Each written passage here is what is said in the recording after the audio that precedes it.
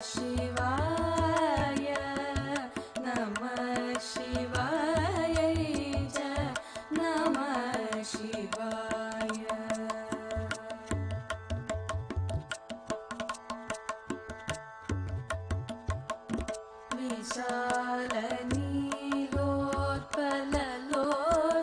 विशालनीलोत्पललोचनायै विकासि पंकेरुहलोचनाय नमेक्षणायै विषमेक्षणाय नमः शिवाय च नमः शिवाय नमः शिवाय च नमः शिवाय नमः शिवाय च नमः शिवाय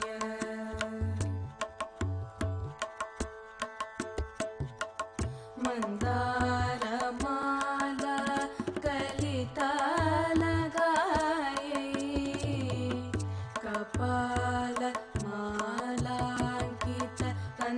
कपालमालाङ्कितकन्धराय दिव्याम्बरायै च दिगम्बराय नमः शिवाय च नमः शिवाय नमः शिवाय च नमः शिवाय नमः शिवाय च नमः शिवाय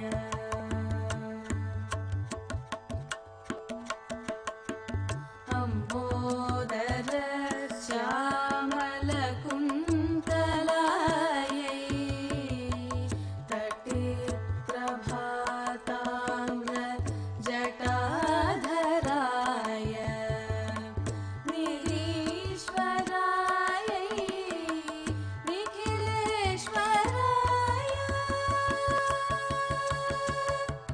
नमः शिवाय च नमः शिवाय नमः शिवाय च नमः शिवाय नमः शिवाय च नमः शिवाय प्रपञ्चसृष्टुं मुखदास्यगायै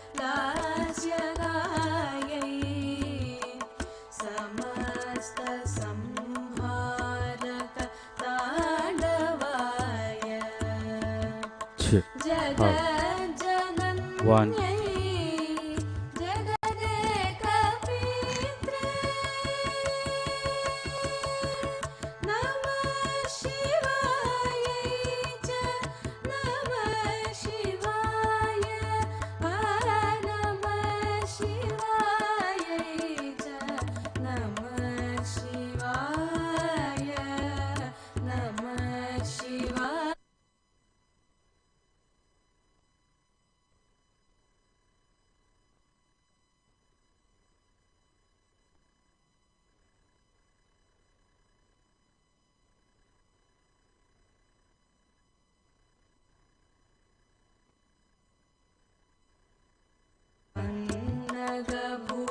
अन्नगभूषणाय शिवान्वितायै च शिवान्विताय नमः शिवाय च नमः शिवाय Check. Hello. Okay. Check 1, 2.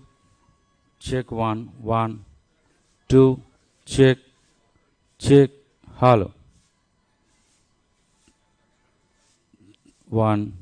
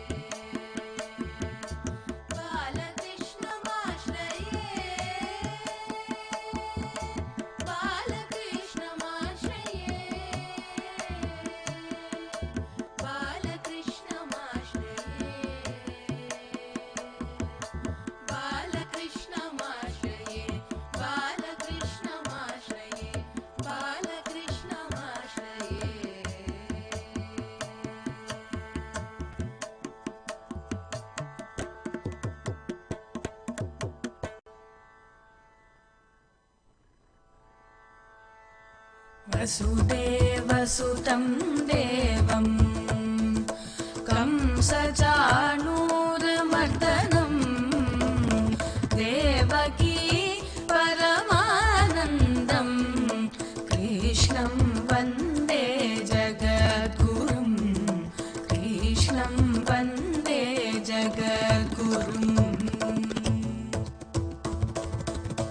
अतसि पुष्पसङ्कासं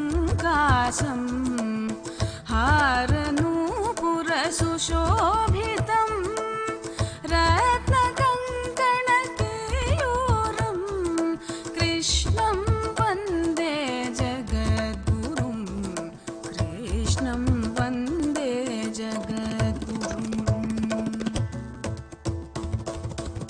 कुटिलालकसंयुक्तं पूर्णचन्द्रनिभाननं विलसत्कुण्डलधरं देवं कृष्णं वन्दे जगद्गुरुं कृष्णं वन्दे जगद्गुरुम्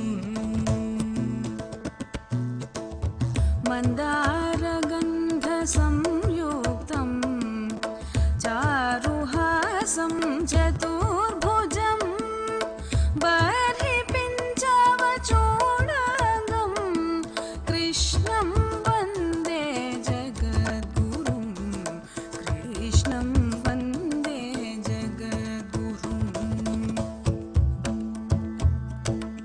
उत्फुल्लपद्मपत्राक्षं नीलजीमूतसन्निभं यादवानां शिरोरत्नं कृष्णं वन्दे जगद्गुरुं कृष्णं वन्दे जगद्गुरुम्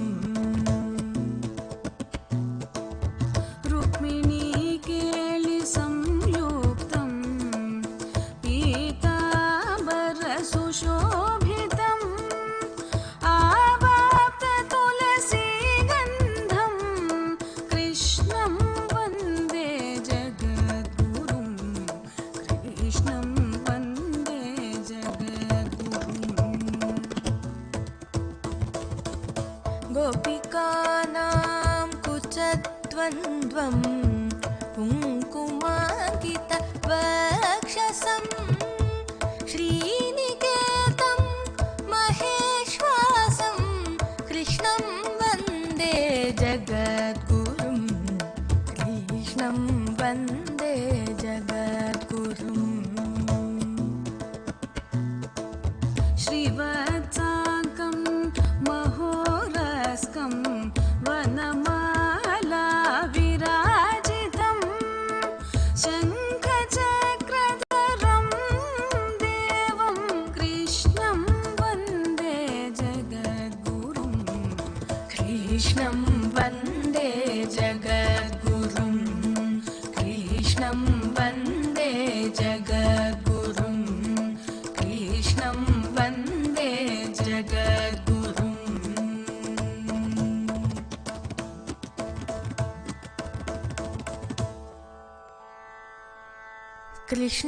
कृष्णाष्टकमिदं पुण्यं प्रातरुत्थाय यः पठेत् कोटिजन्म कृतं पापं स्मरणेन विनश्यति स्मरणेन विनश्यति।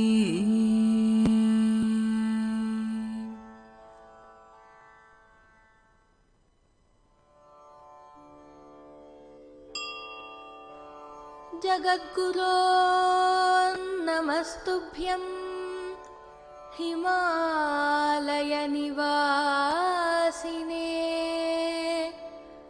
नमस्ते दिव्यदेहाय मैत्रेयाय नमो नमः।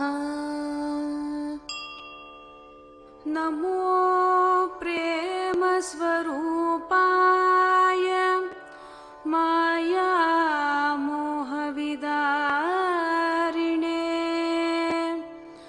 निर्मलाय प्रशान्ताय मैत्रेयाय नमो नमः। नमो बोधिसत्त्वाय नमः पुण्यमूर्तये पूर्णानन्द स्वरूपाय मैत्रेयाय नमो नमः। सिद्धिबुद्धिप्रयुक्ताय सिद्धिबुद्धिप्रदायिने भवभीतिविनाशाय मैत्रेयाय नमो नमः। नमस्ते कर्मनिष्ठाय योगिनां पतये नमः। ब्रह्मज्ञान स्वरूपाय मैत्रेयाय नमो नमः। नमस्ते गुरुदेवाय नमस्ते धर्मसेतवे नारायण नियुक्ताय मैत्रेयाय नमो नमः। नमस्ते करुणासिन्धो प्रेमपीयूषवर्षिणे जगद्बन्धो नमस्तुभ्यं मैत्रेयाय नमो नमः। मैत्रेयाय नमो नमः। मैत्रेयाय नमो नमः।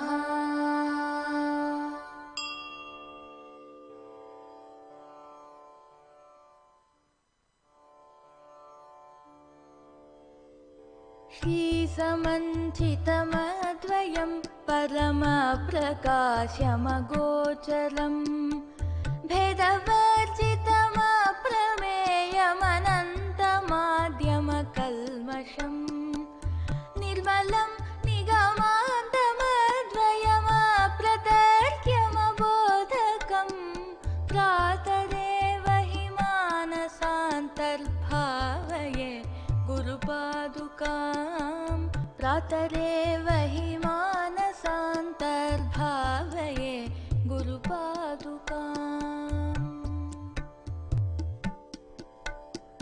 नादबिन्दुकलात्मकं दशनाथभेदविनोदकं मन्त्रराजविराजितं निजमण्डलान्तर्भासितं पञ्चवर्णमखण्डमद्भुतमादिकारणमच्युतं प्रातरेव हि मानसान्तर्भावये गुरुपादुकां प्रातरेव हि मानसान्तर्भावये गुरुपादुकाम्।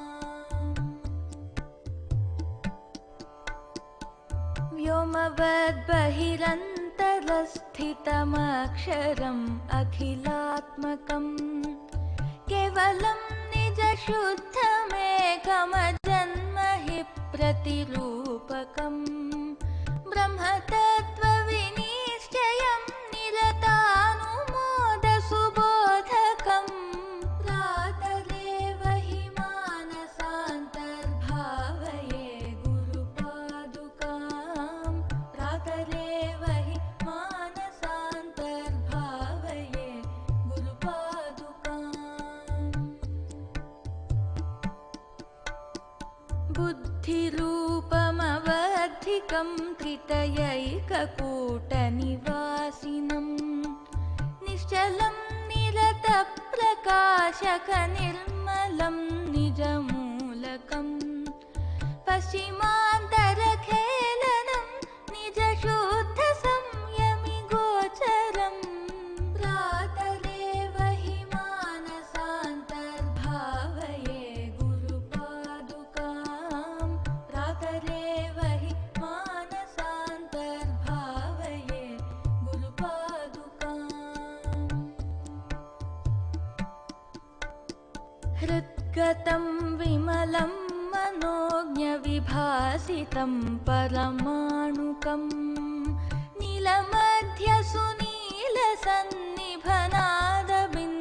नीलमध्यसुनीलसन्निभनादबिन्दुनिजाङ्कुशम्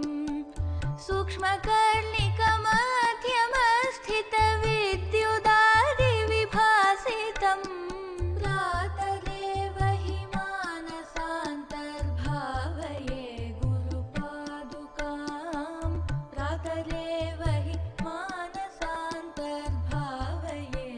गुरुपादुकाम्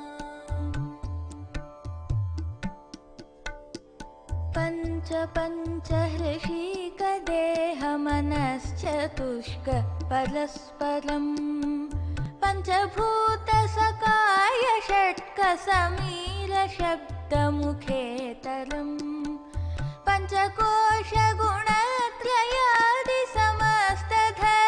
पञ्चकोशगुणत्रयादिसमस्तधर्मविलक्षणम् प्रातरेव हि मानसान्तर्भावये गुरुपादुकां प्रातरेव हि मानसान्तर्भावये गुरुपादुकाम्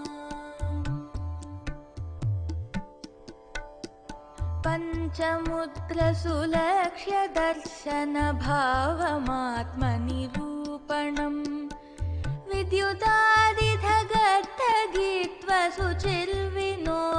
विद्युदादिधगद्धगीत्वसुचिर्विनोदविवर्धनम् चिन्मुखान्तरवर्तनं विलसद्विलासममायिकम् प्रातरेव हि मानसान्तर्भावये गुरुपादुकां प्रातरेव हि मानसान्तर्भावये गुरुपादुकाम्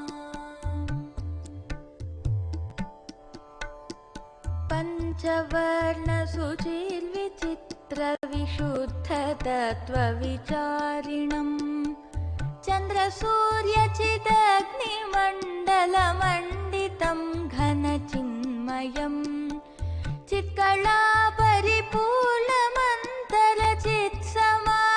चित्कलापरिपूर्णमन्तरचित्समाधिनिरीक्षणम् प्रातरेव हि मानसान्तर्भावये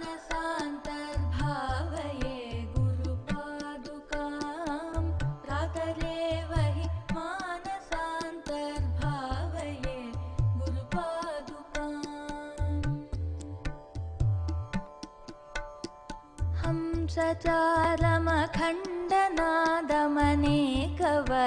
हंसचारमखण्डनादमनेकवर्णमरूपकम् शब्दजालमयं चराचरजन्तुदेहनिवासिनम्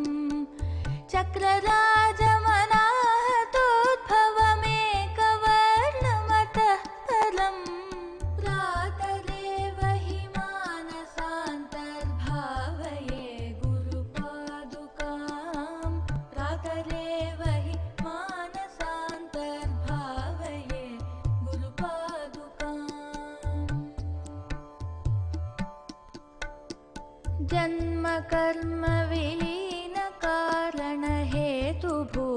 जन्मकर्मविलीनकारणहेतुभूतमबोधकम् जन्मकर्मनिवारकं रुचिपूरकं भवतारकम् नामरूपविवर्जितं निजनायकं सुखदायकम् प्रातरेव हि मानसान्तर्भावये गुरुपादुकां प्रातरेव हि मानसान्तर्भावये गुरुपादुकाम्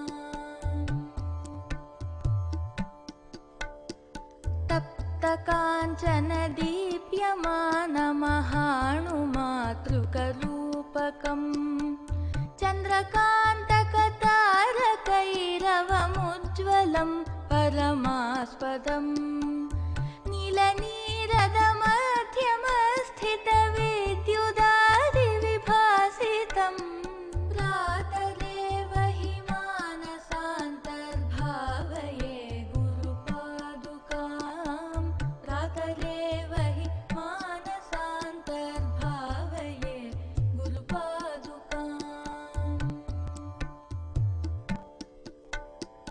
स्थूलसूक्ष्मसकारणान्तरखेलनं परिपालनम् विश्वतैजसप्राज्ञचेतसमन्तरात्मनिजाङ्कुशम् सर्वकारणमीश्वरं निटलान्तराळविहारकम् प्रातरेव हि मानसान्तर्भावये गुरुपादुकाम् प्रातरेव हि मानसान्तर्भावये गुरुपादुकाम् प्रातरेव हि मानसान्तर्भावये गुरुपादुकाम् प्रातरेव हि मानसान्तर्भावये गुरुपादुकाम्।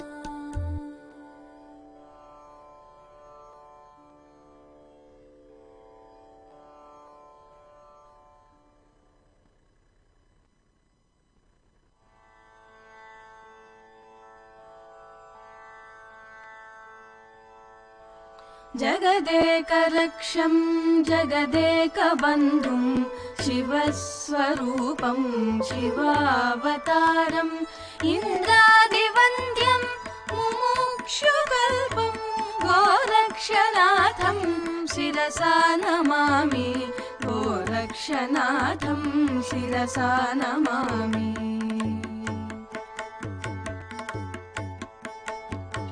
हिमवन्निवासं हेमाद्रितुल्यं प्रसन्नरूपं ध्यानस्य ध्येयं संसारतारम् अभयप्रदन्तं गोरक्षनाथं शिरसा नमामि गोरक्षनाथं शिरसा नमामि।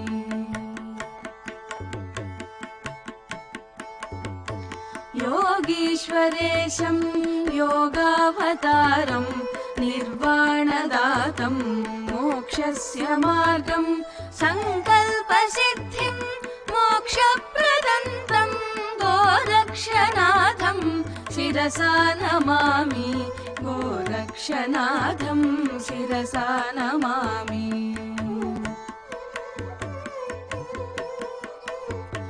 पद्मासनस्थं शान्तस्वरूपम् अन्तर्निवासं निवृत्तिदातं सत्यस्वरूपं शिवानन्दमूर्तिं गोरक्षनाथं शिरसा नमामि गोरक्षनाथं शिरसा नमामि।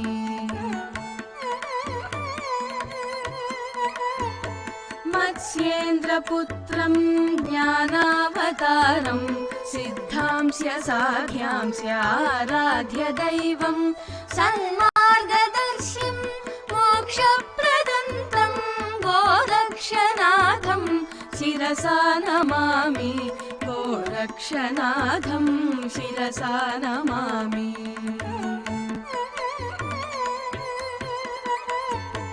युगदोषनाशं धर्मस्य रक्षम् अज्ञाननाशं सदसद्विवेचं शिवस्वरूपं शिवावतारं गोरक्षनाथं शिरसा नमामि गोरक्षनाथं शिरसा नमामि।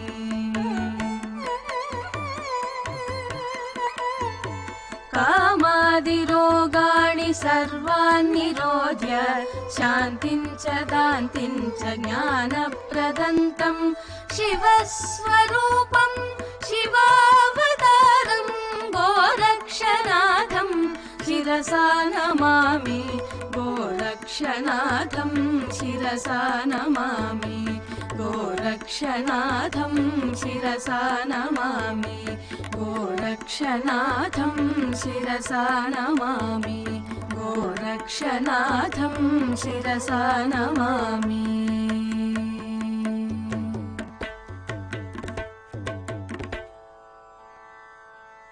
इदं स्तोत्रं सद्गुरु श्री शिवानन्द प्रणीतं गोरक्षनाथ स्तोत्रनाम सम्पूर्णम्।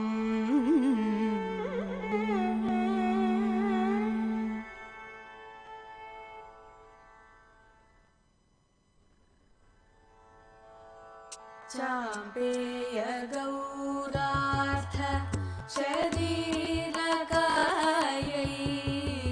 कर्पूर गौरार्थ शरीरकाय धम्मिल्लकायै च जटाधराय नमः शिवायै च नमः शिवाय नमः शिवायै च नमः शिवाय नमः शिवायै च नमः शिवाय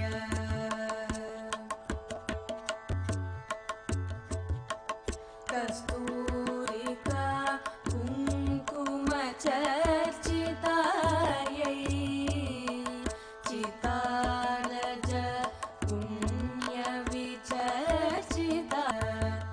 पुण्यविचर्चिताय नमः शिवायै च नमः शिवाय नमः शिवायै च नमः शिवाय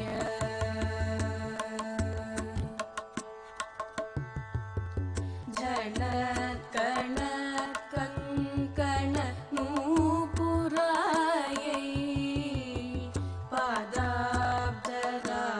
पादाब्जराजफणि नूपुराय हेमाङ्गदायै भुजगाङ्गदाय नमः शिवायै च नमः शिवाय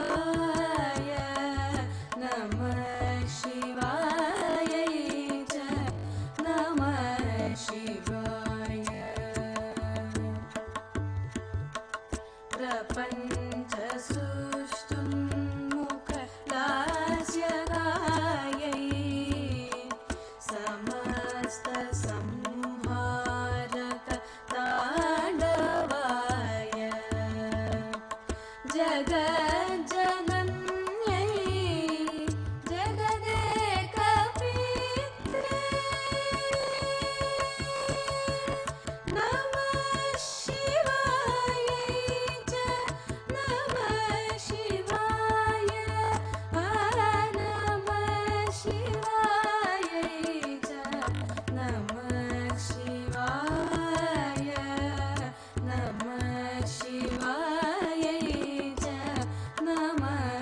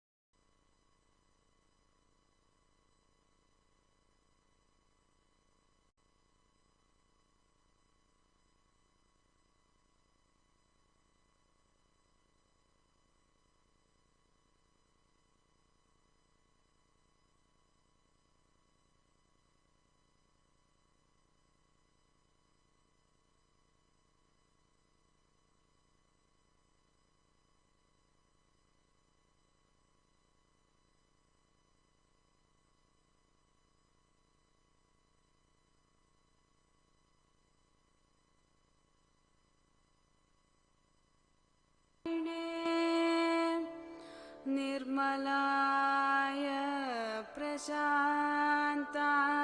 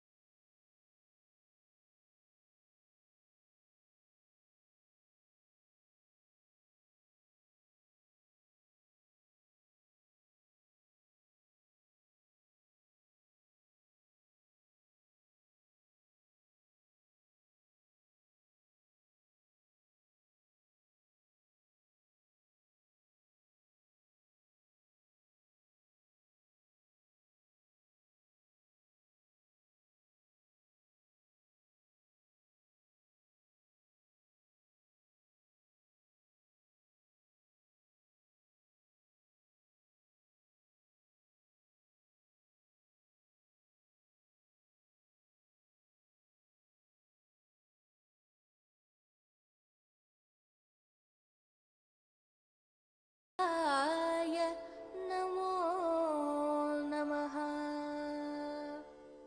मैत्रेयाय नमो नमः मैत्रेयाय नमो नमः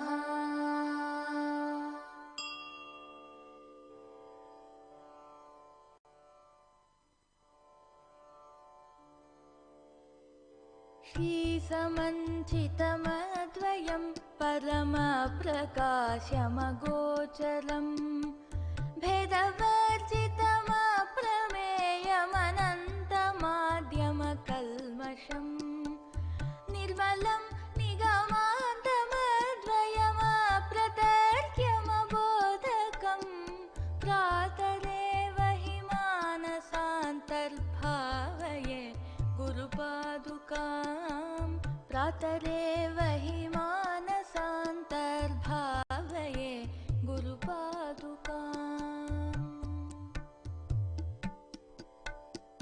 नादबिन्दुकलात्मकं दशनाथभेदविनोदकम् मन्त्रराजविराजितं निजमण्डलान्तर्भासितम् पञ्चवर्णमखण्डमद्भुतमादिकारणमच्युतं प्रातरेव हि मानसान्तर्भावये गुरुपादु नमस्कारं सनातन जगत्वास सत्य धर्मार्थ पारगः अनाहत निवासाय शिवानंदाय ते नमः। यतो बुद्धिस्ततो भावो तथा भूत स्वरूपभृत चिदाकाशः प्रकाशस्त्वं शिवानंदाय ते नमः। Siddhana, Babji is looking at me.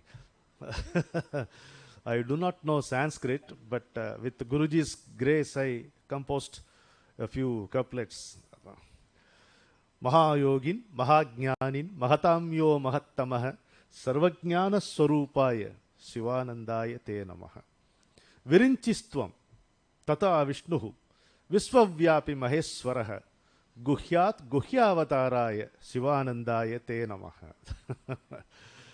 Yatratvam Vartase Nunam, Tatraham Nishchitam Guru, Tvamevaham, Tvamevaham, Shivanandaya Te Namaha.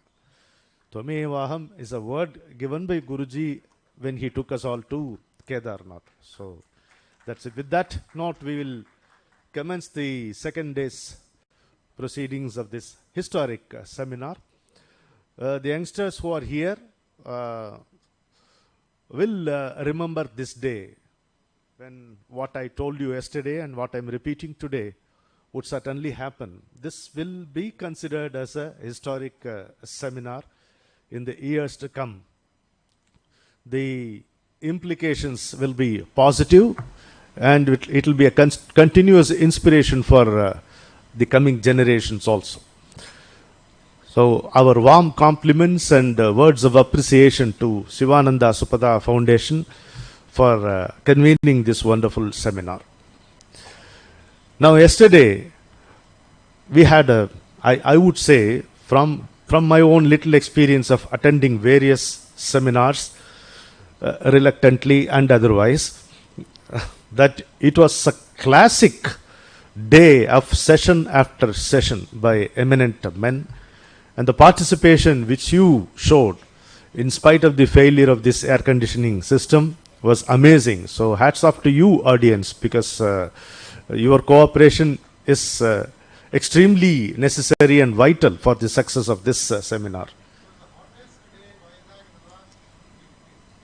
Look at that. LVS says it was the hottest day recorded in Visakhapatnam in 2-3 decades. Oh my goodness. Okay. We were talking about Mr. Cool throughout the day. He had always remained cool, isn't it? What is there what is there to be serious about, he would say, except the country. Nothing else is worth getting serious about. That's what he would say. Okay, yesterday, we'll just have a quick recall. We had Avadanulu simply sweeping us all off with his most illuminating presentation, Palana Vyavastha. Then it was followed by Dr. Lakshminarayan Murthy's Arogya Vyavastha.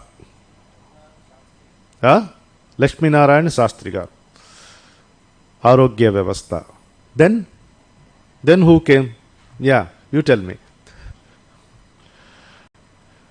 Then Alaya Vyavastha by Sri T.R. Ramesh. It was very nice. And the icing on the cake yesterday was Adhyatmika Vyavastha. That one-liner will be the undercurrent of this seminar. Spirituality and Bharatiyata cannot be separated. That is the takeaway message which our dear Ragi Anna, more respectfully and formally known as Dr. R. Raghavendran, mentioned yesterday. Now today, before we commence our second day's sessions, on everyone's behalf, I request Dr. R. Raghavendran to come to the dais for a minute. Please come.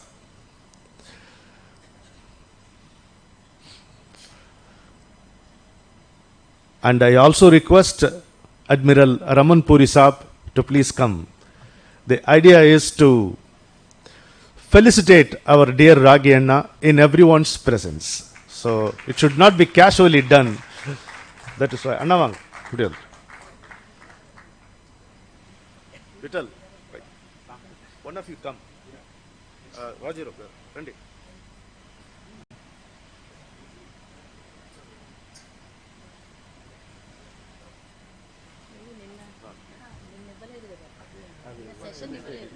Yes, felicitating him. But no, you must be there. In the session because Yeah, come.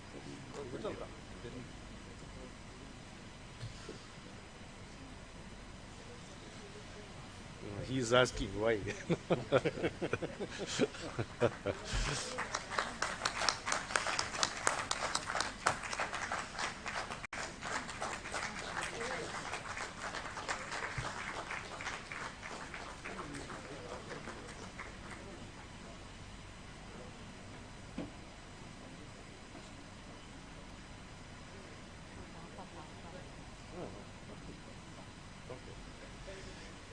I will invite them, let them sit.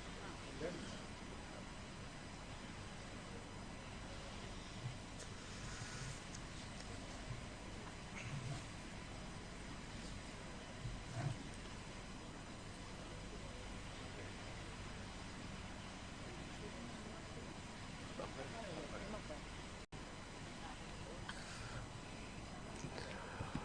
Now, I request our Apparao Garu to kindly come. He will chair the first session of the second day.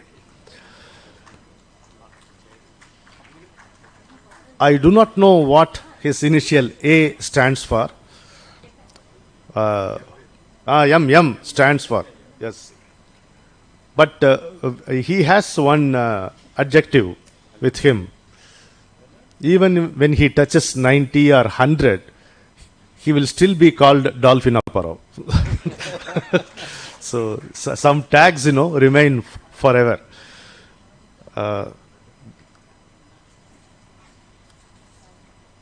Nyaya Vyavastha. Artha. First, Giri. Today, Venkatesha Pathon. And a special welcome to Sri M.R. Venkatesh, who will be presenting the second session.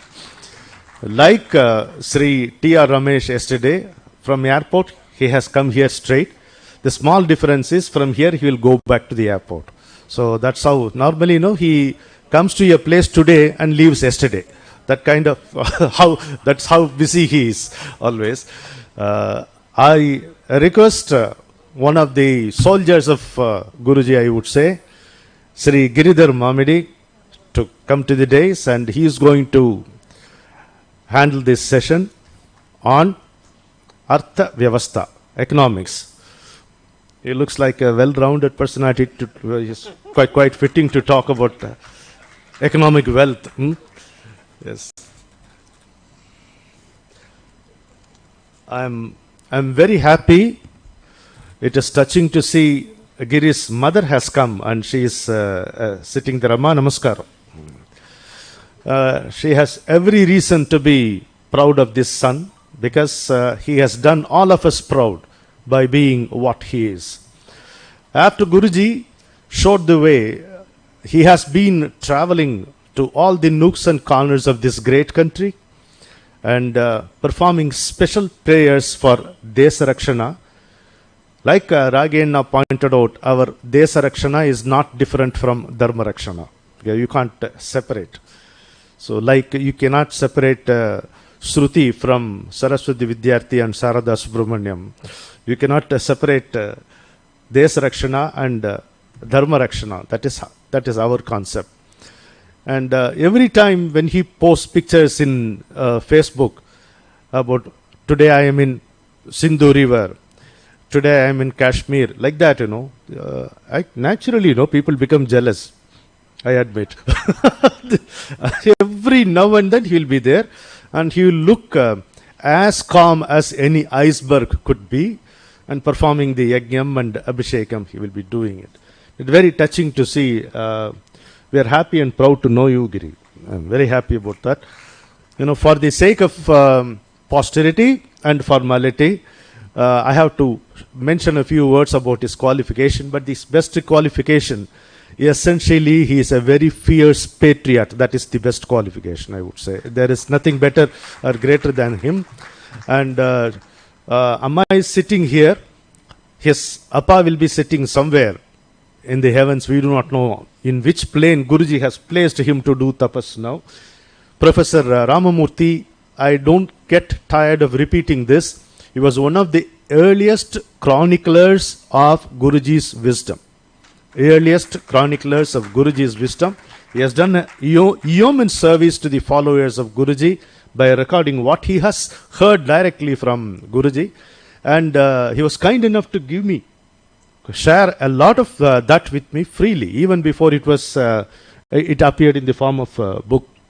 Many of the memorable sessions I had with Guruji, he was there, present. So that way also you are doing your father also proud. Very happy to have you here. Giridhar Mamdi is a chartered accountant. Yeah, we'll believe that. And a law graduate also. Isn't it? Yeah, that we can believe because quite argumentative. You can't mention tea break. Why should you call it a tea break? He will start all over again. Then I will say we'll sort it out over a cup of tea. Come on, I have to drag him like that. So He is a chartered accountant and a law graduate. He held various senior positions, including CFO of Google, DLF, Punj Lloyd, etc. He is an activist for nationalistic and cultural matters. He is the vice president of, this is important, Pragya Bharati, Telangana, and advisory board member of Samalochana. Did I get it right? Okay. Samalochana, Andhra Pradesh, an avid traveler, envy, jealousy. Okay. He has visited more than 75 kshetras associated with Mahabharata. So that's a record, I would say. Very consciously he had done research, and 75 kshetras associated with Mahabharata, Saraswati River and Kashmir. He is a very prominent face on several TV debates. His voice can be heard very clearly amidst the din and the noise and disturbing decibels of the participants, isn't it? Yeah. But looks calm, all right. But that's only a misleading look. He is a prominent face, and then he has completed more than 100 episodes of Global Roundup program on Nationalist Hub. Here I am happy to hand you all over to Giridhar Mamidi. He will be speaking on Artha Vyavastha. Before that, we begin with a nice song. Pariya. Perlone Shruti undi. Krishna Shruti. Let us see what Krishna Shruti is going to sing. Come.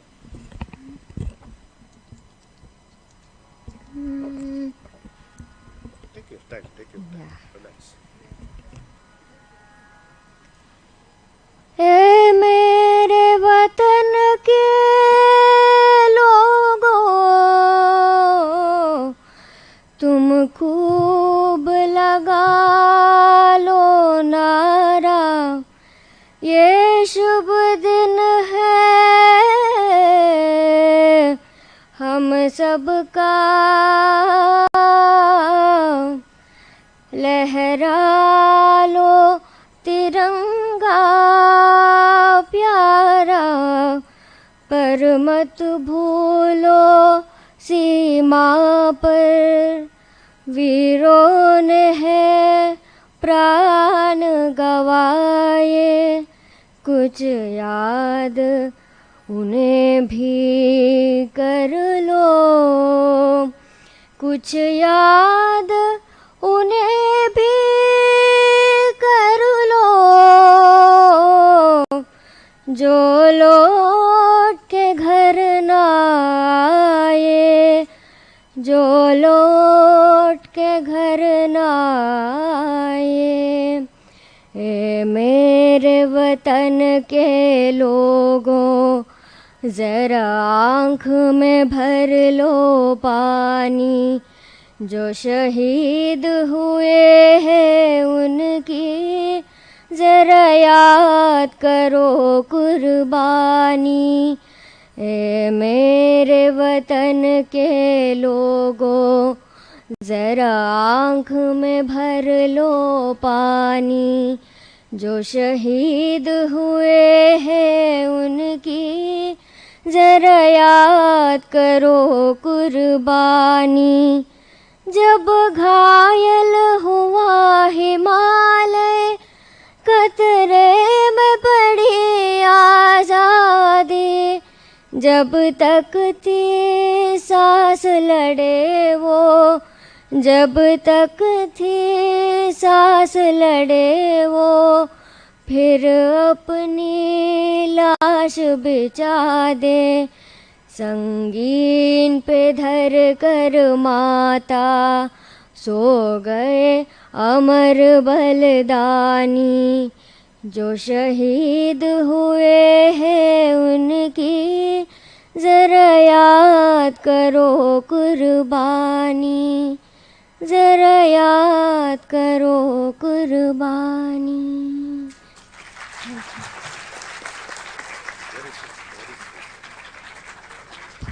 Giri, you cannot have a better beginning to your session. Come.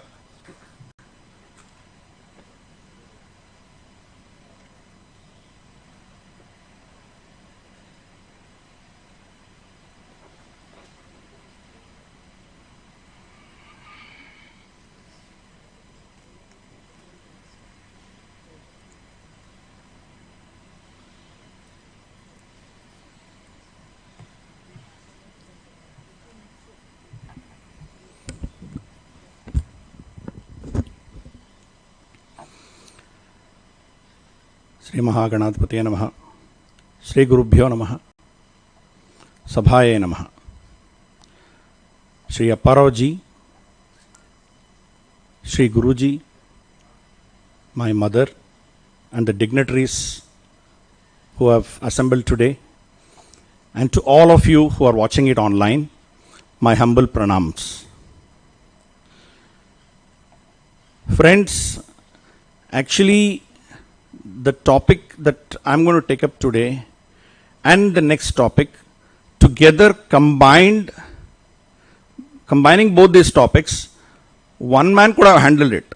MR could have handled it. But then I was not sure whether he's going to come on time. His flight is probably likely to get delayed. So I tried to fill in for him, at least on one part of it, which is Artha. Both of us are part of a small movement called Arthi Yagna. So he's going to take up the other part of it, which is law, after I have done. But before that, before I start my presentation, I would like to extend my thanks and gratitude to Ramananji, who has been gracious enough to speak a lot of nice things about me. I'm not too sure whether I'll do justice to the expectations that he has set up. But then let us go through few aspects of the topic Artha. Friends, as we all know, we had a civilization running into thousands of years. We do not know how many thousand years. It could not have existed unless it was backed solidly by a financial structure or a financial process which would have sustained it. Obviously, our forefathers would have done something great. What I intend to do here is I would just present some aspects, because it's a massive subject, some aspects of what our ancestors, forefathers did, what they did and why they did, what were the thought processes that went through in what they did, and take a small, quick glimpse of where we are today, and of course the road ahead. It's important that we understand some of the belief systems, concepts that our forefathers thought it wise enough, important, which drive our entire economic policies as we see even today also. Let's see some of the concepts that are very dear to us. We all know that an entire Sanatana Dharma rests on Purusharthas. Of that we have three Vargas, which is Dharma, Artha and Kama. And of course the ultimate goal is Moksha. But then Dharma, Artha and Kama, all three are interlinked, interconnected and interdependent. You can't have one and not have the others. All three are interconnected. So that means even if you want to do certain dharma, if you do not have artha, you will not be able to do dharma as well. So they're all interconnected. Gautama, Apastamba and other dharma sutras gave a lot of importance to dharma. They said if you are in dharma, then you don't need to do anything else. Everything else, kama and artha, are secondary to dharma. Dharma is primary and then rest follow. That is how they thought about it. But then comes one of the greatest patriots this country ever saw, Acharya Kautilya Vishnugupta Chanakya.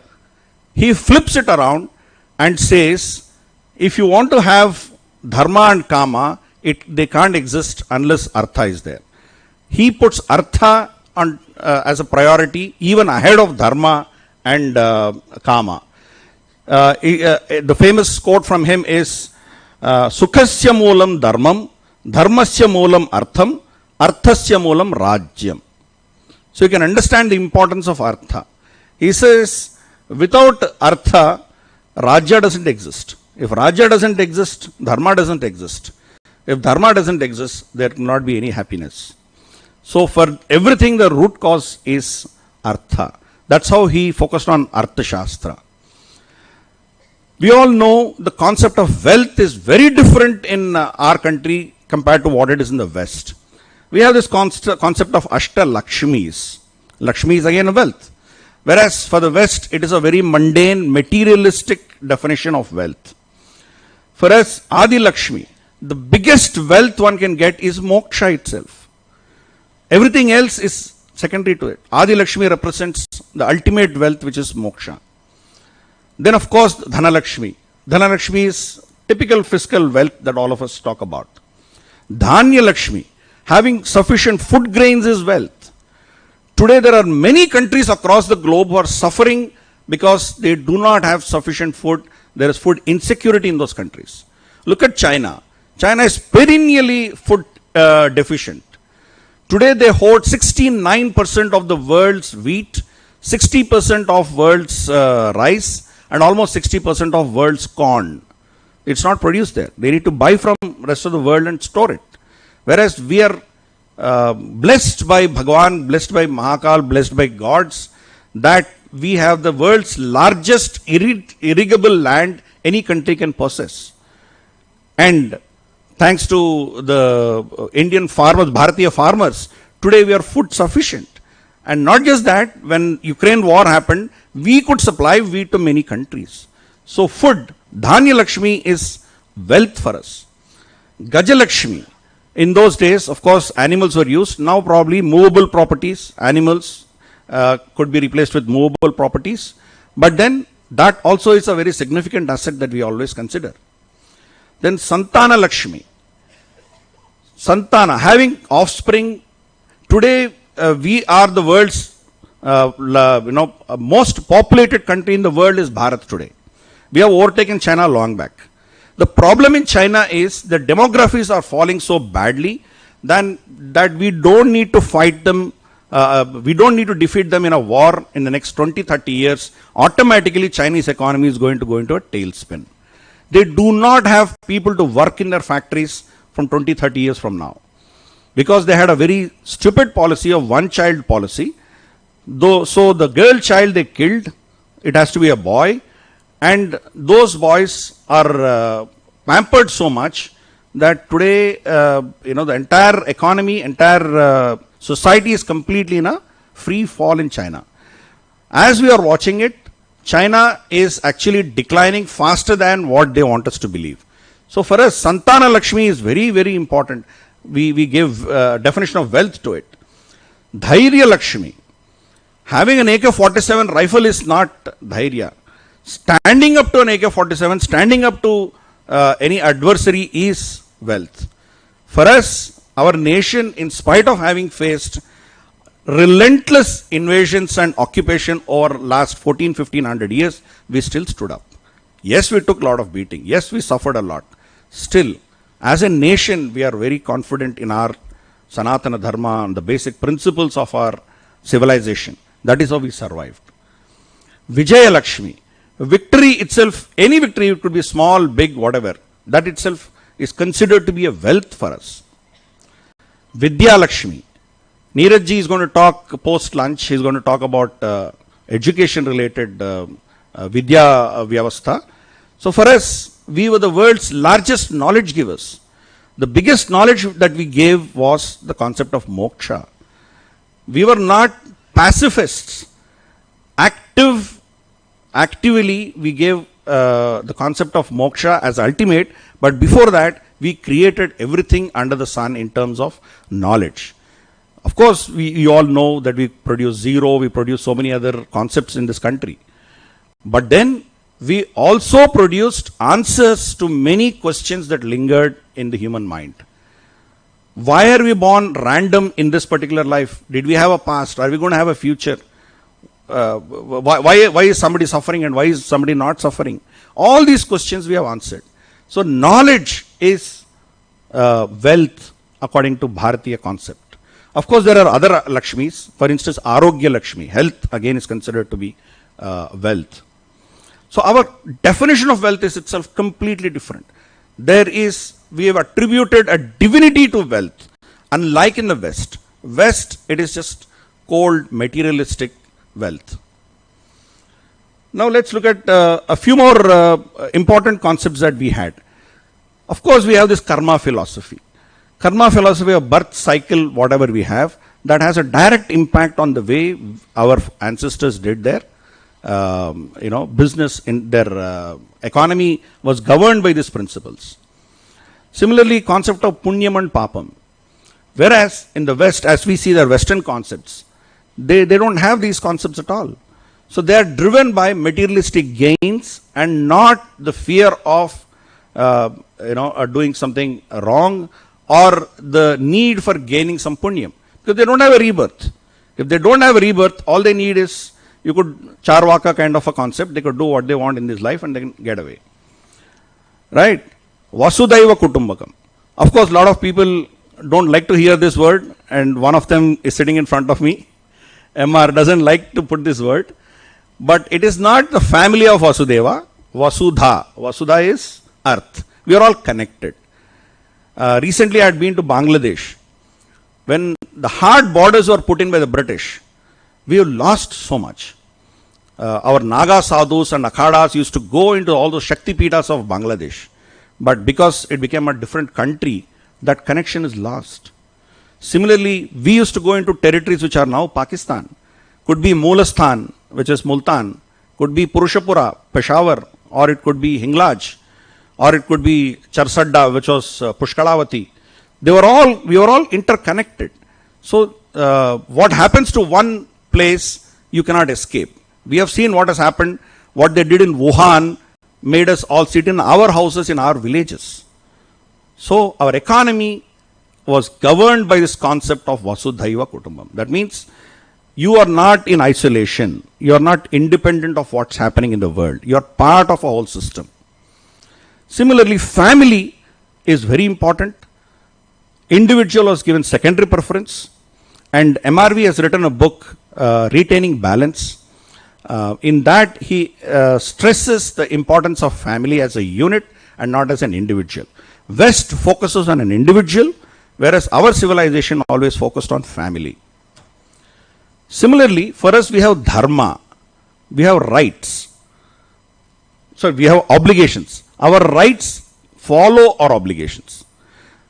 Lot of times we don't even have our rights. Our rights are sacrificed on the altar of our obligations. We only have obligations in our life. Whereas in the West, every individual has a right. They have a right not to take care of their parents.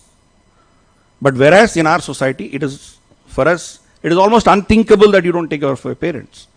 So their entire economic model is based on rights, and our economic models were based on obligations.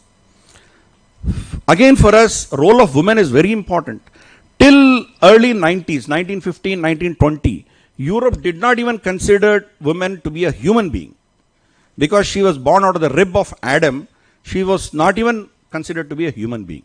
The church, by a majority vote, that means there were still people who voted against it, by a majority vote, finally decided that a Christian woman is human, non-Christian woman is not a human. So it took a long time before they accepted women even as a human being. Whereas for us, you see, we are the only civilization today existing which considers women as God, as our Mata. Even our earth where we are standing, we consider as Mata. So your concept of Lakshmi, your mother, your wife, your mother is always your first economics teacher. What she follows in the house is what you learn. We see houses where the woman of the house, if she is spendthrift, children pick up those traits. In a house where mother is very economical and she knows how to manage the family, the children pick it up. It is not what you tell them, but it is what you teach them by practicing it. So your mother is your first guru in terms of teaching you the economic models that you need to follow in your life. And Professor Kanakasabhabati ji and Gurumurti ji and a lot of other teams, even MRG, all these people have done some research where the importance of other women in our family, be it your sisters, be it your grandmothers, they were all chronicled. They were all involved in enhancing the economic strength of businessmen, entrepreneurs in this country. So for us, that is, the role of women is so critical. Whereas in the West, women, as I said, were not even considered human beings. Then we had this concept of wealth creation is always linked to divinity. Vedas are filled with lot of prayers for agriculture, wealth, protection. So for us, it is always linked to divinity. Then let's look at Ramayana period. As yesterday the speakers were discussing, Bhagavan Ram, we don't have lords by the way. Okay, lords are very colonial in nature. He's not Lord Rama, he is Bhagavan Rama. So Bhagavan Rama, you see, he stuck to the rule of law, even at the cost of his own personal discomfort. We know what happened. He had to abandon Mata Sita in the forests because he stuck to the law. He said he was not okay with it. He was very unhappy with it, but he didn't have a choice. That's how he lived his life. Whereas when it came to Mahabharata, law was important, but justice was more important. So if you have to give a priority to justice, the law was made infructuous or it was circumvented in such a way that technically it was not wrong. Like it happened when Yudhishthira said, Ashwatthama Hata Kunjaraha. It was not a lie. But then it was, utilized, it was kind of manipulated in a way that technically it was right, but ethically probably it was wrong. Same thing with Draupadi. Legally, she was their servant, their slave. So they could do what they want with her. So they were legally, technically correct in what they were doing. But then what they wanted to do was frustrated by Bhagavan Krishna when he protected her. So justice is more important. That's how our concepts have shifted from Ramayana to Mahabharata. The insult to Sita versus insult to Draupadi, if you see, Draupadi was protected, whereas Sita was abandoned. So the concept of rule of law versus importance of justice is the concept which we have deeply ingrained now. Quickly, let's look at how the economy was there in Mahabharata period. Of course, we all know it was largely pastoral. That's the reason even Bhagavan Krishna is called Gopala. And that was a time when they were removing a lot of forests, like Khandava Prastha, that was removed. That's the place where Indraprastha was formed. Then there are lots of professions which are already existing and newer ones were coming up. Then there is a taxation was very much there. So since the advent of civilization and economy, taxes were there. So people like Harishji, myself and MRV will always have business. We always had and will continue to have it. Bhishma's very famous statement in, we all know yesterday, Avdanluji spoke about Yudhishthira Bhishma Samvada, when Bhishma was lying on the arrow of beds. He famously says this: holding the expenditure line below the earnings is the only real wise knowledge, the real skill and the real virtue. This is important even today. Whereas you contrast that with the West. West always lives on debt. We live on our savings. So that's a major fundamental difference, because civilizationally we are different. Similarly, he speaks about how the taxes need to be collected and when it should be collected, so that you don't hurt your subjects. So all these concepts existed in Ramayana and Mahabharata and elsewhere. Then comes the, let's say, after the epics, after the Puranas and Itihasa period, the biggest kingdom, the biggest empire that we had was Mauryan Empire. If you want to give a definition of a capitalistic state, you can have no better example than the Mauryan state. Mauryan state was the puritanical capitalist state. Nobody else has ever achieved that after that, including the so-called capitalist countries today. So-called capitalist country of USA is anything but capitalist. It is run by a few families, few business interests, and for the rest of them, they throw crumbs of what they call as social security. So that is not capitalist. The state was supposed to be dealing with only 5-6 subjects, which is security and territorial integrity, justice, taxation, external affairs, policy, currency, and very limited support in really needed cases. Yes, they focused on welfare, but it was only targeted to people who really needed it. So, the history of entire Magad Empire, there were no famines at all. Absolutely no famines. And they could produce 2 crops every year. Armory makers, shipbuilders, tool makers were tax exempt. Farmers were exempt from war duties. Just imagine, these are the backbones of your economy. So you know whom to tax and whom not to tax, and why you should tax and why you should not tax. The state was involved only in major projects like your highways, major highways and major dams. All other interior roads, it was for the society to do it.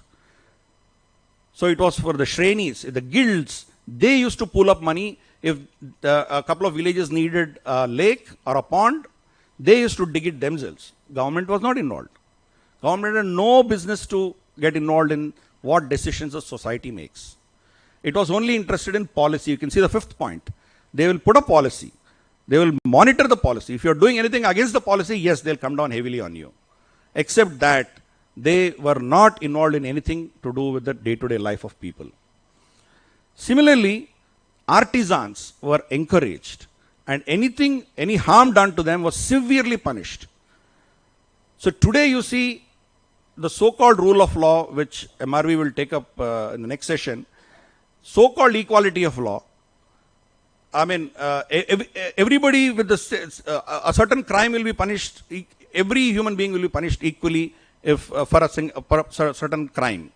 Whether he is knowledgeable, he is not knowledgeable, he is a poor man, a rich man, it doesn't matter. For a crime, certain crime, quantum of crime, punishment is same for everybody. Whereas here, if the crime is done where it affects the wealth creation capacity of the state, then the punishment is completely different. Similarly, as I said, they used to form Shrenis, and they were supporting the king. They were actually helping him understand how the policy can be remodeled. A very famous saying from Chanakya, Murkaha yatra na pujayate dhanyam yatra susanchitam dampatyo kalaho nasti tatra shriya swayamagata. You see, he says, where the fools are not respected, where food grains are well stocked, and there is no quarrel between husband and wife, there goddess Lakshmi automatically comes in. So look at our concepts. So the way our economy ran depended on your civilizational wisdom. So this is what he said. So a few things, as I said, artha and kama had to be earned in dharmic way.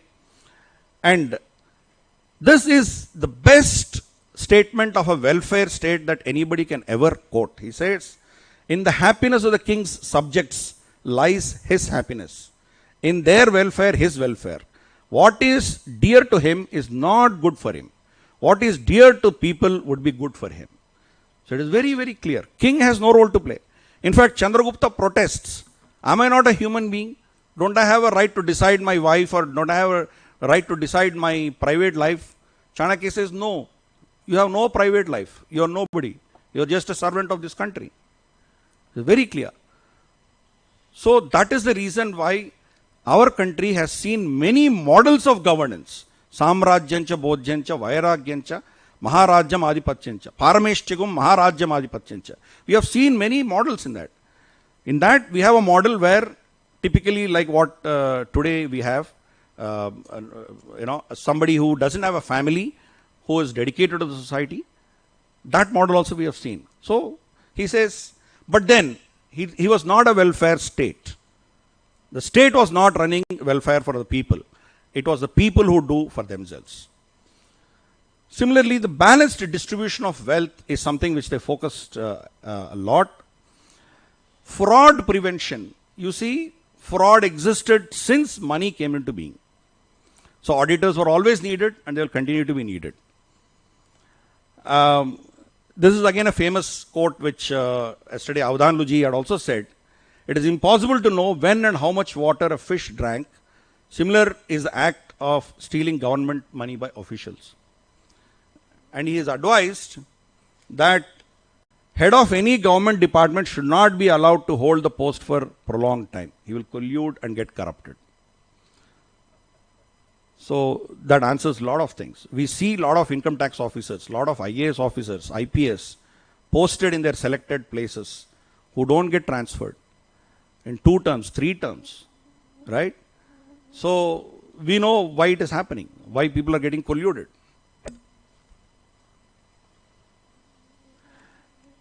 This is a big slide. I don't want to go into the details.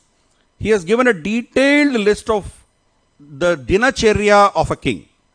What the king is supposed to do in a day. He says 1/8 of first 1/8 of the day, he is supposed to take care of the accounts of the country. Just imagine, not the security, not the officials, not his family, not his anything else. First 1/8 of the day, he is supposed to take care of the accounts and receipts of expenditure of the country. If you are not strong enough economically, you are not strong enough in any other aspect. We have seen what happened in 1990. We had to pawn our gold and we had to bail ourselves out. When you are so weak economically, nobody respects you, nobody cares for you. So rest of it, of course, he has given what he has to do on the rest of the day. I'm not going into all those details. But the importance that he has attributed to that is very, very crucial. Now comes his Chandragupta's grandson, Ashoka. Now, Ashoka was complete antithesis of what Chanakya was. If Chanakya was the best example of capitalism, Ashoka was the worst example that you can ever think of, and he was probably the best champion for socialism. Well, let's see what are the differences between them.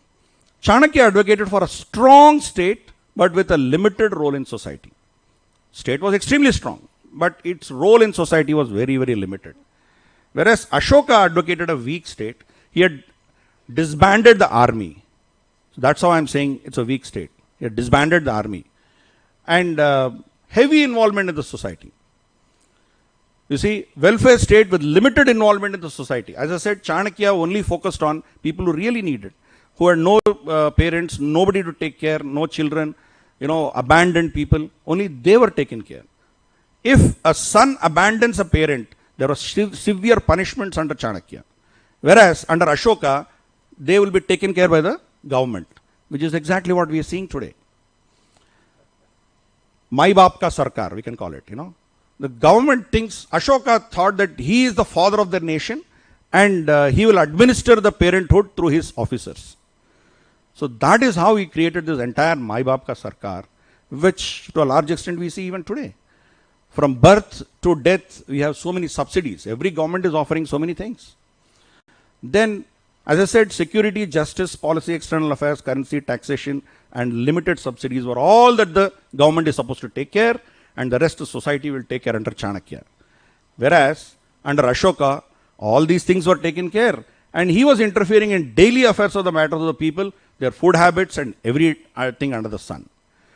On Ekadashi day, you are not supposed to eat a pigeon. On Dwadashi day, you are not supposed to eat a peacock. He has put rules. Who are you to decide on what day what somebody should eat or not eat? Under Chanakya, even Charvaka survived. Ajivaka survived. Jains, Buddha, Bauddhas, everybody survived. They had their space. But under Ashoka, he literally exterminated Ajivakas. Today we don't even know that a sect called Ajivakas ever existed. So he was so intolerant because he thought he was, the ultimate decider of the society. Similarly, the focus of Chanakya was wealth creation. He created the largest and the most prosperous empire our country ever saw. Whereas Ashoka was very busy distributing wealth. After Ashoka, even during his lifetime and after him, the entire empire collapsed. Our nation revived a little bit during the Gupta's time, but we have not recovered till date. This man was completely forgotten in the Indian history. He was revived by the leftists, by the so-called Westerners, proponents of socialism, and he was given a tag called Ashoka the Great. Ashoka was anything but great. And biggest lie on us is he is converted to Buddhism after seeing the bloodshed in Kalinga. He was a Buddhist before he attacked Kalinga. He had converted to Buddhism long back, which was never told to us. After the massacre of Odisha, the plaque that he has put in, we are only said that he had a change of heart, blah, blah, whatever. Last two sentences are cut off. He said, if Kalinga raises its head again, I will come and do the same killing again. A Buddhist Ashoka is telling. So history has been distorted to make this guy a great. Nobody cares for him. I think we should dump him in the annals of history. Go back to Chanakya. Chanakya had very moderate taxation. Yesterday, Avdanluji said, like a honeybee picks up from every flower. Small quantities of taxation need to be collected. Whereas Ashoka's taxation regime was very heavy taxation. We'll see as we go down the road, we'll see how that is reflecting in today's economy. There were always checks and balances even on the emperor. Emperor was not independent, as I said. In fact, he was not at all independent. Whereas Ashoka, he was emperor and nobody could question him. What he says was rule. What he said was law. So complete anathema of Chanakya, what Chanakya did. Let's look at how the Bharat's economy, again, let's stop using the word India. Let's stick to the word Bharat. India is again a colonial word. If we have to go into the Bharateeyata way of life, let's start calling ourselves Bharat and Bharatiyas first, rather than India and Indians. So let's look at our economy. See, in AD 1, that is 2023 years back, we had 32% of the global economy.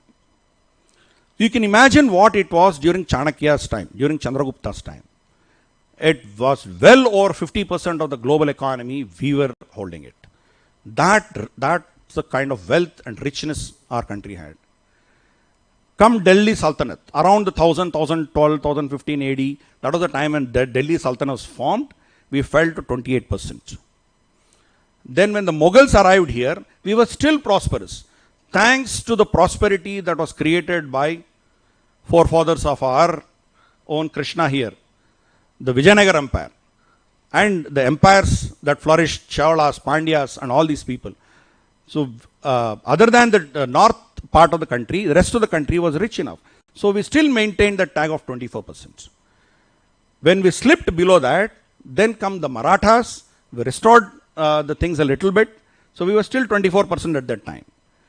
When British arrived on the scene in early 1800s, for the first time in our recorded history, we fell below 20% of the global GDP. And by the time the British left, we were at 3%. Where is 30%? Where is 3%? So if somebody tells you that British gave you railways, postage, telecommunications, show them this slide and they know what it is. This is the kind of a loot they did to our country. If you see the graph, this actually demonstrates the same thing which I said. So the orange line is Bharat. And you see, they were nowhere. We have always been dominating till the 1000 AD. That's between us and China. We flipped a little bit during the Muslim rule. But after that, we are where we are. There's a wonderful study done by Angus Madison. You could look up. I'm not getting into the details of it. I've just presented the snapshot of his findings. But then what happened to this golden bird? Soni ki chidiya. People came to loot this country. So post transfer of power, I don't want to call it independence because nothing changed. Your laws, policies, everything is same. Nothing has changed much. So it's just transfer of power. 15th of August 1947 was just a transfer of power. We have to go to the Amrit Kal, which is our real independence.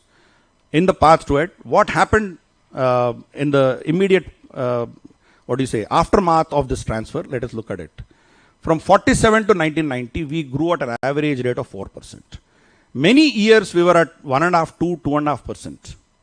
And that was called as Hindu rate of growth. This was a term coined by an economist by name Raj Krishna in 1978. Hindu rate of growth.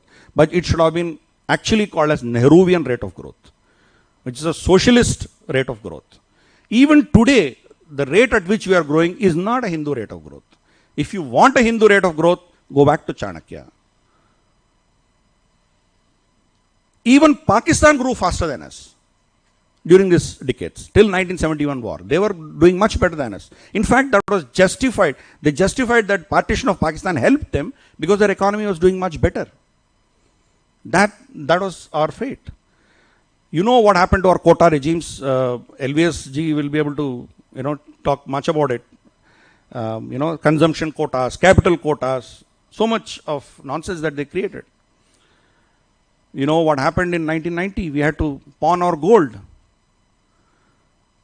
Will you believe it? In 1973, the highest income tax rate in our country was 97.75%. I'm earning 100 rupees, I can only retain 2.25%. Rest I have to give to the country. This was the rate, 97.75. We are inspired by Ashoka, the not so great.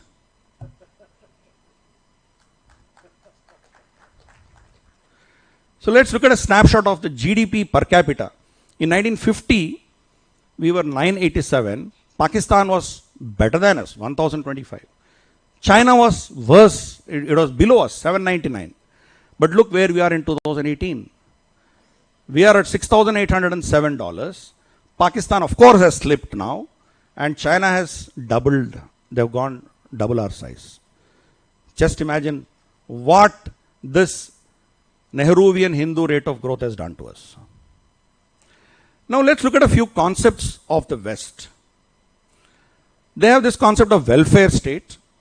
Essentially, what is a welfare state? If we have to put it in a very blunt way from a Bharatiya perspective, it is takeover of individual, family and society obligations by the state. As I said, Mai Baap ka Sarkar. Government takes over your obligations. What you are supposed to do to your family, the government is taking over. That is why they have Mother's Day, Father's Day, whatever. So one day in a year, you go see your mother, you go see your father, you are done. Rest of it, the government takes care. Right? That's a welfare state for you. Then the concept of insurance. Insurance is outsourcing of the welfare state's responsibility to non-state players.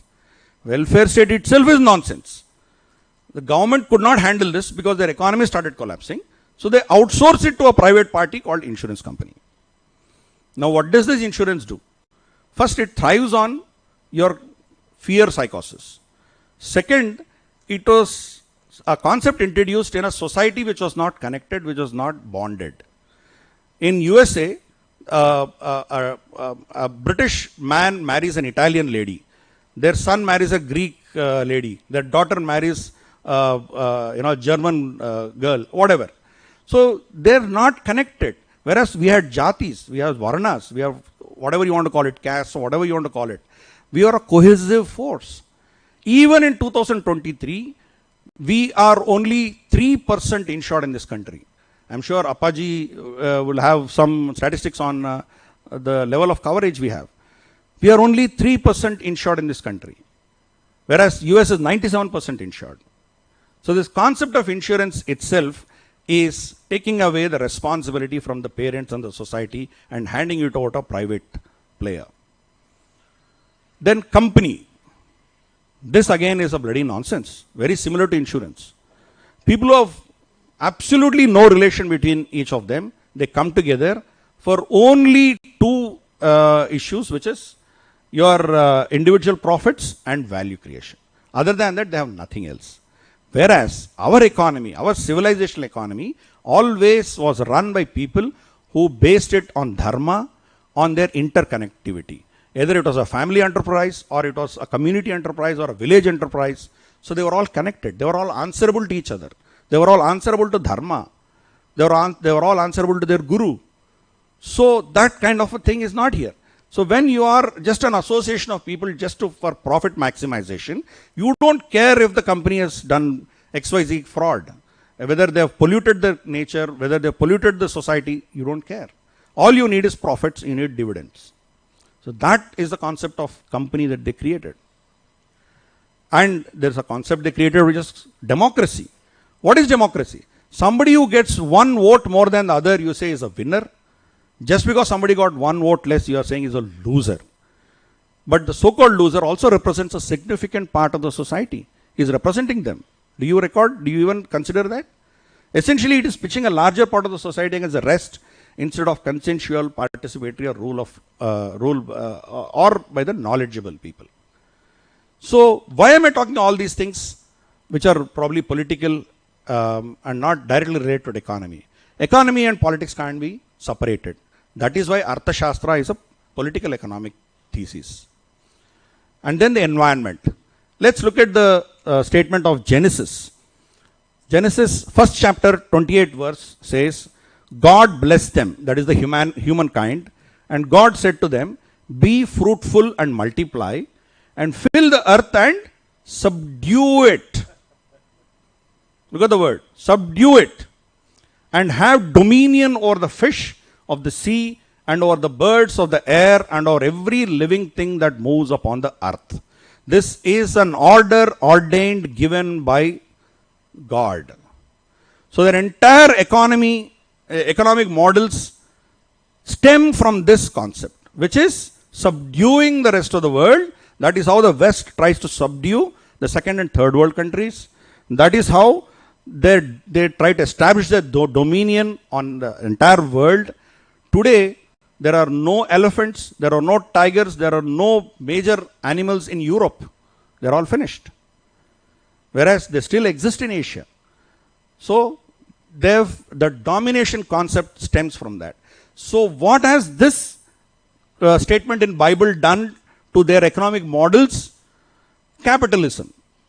What is capitalism?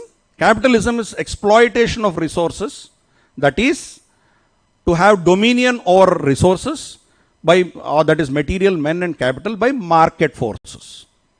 Okay? Then let's look at communism, which is supposed to be the opposite of capitalism. What is communism? It is again exploitation of resources of material, men and capital, but this time by the state and not by the market forces.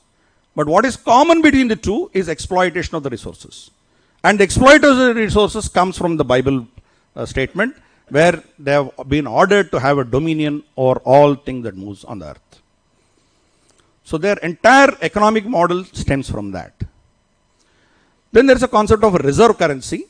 Though there were currencies in the past, the first known major reserve currency was the Dutch guilder in 17th and 18th century. Then the British pound took over because they had larger colonies in 18th, 19th century. Then there was a Bretton Woods deal in 1945, after which US dollar became a major reserve currency. And in 1971, August 15th, Richard Nixon had particular hatred to Mrs. Indira Gandhi. So on August 15th, 1971, he withdrew this pegging of US dollar to gold. So today, no currency in the world is pegged to any commodity, or they are not backed by anything. Just piece of paper issued by those countries. Now, suddenly all the countries started realizing, why should we use dollar? Why can't we do something else in life? So, people started trading in their local currencies. Similarly, commodity pegging is now slowly starting. Multi-currency regime is now picking up. Similarly, we have been sleeping for 73, 74 years. In the last 1-2 years, suddenly we woke up, and now we started opening up our rupee to the rest of the world. Within less than 1.5 years, 19 countries are now trading in Indian rupee. First time ever in our history. The moment we cross the number 50, we will come into the basket of international forex currencies. There is a case for BRICS currency which is going to come up. Next month, Prime Minister is going to South Africa. Let's see how this shapes up. But there's a good case for BRICS currency to replace dollar. And there is a future projections done by a certain analyst called Matthew Joseph.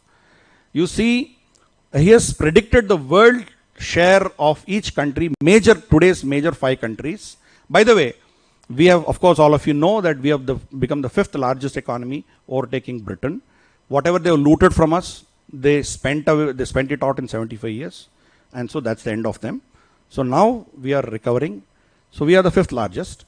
But in purchase power parity terms, in PPP terms, you see by 2040, this chart shows that we're going to have 20.8% of the global GDP will be Bharat's GDP. But the catch here is, this report was done in 2008. So he has put China at 37.4. He has not factored the decline of China. Take it from me, if the numbers are put in today, by 2040, that position of the number 1 would be taken over by Bharat. And what's the path ahead for us? First, we need to have a dharmic approach to the economy. Unless the principles of dharma that I spoke about, they are not put into your policies. It's a vast subject. Given the time, I'm not going to get into that. But then we need to have, every policy should be driven by your concepts of your civilization. Instead of unconnected structures, family, community and other connected structures need to be strengthened. Like your Hindu undivided family. Probably you created Indian undivided family. Community cooperatives. So the concept of a company as it exists in West was copied by us, but you see the difference. Your largest companies are again family entities. Be it Reliance, which is Ambani's, or Tata's, again family entity, or Birla's. You see, most of them are family entities. Though we have copied them, somewhere in our internal DNA, that old civilizational thing has not gone. So why don't you make it formal? Just convert them into family or community driven structures where there is a protection for that community and incentive given to be part of that community. Similarly, we should now come out of this nonsense called poverty distribution, Mai Baap Ka Sarkar kind of a thing, and go back to wealth creation. MRV, myself and a few professionals, we had written a letter to the Prime Minister and Finance Minister during the coronavirus period, where we gave specific suggestions. We said government should invest in wealth creation of godowns. MRV actually suggested that the moment we put a target, X amount of target of export of our food grains, automatically infrastructure will follow. Similarly, produce your medical infrastructure where you have a lot of medical institutions coming up at grassroots level. A lot of suggestions we had given, but point is we need to be wealth creators like Chanakya suggested, not poverty distributors like what Ashoka did. Then we need to have sustainable consumption based on a respect for nature. A bottle of water we drink for 10 minutes, we throw it. We don't know when it's going to degrade, when it's finally going to go, what's going to happen to it. All of them are ending up in our rivers, oceans, and micro plastic is coming back into our system, causing us cancer and whatnot. So we had the solutions. All we need to do is start being Bharatiyas, start living like Bharatiyas, so that we will be able to restore that balance back. As I said, reduction of freebies, subsidies and all these stuff should go. That would need a significant change in your electoral system. That's a topic for another day. Then, of course, even Prime Minister said less government and more governance. But sadly, we have added more ministries and more departments to it. We haven't actually reduced anything. But that's the way this electoral system works. If you don't do it, you are not going to win the elections. So somebody has to break this logjam. Bharatiya education system needs to be strengthened to create innovation and entrepreneurship. This is where we will all look forward to Neeraj ji's presentation. Unless you have that pride in you, unless you have that samvada, the conversational, questioning kind of a civilizational education we are not going to restore, you are not going to have a future. You will continue to produce technology coolies like Sundar Pichai and Satyanath Endla. They are absolutely good for nothing to you. They are not all good for you. What you need is you need innovators. You need entrepreneurs in this country. That will happen only when the education system is a Bharatiya education system. Judicial reforms, that's the topic for Venkatesh in the next slide. So with that, I present my views that we need all to move from India to Bharat, and that's how we'll be able to achieve our Amrit Kal. Thank you.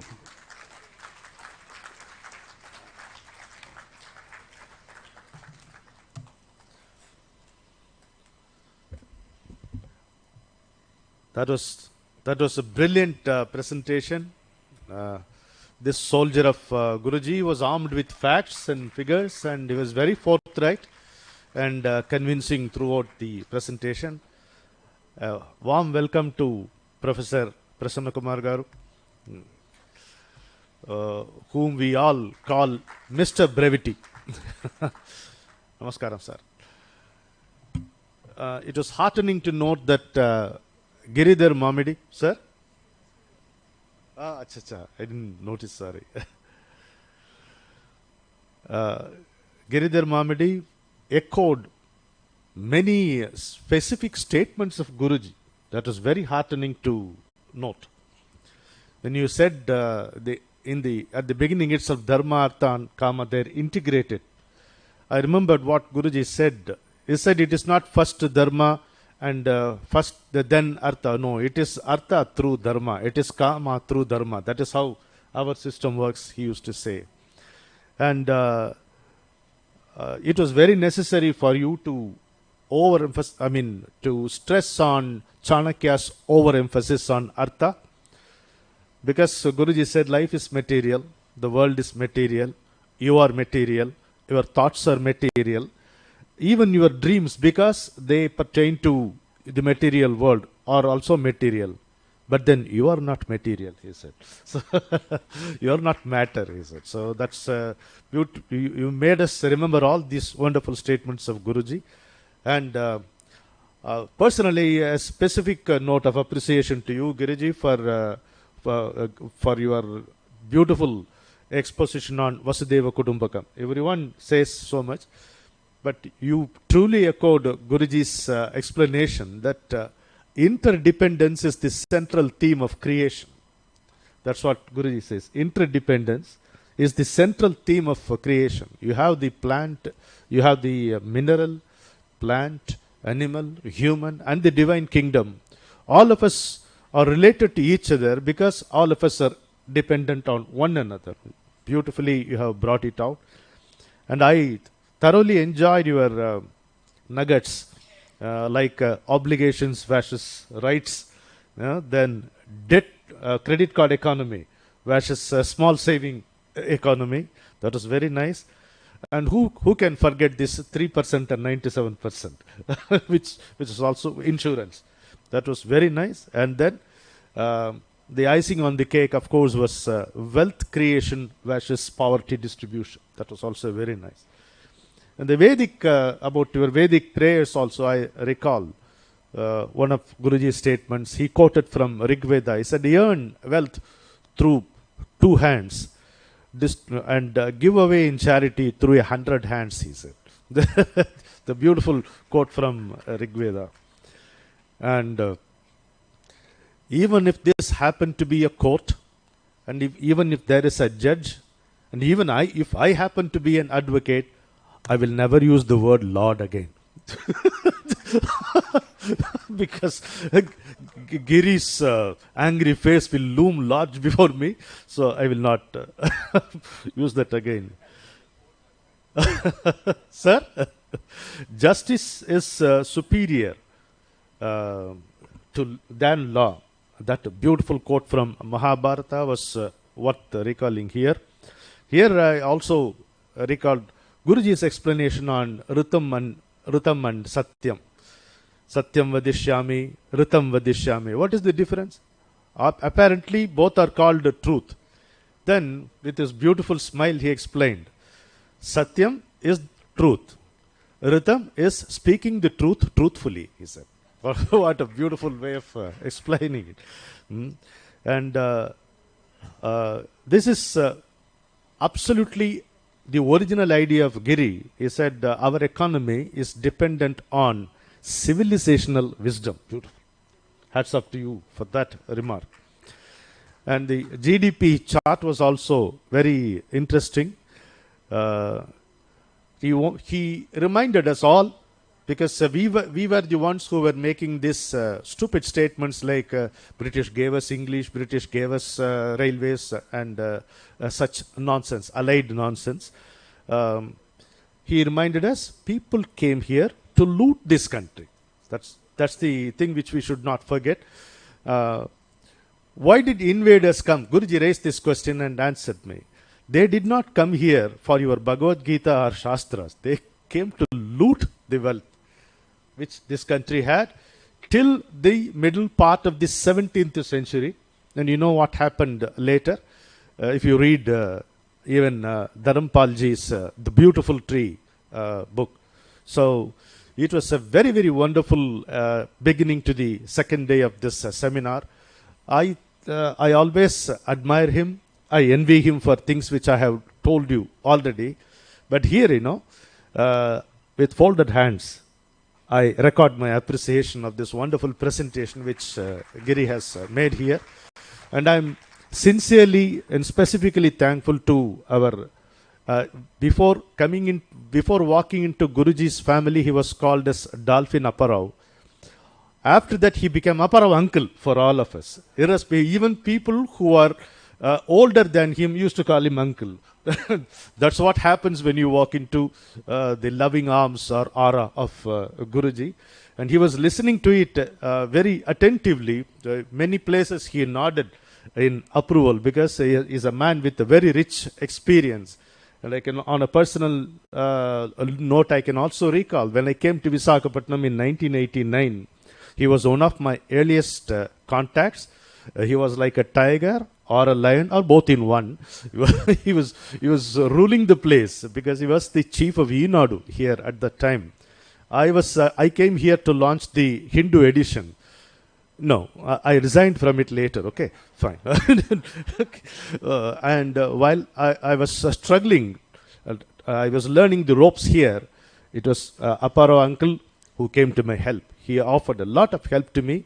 Even today, the connection which was given for the facsimile printing, we owe him. We owe him a lot. We are still thankful to him for that. So, if you have any reasons to be cross with me for launching the Hindu, you have to be cross with him also, because he was also helpful. Yes, ladies and gentlemen, we have time for one or two questions, but let it, I don't have to tell you, I'm telling others. It should be questions, not statements, please. And it should be pertinent to the subject discussed, and it will be more convenient if it is from the speech, relevant to the speech which the wonderful speaker has made. Over to you.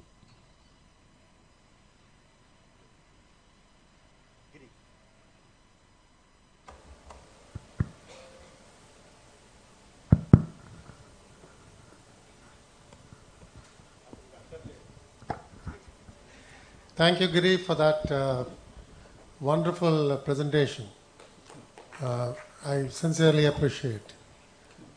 When you're talking about the path ahead, I just wanted you to also comment on the fact that today it is a limitless kind of a capitalism which is coming up in the country.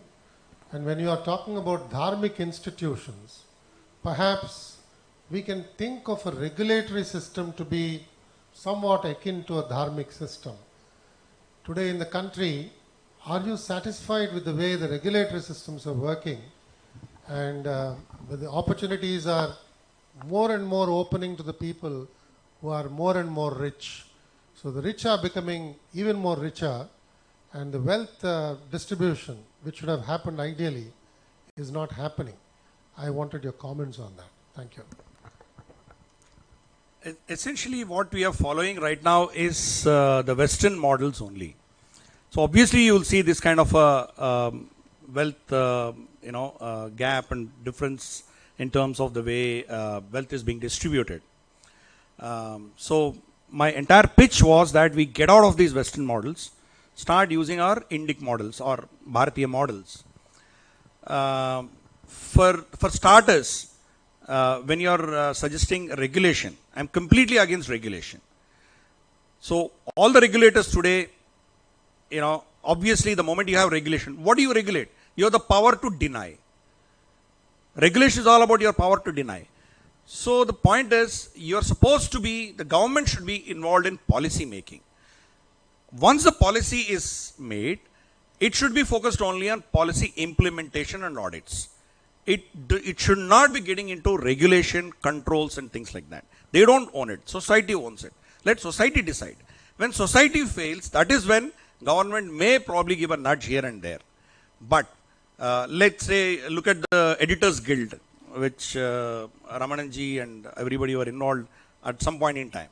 We see the nonsense, fake news that comes out, but they are not regulating it. So what happens? So we have a challenge. That is because this concept of a My Baap Sarkar has gone so deep, we expect the government to do everything for us. We stopped doing things long back. That's applicable to every vertical. Look at Chartered Accountants Institute. We don't regulate our own people. We are the people who are advising the crooks to save their money, hoard it, do what it is. But who is questioning us? We are not questioning ourselves. When a government is trying to put a overlordship on us, we are resisting it. So the problem here is civilizationally we are so badly corrupted that it is very difficult for us to go back to that. There has to be a transitionary phase where we slowly wean away from governmental control, regulation, their whatever bodies they have. Slowly the society has to take over, the guilds have to take over, the respective verticals have to take over. Same thing with the temple administration that you discussed yesterday. The dharmic way of looking at, we already have it. Why do you create this concept of CSR? The concept of a CSR existed in those countries where company was only meant for profit maximization and wealth maximization. Whereas for us, the biggest charities come from our family-run corporates. The kind of money that was spent by Birlas. Every city in this country has a Birla Mandir. Look at the way Tatas have spent their money. The Tata Cancer Foundations, whatnot they have spent. So it is ingrained in us. But the problem is the moment you put a regulator or regulation on that, we try to circumvent it or overcome it. So maybe we need to have a stronger policy, and society should move from being an Indian society to a Bharatiya society. Once that civilizationally we change, which comes from education, it's a long drawn process. I don't think we have a quick answer for it. Like you said, even temple, you don't have a quick answer for it. Unless the people, the bhaktas are going to start protesting, it is not going to happen. So it's a long drawn process. But in principle, I'm completely against government interference, government regulation in any of our economic activities. Thank you. One little seemingly harmless word called regulation brought out so many things from the horse's mouth. All that I could understand was LVS and Giri were talking in English, but the import was all in Greek and Latin and beyond for me. Thank you. Since I happen to be the MC, I have to regulate the time. So I'm the villain of the piece here. We have to break here for a cup of coffee. Before that, it is our duty, and we are extremely happy to honor both Giri and our Apparao uncle. So may I call upon Raju Garu, Hanumant Rao, and Vital also. Please come. No, please come. Come up, man. You can break some sleep. Come.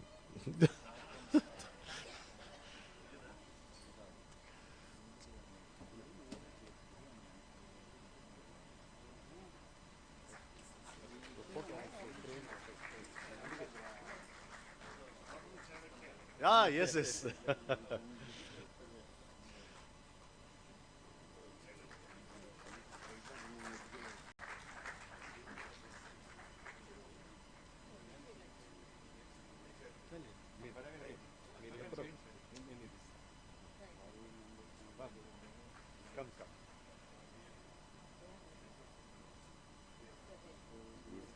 Nice, that look, that kingly look.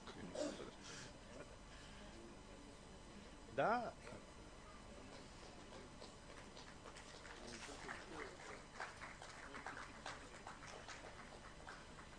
Friends, Giri has been using, I don't know whether to call it a word or a term, MRV. That MRV is standing here. He is our next presenter, Sri M.R. Venkatesh. Before we listen to him, we'll break for coffee now. And I know you will be back within 15 minutes. I don't have to remind you about all that. Thank you.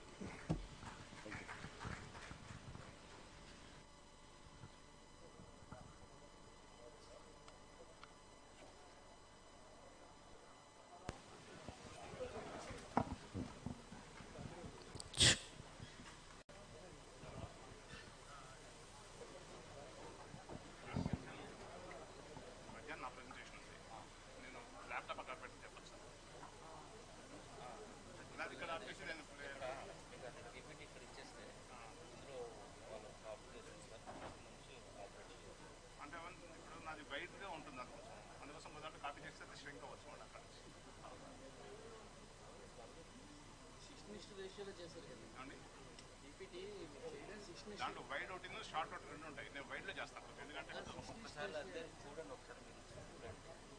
ఇప్పుడు నా laptop చేస్తే సరిపోతుంది. అప్పుడు మీ laptop connect చేసేస్తాను. మధ్యాహ్నం వచ్చి అంటే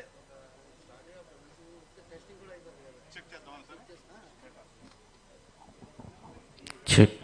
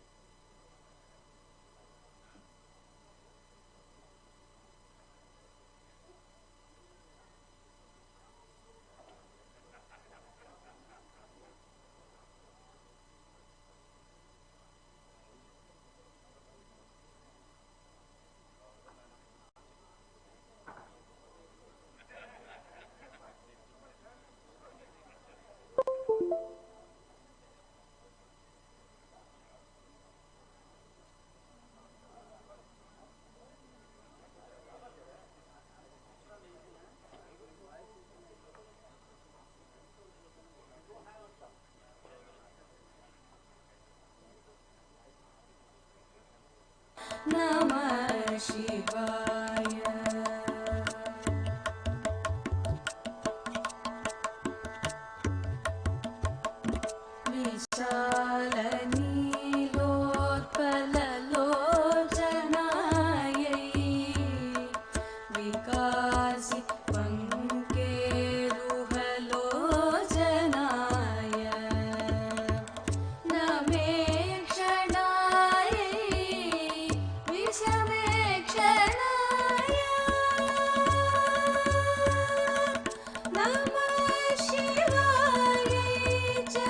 Namah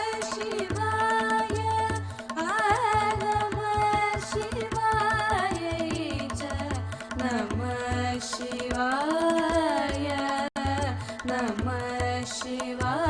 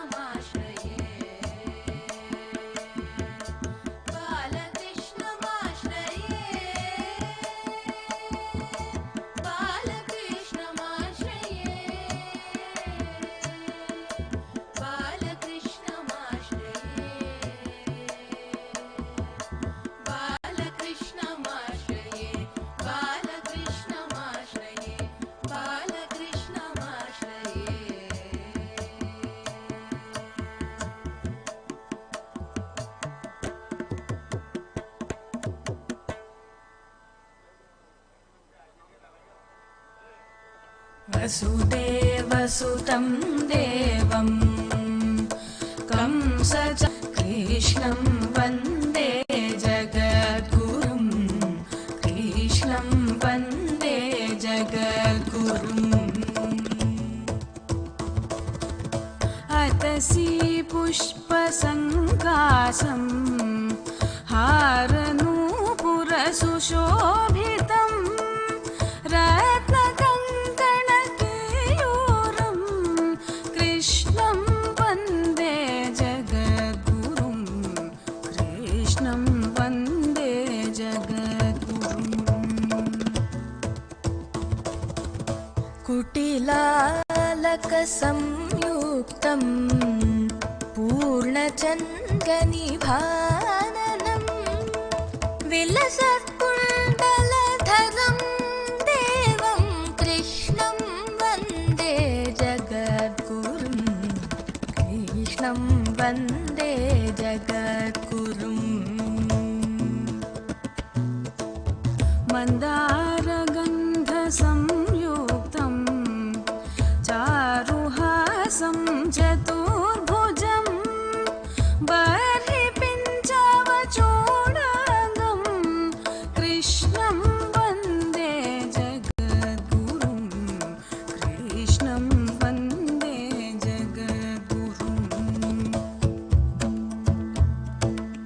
उत्फुल्लपद्मपत्राक्षं नीलजीमूतसन्निभं यादवानां शिरोरत्नं कृष्णं वन्दे जगद्गुरुं कृष्णं वन्दे जगद्गुरुम् रुक्मिणीकेलिसंयुक्तं पीताम्बरसुशोभितं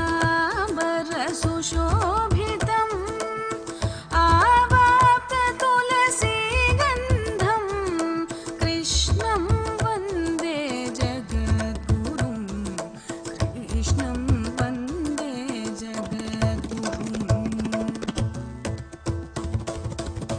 गोपिकानां कुचद्वन्द्वं कुङ्कुमाङ्कितवक्षसं श्रीनिकेतं महेश्वासं कृष्णं वन्दे जगद्गुरुं कृष्णं वन्दे जगद्गुरुम्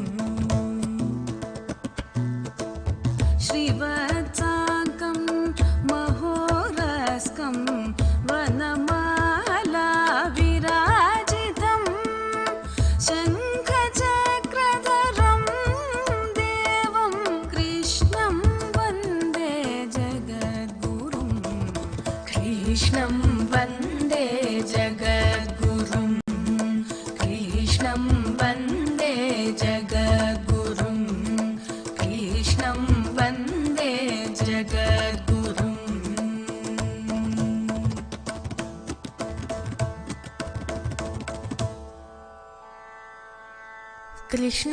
कृष्णाष्टकमिदं पुण्यं प्रातरुत्थाय यः पठेत् कोटिजन्म कृतं पापं स्मरणेन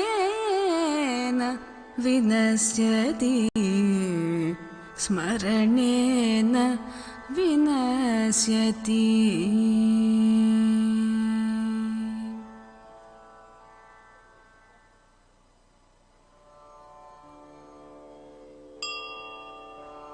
जगद्गुरो नमस्तुभ्यं हिमालयनिवासिने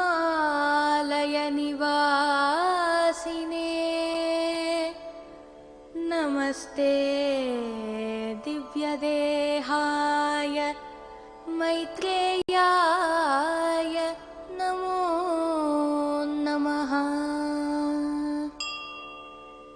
नमो प्रेमस्वरूपाय मायामोहविदारिणे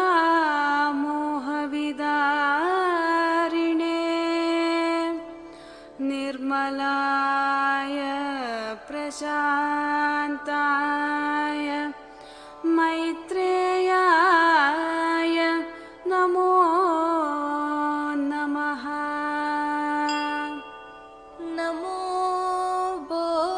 बोधिसत्त्वाय नमः पुण्यमूर्तये पूर्णानन्द स्वरूपाय मैत्रेयाय नमो नमः। सिद्धिबुद्धिप्रयुक्ताय सिद्धिबुद्धिप्रदायिने भवभीतिविनाशाय मैत्रेयाय नमो नमः। नमस्ते कर्मनिष्ठाय योगिनां पतये नमः। ब्रह्मज्ञान स्वरूपाय मैत्रेयाय नमो नमः। नमस्ते गुरुदेवाय नमस्ते धर्मसेतवे नारायण नियुक्ताय मैत्रेयाय नमो नमः। नमस्ते करुणासिन्धो प्रेमपीयूषवर्षिणे जगद्बन्धो नमस्तुभ्यं मैत्रेयाय नमो नमः। मैत्रेयाय नमो नमः। मैत्रेयाय नमो नमः।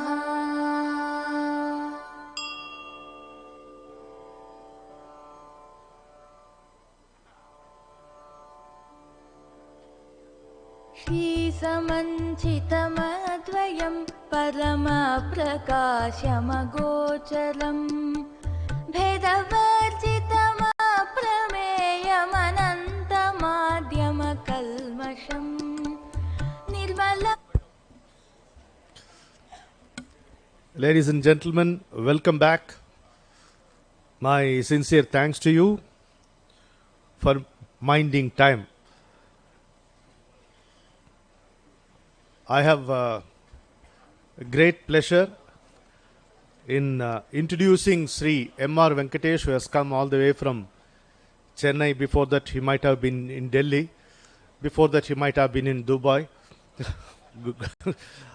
I don't know whether he gets to meet himself. He's such a busy person. First, to chair this session on Nyaya Vyavastha, I request our NVDS Raju Garu to be the chairperson. Please come, sir.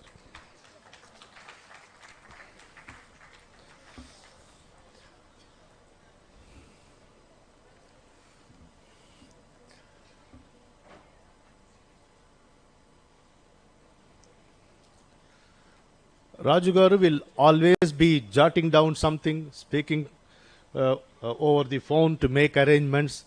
So we thought the best way to catch him and his attention is to make him sit here on the dais. Thanks for obliging. Sri M.R. Venkatesh is a chartered accountant turned advocate, and he practices in Supreme Court. He lives in Delhi and in Chennai. Right, sir? Yeah. And in a lot of places in between. So I was amazed to listen to several tales from him and on him. One is he goes to Delhi, appears in Supreme Court for a case, and then in the night he takes the last flight to Chennai, calls his clients, has an important meeting in the airport itself, and take another flight and returns to Delhi and meets his client in Delhi the next morning like a very good boy, as if nothing has happened. And the airlines oblige him also. If you and I go, it will always be delayed, isn't it? But no such thing. He is a very cool person, unruffled, like any true soldier should be. Yesterday, you might have remembered, you might remember that T.R. Ramesh was making a special mention about him, how he appeared in his cases, because of that he could win them. So M.R. Venkatesh is also a commentator on international trade and economic affairs, is a regular contributor to various prestigious publications in India, is a prominent nationalist face on several TV debates. Some of you may be wondering, I've seen him somewhere. Yeah, you have seen him in the TV channel only. His book, Retaining Balance, focuses on importance of family in our economy, which was mentioned by Giri in the previous session, and in law, which is unique to Bharat. Family, the importance of family in our economy and in law, which is unique to Bharat. There is much more to Sri Venkatesh, but I'm afraid I will be taking all the time. Suffice to say that here is a very conscientious Bharatiya. That's how I would like to say. Very conscientious. Rigveda says that self-realization should be everyone's primary responsibility. In the same breath, in the same sentence, it says, active concern for the welfare of all living beings is everyone's duty. One is a primary responsibility, which is self-realization. The other is the primary duty, which is active concern for the welfare of all living beings. And ladies and gentlemen, it is my pride to say, I take special pride to say that Sri M.R. Venkatesh encompasses both these qualities emphasized by Rigveda. And with your round of applause, I heartily welcome him to the dais.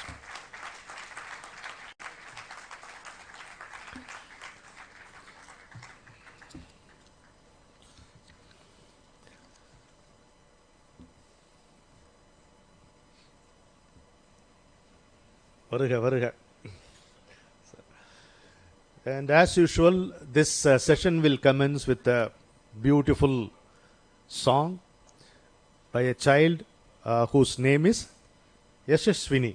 Did I say it all right? Yeah. Now I must compliment Sivananda Supata Foundation for this wonderful addition. Before every session, there is a beautiful song, and every child comes here and sings beautifully and pleasantly. Elders to take note. Thank you.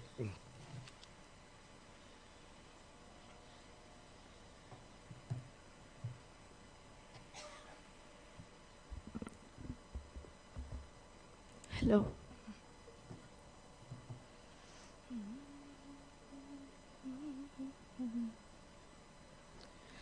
శ్రీలు పొంగిన జీవగడ్డయు పాలు పారిన భాగ్యసీమయు వరలినది ఈ భరత ఖండము భక్తి పాటరతమ్ముడా వేద శాఖలు వెలసెనిచ్చటాది కావ్యం బలరెనిచ్చట పాదరాయణ పరమ ఋషులకు పాదు సుమ్మిది చెల్లెలా విపిన బంధుర వృక్షవాటిక ఉపనిషన్మధువలికెనిచ్చట విపుల తత్వము విస్తరించిన విమలతలమిదే తమ్ముడా సూత్రయుగముల శుద్ధవాసన క్షాత్రయుగముల శౌర్య చండి చిత్రదాస్యపు చరిత్రల చెరిగిపోయను చెల్లెలా మేలికిన్నెర మేళవించి రాలు కరగగరాగమెత్తి పాలతీయని భావి భారత పదము పాటర తమ్ముడా నవరసమ్ములు నాట్యమాడగ చివులు పలుకులు చెవుల విందుగా కవితలల్లిన క్రాంత హృదయుల గారవింపవే చెల్లెల దేశ గర్వము దీప్తి చెందగ దేశ చరితము తేజరిల్లక దేశమరసిన ధీర పురుషుల తెలిసి పాటర తమ్ముడా తుంగభద్రా భంగములతో పొంగి నింగిని పొడిచి త్రుల్లి భంగపడని తెలుగునాథుల పాట పాట వెమ్ముడా.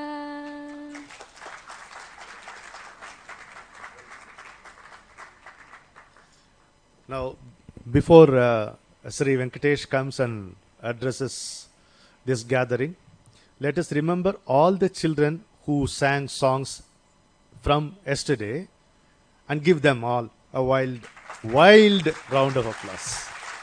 Thank you.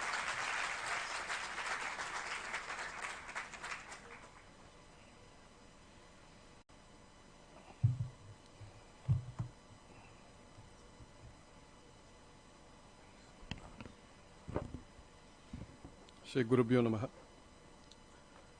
Respected elders, Matri Shakti, brothers and sisters, gives me a great pleasure to be here in this wonderful Shivananda Supata Foundation's conclave on Bharatiya way of doing things. I think Mamadiji was speaking to me probably a year ago about this. It has taken some time to germinate. It has germinated fairly well, I would say. I have one request of you, sir. If these speeches and ideas can be converted into a booklet and taken forward and circulated without copyright, because we believe copyright is right to copy, and circulated, it would do a world of good. I know I am in the holy city of Visakhapatnam, where Lord Narasimha is the presiding deity. He is so ferocious and he guards this city so much that even a wrong button pressed by a ship could smother away the submarine of the Pakistanis. Even a wrong move can end up in a success. That is the greatness of this land. I have been given a rather difficult task of explaining Nyaya Vyavastha, because there is very little we can do in trying to translate Nyaya to English, because that would not be doing Nyaya to Nyaya itself. There are certain words like dharma, punya, which is best kept in their local language. It cannot be translated. It gives an emotion, it gives a feeling, it gives something. Only in the local language, a justice is not Nyaya. Nyaya is something much, much more than even justice. Nyaya is probably equity, probably justice, overarching view of certain things, on which probably we need to understand what is Nyaya. But the first thing that we need to understand, and I would try to break this whole, and more specifically to Hindus, which will be socialism and secularism. Socialism and secularism have done more violence than all Mughals, all British, all Portuguese, without even realizing what is the extent of damage that we have created on ourselves.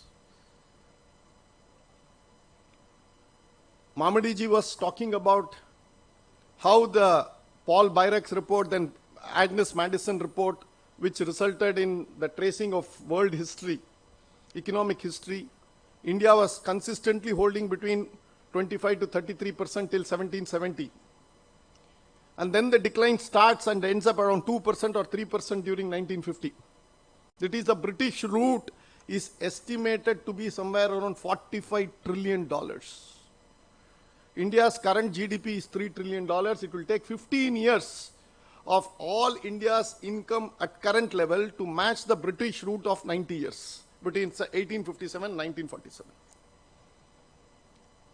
But we have not calculated the loot that we have wreaked on ourselves between 1947 and 2023 by using these two words, socialism and secularism.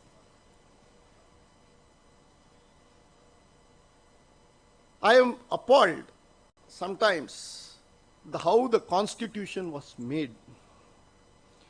And I will today deal with this subject, and I will be rather open and blunt about it. That the Nyaya Vyavastha of this country can be changed only when you rewrite the Constitution. You can clap a bit louder because Delhi tak pahunchna hai. We don't have to be squeamish about it. And I will explain, because it will be a very torturous task to quote various documents and speeches and other things to explain why this Constitution has to be changed and rewritten de novo.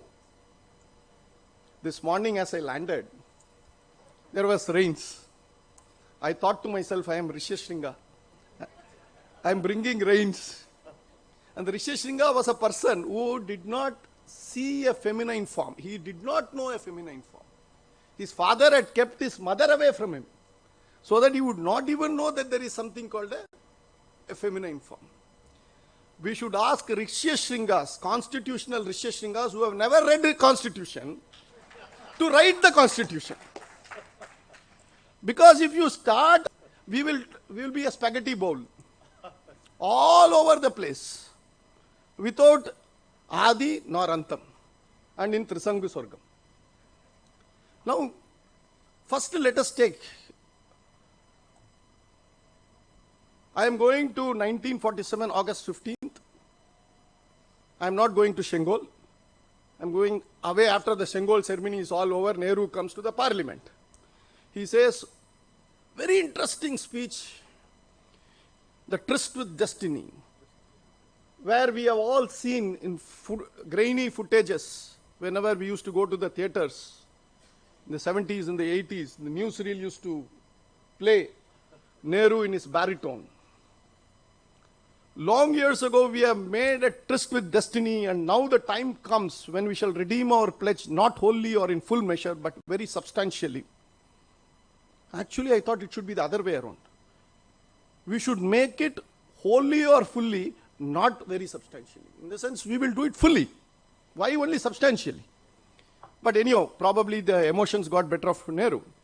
At the stroke of the midnight hour, when the old to the new and an age ends, and when the soul of a nation, long suppressed, finds utterance. Two words that will always haunt me from this speech. Nation and the soul of. For him, everything was to be determined by a formula. Square root of plus so and so. Something it has to be given, an algebraic form it has to be given. But how do you define a soul? You can't. But it was very un-Nehru-like. Let us be very clear. But the same Nehru,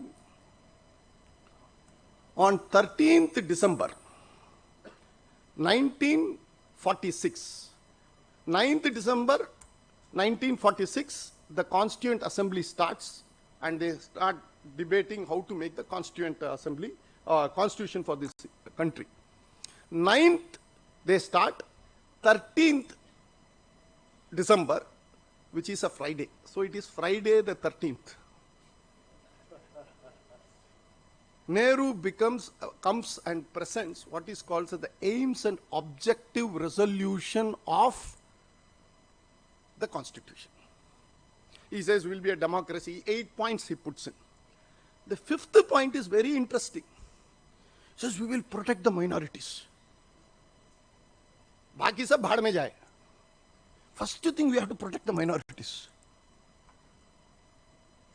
And that is how we gave the cornerstone of secularism.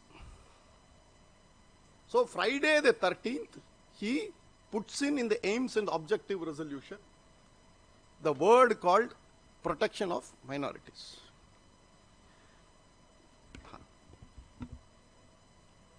The second one, he says, the world believes in socialism. We have to adopt socialism. We have no other choice but socialism.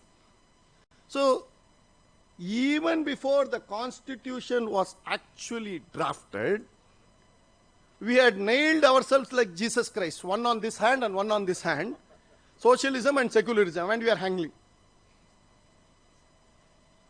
This is how the Constitution was made.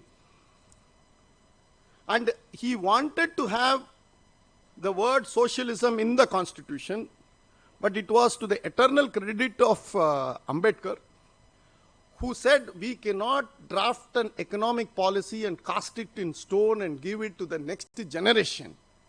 And this resolution was defeated somewhere in 15th August 1949. But even then went to the preamble. But the issues are something more. You talked about nationalism and spirituality being intertwined, or you quoted some speaker yesterday telling this. Now the problem was, nationalism became a dirty word in 1945. After World War II, when Hitler and his army went on a rampage, the Aryan theory and other things, anti-Semitism, hatred of the Jews arose from the Aryan theory, and Aryans are superior church, and the Roman Catholic Church were pillars of German society and played an important role in shaping people's attitude and the convergence of Nazi anti-Semitism with the widespread, deep-seated and anti-Jewish prejudice. Protestant Church and the Catholic Church supporting him. And next, Hitler also had a pact with Russia. Communists now tell RSS is fascist. But they don't know, or they don't want to tell us, that Russia under Stalin had a pact with Hitler, and that was called Molotov-Ribbentrop Pact. That you take some part of Europe, I will take some part of Europe. And it was to the eternal stupidity of Hitler that he invaded Russia, and that was, quote unquote, his Waterloo. Like what Napoleon did, and he invaded Russia in winter, and that he got defeated. But by that time, Russians won, and it was made as if it was a win of, or a success of communism over nationalism.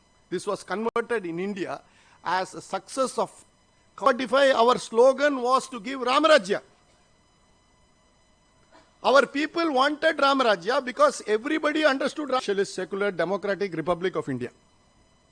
Nobody said that, including Nehru. But what we got after independence was not Ramarajya. In fact, in the entire Constituent Assembly debate, you will not find Ramarajya at all. You will find people saying, look at Italy, look at France, look at Germany, look at Ireland, look at America, look at Britain, how they are constructing their public polity. And we lifted something from French. We lifted something from America. We the people from America. Fraternity, equality, liberty from French. We took the giraffe's head, mosquito's tail, cockroach's body, lion's hair, and then created an animal. And we said, sublime constitution created by the Constituent Assembly. Nobody should debate anything about it because this is the ultimate thing that we are gifted to ourselves. Potato. first we must understand, even in the West, there is a growing understanding, for example, between the Republic Party and the Democratic Party, that there is a huge war going on, ideological war. What is that war? That war is a war played between Catholic collectivism and Protestant individualism. You must understand this.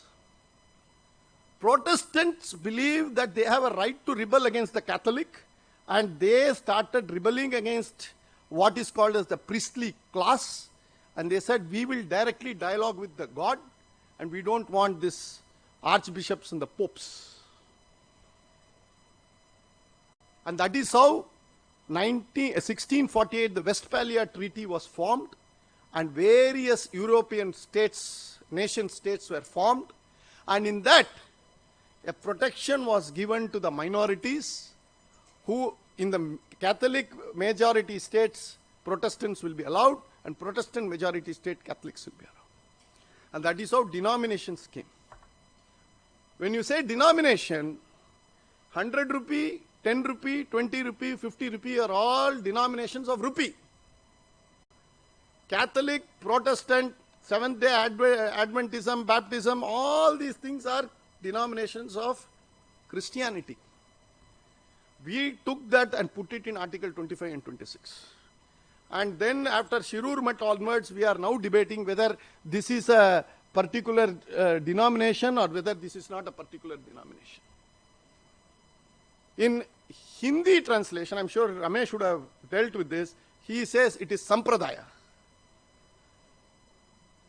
Where Sampradaya means tradition, in English, roughly translated.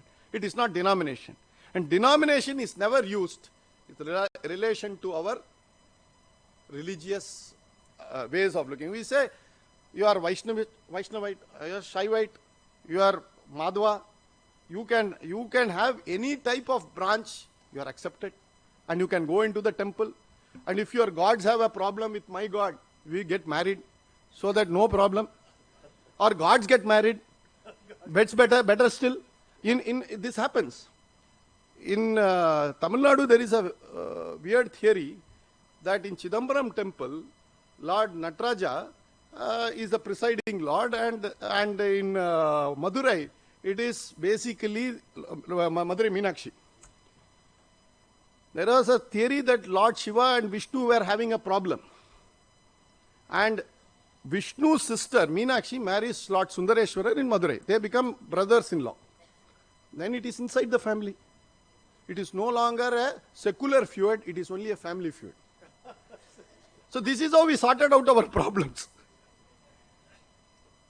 Now here, we have to understand that of the way we have written our constitution, the way we have dealt with it, is that nearly 10% or 15% of the then population of 3 crore people exercised their franchise and they elected the Constituent Assembly. And that was only in those parts of India where British Raj was there. There was a substantial part of India which was not under the British government. The Samasthanams.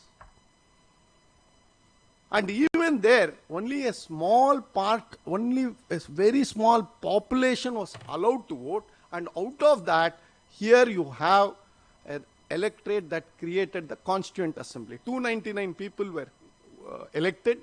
Out of this, 70 odd went on to Pakistan after the partition. I think 3 out of 371 people, 72 people, don't get that number wrong. 72 is not to be confused with some other 72.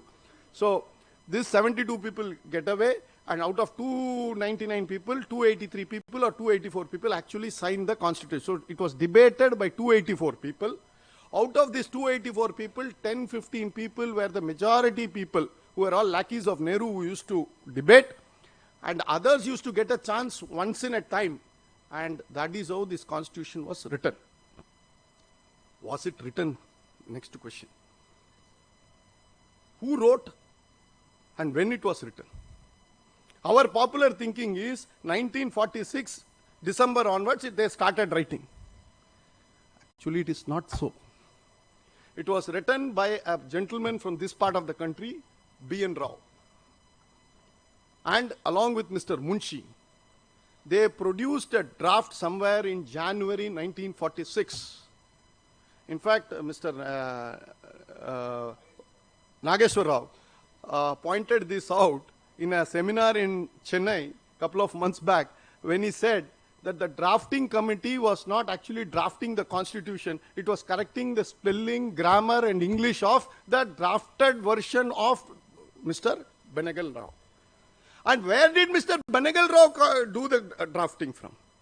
It was from the 1935 Government of India Act. Now I am writing a book titled Discovery of Bharat. And in that book, in chapter 5, I trace the entire Constituent Assembly draft on the left hand side and the 1935 Government of India Act on the right hand side. Word to word, section to section, comma to comma, full stop to full stop, it has been lifted from the 1935 Act. It is not plagiarism, it is direct copy. Plagiarism at least means you tried to show something original.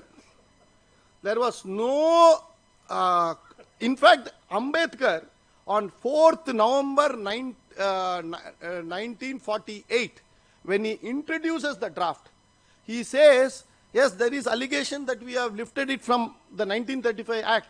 I concede it. It is not something hidden. It is there in the Constituent Assembly debate, 4th November 1948. He says so very clearly that we have lifted it from the Government of India Act. Now, after the Government of India Act was copied, it became all the more funny that we have people like Raghuvira who says, very interestingly, that one of the Constituent Assembly member, I will quote him, but I say with regret that the word dharma does not find any mention in this constitution. When I raised this point with a friend, he replied that the constitution was a law and that could contain only those matters which could be subject of interpretation in law courts. But sir, my submission is that this country is not eager to have any laws alone. It wants earnestly to raise to higher planes than that of laws. That is what Giridharji says. Moksha is the ultimate goal of Indians. Moksha is what we want. We do not want to live and die. Our purpose of life is not to live and die. Our purpose of life is to attain moksha. But what we did in our anxiety, in fact, there is a book called Lokamanya, written by one Theodore Shea, who is a Jew from America who comes in the year 1956 and writes this book, looking into the Indian Constitution. He says this is the most un-Indian constitution you could have ever produced. A Jew from America comes and says this. He says, look at Lokamanya, he would have been appalled. He would have been appalled what would have happened at this type of documentation that has gone about. He says, this is not the constitution that you require. He says, I can understand you copy, pasted everything, you did it in a hurry because you had a bloody partition going on. You had to somewhere the other, as Mamdiji says, transfer of power has to happen. Rightfully. Because between order and further confusion, we preferred order. Probably expediency was required in 1947, 1948. But after 10 years, when Theodore Shea comes in 1956, he says, 1956, almost 70 years ago, he says, why are you guys with this constitution? What is holding you up? What is it that you are thinking? This is not the constitution you fought for an independence. You fought for independence on something else. In fact, those who fought for independence were all patriots. No doubt about it. But those who wrote the constitution were patriots alone. They were not nationalists. There's a difference between the two. For people who wanted to get independence, they wanted to get independence because they saw themselves as successor of the British. They saw that the British people should bequeath the power to them and they should wield the power. I understand. I accept that. And Nehru being the Prime Minister of this country is infinitely better than anybody from London being the Prime Minister of this country. No doubt about it. But is the constitution made in a way that will reflect the nationalist views? In fact, that was the beginning.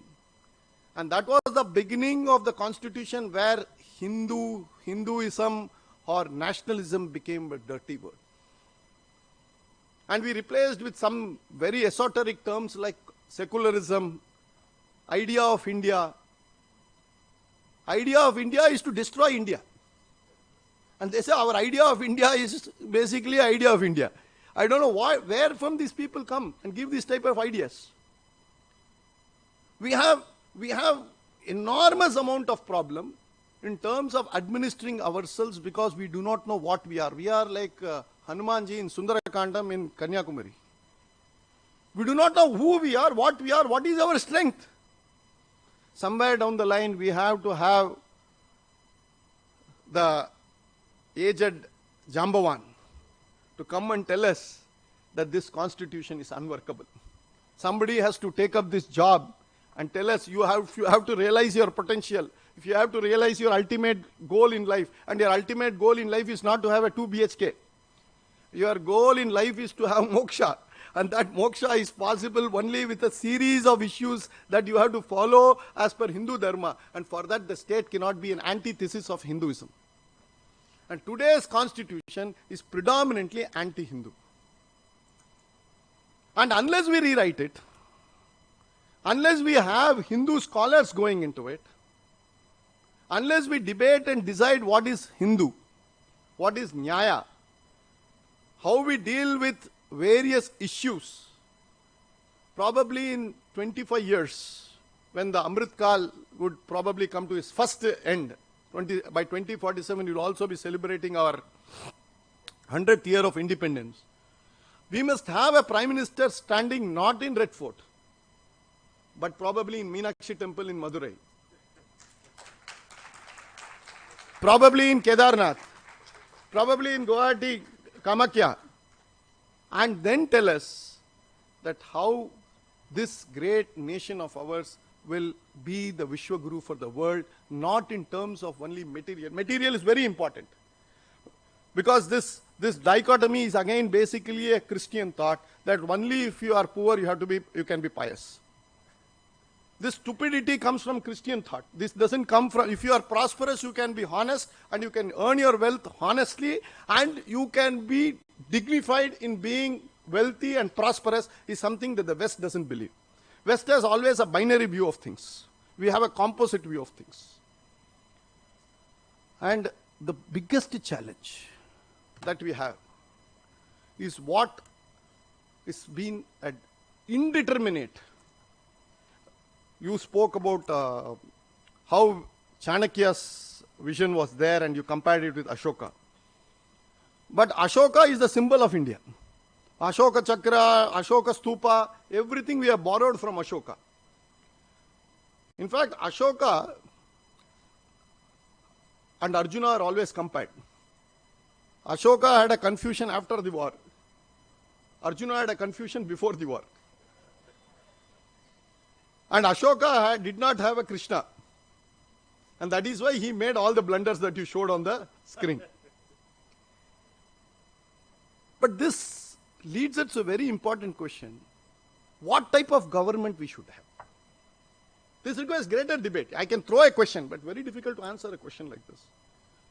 In Ram Rajya, it is always supposed to be Rajya without Ram.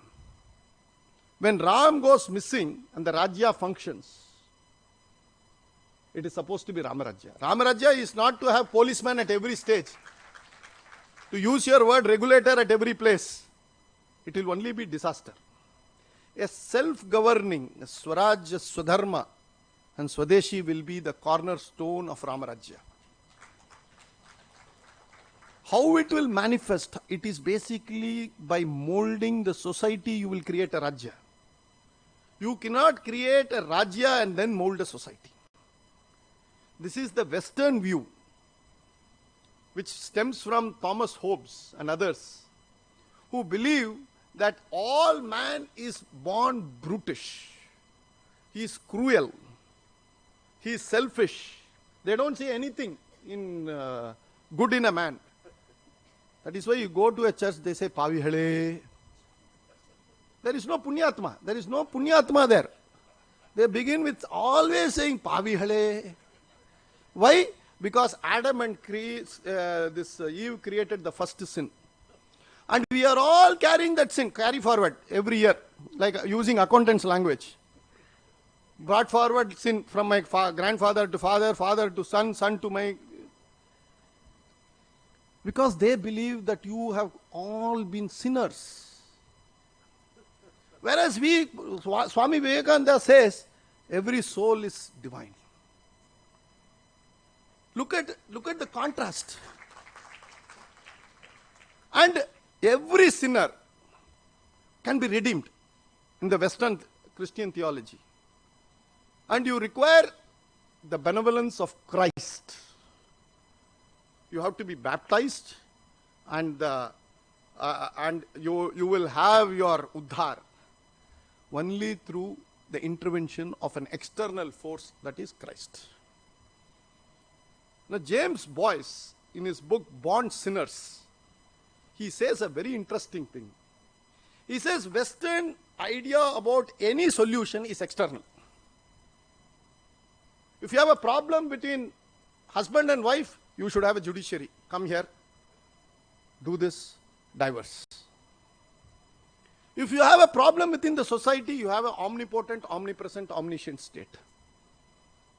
He says all the Western thinkers, whether it is Adam Smith, Richard Dawkins, the evolution biologist, Karl Marx, the great philosopher, political scientists.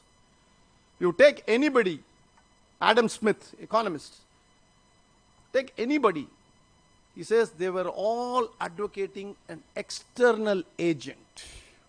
One of them happens to be Thomas Hobbes, whose political ideas resonate in the formation of a state. He says Thomas Hobbes viewed man as vicious, bad and brutal. Consequently, he concluded that to deal with that situation, there was a need of a strong leader and a powerful government. It is reiterated that this was probably necessitated by the medieval experience and by the then contemporary politics, of course aided by the dominant belief within the Christendom. Rule by powerful governments brought peace and order, but at the tremendous cost to personal freedoms. As curbing individual freedoms was an unnatural construct, things did not stop here. Along with the idea of a strong government, the concept of democracy too flowered since the 17th century. This gave rise to democratic traditions in the West and related institutions. So your beginning is the man is brutal. And then you created democracy, then democratic institutions. But we believe in a man being divine. We believe in man being in a purest form. We believe in the man, the soul of a man, more important than the physical presence of the man. How do we reduce it to a constitution? How do we actually bring it into a written form, or should we even write a constitution? It's a matter of debate. But what we have done, as Justice Krishna here would say, he says very interestingly that not the Thames, not the Potomac, but the Thames fertilizes the jurisprudence of Yamuna. In his very colorful language, he says not the Thames, which is the river that flows through London, and not the Potomac, which flows through the Washington, but the Thames, which flows through London, fertilizes the jurisprudence in Yamuna, meaning Delhi. Meaning we follow the British system. Fair enough. But where does the word socialism come from? Where does the word secularism come from? It comes from neither Potomac nor Thames, but from the river Seine, which flows through Paris. In other words, nothing comes from Ganga or Kaveri or Godavari. It comes from one part of the world or the other part of the world.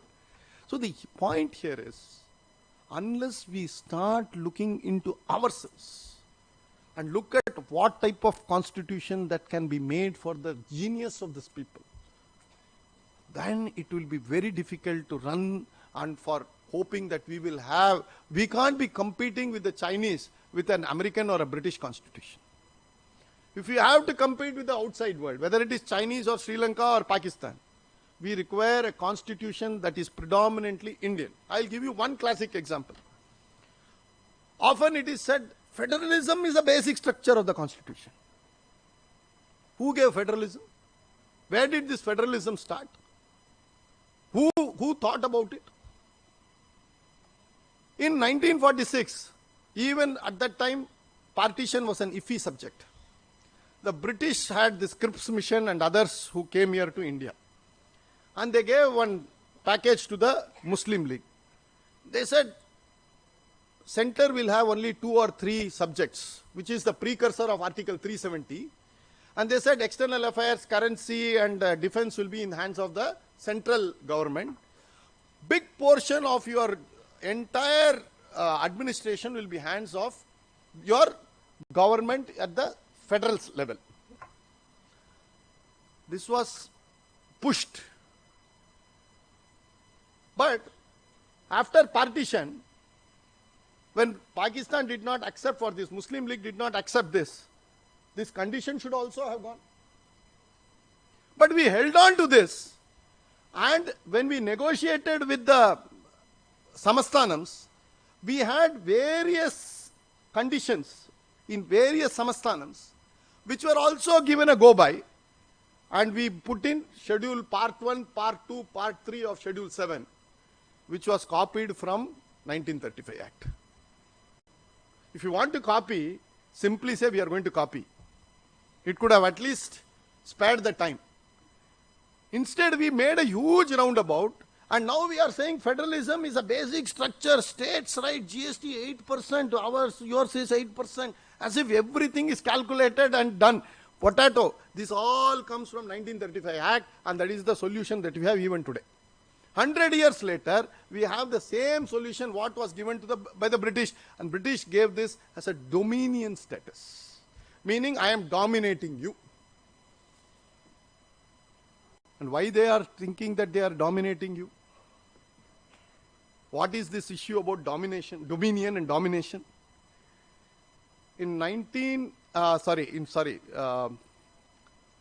14th century or 15th century, the Pope gives an edict. That is how Christianity starts moving away from Europe to various places. That is where Columbus goes to America, Vasco da Gama comes to India. This is all a direction given by the Pope, and said this is called discovery. You go and discover, and this is the rule of discovery, that you go and discover any land, that land will be that of the king who has actually come here. So that is why when the Portuguese come here, they believe that India is Portuguese. Then the French come and kick the Portuguese, they think that this is their property. Then they go, the British come and they believe that they kicked the French and they believe it is their property. Then Gandhis come and they kick the British and they think it is their property. This discovery of India goes on and on and on and on.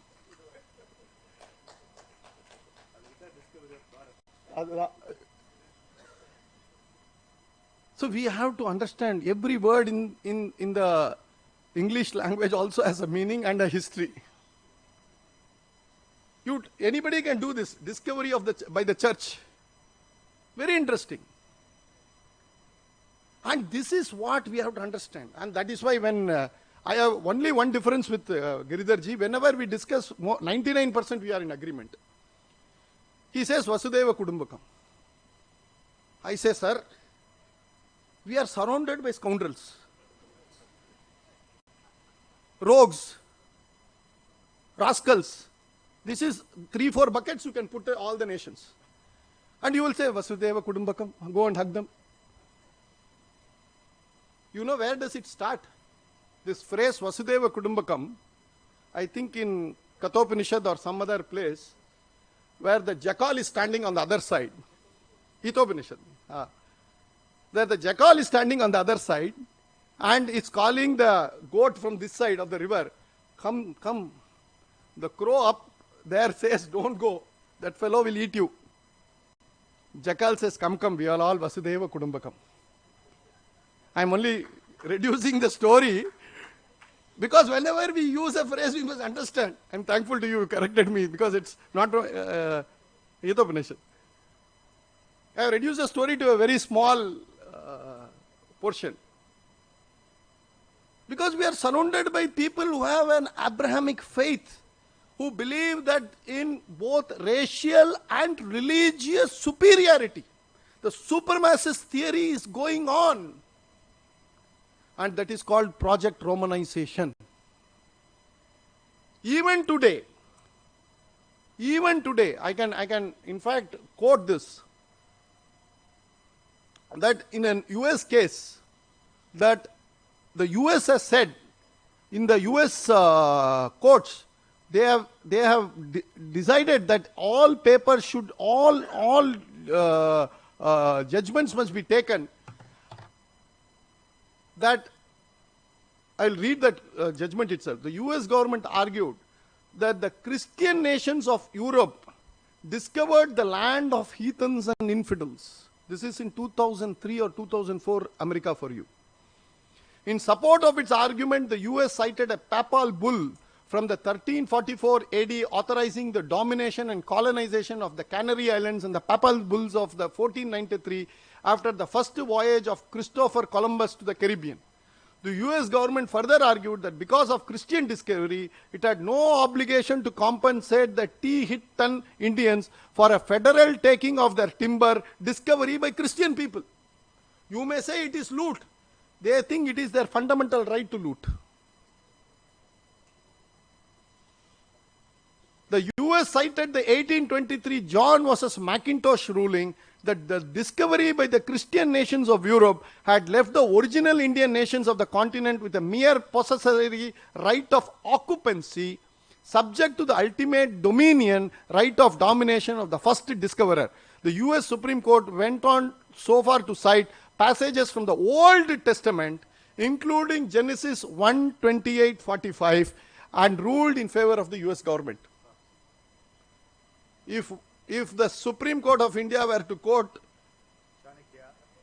no, this Hitopanishad, all hell will break. The Supreme Court of India dare not take anything to do with anything prior to 1947. This is the state to which we have reduced ourselves. And what America has done, in fact, you use the word Greek and Latin. Yes. They have adopted both Greek and Latin, as if it is their forefathers. And that is why the phrase, if you don't know what is Greek and Latin, they say, I don't know because it's Greek and Latin. You are supposed to be an inferior guy, unschooled. And they actually adopted what is Rome or what is Greek. And from Greek and Rome is the idea of nation state, coupled with Christianity, coupled with Protestant individualism, coupled with collectivism of a Catholic sect. All this forms the Western theories of nation and state. And we today have copied everything from that, and we are either Protestant, either Catholic, and definitely not Hindus. You can't say you are a Hindu. Once you say you are a Bharatiya, whichever passport you are holding, and holding allegiance to this constitution, we are basically Christians.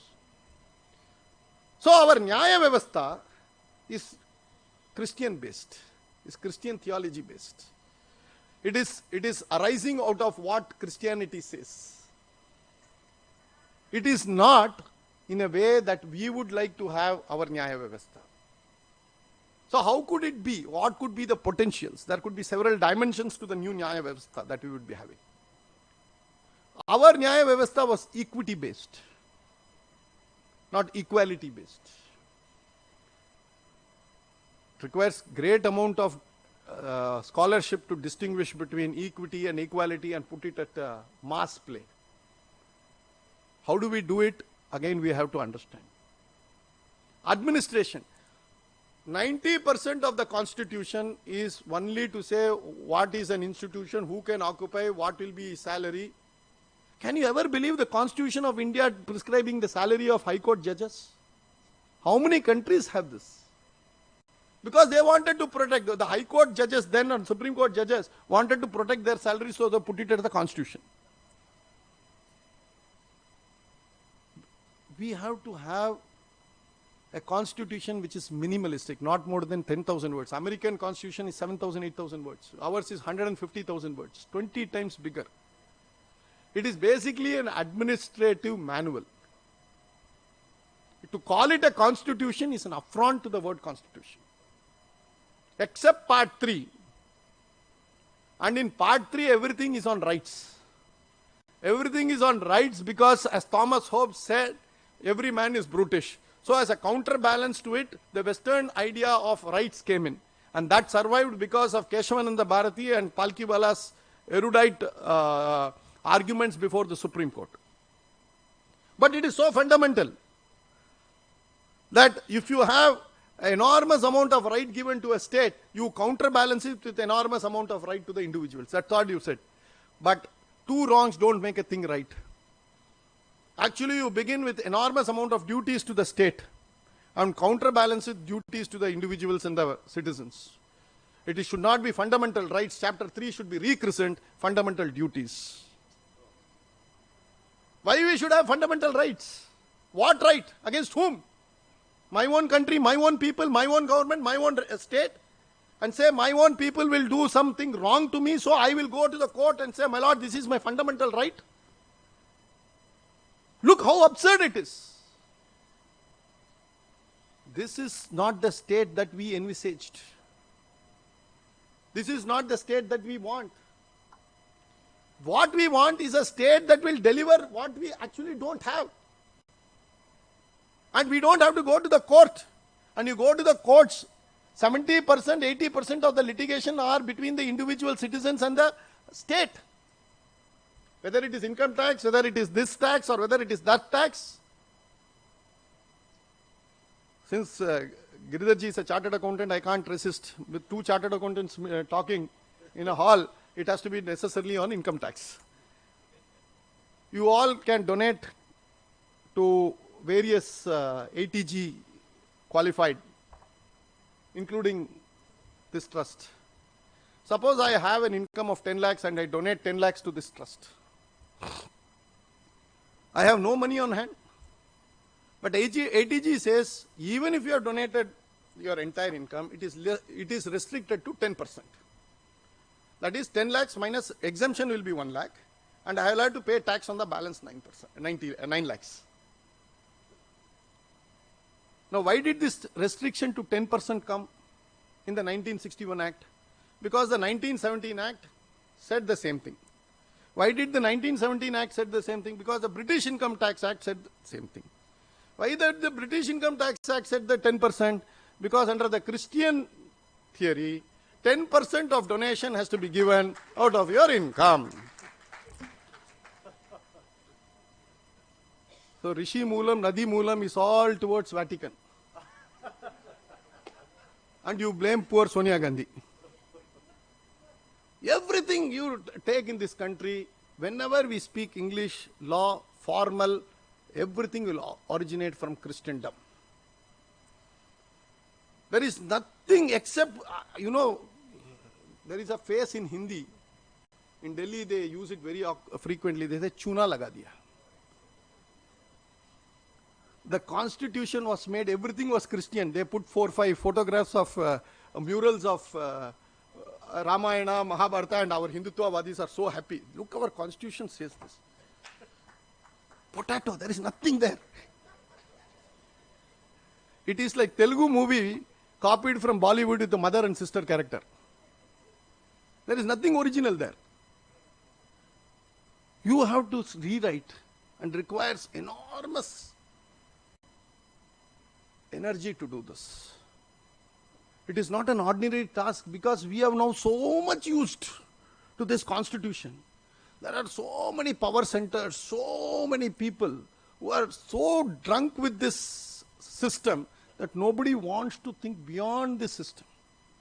In fact, it would be blasphemy, but for Giridharji's bold encouragement to me to talk about this subject.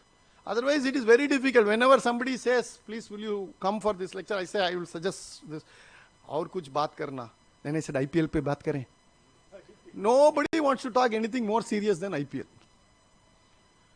So I am eternally grateful to the Shivananda Foundation, and I hope with the blessings of Swamiji that this nation will embark sooner than later on rewriting the constitution.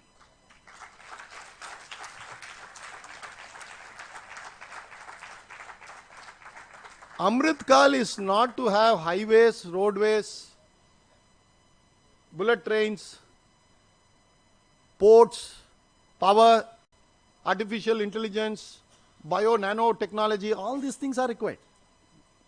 Ashtalakshmi mein ye sab important hai. But more important, there are certain things. Moksha. How do we deal with higher issues, civilizational values? How do we give true freedom to our people? How do we make them economically prosperous, literate? Is this the way? We have tried 75 years. And probably we may try for another 25 years. We will still manage, not because of the government, despite the government. And we will still be growing at 7%. My view is you don't require anybody in the government to go at 7%. We will go at 7% automatically. Like Calcutta's tram, it will go on. But to go to 10-12% is what we require. But with various things like socialism and secularism, which is like tying a ton of bricks to your feet and asking you to cross the Godavari in full speed. You can't do it. Time for us, ladies and gentlemen. And I with folded hands would beseech you that all of us need to partake in this endeavor. This is a yajna, and whenever Giridharji says Artha yajna, I always took a constitutional yajna. I said, unless the pitch is changed, we can't win. Our batsmen are struggling in oval. They should have played in Chepak. We would have won. By this time, we would have 2 days only matches. 5 days and all chuma. 2 days, Ashwin will take 8 wickets, Jadeja will take 8 wickets. Finish. Instead, you go and play it oval and guards and green pitches. See, India was winning hockey till 1980. Why? It was played on natural grass.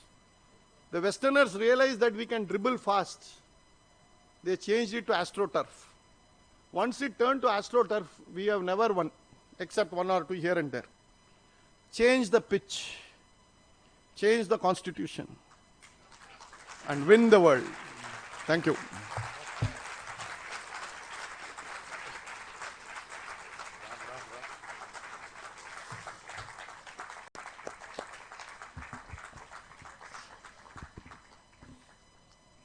My goodness, that was very incisive, forthright, and scathing attack on the follies which we have heaped upon ourselves. So we have no one to blame. I wonder when we go to the temple now, after listening to him, we'll start doing this, I think. Because he thoroughly bamboozled us and made us believe that everything has a root in Christianity. I looked at Babji when he said, Rishi Moolam, Nadi Moolam all lead to Vatican. He said, but that quiet boy is quite a boy. He also feels exactly like you, the true soldier of Guruji. Whenever a dignitary comes, like we had the governor here, or when the president comes, the program begins with the national anthem and ends with the national anthem. MRV's speech was very similar to that. It began with one phrase and it ended up with one phrase: rewrite the Constitution, isn't it? That that was how remarkable it was, because you cannot look for solutions in any other forum or in any other way except rewriting our Constitution in an Indian manner, Bharatiya manner. Okay. I'm here. Habit, man. God. And what a beautiful way to begin. In a positive note only, I'm saying he used two bad words first: socialism and secularism. I don't think any other country uses the word secularism like we do. The dictionary says secular means irreligious, non-sacred. This Guruji pointed out this to Sri P.V. Narasimha Rao. What exactly is the meaning of secular? Irreligious, non-sacred. Don't think that it is non-alignment to a particular religion. It's not so. But we have a fancy for using bad words, and we have another fancy for using borrowed words, as if nothing exists. He said dharma. How can you translate dharma or nyaya into English? Guruji used to say dharma can be briefly explained as attitude towards a person or a thing or a situation. Appropriateness in thought, action and attitude. Yes, appropriateness in thought, action and attitude towards a thing or a person or a situation. That was his definition of dharma. I would say explanation of dharma, because he said dharma cannot be defined. It has to be, dharma can be understood only by practicing dharma, not by reading about dharma. I said, okay. So that's the thing. So another interesting point he made was the loot after 1947. You can conveniently forget the loot that the Britishers took from here, which the one single Bengal loot could fund their industrial revolution. All that our children do not know. But the loot from 1947 is more dangerous because it is continuing. That's Swadeshi loot. It's he says that was Videshi loot. This is Swadeshi loot. We used to say in Tamil, "Vellakaram pona ullur kollakaram vandan." So like that. That reminded me of my father's quote. He said, "A country that was always one has been placed under the necessity of discovering itself as one. That is the toil of integration." What a beautiful statement. A country that was always one has been placed under the necessity of discovering itself as one. That is the toil of integration he was speaking about. And nationalism was a bad word and has become a bad word again in India. See, the pact between Stalin's Russia and Hitler's Germany, he pointed out. And then when that failed, how nationalism was considered a bad word then. Today, nationalism is a bad word. You cannot say, "I love my country." Can you say it openly? If you say, "I love my country, I love India," you are looked upon as a weird creature. If you say Bharat Mata Ki Jai, you are a BJP or a Bajrang Dal or whatever. Like that. You cannot be a simple citizen and love your country and say so. That is the thing. So nationalism has again become a bad word. Another beautiful thing is that their concept is only the poor can be pious. Beautiful. Poor can be pious. Whereas Guruji says, "Make your millions within the framework of dharma," he said. Because that is our concept. Make your millions within the framework of dharma. And then all of us enjoyed when he said, "Pavigale." Even though it sounded almost as if he was addressing us, but Pavigale, he said, Then he pointed out Vivekananda. Sinners, oh sinners, that's how they call. You don't know much. Okay. He reminded us of Swami Vivekananda's statement. Every soul is potentially divine. Someone said that every human being is originally and ultimately divine. Vivekananda corrected him by saying every soul is potentially divine. And then during his time also, he heard this Pavigale business, Vivekananda. That made him roar like a lion and said, shake up the delusion that you are all sheep.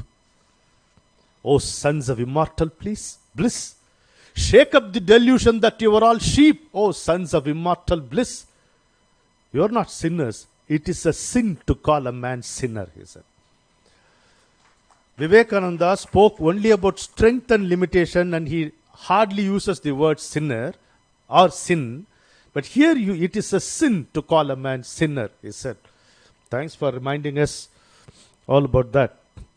Then fundamental rights have to be rechristened as fundamental duties. Very, very good. That the self-correcting mechanism, whenever we asked Guruji, I have observed, sir, you never suggest any corrections. And I said, what's the use? Number one, you are not going to listen, or you will stop coming to me. The thing is, I believe in self-discipline. You must feel the necessity for the need to correction. Then only marpu ravalante marpu korukovali annar in Telugu, he said. Otherwise, nenu cheppi adu raadu annar. That is how it is. So, and finally, Jambavan. We need a Jambavan to remind us of our potential, of what really we are. We are neither sinners nor hopeless creatures. We are not improvements over apes. We are descendants of Maharishis. Let us remember that. So we have every right to partake in the tapas which they have left behind. What did they did? They did tapas all through their life, and when they left tapas behind. This is what Master pointed out to us. Vasishta's tapas is in Assam. He said, Gauhati, it is there in Gauhati. Let us go there and tap it, he said. Krishna's tapas is in Badrinath, he said. If you go with that attitude and with that belief and stay there for 48 minutes, you cannot escape moksha. Sachinattu mosham tappadu. What assurance he has given. Truly we are, MRV, you are a dear friend to me, but I have to say this. We are honored by your presence and your presentation. This is what is required. And the Jambavan that you referred to was our Guruji. So he always reminded, has he called any one of us as something lowly, a low creature? Did he ever permit us to feel down in his presence? You might have gone to him with 100 questions. Have you ever felt low in his presence? He is the tallest personality whom we have ever met in our life. But did he ever make you feel low? That is what greatness is all about. Jambavan was our Guruji, isn't it? So he continues to be present from Jageshwar to Chennai. So with these few words, I know it's not few. I request Raju Garu to kindly felicitate MRV. Like from rewrite the constitution to rewrite the constitution, he will come from airport, getting back to airport now.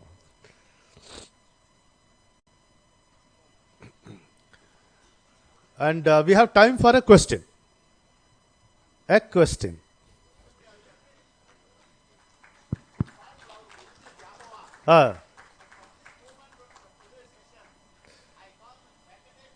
Venkatesh Jambavan, yes. yes. That's a. Again, if had it been somebody else, they would say it was a clarion call.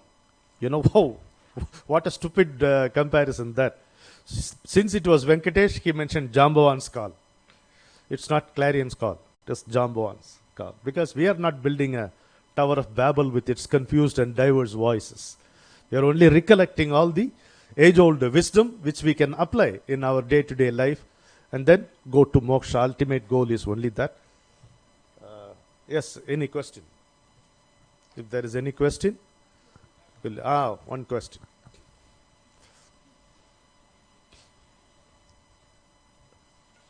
Let there be one question and let it be a question. Simple. It's a very simple question. Yes. The question is, have you tried to create a one-page constitution as a model constitution, just a one-pager, to kickstart the effort? In fact, there is a wonderful Gandhiji's constitution drafted by one Agarwal, for which Gandhiji himself has written a foreword. Likewise, there are several models. Now, the issue is, as I said, the Constitution Assembly was not representative of the people. We have to have a Constituent Assembly which reflects the will of the people. Now, I can produce a draft, I can create one. I am already writing a book on this particular subject. So we can do it. It's not a difficult thing. But I consider myself less of a Bharatiya in the traditional sense. I want scholars who would come together, give the best of advice. Doesn't mean that we have to take everything from our past, but at the same time we have to be contemporary. I also look at the Western world also. Rig Vedas begins by saying, let the noble thoughts flow from all sides. And this is what the Constituent Assembly says. The only thing, it doesn't allow wind to flow from the inside.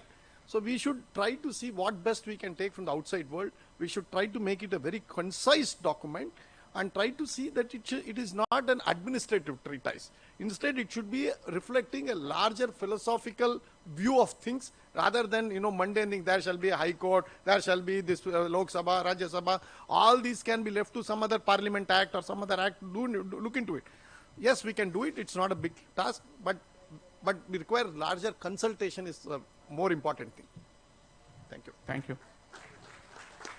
Thank you, ladies and gentlemen. Sri MRV, please join us for lunch. We break for lunch now and come back at 1:45 p.m. You will, I know.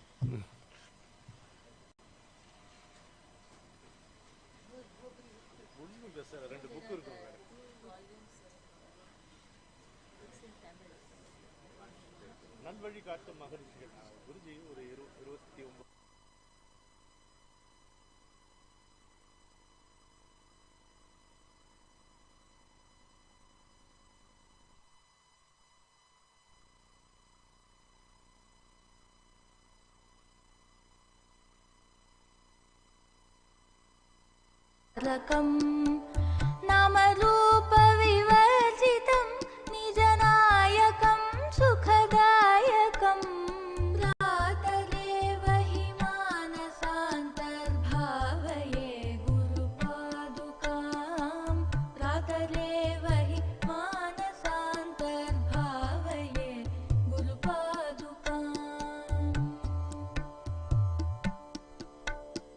तप्तकाञ्चन दीप्यमानमहाणुमातृकरूपकम् चन्द्रकान्तकतारकैरवमुज्ज्वलं परमास्पदम् नीलनीरदमध्यमस्थितविद्युदादिविभासितम् प्रातरेव हि मानसान्तर्भावये गुरुपादुकां प्रातरेव हि मानसान्तर्भावये गुरुपादुकाम्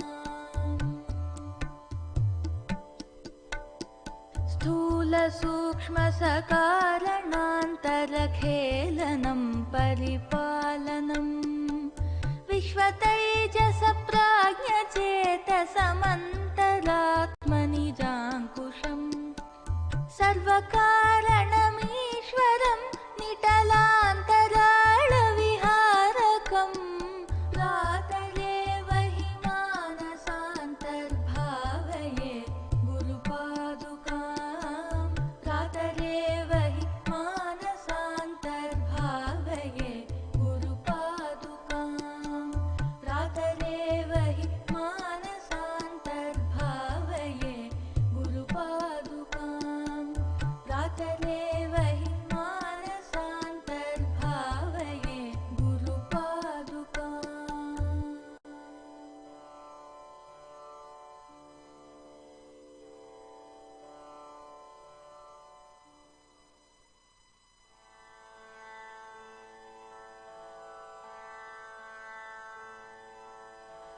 जगदेकरक्षं जगदेकबन्धुं शिवस्वरूपं शिवावतारम् इन्द्रादिवन्द्यं मुमुक्षुकल्पं गोरक्षनाथं शिरसा नमामि गोरक्षनाथं शिरसा नमामि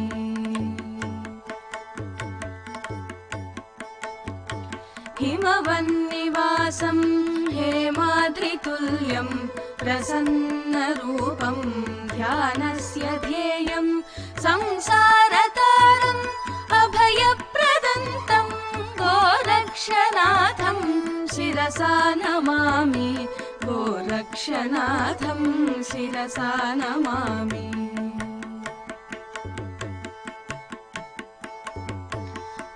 योगीश्वरेशं योगावतारं निर्वाणदातं मोक्षस्य मार्गं सङ्कल्पसिद्धिं मोक्षप्रदन्तं गोरक्षनाथं शिरसा नमामि गोरक्षनाथं शिरसा नमामि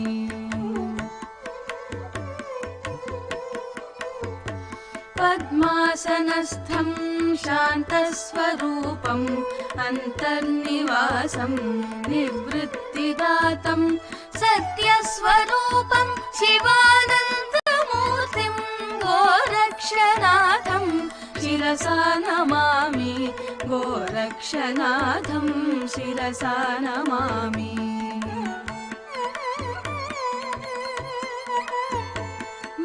मत्स्येन्द्रपुत्रं ज्ञानावतारं सिद्धांस्य साध्यांस्य आराध्यदैवं सन्मार्गदर्शिं मोक्षप्रदन्तं गोरक्षनाथं शिरसा नमामि गोरक्षनाथं शिरसा नमामि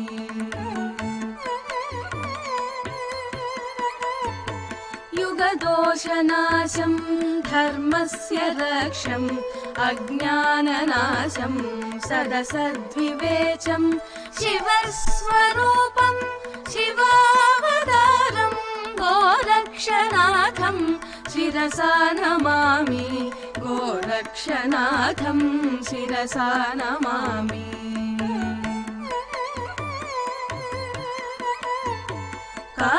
कामादिरोगाणि सर्वान् निरोध्य शान्तिं च दान्तिं च ज्ञानप्रदन्तं शिवस्वरूपं शिवावतारं गोरक्षनाथं शिरसा नमामि गोरक्षनाथं शिरसा नमामि गोरक्षनाथं शिरसा नमामि गोरक्षनाथं शिरसा नमामि गोरक्षनाथं शिरसा नमामि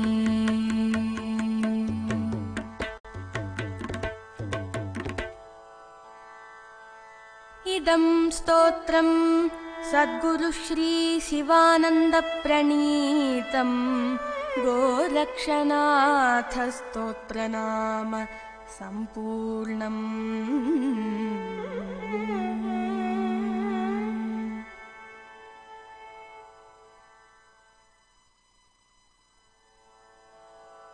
चाम्पेय गौरार्थ शरीरकायै कर्पूर गौरार्थ शरीरकाय धम्मिल्लकायै च जटाधराय नमः शिवायै च नमः शिवाय नमः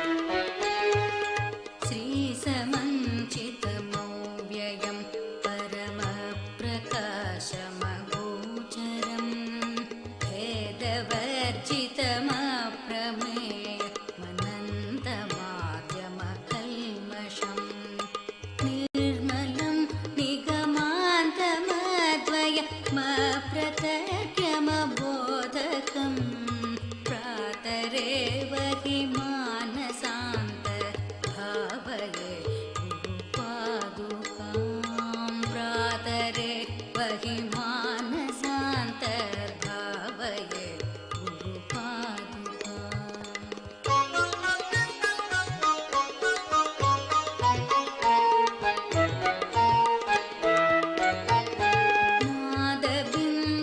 नादबिन्दुकलात्मकं दशनादभेदविनोदकं मन्त्रराज विराजितं निजमण्डलान्तर्भासितं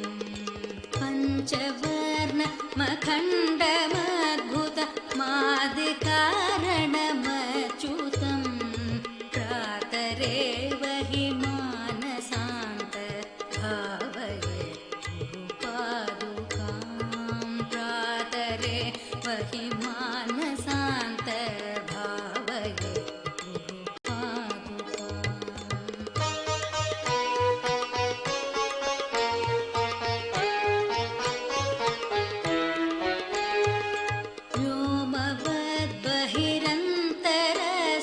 व्योमवद्बहिरन्तरस्थितमक्षरम् अखिलात्मकं केवलं परिशुद्धमेकमजन्महि प्रतिरूपकं ब्रह्मतत्त्वविनिश्चयं निरतानुमोक्षसुबोधकं प्रातरेव हि मानसान्तर्भावये गुरुपादुकां प्रातरेव हि मानसान्तर्भावये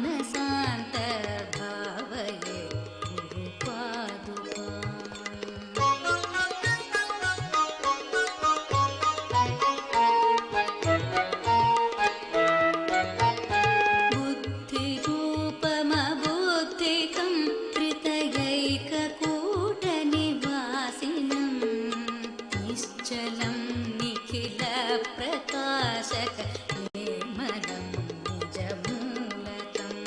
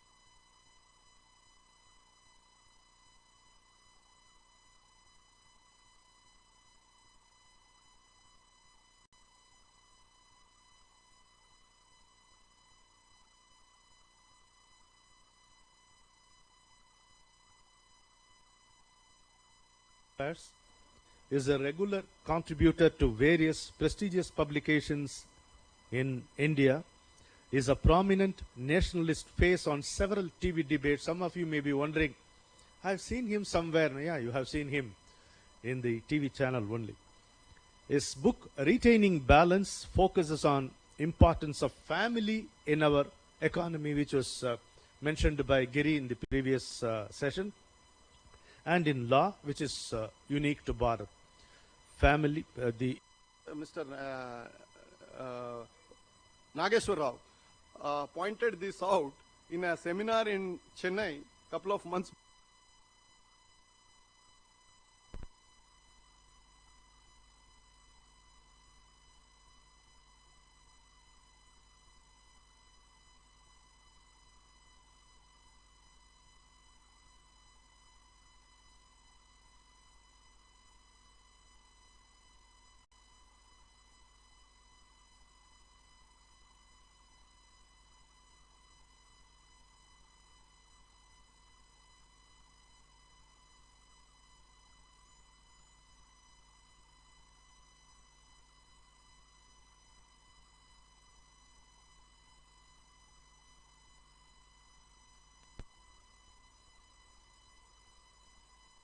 Protestant majority state, Catholics will be around. And that is how denominations came.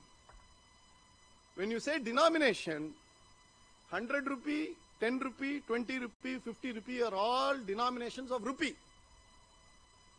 Catholic, Protestant, Seventh-day Adventism, Baptism, all these things are denominations of Christianity.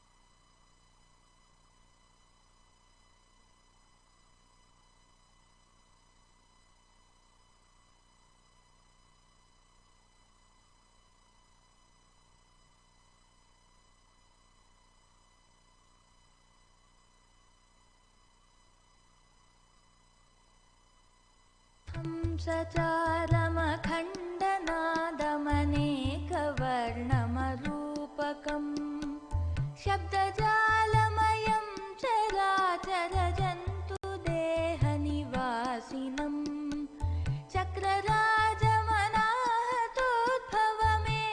चक्रराजमनाहतोद्भवमेकवर्णमतः परम् प्रातरेव हि मानसान्तर्भावये गुरुपादुकाम् प्रातरेव हि मानसान्तर्भावये गुरुपादुकाम्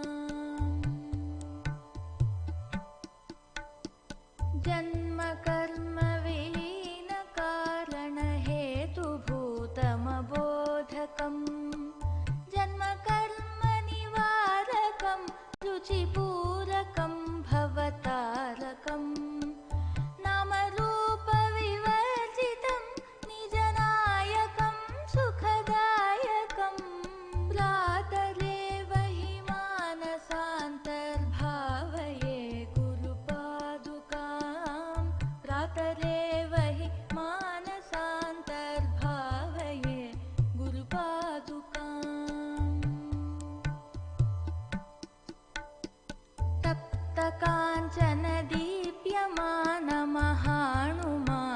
तप्तकाञ्चनदीप्यमानमहाणुमातृकरूपकम् चन्द्रकान्तकतारकैरवमुज्ज्वलं परमास्पदम्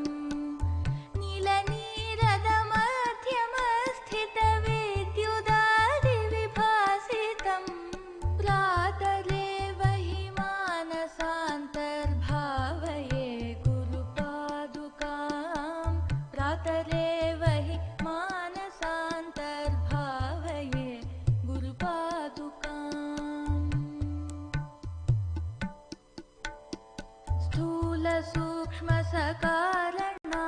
स्थूलसूक्ष्मसकारणान्तरखेलनं परिपालनं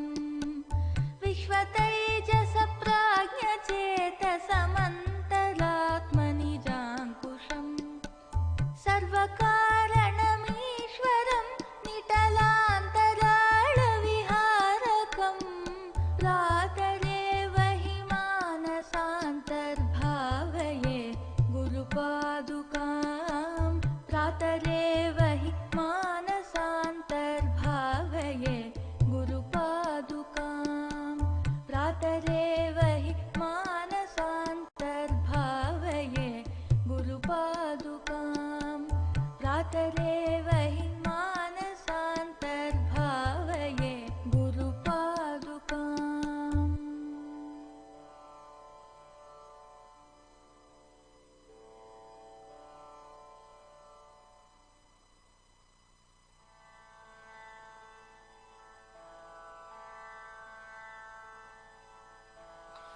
जगदेकरक्षं जगदेकबन्धुं शिवस्वरूपं शिवावतारम् इन्द्रादिवन्द्यं मुमुक्षुकल्पं गोरक्षनाथं शिरसा नमामि गोरक्षनाथं शिरसा नमामि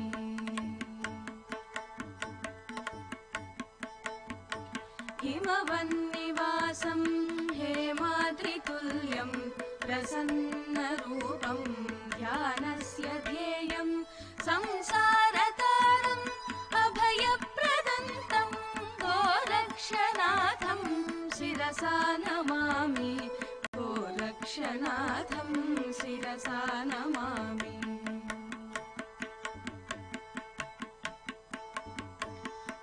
योगीश्वरेशं योगावतारं निर्वाणदातं मोक्षस्य मार्गं सङ्कल्पसिद्धिं मोक्षप्रदन्तं गोरक्षनाथं शिरसा नमामि गोरक्षनाथं शिरसा नमामि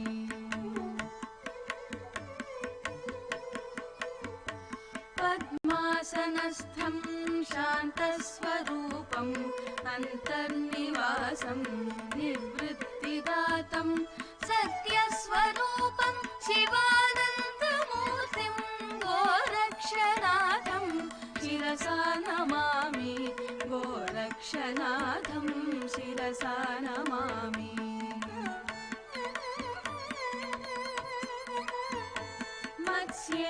पुत्रं ज्ञानावतारं सिद्धांस्य साध्यांस्य आराध्य दैवं सन्मार्गदर्शिं मोक्षप्रदन्तं गोरक्षनाथं शिरसा नमामि गोरक्षनाथं शिरसा नमामि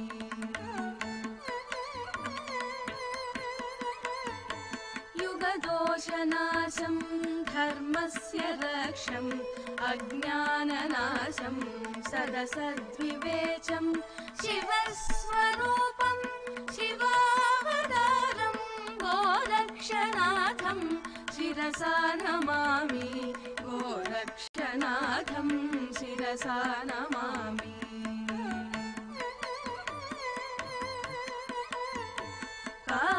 कामादिरोगाणि सर्वान् निरोध्य शान्तिं च दान्तिं च ज्ञानप्रदन्तं शिवस्वरूपं शिवावतारं गोरक्षनाथं शिरसा नमामि गोरक्षनाथं शिरसा नमामि गोरक्षनाथं शिरसा नमामि गोरक्षनाथं शिरसा नमामि गोरक्षनाथं शिरसा नमामि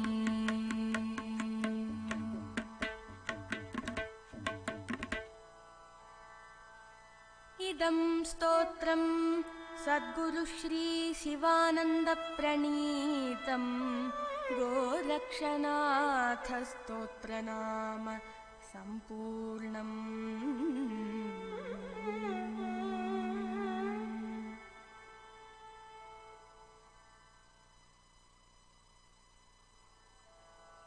चापेय गौरार्थ शरीरगायै कर्पूर गौरार्थ शरीरगाय धम्मिल्लकायै च जटाधराय नमः शिवायै च नमः शिवाय नमः शिवायै च नमः शिवाय नमः शिवायै च नमः शिवाय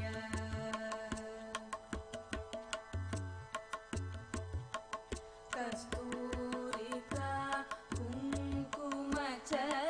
कुङ्कुमचर्चितायै चितारज पुण्यविचर्चिताय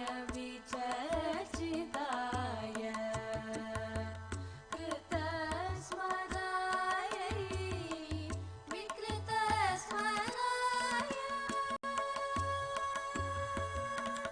नमः शिवायै च नमः शिवाय नमः शिवायै च नमः शिवाय नमः शिवायै च नमः शिवाय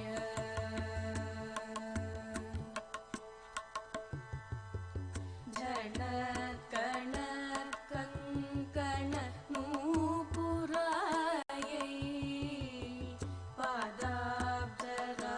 पादाब्जराजफणि नूपुराय हेमाङ्गदायै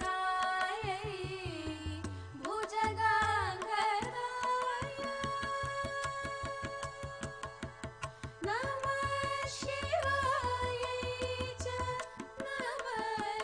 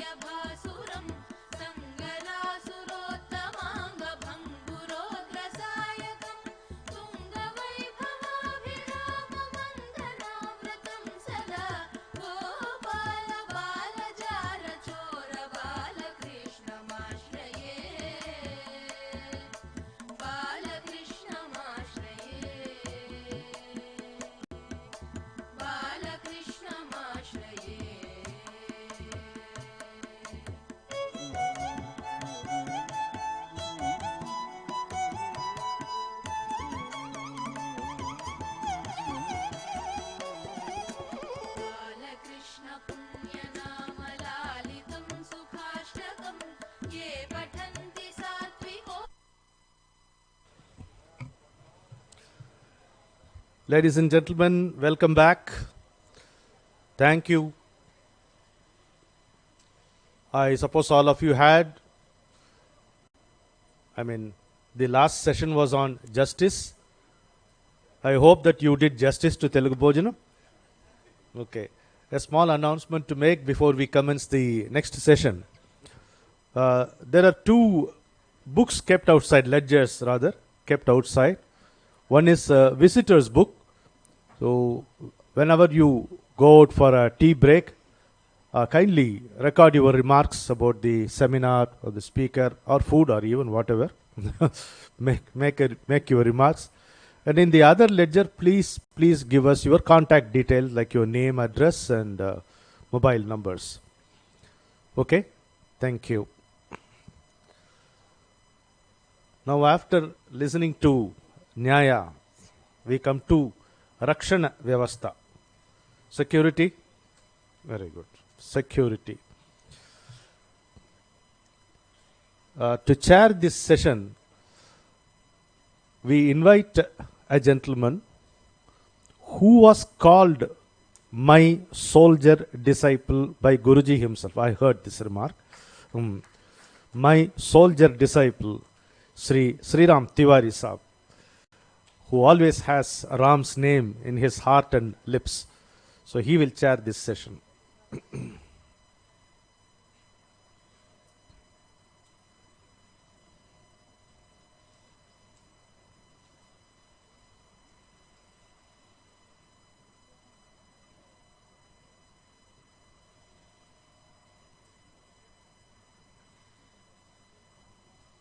Welcome, Tiwari Saab.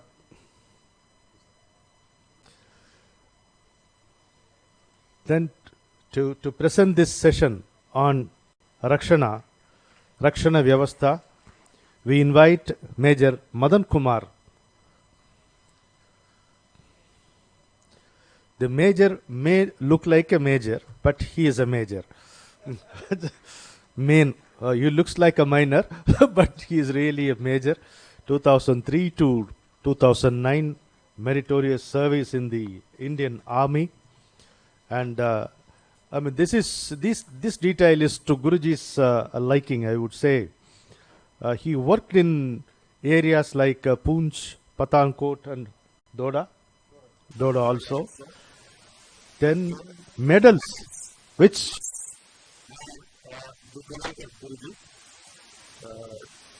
maybe a few may remember we had a Summit to Matis program we conducted years ago. Jyotismati is there, you must be remembering it. So Lord, we invited the veterans who served our nation in the army. Would you sat through the entire session? I think it ran for 4 hours or so. With sounds and that was ours. He was so happy, bubbling with happiness when he saw the heroes or the families of the heroes. That was the case. So the medals.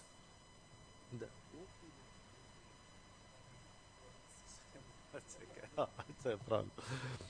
Operation Ratchak medal, Sainya Seva medal. Another thing Guruji would always enjoy, because when we went to Ladakh, he took a few of us to Ladakh. There he took us to, I think, Kardungla Pass, 18,348 feet, which was the highest motorable road on earth. I said, you know the beauty of this place? Yes. What, sir? No. One can die of sunstroke and a frostbite at the same time. That was the special atmosphere we had. So there was nothing to choose. Okay. So there he described the acclimatization process of the soldiers. Every week, 2,000 feet. You may wonder why. First, even a tourist is advised to take rest for 36 hours before stepping out. So, because what he described it as a rarefied atmosphere where the air is thin. Okay. And these soldiers have to carry between 35 and 55 kgs all put together. And the 2,000 feet, 1 week it will take for them. And Major Madan Kumar has obtained a medal which is called High altitude medal, high altitude medal. Then commendation card and Rashtriya Rifle Service. So he is decorated with a lot of medals. You joined the army when you were 12 or 13? He looks so young, unbelievably young. And he is from XLRI, Jamshedpur, and he took his BTech in textile technology from Madras University. His military leadership training was in OTA, Chennai, Butt Road. We call it Butt Road. Then professional certificates SL1, SL2, GLM level 1 and 2.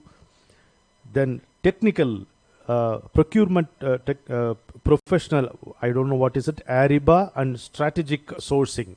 So several things to his credit. I must thank Sivananda Supata Foundation for bringing him to this seminar and make him address all of us on Rakshana. And incidentally, I think he is from Dindikal, which is close to Madurai, where I also lived. I virtually lived in the Meenakshi temple for the 5 years I lived in Madurai. Dindikal is a very pretty place with a rocky hill and a fort and a temple, Abhirami temple on top. Vanga Major, the session is all yours. Before that, we'll begin this with a song. Vama.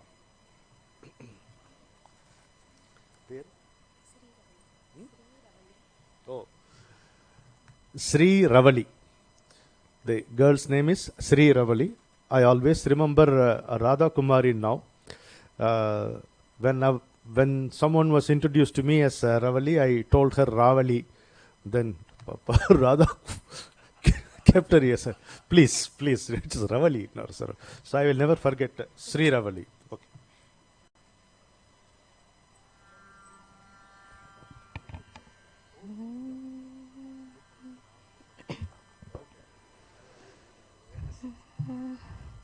Sari sada sadapa pagapada sa ripa magari gari sa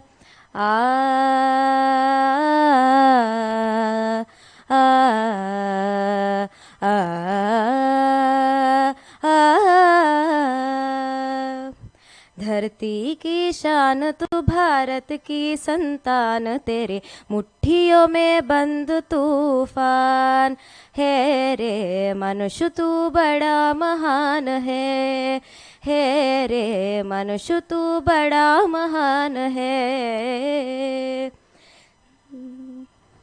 तू जो चाहे पर्वत पहाड़ों को छोड़ दूँ तू जो चाहे नदियों को मुख को भी मोड़ दूँ तू जो चाहे धरती की अंबर से जोड़ दूँ तू जो चाहे धरती के अंबर से जोड़ दूँ अमर तेरे प्राण अमर तेरे प्राण मिला तुझको वरदान तेरे आत्मा में स्वयं भगवान है रे आत्मा में स्वयं भगवान गरी गरी सा पद सरी गरी गरी सा गरी गरी सा पद सरी गरी गरी सा द प ग प गरी गरी सा सरी ग प द प ग प गरी गरी सा नयनों में ज्वाल तेरी गति में भूजाल तेरी छाती में छिपा महाकाल है पृथ्वी की लाल तेरी हिमगिरी शापान तेरी ब्रिकटी में तांडव का ताल है निजको तू जान जरा शक्ति पहचान तेरी वाणी में युग का आह्वान है रे मनुष्य तू बड़ा महान है रे मनुष्य तू बड़ा महान है आ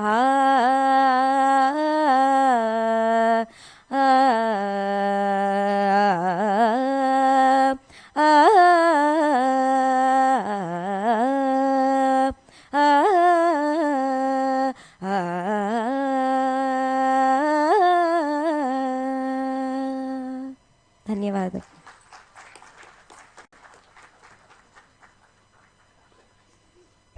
Thank you very much, Sri Ravali. Tappichanda. Sorry. Major, the floor is all yours. The audience is all ears. Come. Thank you, sir. Good afternoon, all. Jai Hind, Jai Bharat. You have put me in a very tough situation, sir.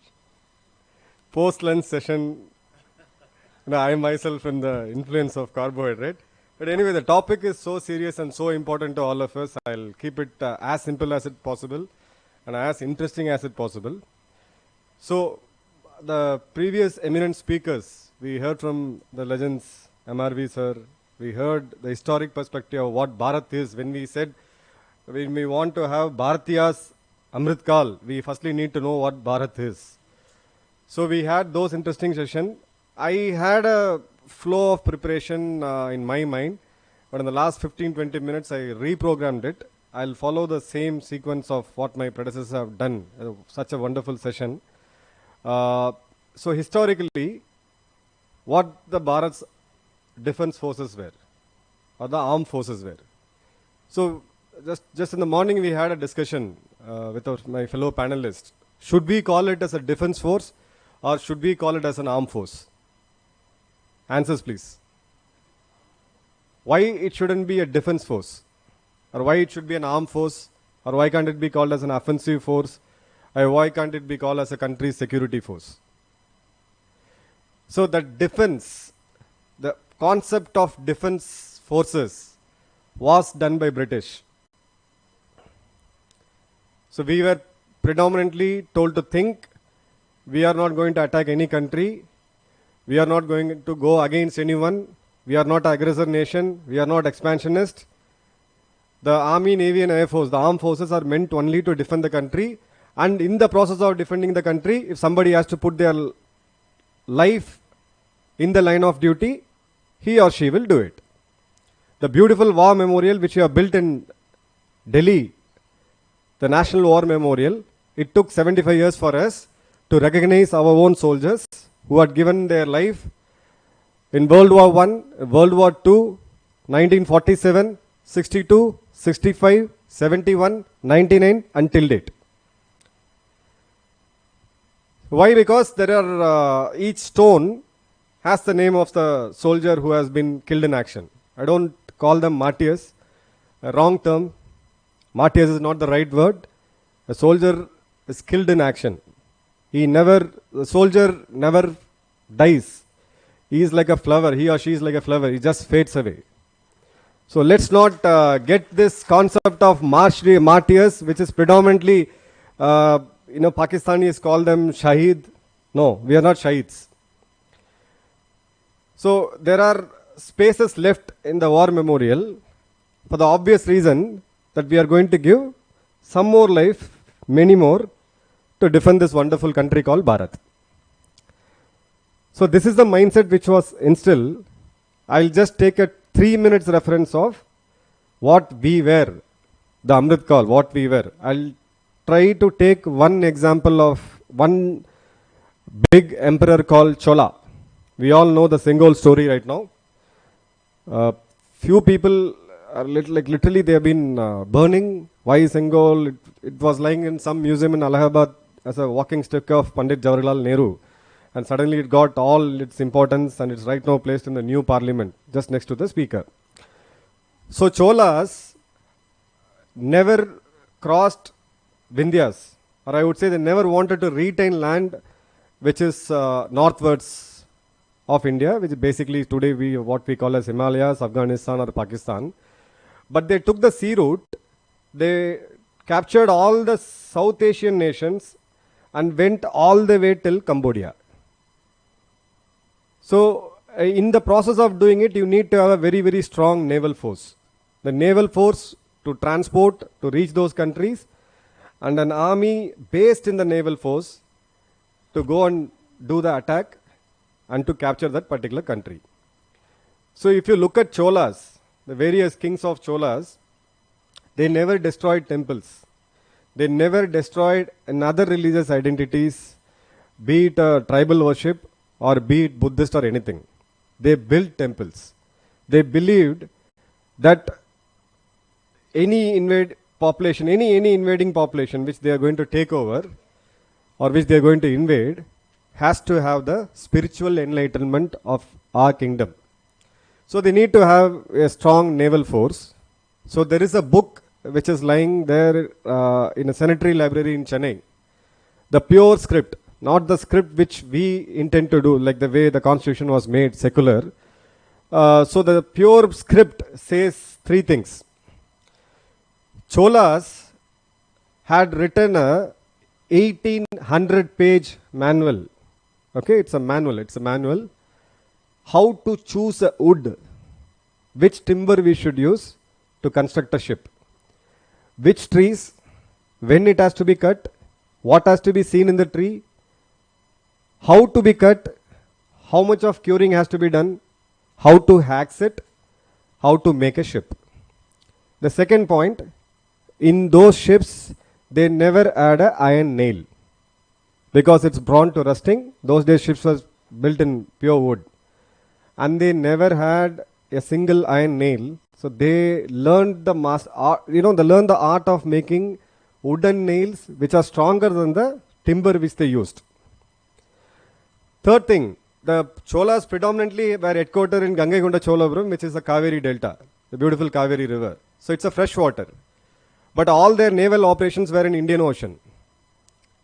So they had this special forces. Today we hear about special forces, marine commandos, so and so. So those days, they identified these people. I'll tell you why they had special forces. So how they did is, they had a measurement, a human anatomy measurement. A male who's this tall, who's this big, it has got a chest expansion of this. Today you see in a military recruitment, they say 80 centimeter is minimum and the expanded chest length is 85 centimeter. So those days, 1300 years before, they had a scale. Recruited those people. Now you need to train them in sea water, which is far away, very far away from Gangaikonda Cholapuram. So what they did, they made a small bank in the river Kaveri. They added salt, made it saline. And then they got these guys do the underwater diving with heavy sledgehammers. Once these were trained, they were today what the world is all speaking about, whoever manages to try to dominate the Indian Ocean region rules the world. Roosevelt has said it, whoever has said it. But those days it was done. Any ship which crosses Indian Ocean has to pay a tax basis the value of the consignment which the ship's carrying. So one east of the side we had China. Another civilization which was thriving that time was Middle East. Every ship from China to Middle East and Middle East to China has to pay taxes to Cholas. And the taxes was based on the consignment. And in return, the ships were given security by Chola's navy. If you don't pay the taxes, the ship is vulnerable to attack by our special forces. So those days we never had this gunpowder and the missiles or the rockets or even the cannons.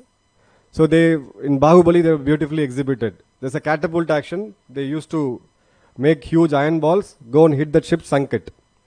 There were 17 Chinese ships which were sunk during that period.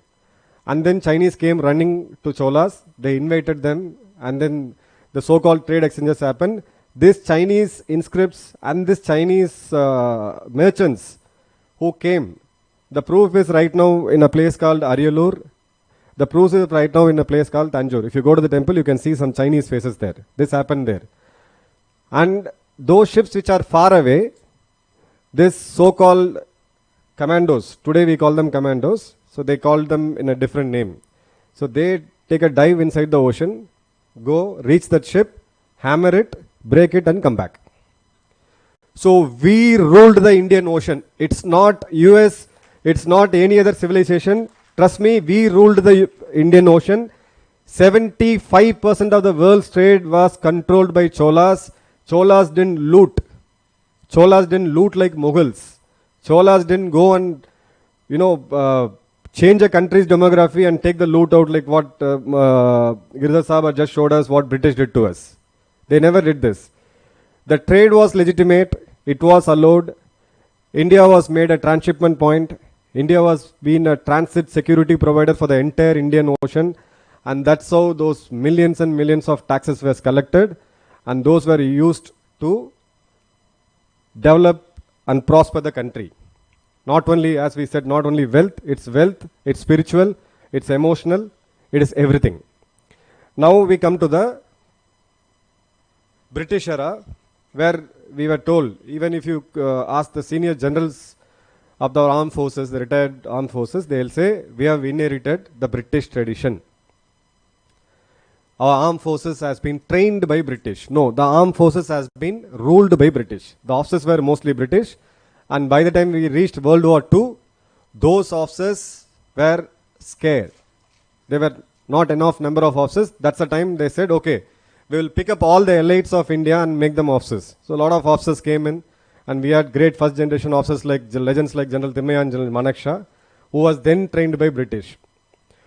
So this entire concept of we inherited the British culture has been put right from the day one you enter the military academy. I am the first generation in my family who went into the army. I was clueless. The day I entered, I didn't know a word of Hindi. Thanks to the politics of Tamil Nadu, I was getting trained in Chennai, but I felt after entering the gate, I am in some part of Africa, Timbuktu, where in my own place I was totally alienated. Terrible, miserable time, initial times I had to set in. But the day one, what we were taught that we had inherited our tradition from British, the regiments were formed as per British, the Jat regiments, the Rajput regiments, the Sikh, Sikhlai. No, we have lot of regiments. No, it was not done. Every kingdom had. The empire of Vijayanagar, we call it the Vijayanagar Samrajyam. You go to the temples down south in Tamil Nadu, there has been classification of regiments. How do those emperors, the great emperors or ancient emperors, recruited soldiers for army? In addition,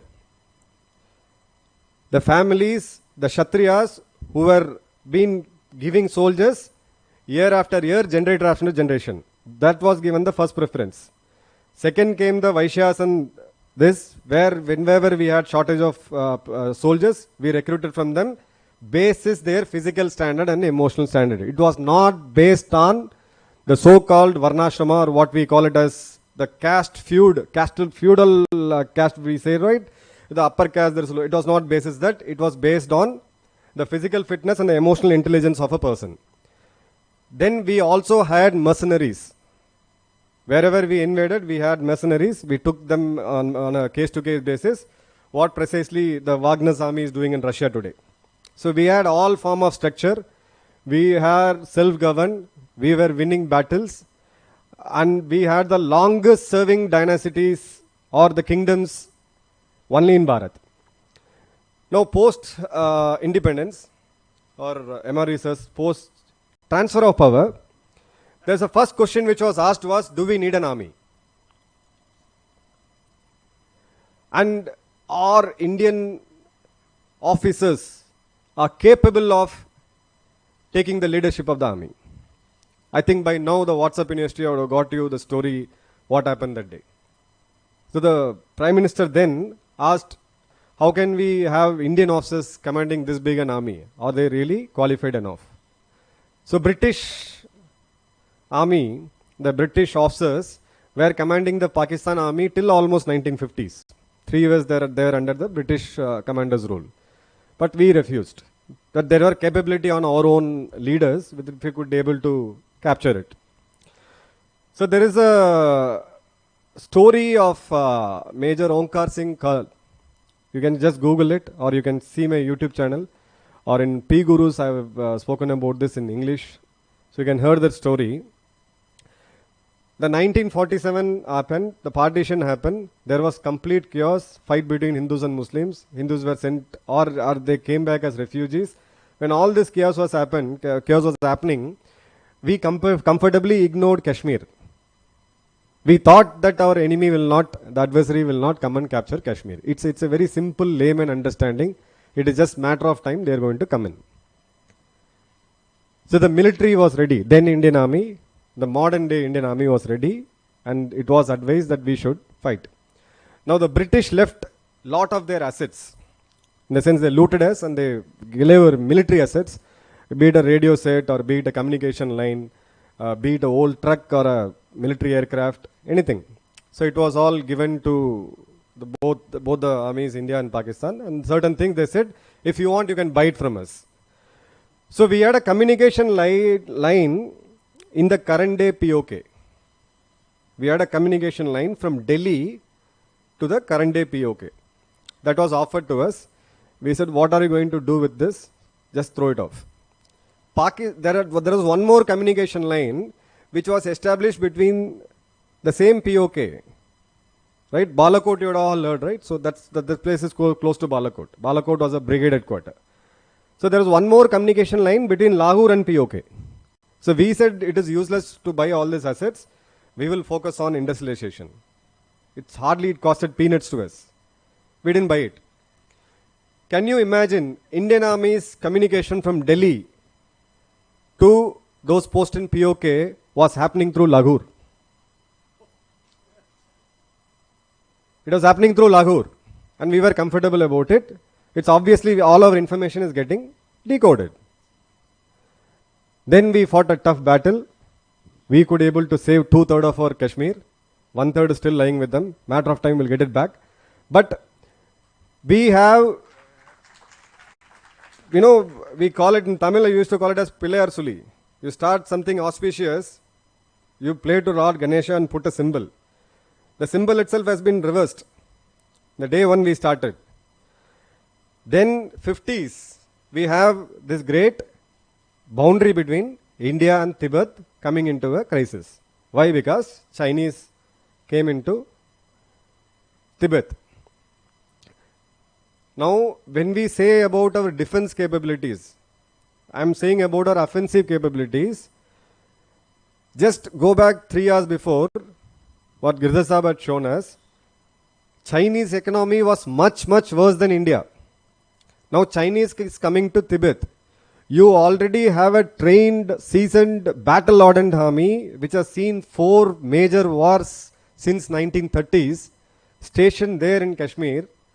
But because of the political indecisiveness, we couldn't send our forces to Tibet, and Tibet was taken over by China in a platter. It was just literally gifted to China in a platter.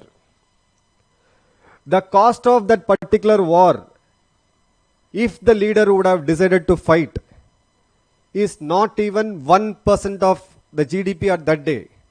The same cost of war, if we decide to fight today, we will have to sacrifice 5 lakh of our soldiers and almost 15 to 20% of our GDP.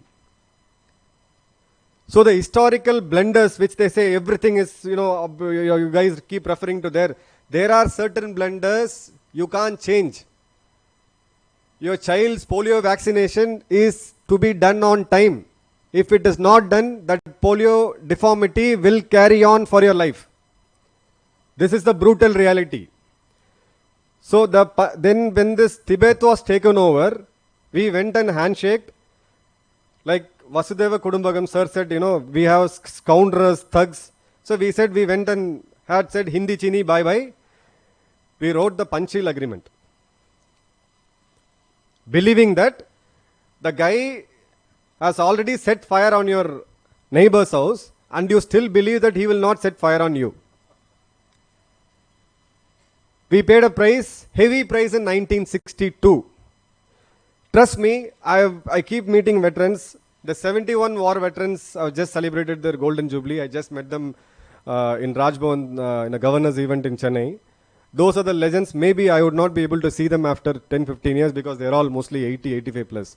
But I happened to meet few 62 war veterans some 5-6 years before. Meritorial service. Sir spoke about those medals. It's nothing. What I earned is nothing. I was just another guy in the forces. The kind of achievements, the kind of sacrifices which they have done. They don't speak about it so proudly.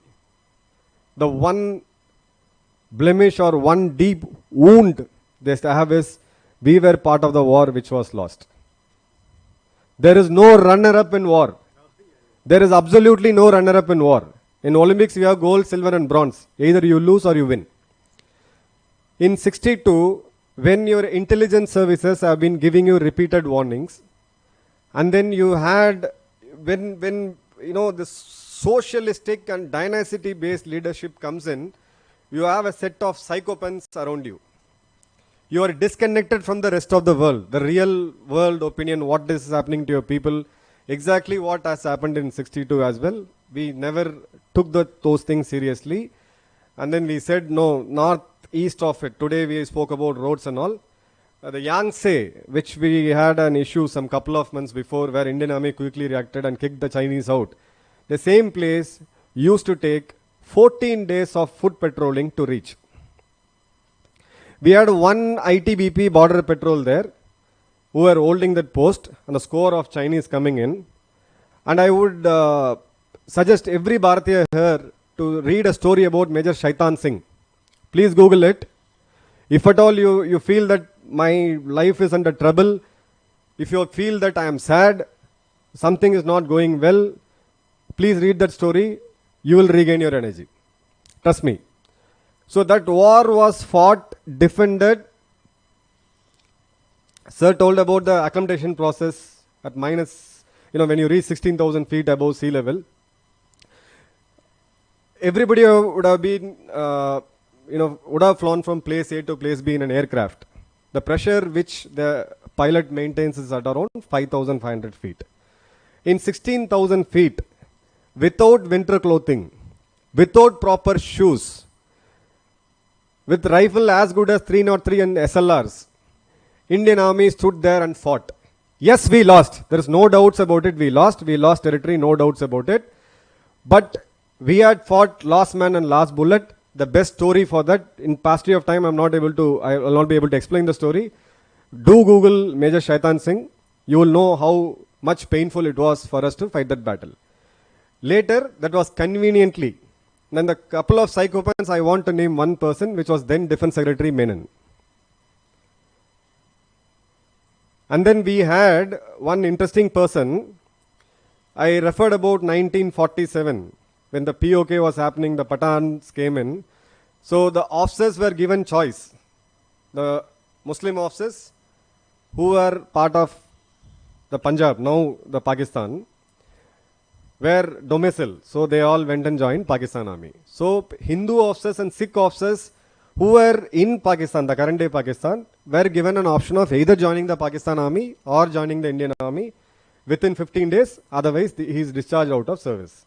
So this particular Sikh officer, Major OS, so he chose to be in Indian Army. But he is actually in a place near POK under a British command officer. Somehow he sensed that this entire Operation Gibraltar is going to happen and Pakistani forces are going to come inside the Kashmir. So he wanted to pass this message to the Indian Army headquarters because he's supposed to report. Everybody was waiting for each other's flight. He was kept under house arrest and he was ordered to be killed by the Pakistan's GHQ, Rawalpindi. So he managed to escape. I'm cutting down the story because of time. He managed to escape. He reached Chandigarh. Your town, sir. So he said, like, this is what the story is. I want to meet the army chief. So they just laughed at him.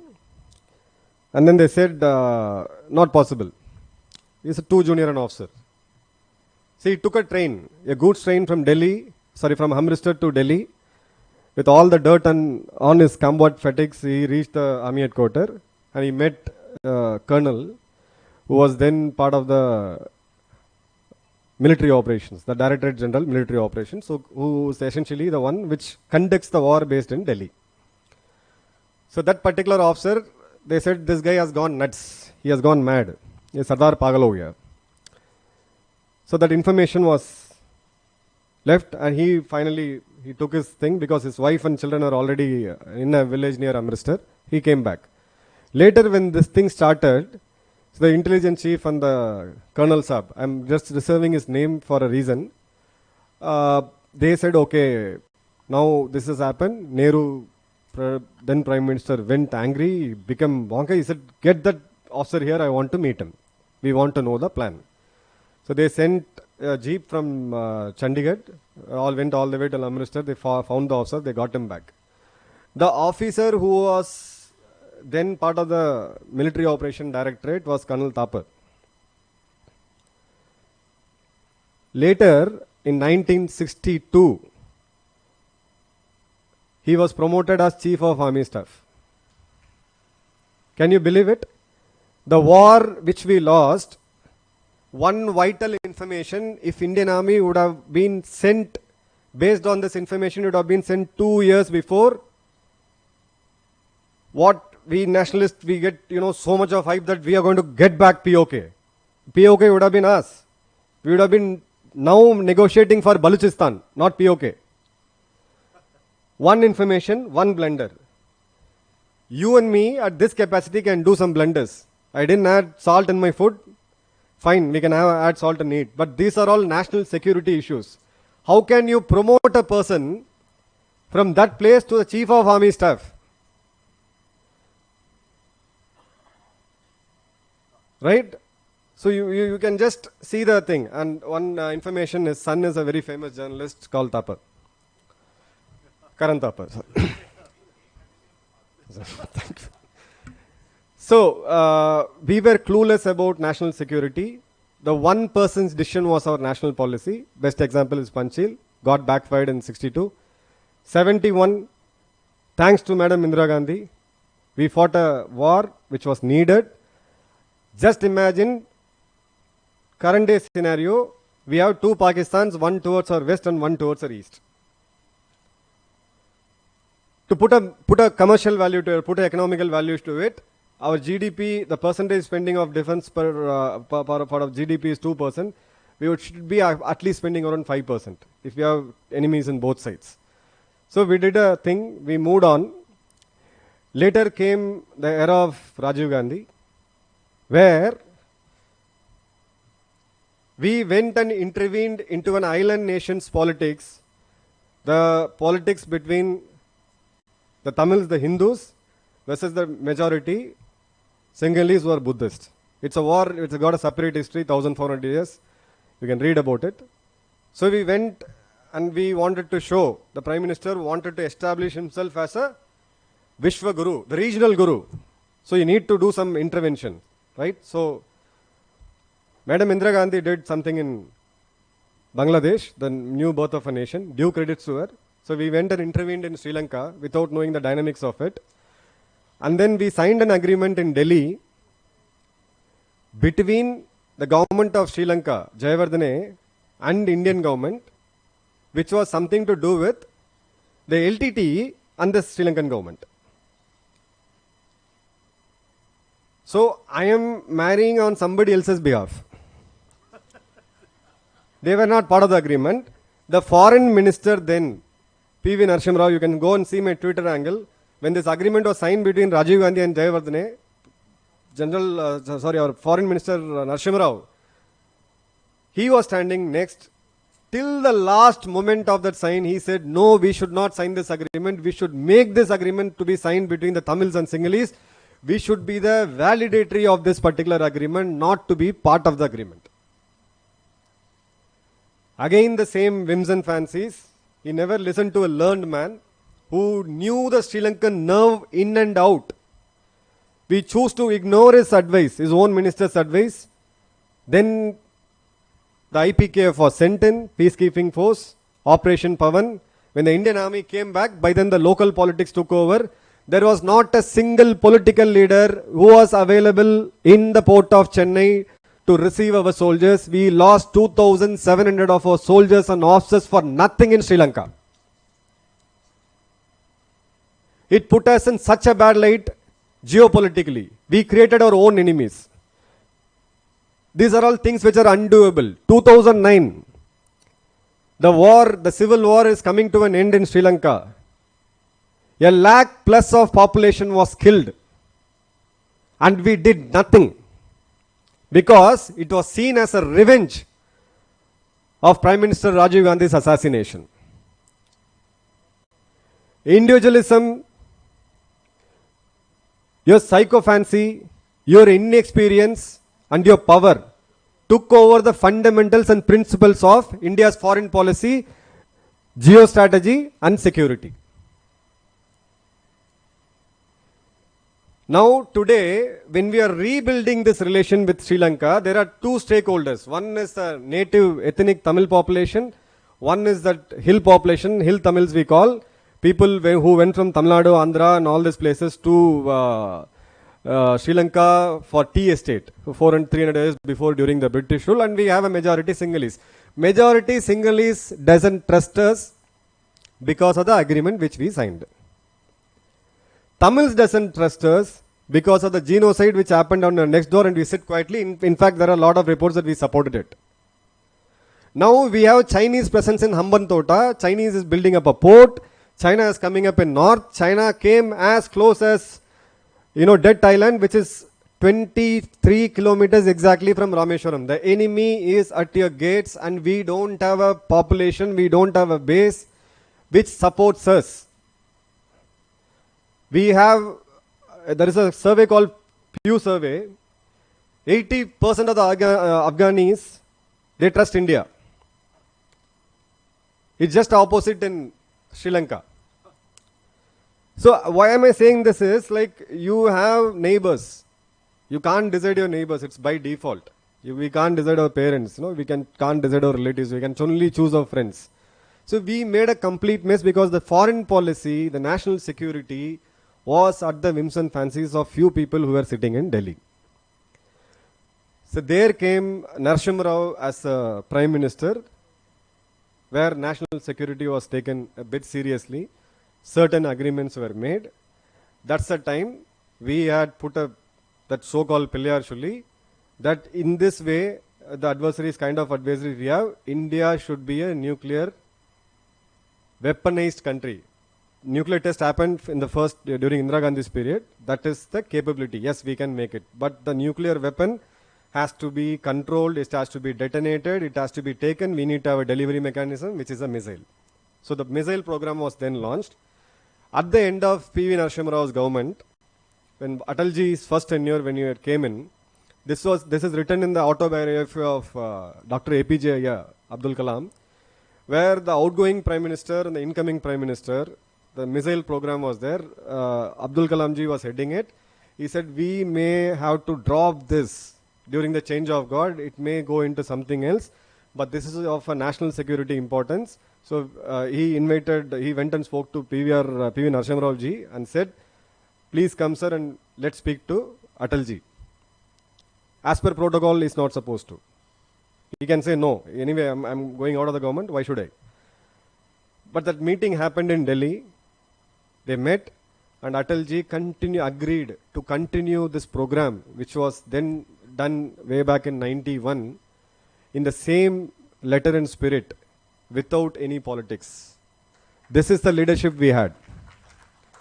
And 98, we proved to the world that we are not only fission capable, we are thermonuclear power. And from there till date, we have got the delivery mechanism in place. We have our Agnis, the long range, as far as 8,000, we can cover half of our Europe. So why am I saying this? There is politics, there is economy, there are religious debates, but the national security is not negotiable. Democrats will come, Republic will come. India-US relation is decided by Congress. It's fixed.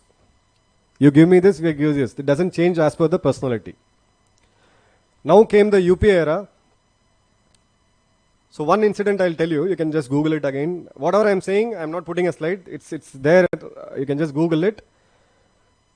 There is an exercise called Malabar, a naval exercise which is conducted in the shores of Kerala, where multiple countries come in. Even this time we had Australia, Japan, France, and a couple of other countries coming in. So we had one such in the multilateral exercise way back in 2012, when A.K. Antony ji was the defense minister. Later, this was dropped and was made bilateral. When this was asked by the media, why haven't we actually are getting multiple nations? He said the left is furious about it. One regional party providing a support can interfere and change a policy decision which is something related to our national security. For God's sake, I pray to God, I'm not about pro-Congress or pro-BJP or anti-Congress or anti-BJP. I pray to God we don't get a coalition government in this country ever, because every Tom, Dick and Harry, everybody, they don't have a clue. I challenge all the regional parties, when you go for vote, ask them what is your national security policy. We'll end up becoming like Ukraine, where they made a comedian a president. And they are paying till date now, and they are going to pay for a couple of more years. Americans will fight this war till the last Ukrainian is alive. Trust me, there is $2 billion which was released yesterday. We shouldn't end up like that. So we saw that in the coalition government. The national security was compromised beyond an extent that we refused to buy the basic fighting weapon of the Indian Army, which is an artillery gun. The Bofors was the last gun we bought way back in 1889. Post that we never bought a gun. Why? Because on the floor of the parliament, just outside the parliament, A.K. Antony ji said, I am not going to buy anything because there is always a complaint of scams and corruption and so. Defense procurement means corruption. Augusta Westland. How many of you know Augusta Westland? There's a tender which was floated for VVAPs. It typically has 2 engines. So you say that one engine fails, the other engine gets the chopper landed safely along with the VVAP. In the middle of the tender, we suddenly said we need 3 engines. And the 3 engine has to be like this. That is manufactured by only one company. It's called Augusta Westland. So we had scams after scams after scams. So when sir was speaking about the battle load which a soldier carries, I'll tell you my own example. In 2008, there are certain times when we were deployed in Doda on a counter-terrorism role. There are a lot of times we compromise. The more I carry, the load I carry, the less mobility I have. Either I can run fast with a lesser load or vice versa. Lot of time we throw our bulletproof helmets. We throw our bulletproof vests because the chance of contact with a terrorist is less than 1 million, 1 in a million. I can't compromise my speed just for the load I have. We have lost people. We have lost lives, trust me. It's not that the soldier is getting emotional. It is because that's our duty. And we need to compromise on certain things. A 7 kg bulletproof jacket and helmet, imagine yourself putting a load of that, 16,000 feet with a battle load of 20-25 kgs, walk in the jungle for 12 hours, humanly impossible even for a well-trained soldier. So it took 15 years to come to a conclusion. Yes, we are capable of producing this bulletproof jacket in a company in Chennai with a load of less than 3 kg, and we can export it to the other armies as well. So defense was like comfortable. Everybody was happy to be in defense ministry, especially in procurement, because it's all money. And RTA doesn't work. Boss, this is confidential. This is about national security. You're a common man. You're not need to suppose know this. It was comfortable. We were importing 98%. We were exporting 2%. Can you imagine things like as simple as shoes in a high altitude we are not able to manufacture? Kanpur make it? Yeah, today we are making it. SIG rifles. Rifle is just a simple thing. There are terrorist organizations who make their own rifles. We couldn't make our own rifles. It's not that we cannot make. We didn't have the will to make, because the moment you start making here, the money goes off. The avenue for the corruption reduces. Where did we put this? In national security. Corruption in a municipality, corruption in banks, corruption here, fine. But will you corrupt, or will you say that I am going to buy a CCTV which is the cheapest and I'll take some money, I'll put it. The ultimate purpose of the CCTV is lost. If you want to put a fire extinguisher to protect your home, you should always go for the highest bidder, not to the lowest bidder, because it's a matter of security. Right? So we compromise that. The heights of this is 26/11. 26/11, Mumbai attack. 3 days, our commercial capital was lying on its knees. It was not a terrorist attack, it was a war on India. In any technical terms, I would ask MR sir, intruding in the country without a permission, infiltrating and waging a war against people. In any technical term, is it called a terrorist activity or a war, sir? It's a war. Right? We responded with NSG, we responded with this, n amount of sacrifices done, and then we caught a lonely terrorist, and the next 3 years, what biryani he likes? That bugger became like it became obese. When he landed up in India, he was looking fit. Then we say, no, the justice is going to take a good amount of time. We are a democratic country, our law will take time. The world will see us bad, we are not a banana republic, we are not going to execute him. And the day he was hanged in the Yerwada jail in near Pune, it was shown as if that the government has achieved such a big thing. A convicted terrorist who was caught red-handed. You hang him inside your own jail as per your own law. And that was celebrated. Okay, now in 26/11, when Mumbai was put down to its knees, when the whole country was watching, right? The day after, in the hotel, the then Chief Minister of Maharashtra went in, along with his son, Deshmukh. He's an actor. And there was one more person who was very, very interesting. I don't know what role he had to play in that, Ram Gopal Verma. So the three went inside. Because they wanted to make a movie, realistic movie out of it, the director need to have the feel of the flesh and blood which was lying down there. Why am I saying this is, the government was insensitive to death, the number of terrorist activities which has happened, and we the people were equally insensitive to death. It is the same Maharashtra which voted this government back. The next year, especially Mumbai. Mumbaikars don't go and vote. Each and every decision you make, trust me, this has something to do with the national security. It is not about the soldier and the gun alone. He is the last person to take care, to do his duty. He will do his duty. It is our responsibility to do our own duty if we want to keep this Bharat secure. So we had this wonderful event which is happening. There is a massive attack and something happened. Exactly after a year, then when we spoke about I had by then given my resignation when this Mumbai incident happened. So we took a decision of me and my course-mates. One is a native of Srikakulam, another is a native of Hyderabad. We three were from the same battalion. We said, no, this is a once in a lifetime chance. This time, last time our ancestors went till Lahore. This time we'll go deep as the Northwest Frontier province. We are not going to spare these guys. We were told to be battle ready. We were told to be deployed. We all were ready to go for a war. And the war never happened. Every day I used to, keep on motivating my men, my boys that, we need to do this, we need to do this. Yeah, ultimately you're taking them into death. Right? So we were like, and the war never happened. The war could never happen. So one of the senior most Subedar, who has got 30 years of service, he told me, Saab ye kuch nahi karenge, ab aaram karo.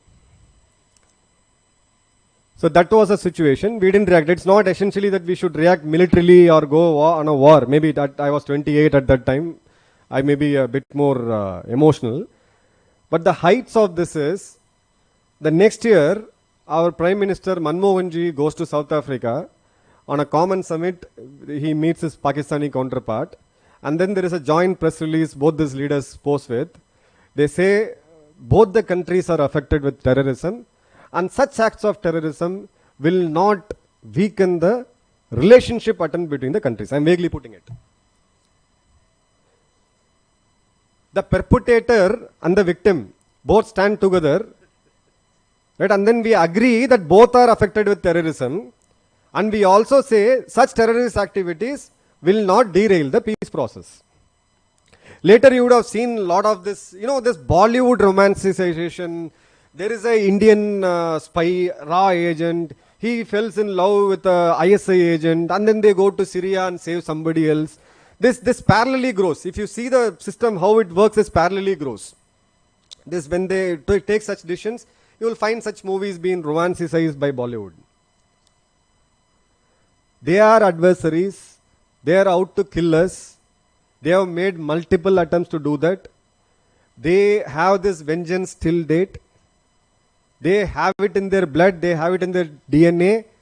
Bharat means a weak, a Brahmin idol. That's how you can check if you have friends in abroad, in this Pakistani friend, ask them for a 5th standard school textbook. That is how Hindus are projected.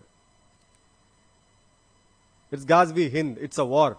Let's be very, very clear. We are not from the same DNA. We would have been, but it is gone. We are not this typical way of addressing them. Sab ek hi hai. No, we all are same. Before 47, we are all bye bye, this, that.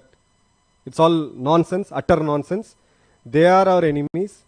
Just because they are weak now, it doesn't mean that the snake is still alive. It is still alive.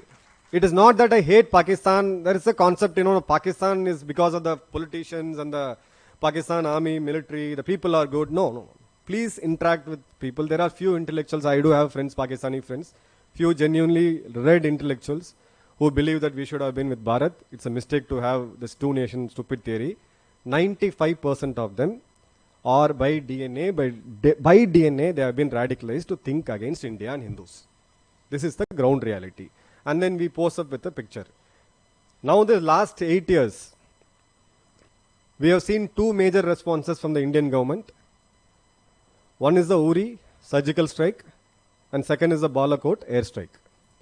Balakot airstrike is a turning point in India, Pakistan. The way India looks at Pakistan is that if you go and attack them, so they do a terrorist activity, a proxy war, cut India 1,000 times, cut India 1,000 times. That's what they do.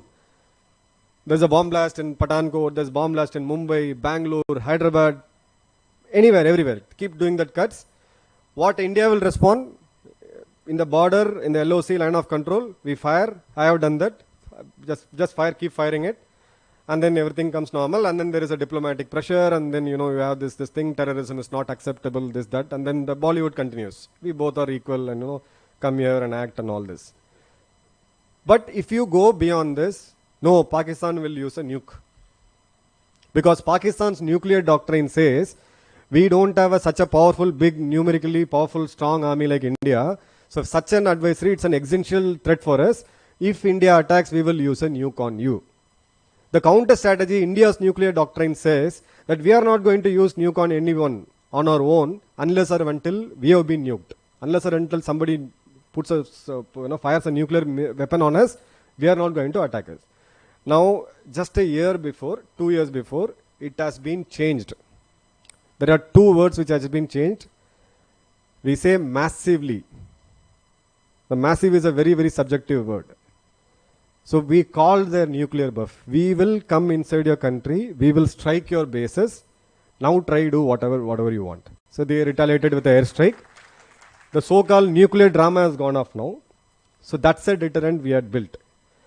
And now beyond that, any such terrorist act of terrorism or induced act of terrorism, we are going to deal you in the very same way. Now let's come to China. I'll sum up with this. 62, we have lost a war, and then everybody knows about the Chinese strategy of the salami slicing. I come 3 steps ahead, and then I go back 2 steps, I retain 1 step, and you go 1 step. Jo mera hai, wo mera hai. Jo tera, wo bhi mera hai. So that's a policy they roughly adopt. Now the question is, what have you done? September 12th, 2012, in the floor of Parliament, A.K. Antony ji gave a speech. They said, Northeast, we have not developed it deliberately. No roads, no communication, nothing. Because if we do that, we will anger China. And if Chinese get anger, we may end up in a war and they will use the same road and come all the way till Assam. It is on TV. You can just Google this particular speech. It is there. You can read that. So we had a national security policy that if I go near my enemy in my own place, the enemy will get angry. So I will not go there.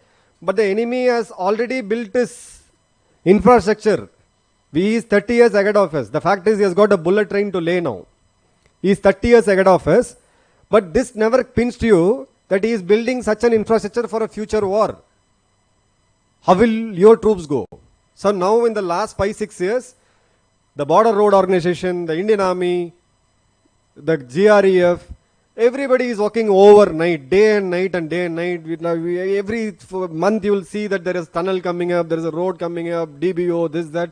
Still our infrastructure is not even 1/4 of what China has built. Let's be realistic. So we have to deal Chinese threat in other means. The Chinese threat in other means is that we should be nuclear capable.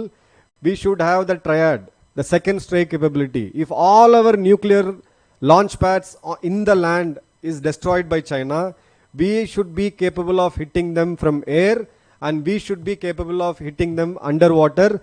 That is what precisely the forces have demonstrated 3-4 months before.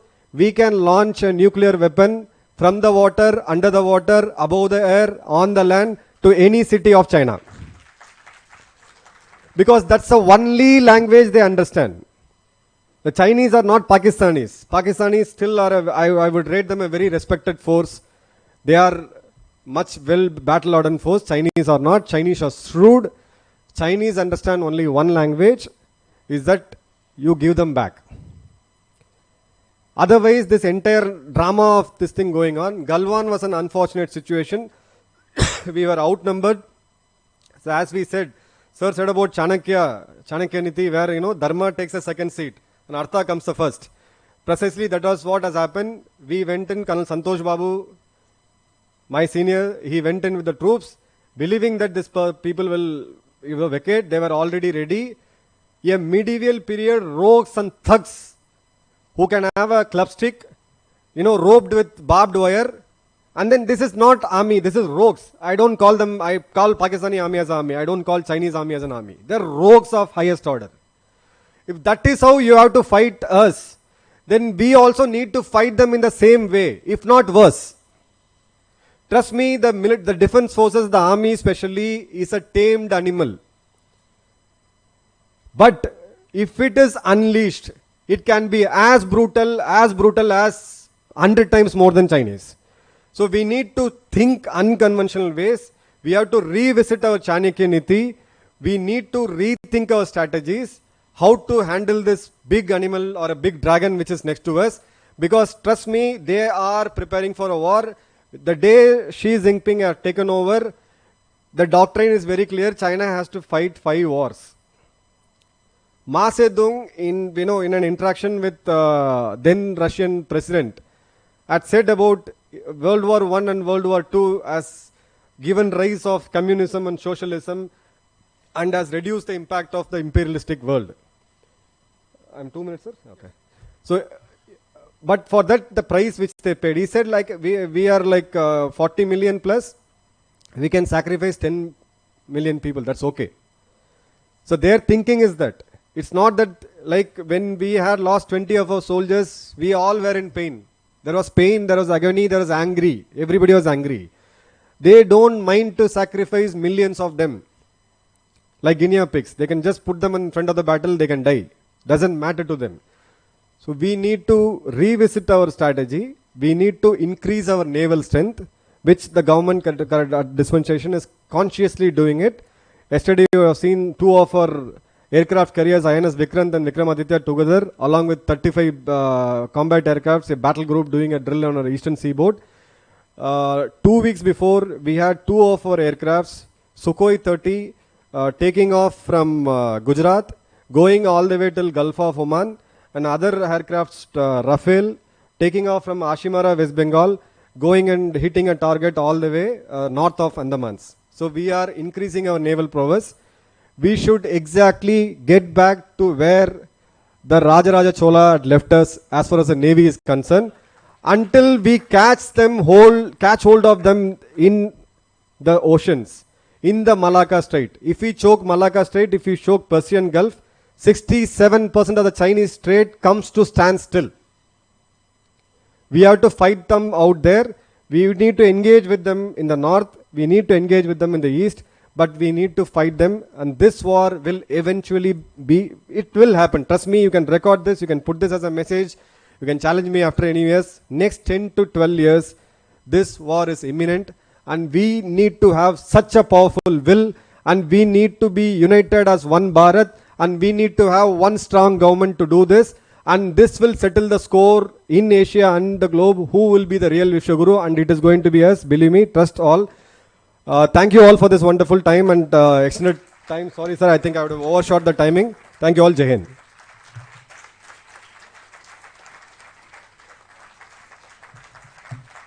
My goodness. It is the voice of the conscience of a soldier. That's all I can say. And I must apologize to you for coming and standing there. Because as I confessed in the morning, I am the villain of the piece. So sometimes I can't help doing it. But it was so thrilling, choking, moving, but ultimately invigorating. Because of late, we have awakened. We are awakened. That's the gist of your message. So what we should have done 30 or 40 or even 50 years ago, we are beginning to do. We are beginning to do now. It is late, but better late than never. At least we have started. So from you, the message of comfort which we get is that from Chola to Chola, you concluded. It's a beautiful garment.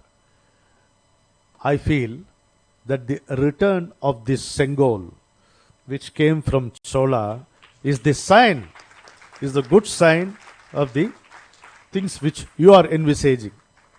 Yes, Guruji himself said, at least a skirmish with China will be inevitable, he said. But he also added something. Do I have Raghyenna's permission to share? Can I share it? He said, what will happen? From Vruddha Jageshwar, we were looking at the Kailash region and the Panchasuli range. So, where is Kailash now? He is asking. He was standing on a rock. And he answered, Kailash is in Tibet, Tibet is in China, and China is in hell. He said. Now, what do you mean they are happy? No, wait.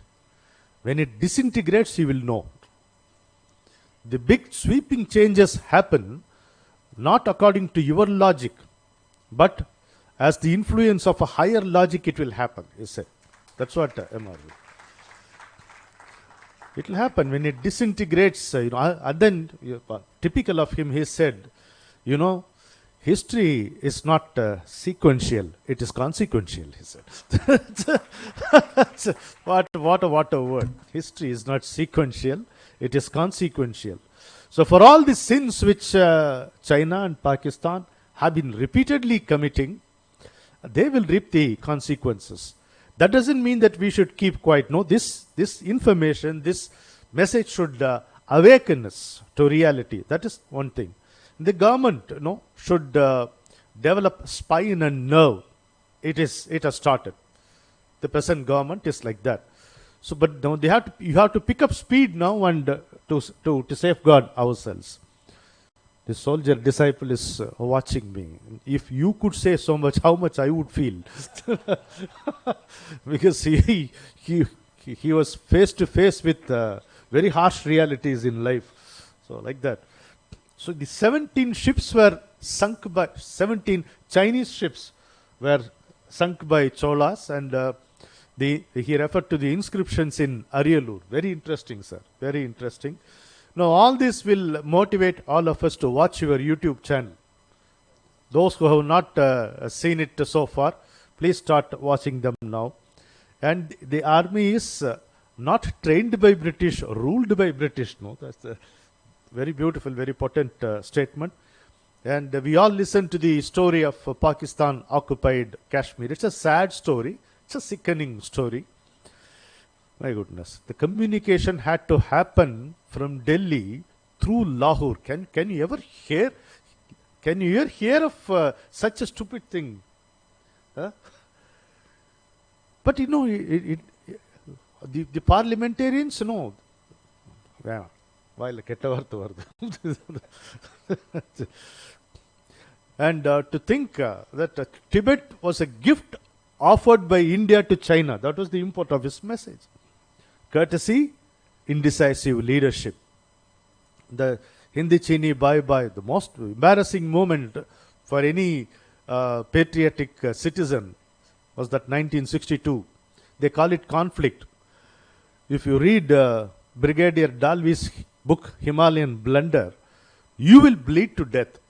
3,000 soldiers, 3,000 Indian soldiers were bayoneted to death. No bullets were used. Swarms after swarms of Chinese soldiers walked in. 3,000 Indian soldiers were simply killed by bayonet, the knife in the bayonet of a rifle, without anything, without a shot being fired. Have you come across any such story in any battle, anywhere in history? It doesn't stir any emotion in us. Are we dead? No, we are less. See, Vivekananda says, they live who live for others. All the rest are more dead than alive. More dead. We are more dead if we are insensitive. He said insensitivity to death.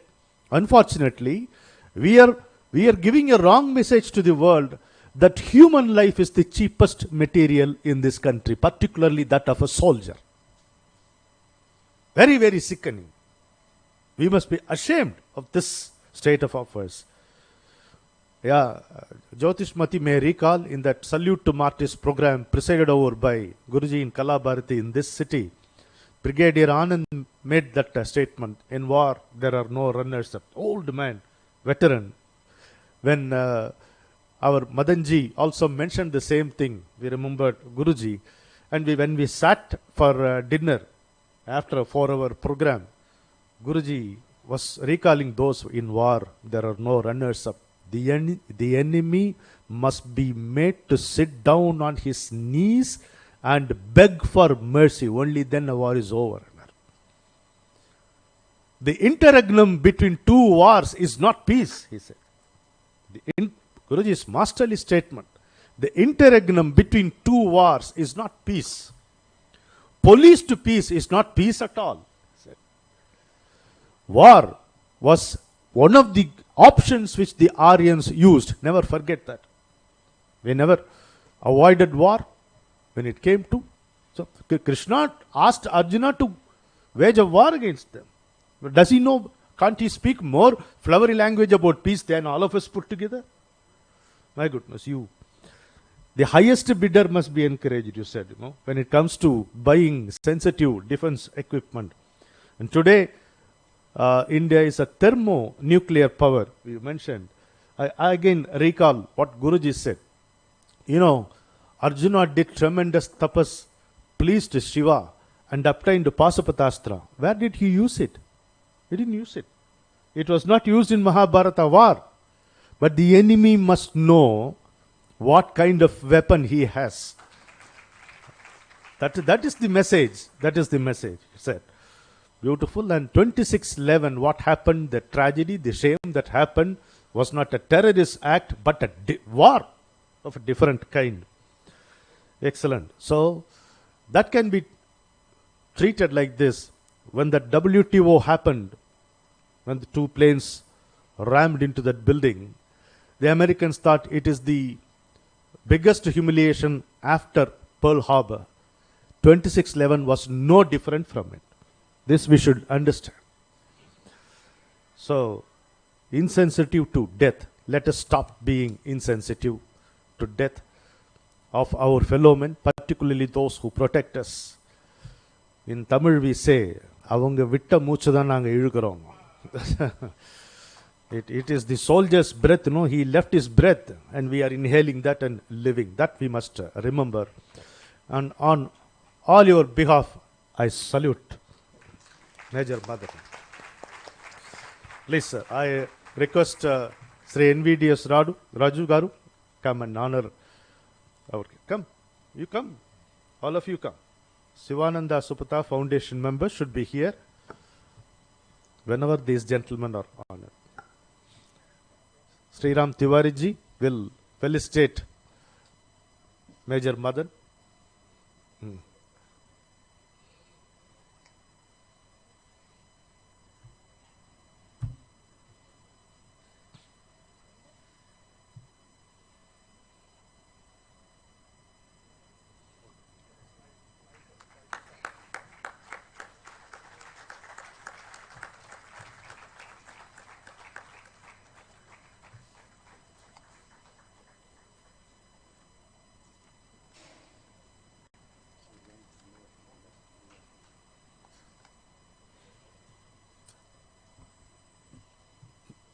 Madanji, there is Dr. Balamurali Krishna. For his sake, I am saying that from now onwards, we will call Madan as Madurai Veeran because he is from that region. Thank you. Yes, all of us. Yeah. The boss has ordained that we must take a 15-minute break for a cup of tea, and then we come back for the rest of the sessions. Thank you.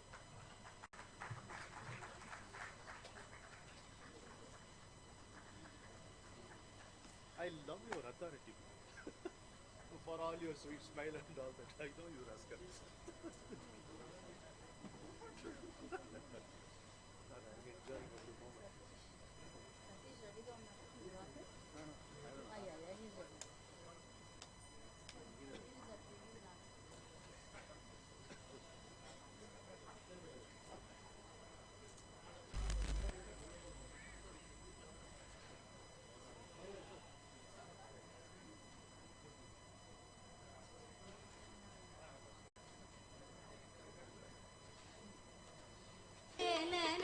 निज शुद्ध संयमि गोचरं प्रातरेव हि मानसान्तर्भावये पादुकां प्रातरेव हि मानसान्तर्भावये पादुकाम्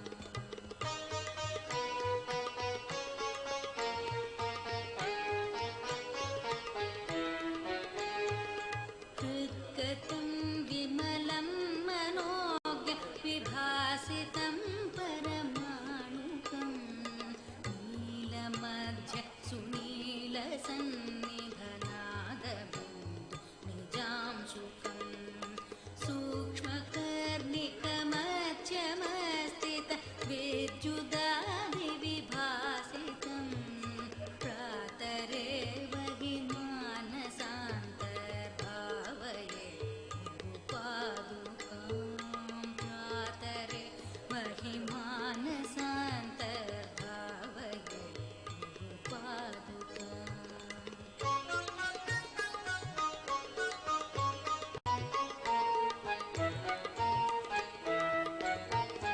पञ्च पञ्च ऋषिकदेह मनश्च तूष्णपरस्परं पञ्चभूत सकामषट्कसमेधसप्तमुखेतरम् पञ्चकोश गुणत्रयादि समस्तधर्मविलक्षणं प्रातरेव हि मानसान्तर्भावये पादुकां प्रातरे वहि मानसान्तर्भावये पादुकाम्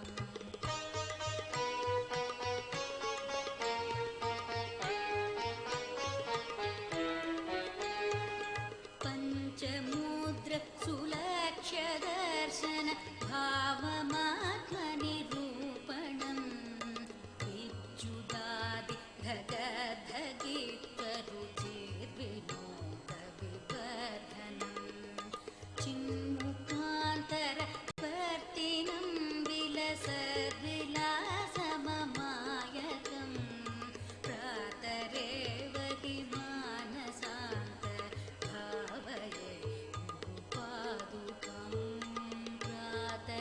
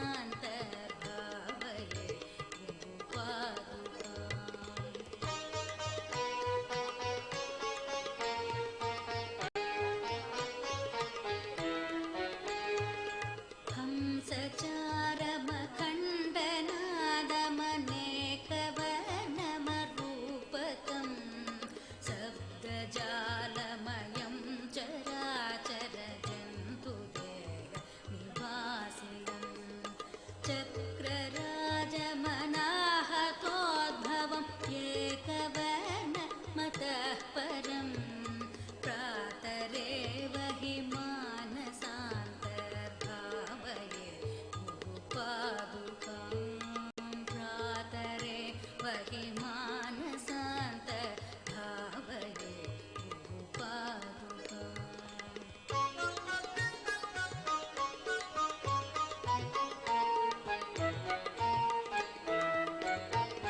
జన్మ కర్మ విలీన కారణ హేతుభూతమభూతకం జన్మ కర్మ నివారకం రుచి పూరకం భవతారకం నామ రూప వివర్జితం నిజనాయకం సుఖదాయకం ప్రాతరేవ హి మానసాంతర్భావయే గురుపాదుకాం ప్రాతరేవ హి మానసాంతర్భావయే గురుపాదుకాం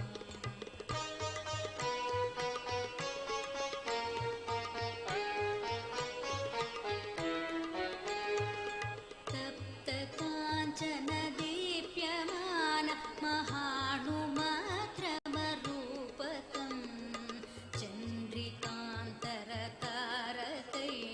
చంద్రికాంతరతారకైరవమోజ్వలం పరమాస్పదం నీలనీరదమర్చమస్థిత విద్యుదాది విభాసితం ప్రాతరేవ హి మానసాంతర్భావయే గురుపాదుకాం ప్రాతరేవ హి మానసాంతర్భావయే గురుపాదుకాం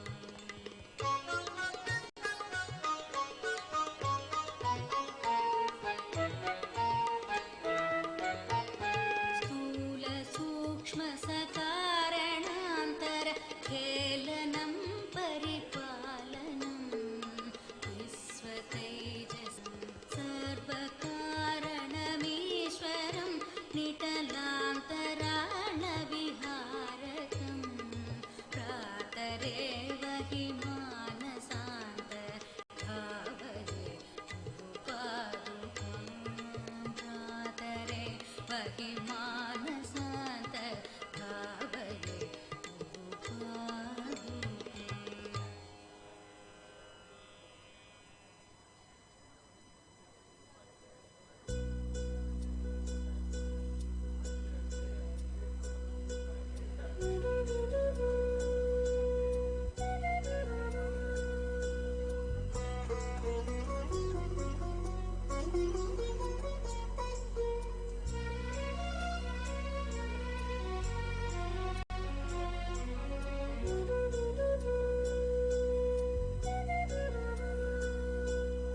ఈ చల్లని రేయి మరల రానే రాదు నీ వదనము చూడ నాకు తనివి తీరదు ఈ చల్లని రేయి మరల రానే రాదు నీ వదనము చూడ నాకు తనివి తీరదు మౌనులరయలేని శివానందు వదనము నేడు కాంచనాదు మనసు పులకరించెను మౌనులరయలేని శివానందు వదనము నేడు కాంచనాదు మనసు పులకరించెను ఈ చల్లని రేయి మరల రానే రాదు నీ వదనము చూడ నాకు తనివి తీరదు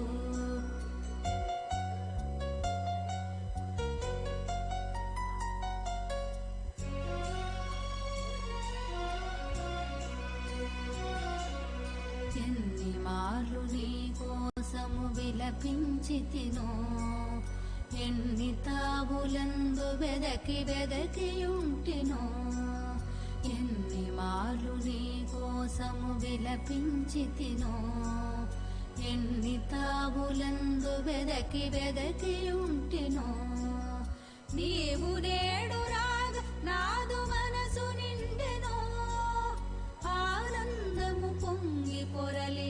మనసు పండెను. నీవు నేడు రాగ నాదు మనసు నిండెను. ఆనందము పొంగి పొరలి మనసు పండెను. ఈ చల్లని రేయి మరల రానే రాదు. నీ వదనము చూడ నాకు తనివి తీరదు.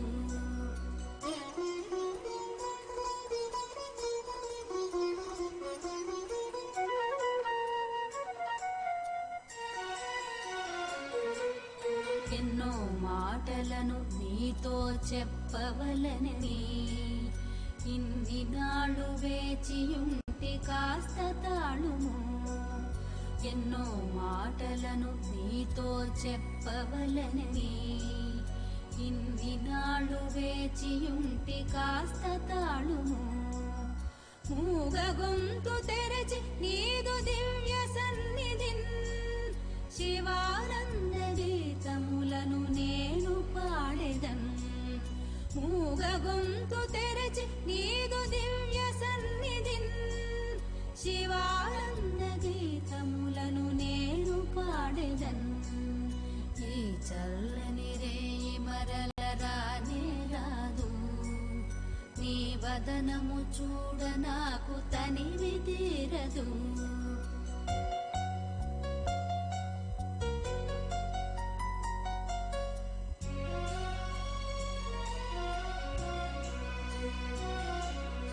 కూర్మి బిడ్డయని నాపై వాత్సల్యముగా ఇట్టె వచ్చి నిలచినావు నాదు ముంగిట.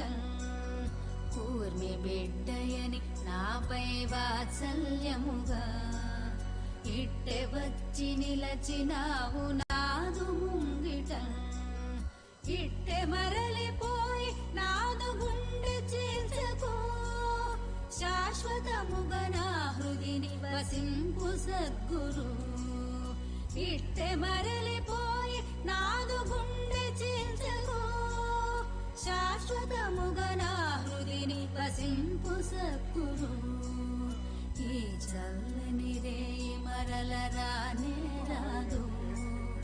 నీ వదనము చూడ నాకు తనివి తీరదు.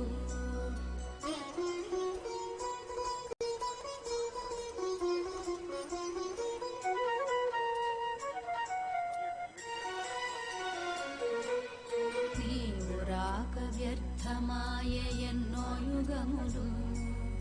రాక రాక వచ్చినావు ధన్యుడైతిని. నీవు రాక వ్యర్థమాయ ఎన్నో యుగములు. రాక రాక వచ్చినావు ధన్యుడైతిని. అశ్రుపూర్ణ నేత్రములతో శశిధరు కనగా నాదు మనసు ఎగసి స్వర్గధామమంటెను. అశ్రుపూర్ణ నేత్రములతో శశిధరు కనగా నాదు మనసు ఎగసి స్వర్గధామమంటెను. ఈ చల్లని రేయి మరల రానే రాదు. నీ వదనము చూడ నాకు తనివి తీరదు. మౌనులరయలేని శివానందు వదనము నేడు కాంచనాదు మనసు పులకరించెను. ఈ చల్లని రేయి మరల రానే రాదు. నీ వదనము చూడ నాకు తనివి తీరదు. నాకు తనివి తీరదు. నాకు తనివి తీరదు.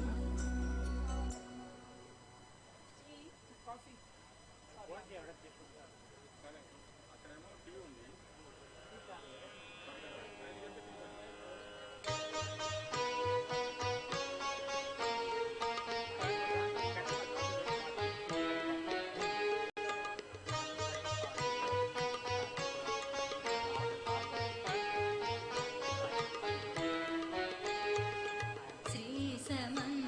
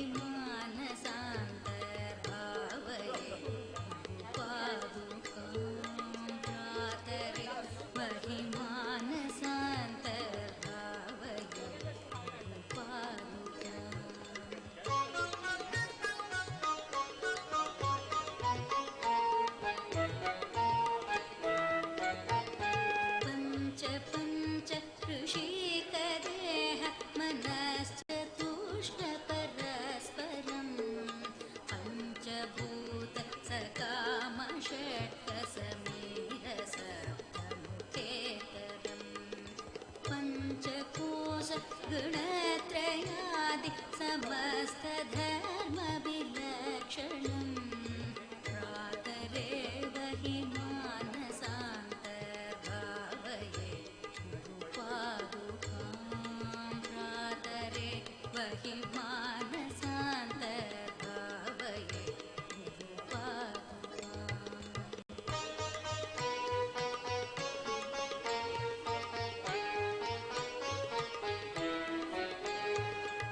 पञ्चमुद्र सुलक्ष्य दर्शन भावमात्मनिरूपणम् विद्युदादि धगधगितरुचिर्विनोदविवर्धनम् चिन्मुखान्तरवर्तिनं विलसद्विलासममायकम् प्रातरेव हि मानसान्तर्भावये पादुकां प्रातरे वहि मानसान्तर्भावये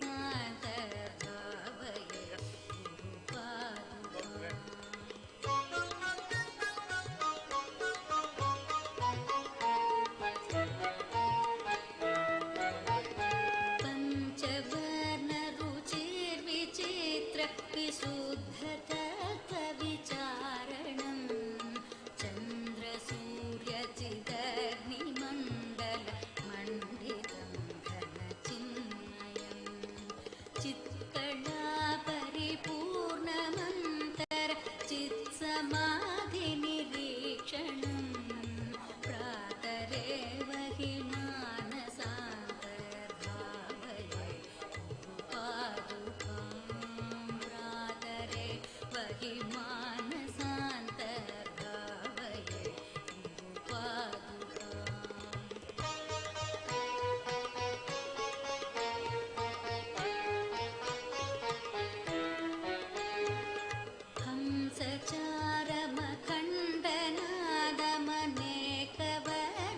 हंसचारमखण्डनादमनेकवर्णमरूपकं शब्दजालमयं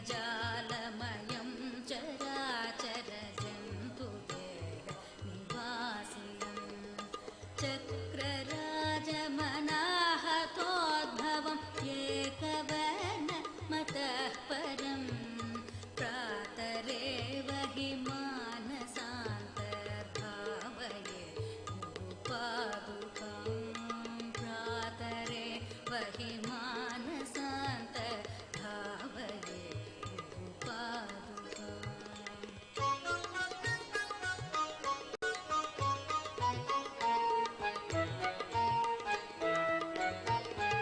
जन्मकर्म विलीनकारण हेतुभूतमभूतकम् जन्मकर्म निवारकं रुचिपूरकं भवतारकं नामरूप विवर्जितं निजनायकं सुखदायकं प्रातरेव हि मानसान्तर्भावये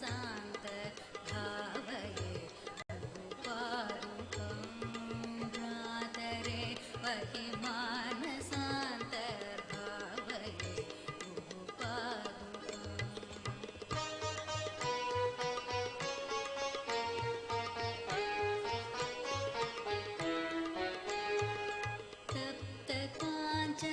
तप्तकाञ्चनदीप्यमान महाणुमात्रमरूपकं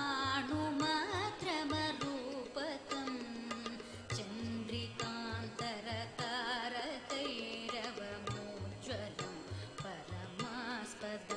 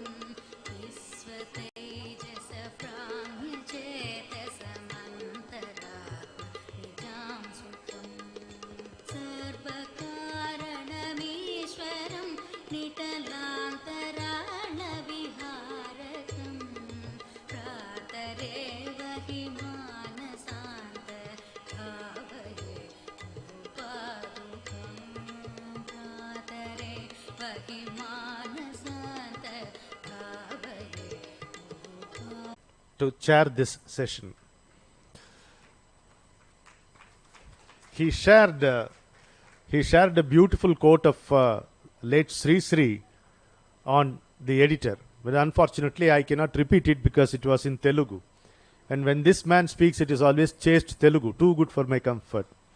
But I can still share one quote by New York Times founder editor. New York Times founder editor said this about journalism. He said, journalism is saying that John is dead to people who never knew he was alive. But Bobji keeps all of us more alive than what we really are, because from Guruji he learned the art of how to remain really alive, because the mantra of Guruji which works in him is this: mere existence is not living, life is lively existence. So this man is an example of lively existence. So that is why he is sitting in the chair. And this session will be on Sikshana Vyavastha. Education. Babji? Yes, Sikshana is education. Yes. Because even one matra a little this way or that way, that eyebrow will go up. So training. Sikshana is training. Education. Okay.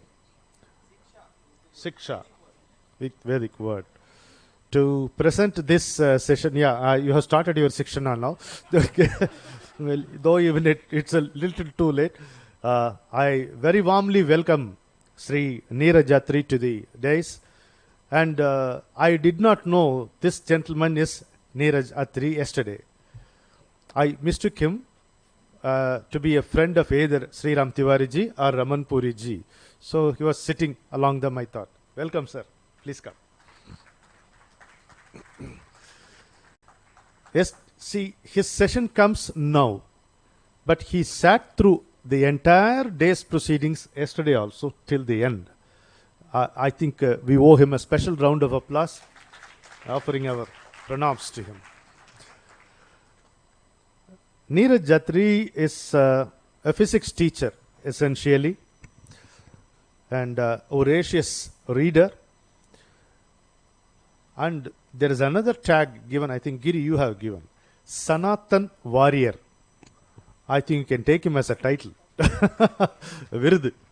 Sanatan Warrior. He did 6 years of detailed research and authored a famous book, The Brainwashed Republic. Yeah, he's talking about you and me only. Brainwashed Republic. That book encompasses the Indian education system with facts and details. Currently, he is working as the president of National Center for Historical Research and Comparative Studies at Chandigarh. He runs a very popular YouTube channel that produces well-researched content on education and other cultural aspects.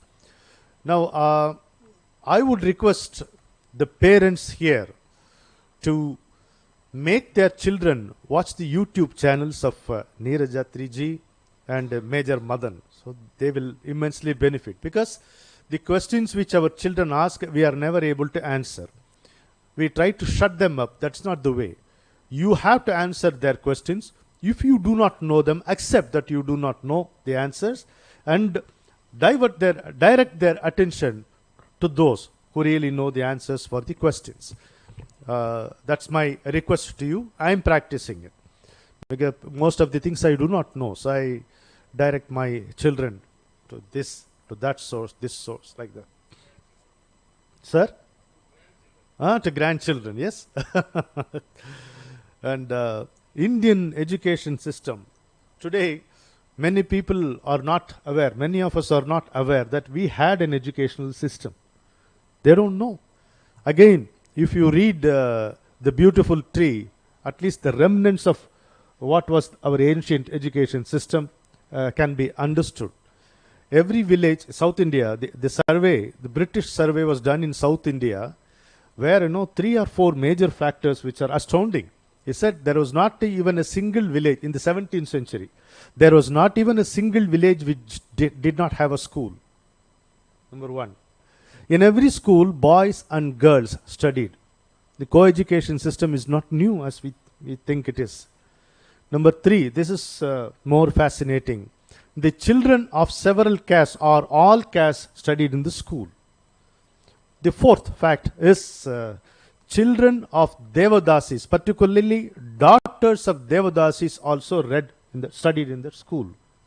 This was 17th century South India. And what was taught? The next thing, the Britishers write, logic, Dargasastram. Dargame kada? Tarkam. Tarkasastram. Edukku? Logic. Okay. Logic, grammar, astronomy, history through Puranas. And very strangely, another mention, technical education was also taught. That weaving, the carpentry, so many things were also taught in that school. The British saw this. You know why? What made them conduct this survey? The arrogance of Indians. That's what they say. Because today, the so-called educated Indians look at the white skin as if it is something big. That fellow may be an ordinary truck driver in some part of the West. But just because his skin is white, we still look at him with awe and wonder. That moham, that is SeminaronBharateeyata says Adimayin moham. The taste for slavery is still there in us. And it was not so with them in the 17th century Indians. They used to look at these white-skinned people not with a sense of wonder, with a sense of disdain. They looked down upon them. But these dark-skinned fellows, how can they be so arrogant? Then they watched. Then they understood that they are educated. What kind of education system they had. So they went to the schools and saw this is kind of school. You know what did they do? They're very clever. Stroke of the pen. They simply dismissed that these are not schools. Because a school must have a bell, doesn't have. School must have a structure, building, no. Benches, nothing. So, an uniform, there is no uniform. So, these are not schools. They dismissed. And then brought in English into our system. Today, English is in our blood. We are speaking in English only, isn't it? I must be speaking to you in Telugu, even though it is not my mother tongue. English is certainly not my mother tongue or father tongue or cousin's tongue, but I am speaking English. This is what the British has given us. That is the thing. My father used to lament that we have a curriculum based on the dismal model of the late 18th century, based on the London University. We have a classroom where the number is so large that one does not know many beyond one's own row. We have a scheme of specialization where the commerce graduate has never visited a bank. The economics student does not know what a bill of exchange is. We have a band of teachers who can by no stretch of imagination be a source of inspiration, much less a model to be imitated. And we have what is called a generation gap. The difference in age between the old and the youth, which is becoming shorter and shorter, isn't it? When during my father's time, the generation gap means 25 years. Today it is either 5 years or 3 years, like that. So that is what the Macaulayan education system. Oh, very good, very good. It is available. Beautiful Tree is available in Telugu also. It is available in Tamil also. Very good. Someone has borrowed it from me. You know, it comes back. You know, the word you speak, the rangoli you put, or the book you lend, they never come back to you. So that is how the things are. So we lost our own solid educational system, which could manifest divinity, which is the potential nature of every human being, as Swami Vivekananda claimed. And Guru Garu raised this question. Ragena was also present when he was addressing students in a seminar.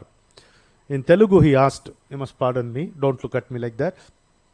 Chaduvu, Chaduvu, Vriddhi Kosama, Vyakti Kosama Annar. That's all. Is it for money making or man making? So that is the thing. So it was man making.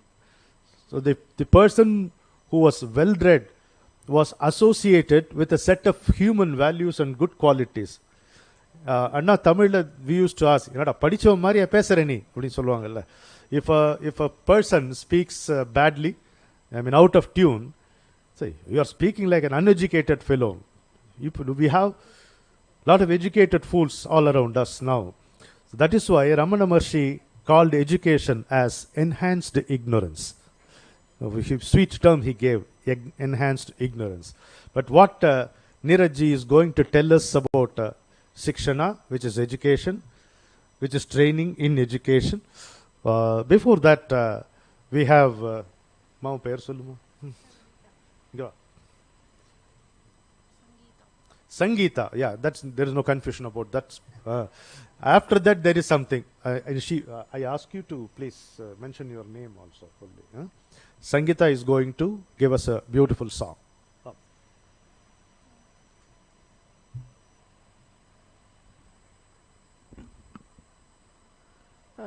I'm Sangeeta Ralapalli today here to start this session with a patriotic song.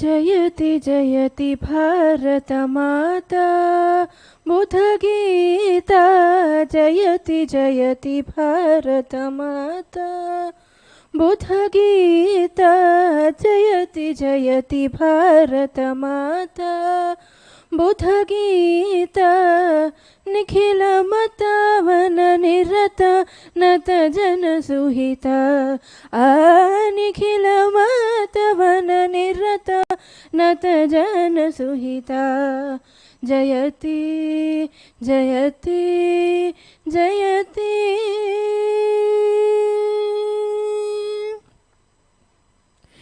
सकल जीव समता साधु साधु विदिता सकल जीव समता साधु साधु विदिता सकल जीव समता साधु साधु विदिता अखिल लोक प्रतिता परमानंद समुदिता अखिल लोक प्रतिता परमानंद समुदिता सकल जीव समता साधु साधु विदिता अखिल लोक प्रतिता परमानंद समुदिता जयति जयति जयति जयति जयति भारत माता बुध गीता जयति जयति भारत माता बुध गीता निखिल मतवन निरत नत जन सुहिता निखिल मतवन निरत नत जन सुहिता जयति जयति जयति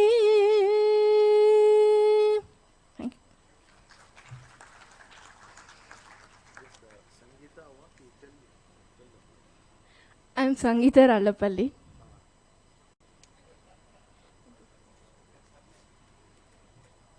అది అర్థమవుతుంది కానీ ఎలాగ మళ్ళీ చెప్పటం రావట్లేదు కదా.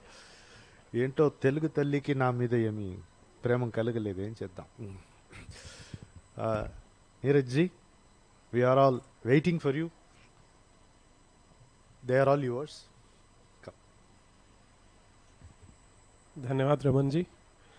और सबसे पहले शिवानंद सुपथ और इससे जुड़े सभी सज्जन, सभी बहनें, सभी भाइयों को धन्यवाद कि आप लोगों ने मुझे इस सुंदर आयोजन में बुलाया और मुझे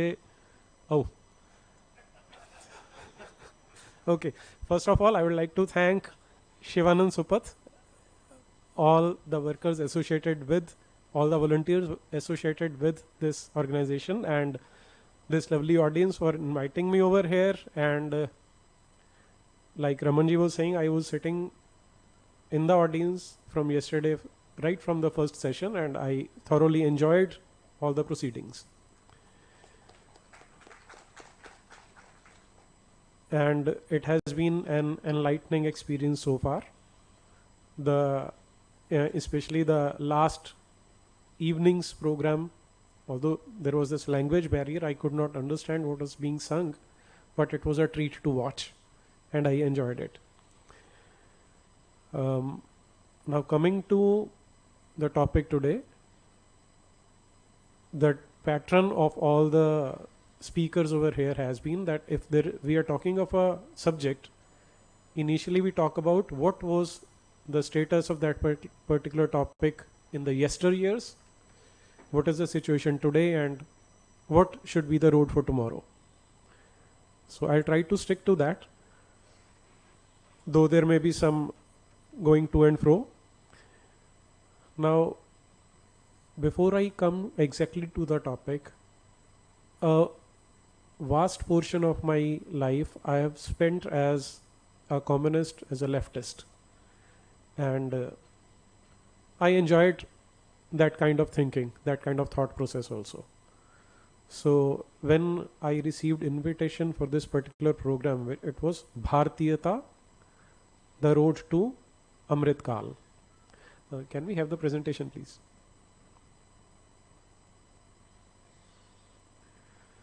So I was trying to remember that had I been invited to such an event maybe 15 years ago, what would have been my thoughts?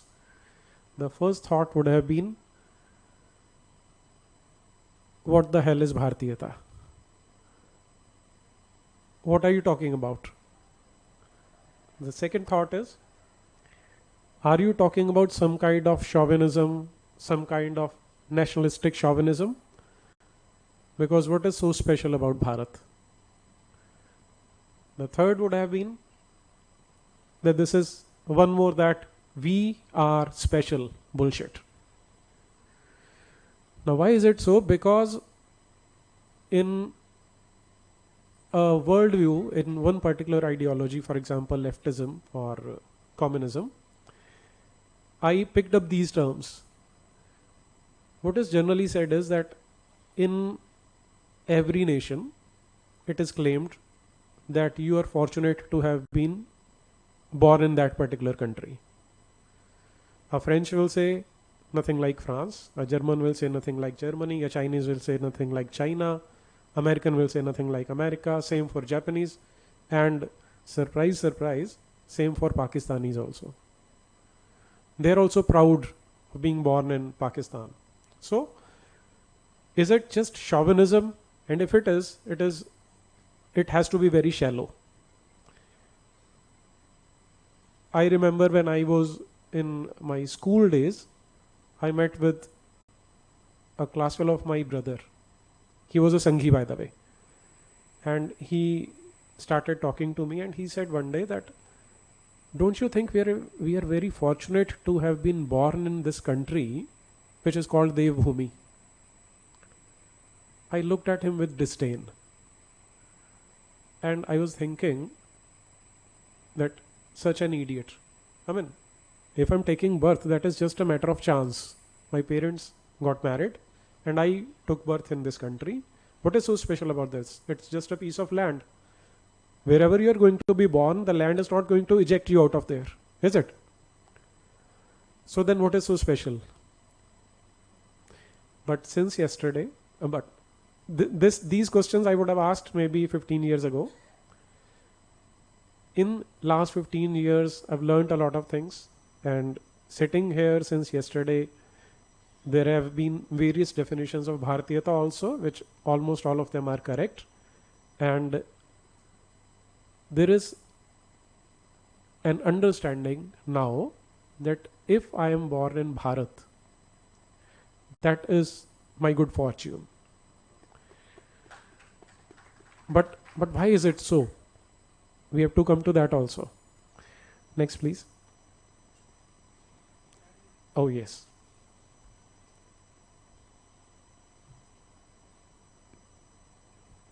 Why is it not?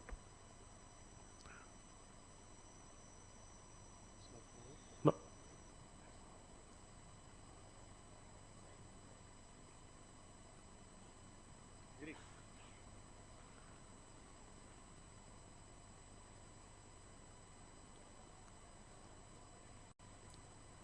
So initially when I was talking in Hindi, how many of you could get it? Okay, pretty large number. Ji.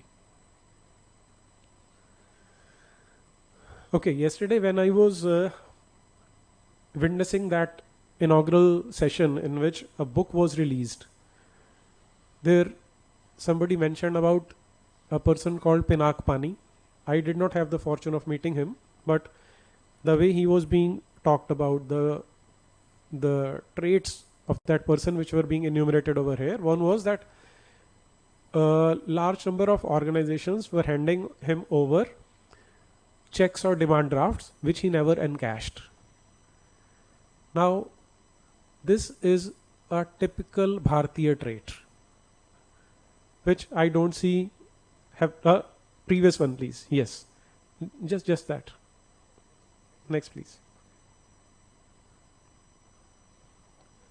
So now, how can we have a person who is spending his time, who is giving a lecture, he is spending a part of his day from his busy schedule.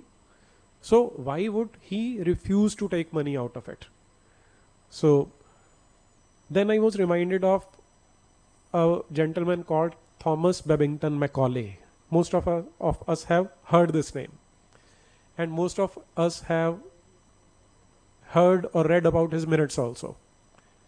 But something that most of us have not heard is there was a rebuttal also given to Macaulay's minutes. That was given by a person called Prinsep. He was in the same committee, a junior to Macaulay. He was trying to rebut what Macaulay was saying. Now when Macaulay, just now Ramanji was saying that by a stroke of the pen they removed so many schools. What did he do? He gave, I'll just give you one instance. He said that we should encourage study of English in India and discourage the study of Sanskrit. What is the reason for that? The reason for that, he said, was that they started an English college in Calcutta, and that college had earned a revenue of 200 rupees in 1834, which was a princely amount at that time. So, whereas the Sanskrit college was not earning even a single rupee. So Macaulay said that because English is earning for us, that means there is a hunger amongst Indians to learn English, and they're not interested in learning Sanskrit at all. So we are going to shut it down. Now Prinsep rose up and then he said that the statement is factually correct, but there is one error over here.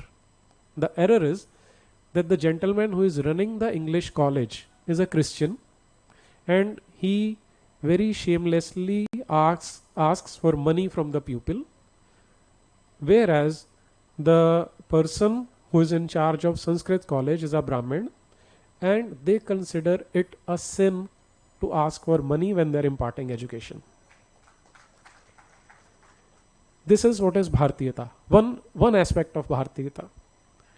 So that is what I was reminded of when I was hearing about Pinak Pani ji. So that tells us the uniqueness that Bharat has. So it is not some kind of chauvinism. It is not some parochial nature. It is not that we are trying to live in a utopia and we are trying to create something which never existed. That is why we should be very enthusiastic and very positively moving towards our Bharatiya roots. Now, what did we have? Ramanji gave an example from the book The Beautiful Tree, that how the Britishers collected the data, and in just Madras Presidency there were 1,97,000 schools at that point of time. That tree was uprooted by them. But then Britishers did it much later. The havoc had started much earlier than that, when the Muslims had started invading. Now this is just a rough map to show you the various universities which were operational in last probably 2000 years. Start from the northernmost Takshashila and come down to the lowermost. In Sri Lanka, in Kerala, there were universities, and the entire landscape was dotted. And bear in mind that this map is from what fragments of information we have been able to procure. Probably we missed some out of them. So what we are looking at is a nation which is under constant onslaught for last 1300 years. In these 1300 years, no schools or colleges were built by the so-called rulers who had somehow entered here, muscled their way in and started controlling the polity of the nation. So this is the past from which we are coming. And again, if I quote from The Beautiful Tree, at a time when the literacy rate in Europe was abysmal, it was less than 5%, it was more than 97% in Bharat. When I started researching about history, now my subject was physics, I had nothing to do with history, nothing to do with religion. And I used to think that history is such a nonsensical subject that it should never ever be taught, because it is just a waste of time. And religion in any case is bunkum. It should not, modern word should not have any place for religion or dharma, because these are all nonsensical constructs. But now again there is a change of 180 degrees. I feel that it is a thorough knowledge of our history which will pave the way, pave the road to Amrit Kal, because if we do not know our history, if we do not know our past, then that means someone else is going to control our future also. Likewise, it happened for religion and dharma also. I remember when students would talk to me about religion or dharma, I would say, and it was very matter of fact, I would talk to them that, see, there are three major denominations, the terms which I used, denominations. One is Hinduism, one is Islam, one is Christianity. So one is a missionary religion, they are propagating themselves. One is breeding very fast, and the third one is dormant. So ultimately what is going to happen is it will be a war between Christianity and Islam for world domination, because Hinduism will be long gone by that time. But since then I have revised my assessment and I will be sharing that with you. Now, the mere fact that we are talking about Bharatiyata and Shiksha in this auditorium after 75 years of so-called independence, which should be called transfer of power, tells us that we have taken some very wrong steps in our past. We've been dwelling on this since yesterday. I'll try to give you a few examples for this. Now, this is a very common term, know your customer, KYC. I'll just change it a little bit. KYE, know your enemy. Because if there is a decline, there has to be some reason for this. So there are two possibilities. One is, we say that change is something which is natural. The only thing which is constant is change.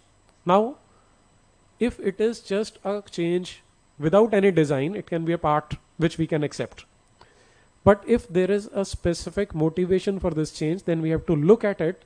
If this change is not positive, then we have to resist it and try to rectify it. This news item is from the month of June 2004. Now recollect that in May elections were held. The government UPA 1 had come into power in May 2004, and in next month, this was our HRD Minister Arjun Singh. He had organized this meeting in which it was to be planned how textbooks are going to be changed. Just look at the terms which are being used. For a scholar of physics, Murli Manohar Joshi took an inordinate interest in history. The result, over 6 years as HRD minister, he nearly completely altered the way it was taught and researched in the country. For his successor, the task then is as difficult as it is thankless. The clamor for change is intense. Where does he begin the detoxification? How far should he go and how fast? Now, someone who is not well versed with the nitty-gritty or the kind of narrative which is being peddled, this will look like that Murli Manohar Joshi had played havoc with history, and now it has to be detoxified because a lot of toxins have been added into the history books.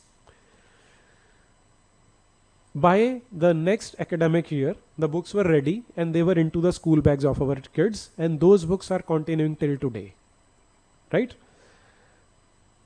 When I'll be giving you the facts in the coming slides, just bear in mind that within 1 month of the swearing-in ceremony of the government, this committee had been formed, and within less than 1 academic year, the books were ready and they were in the school bags of the kids.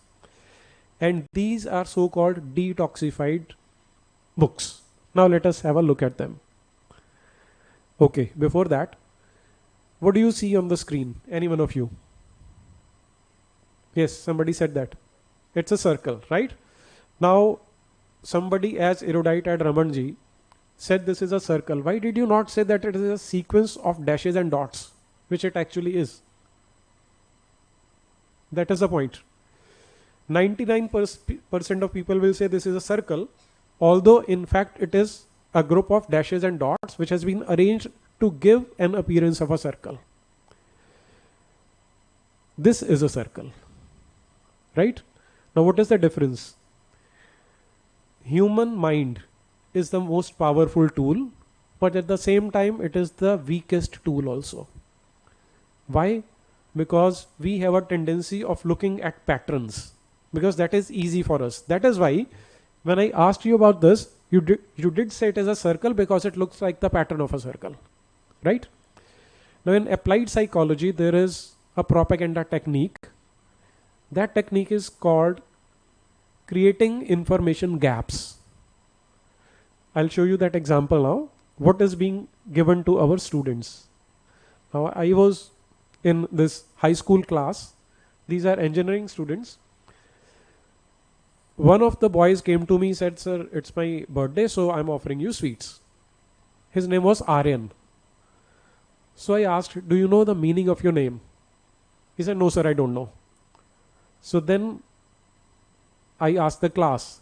One of the students stood up and said that Aryans were the invaders who came in over India, and they overran the northern part and pushed the Dravidians to the south part of India. Right? Now, this is real life what I was observing. Then I asked the class, how many of you believe that Aryan invasion theory is true? These are the raised hands that you can see. Now, how did this happen? Before going to that, when I was researching, I laid my hands on a book. These are 8 volumes. The title is History of India as Told by Its Own Historians. They were published almost at the time when Macaulay's Minutes were being produced. It was in 1850s, I suppose. Now these were 2 British officers, Henry Elliot and James Dawson. They were historians also. What they did was they collected all the chronicles of Muslim Shasan, Muslim rule, and translated them into English from Arabic, from Persian, from Chagtai, from different languages. So these are 8 volumes, And from those volumes, I started learning about the history of India during the period which is known as medieval era or the Muslim era. Most of you must have heard about a person called Amir Khusro. How many of you have heard this name? Okay, quite a large number. Now, Amir Khusro has written some books, some fragments, which are also recorded in this book, which I am telling you, History of India as told by its own historians. Typical of most of the Muslim elites of those times, he was born to a Hindu mother, but a Muslim father. So, in one of his books, he is talking about India and its languages. Not India, Bharat and its languages. Now, what is he saying? Look at the second paragraph. As I was born in Hind, I may be allowed to say a word respecting its languages. This is page number 562, 563 of volume 3 from History of India as told by its own historians. This is what he is saying. I'll just highlight this. Now, this one sentence is very important for us. As I was born in Hind, I may be allowed to say a word respecting its languages.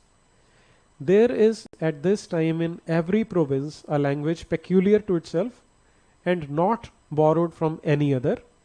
Sindhi, Lahori, Kashmiri, the language of Dugar, Dhur Samundar, Telang, Gujarat, Malabar, Gaur, Bengal, Oudh, Delhi and its environs.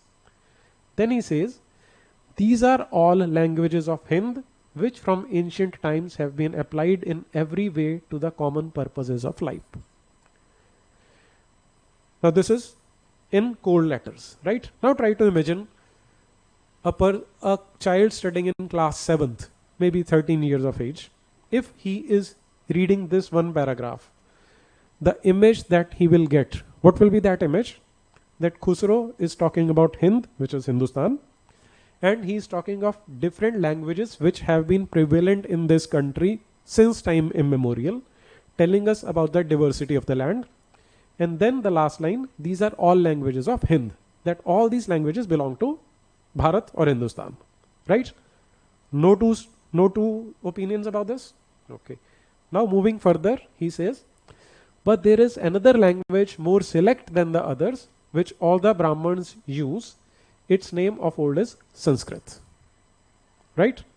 So he is categorically stating that Sanskrit is also a language of Hind, but it is more select than all of others, and it is the preferred language of Brahmins, right?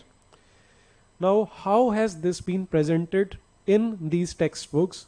This is what is being presented. In 1318, the poet Amir Khusro noted that there was a different language in every region of this land. Notice the word Hind has been omitted. Sindhi, Lahori, then Sindhi, Lahori, Kashmiri, Dhwar Samudri in southern Karnataka, Telangani, Gujri, Malabari. This sequence they have kept, and then they have put a break and added their own commentary. Amir Khusro went on to explain that in contrast to these languages, there was Sanskrit which did not belong to any region. It was old language and common people do not know it, only the Brahmins do. Now, with small twist of words, what is the change? What is the implication? What is the ramification? This is class 7th, page number 10. And this is detoxified book. That is the irony. That is how they work. Now we've been talking about different aspects. When I'm talking about education, let me try to sneak in another topic, which is the narrative, because narrative is also built through education. We are in the middle of a civilizational war, which is also a narrative war, and in this war, the weapons are not guns. The weapons are just words and up to some extent camera. Look at the small alteration of words and what change can it bring, what change it has brought, what it is bringing on a daily basis.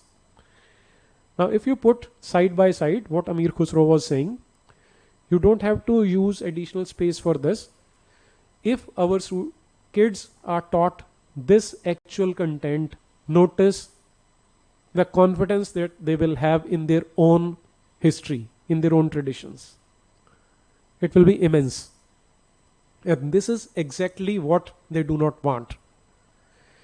Now, who does not want this? That is a question. KYE, know your enemy. Right? So, we'll come to that also. So, this was just one example to tell you how systematically we as a nation are being brainwashed. And on this next page, this was page number 10, I told you. This is page number 11. Look at the right side column, colored column. Sorry, before looking at this, look at the middle paragraph. It was during this period that important changes occurred in what we call Hinduism today. These included the worship of new deities, the construction of temples by royalty, and the growing importance of Brahmanas, the priests, as dominant groups in society. Their knowledge of Sanskrit texts earned the Brahmins a lot of respect in society. Now try to analyze each and every sentence. In the first sentence, what we call Hinduism today. That means there was no Hinduism earlier. We call it today. This is part of the Neo-Hinduism theory which is being propagated world over. Next sentence, including worship of new deities. Construction of temples by royalty. So what they're trying to stress is because the child is being softly prepared for the final onslaught. Once I was watching a cricket match and Wasim Akram was giving an interview. He was telling that what we try to do is, initially when the batsman is new, we try to hit him with bouncers. Now when we are hitting bouncers, the batsman goes to the back foot and then we sneak in a Yorker and try to get him out. These are the bouncers for that 12-13-year-old kid who is being prepared for the final onslaught. They're telling him that the temples were built by royalty. The kings were building these temples, not the community, which we've been discussing. T.R. Ramesh said that yesterday. Next sentence. Brahmanas as dominant groups in society because they have to be demonized. They have to be shown as Aryans. Now notice in these two pages, the term Aryan has not been used. But gaps are being created. Look at the right side. Do you remember what Amir Khusro had to say regarding Sanskrit, knowledge and Brahmins? So they've created an information gap that maybe Aryans came, maybe Aryans did not come, but that gap will be filled in the subsequent chapters. I'll show them to you. Now this is, and at another level, now this is another propaganda technique in which what is done, this was used by Nazis by the way. What you have to do is, you have to give a piece of information to your target group. And then, before they forget it, you have to ask a leading question about that information. Now, since you've given that information just recently, it is still in his memory, his or her memory. And when you ask the question, he or she will answer it. Now you pat at his back. Oh, very good. And now he owns that information. So it is internalized. That is what is being done here with 12-13-year-old students. And now notice the last sentence. Their knowledge of Sanskrit texts earned the Brahmins a lot of respect in society. So Brahmins were not someone with high moral values. Brahmins were not someone who led a frugal life. They were respected just because they knew the Sanskrit texts. And Sanskrit did not belong to India, Bharat. That is how they are being systematically brainwashed. Then for class 8, now this is the chapter on social reforms. What are they telling us? Look at this particular paragraph. There were also others who questioned the injustices of the caste social order. During the course of the 19th century, Christian missionaries began setting up schools for tribal groups and lower caste children. These children were thus equipped with some resources to make their way into a changing world. K-Y-E. Now generally when I ask this question, that whom do you think is responsible for the distortions in history books? The standard answer is leftists and communists. But since the advent of UPA 1, that has changed. The clue is in this paragraph. Who started the schools for the lower castes? Christian missionaries. And then what happened when these Christian missionaries empowered the lower castes? Then what happened? There came Jyotirao Phule. What did he say? One of the most vocal amongst the low caste leaders was Jyotirao Phule, born in 1827. He studied in schools set up by Christian missionaries.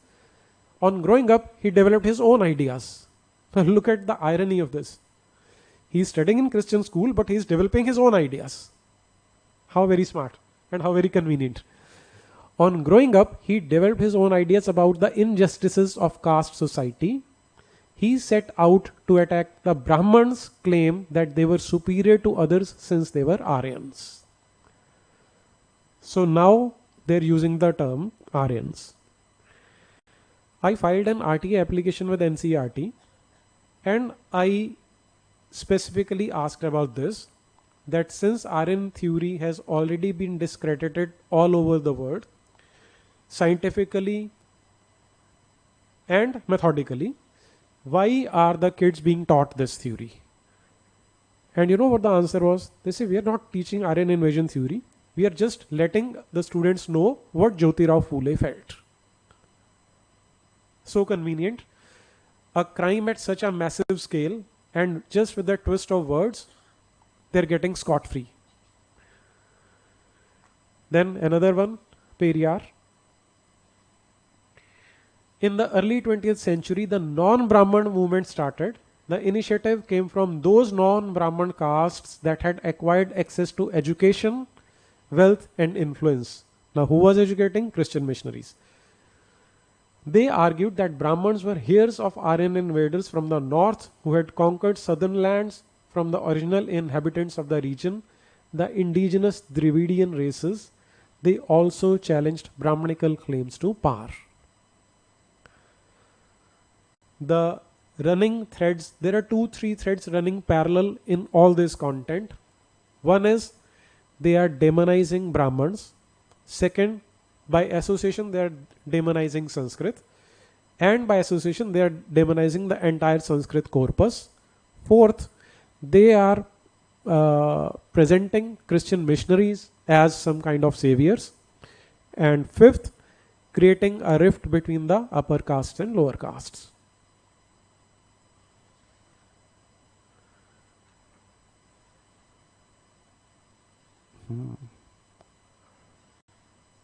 Okay, ji. Then E.V. Ramaswamy Naikar, as he was called, came from a middle class family. Interestingly, he had been an ascetic in his early life and had studied Sanskrit scriptures carefully. Later he became a member of the Congress only to leave it in disgust. When he found that at a feast, we can forget that. Just what we have to remember is that he had read Sanskrit scriptures carefully.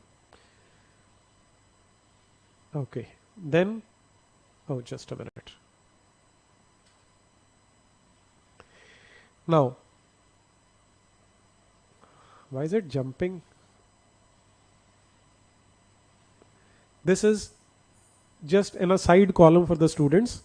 Al-Biruni's objectives. Now, who was Al-Biruni?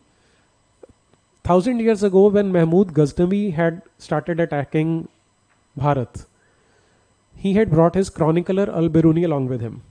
And Al-Biruni had catalogued very meticulously the situation at that time. So NCERT is saying Al-Biruni described his work as a help to those who want to discuss religious questions with them, the Hindus, and as a repertory of information to those who want to associate with them. Now, those who want to discuss religious questions with them, nothing else, right? Now, what the book of Al-Biruni is known as Kitabul Hind. What he actually has written is, notice the italicized part. Anyone in Islam who wants to converse with the Hindus and to discuss with them question of religion, science or literature on the very basis of their own civilization. Very conveniently, science and literature has been omitted because the kids are being force-fed that you never had any science, you never had any literature worthy of any respect. Then another one of the stooges, Pandita Ramabai. Yeah. See, nowadays we are talking of a Barkha Dutt, we are talking of Saima, we are talking of all these people, Rajdeep Sardesai. These are the same people who were doing the same job 100 years ago.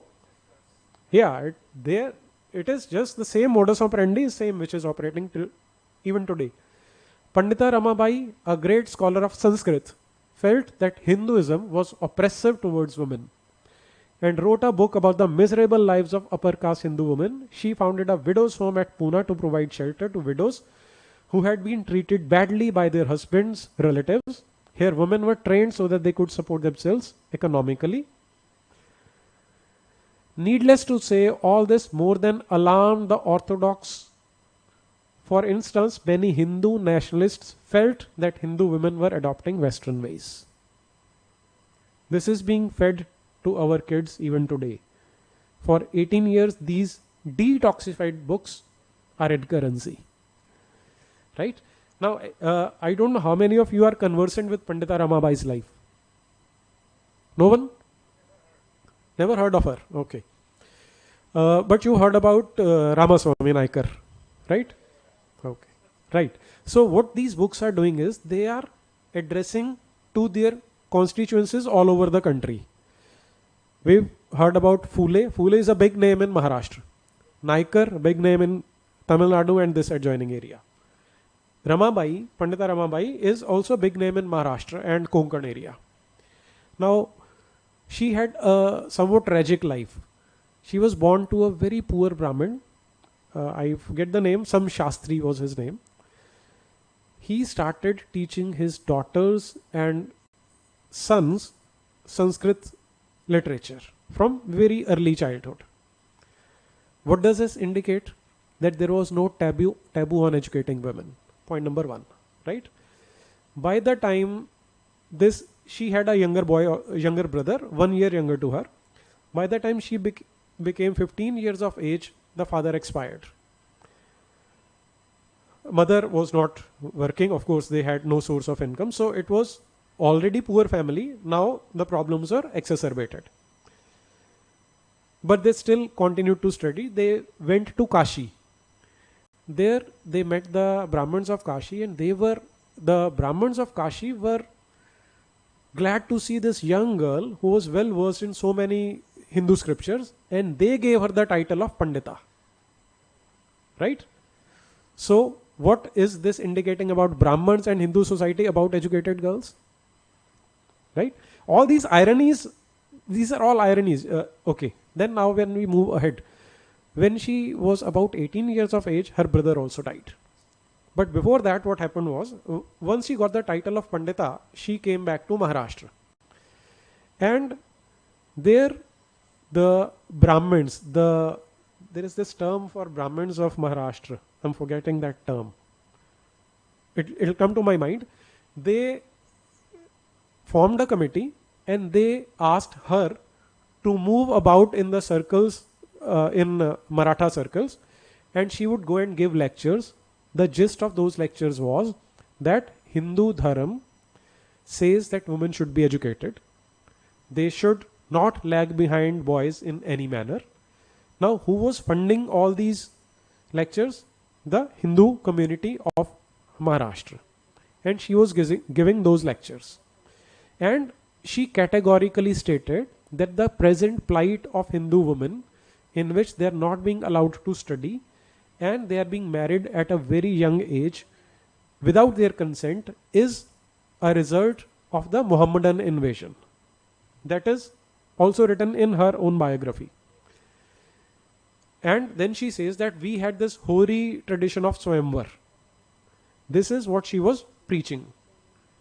Then her brother died, and by the time she was, I think, 18 years of age, she married a barrister who was about 4 or 5 years her senior.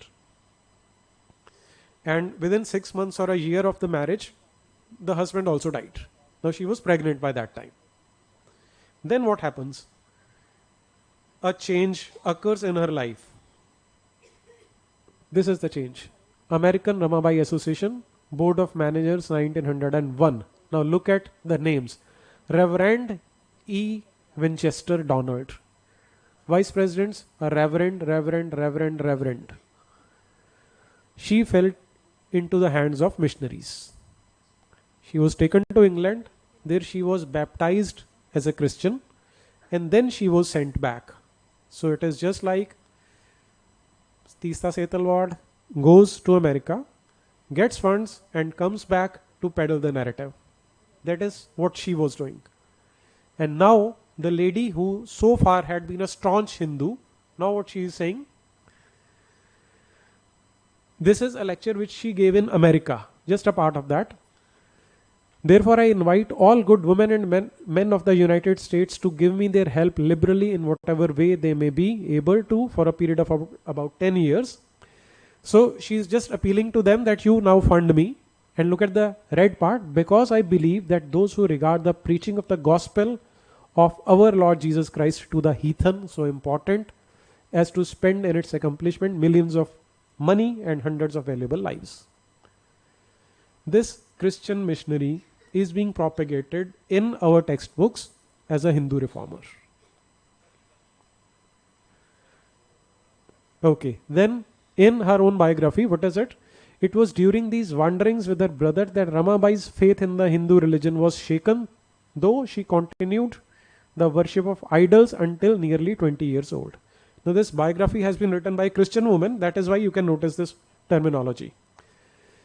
Conversations with Keshab Chandra Sen, with the books he gave her to read, enlightened her in regard to other religions and in a great measure prepared her for the acceptance of Christianity some years later. Have you heard about Keshab Chandra Sen? And most of us think about him to be a social reformer. And very rarely someone knows that he was also a Christian missionary. And he is also being taught to our kids as a social reformer. Yeah. Brahmo Samaj was a Trojan horse for Christianity. Yeah. Okay, ji. So this was KYE, know your enemy. Where is this enemy? Omnipresent? Because Christian missionaries in our country probably are omnipresent. How are they working? What is their modus operandi? They try to capture power. And the lady who was calling the shots since 2004 to 2014, we know what she is and what she is up to. And it is since that 2004 education committee which created these books. Try to imagine this. From 2006 to 2023, we are talking about 17 years. These books are read by at least 1 crore students every year. We're talking of 17 crore people who've been brainwashed into this kind of detoxified books. That is more important for us. Detoxified. There was that particular reference of Pandita Ramabai where they were saying that Hindu nationalists were angry, right? Now what had happened was, like today, some of us are aware about the designs of missionaries, what the jihad lobby is doing. In those days, she was in Maharashtra. Now, Bal Gangadhar Tilak was a very towering figure at that time. and he immediately sensed that this lady is up to some mischief. When she started her Women's Institute in Maharashtra, he immediately called her up and he warned her that the actions you are taking should not be, we will not permit you to convert people into Christianity. So she, like a typical missionary, she said, no, we are not doing any such thing. But within a year or two, things started coming out of that woman's house that there she is teaching Bible to those girls. Then she had to shift her base to Pune from Mumbai.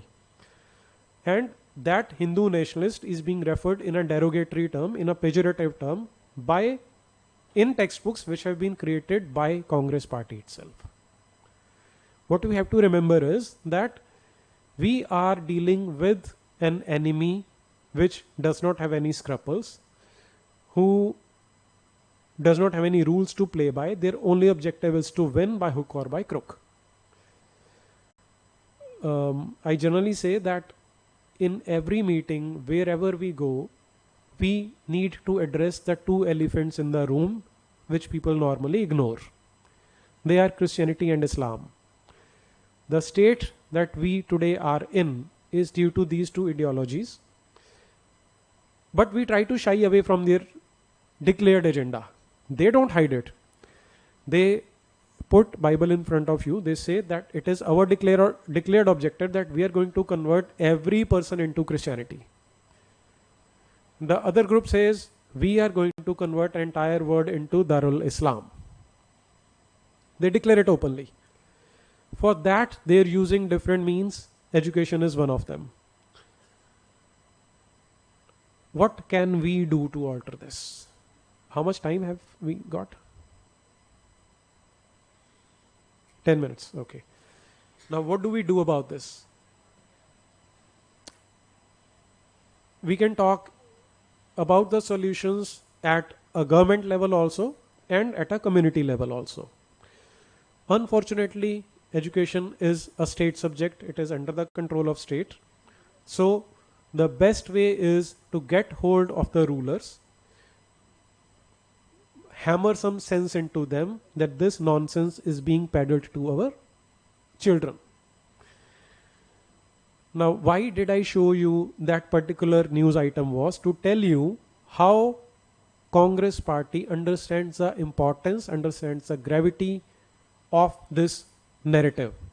That if they can take the kids away from Hinduism, Hindu Dharma, then they can be converted into other religions very conveniently, very easily.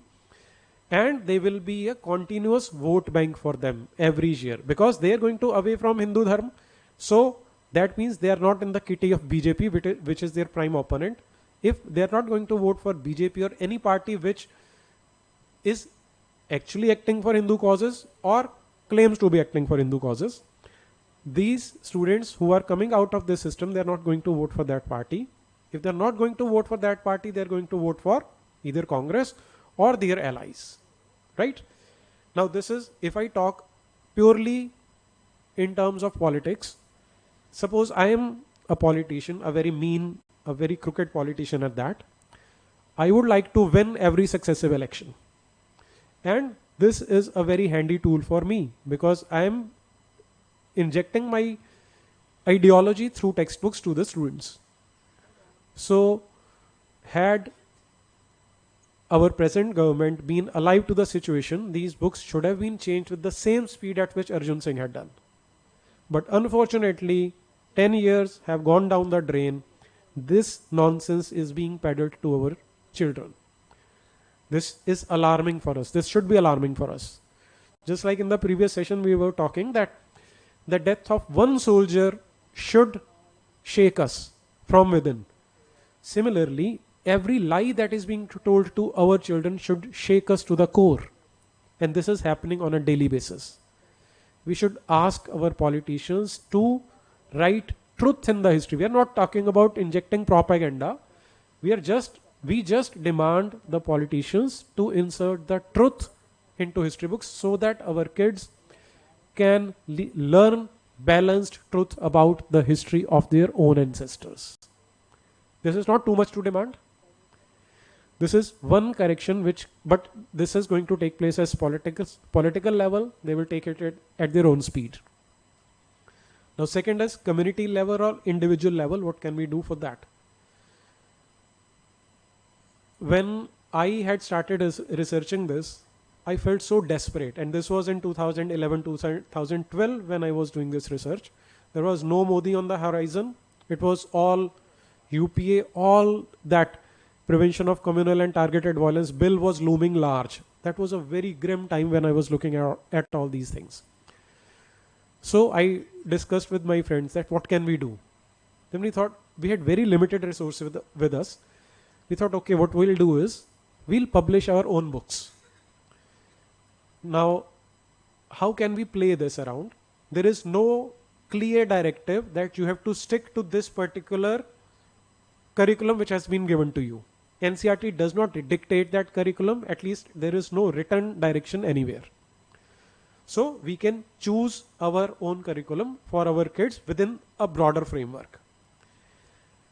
We started writing those books, but there is this mental block with the educational institutions. They have this perception that let us stick to the NCERT or those books which are according to the NCERT. And you know what is the funny part? There are private players in it. For example, if there is one book which NCERT is selling for 50 rupees, the private publisher is selling it for 300 rupees. What is the difference? They've just added 3 lines on the first page. It can be any random thing.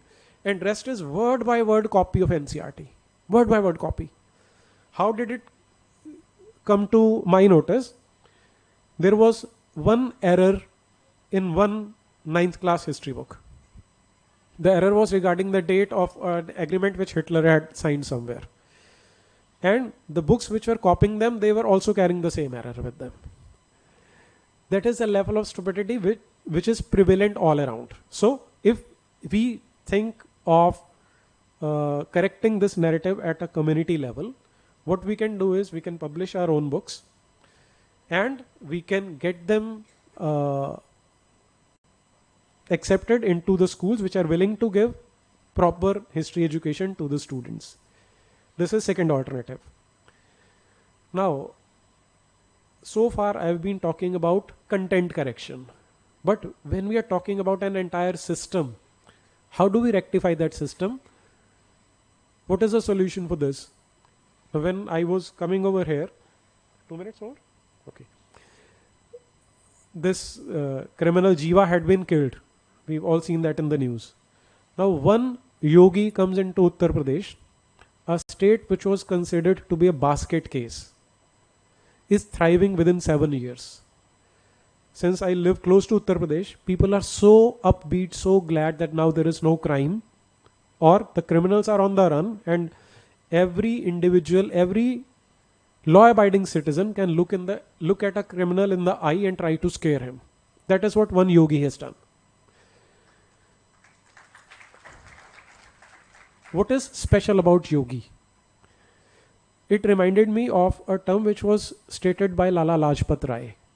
Lala Lajpat Rai has said that once we get the freedom, we'll require siyasi sannyasi. Now siyasi means politician. Sannyasi politicians are required, and yogi is exactly what Lala Lajpat Rai had predicted before he died 100 years ago, right? Yeah. Now, why am I drawing a parallel? The system of education that we had was,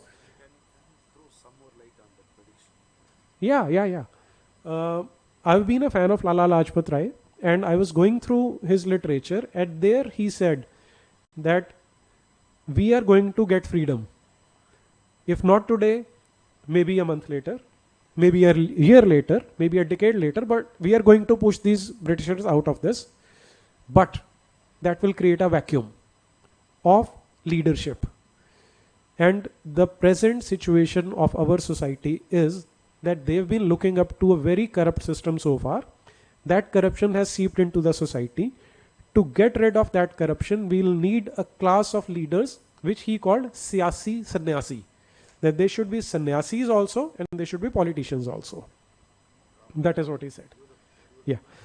And that is, see, Yogi comes out.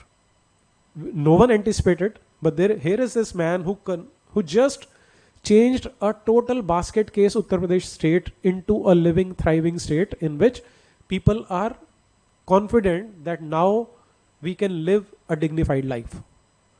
Now switch this over to our education system. We had a system of acharyas. This word is very important now. We have a Sanskrit guy sitting over here. What is the meaning of an acharya? Yes, जिसके आचरण से सीखते हैं. The students learn from his behavior. They imbibe his lifestyle. This very crude word, but that is what is coming to my mind. So we need that kind of teachers. What has happened is many people are trying to create gurukuls because that can be one answer to the present rotten education system. And Swami Ramdev has been trying to work on it. He has created a Bharatiya Shiksha board also, and he was trying to plan a gurukul at least in every state. But he has started facing this crunch of that quality of teachers who are selfless like Yogi Adityanath. If we can get those teachers, that will solve the long-term problem. So one solution has to be thoroughly political, that if we get some politician at the top who has willpower and that boldness to take those corrective steps so that the content is corrected. That is one. At community level, we join hands, we create those books which can be implemented in like-minded schools. That is the second solution at community level, a stopgap arrangement. And for long term, again, this has to be a combination of the efforts of state and the society and community, where the state should look for acharyas, those selfless people who do not have personal aspirations. See, what we have done is, in last 100 years, the aspirations have changed. A teacher also wants an SUV for himself. He also wants a 4 BHK for himself. He wants a Europe tour for himself. He can be a professional teacher, but he cannot be an acharya. He cannot lead a nation to the position of a Vishwaguru, because he'll have his own selfish interest involved. And now when I look at this, when I started getting a sense of being a Hindu, I thought that I am into teaching, and I used to be a proud professional physics teacher. I suddenly started feeling ashamed that I'm charging money, whereas I belong to a tradition in which education was given free of cost. So when I talked to my seniors, my university teachers, I said that, sir, I feel ashamed of taking money for education. You know what their answer was? तू पागल हो गया, ठीक रास्ते पे आ जा. That is what they said to me. Now these are the teachers who relish drinking also, who relish smoking also. So now these teachers cannot be acharyas. So there has to be a long-term vision that we need acharyas who can take us to, who can lead this nation to be a Vishwaguru, which we actually aspire for. I think the time is already up. Thanks for listening to me patiently. Thank you very much.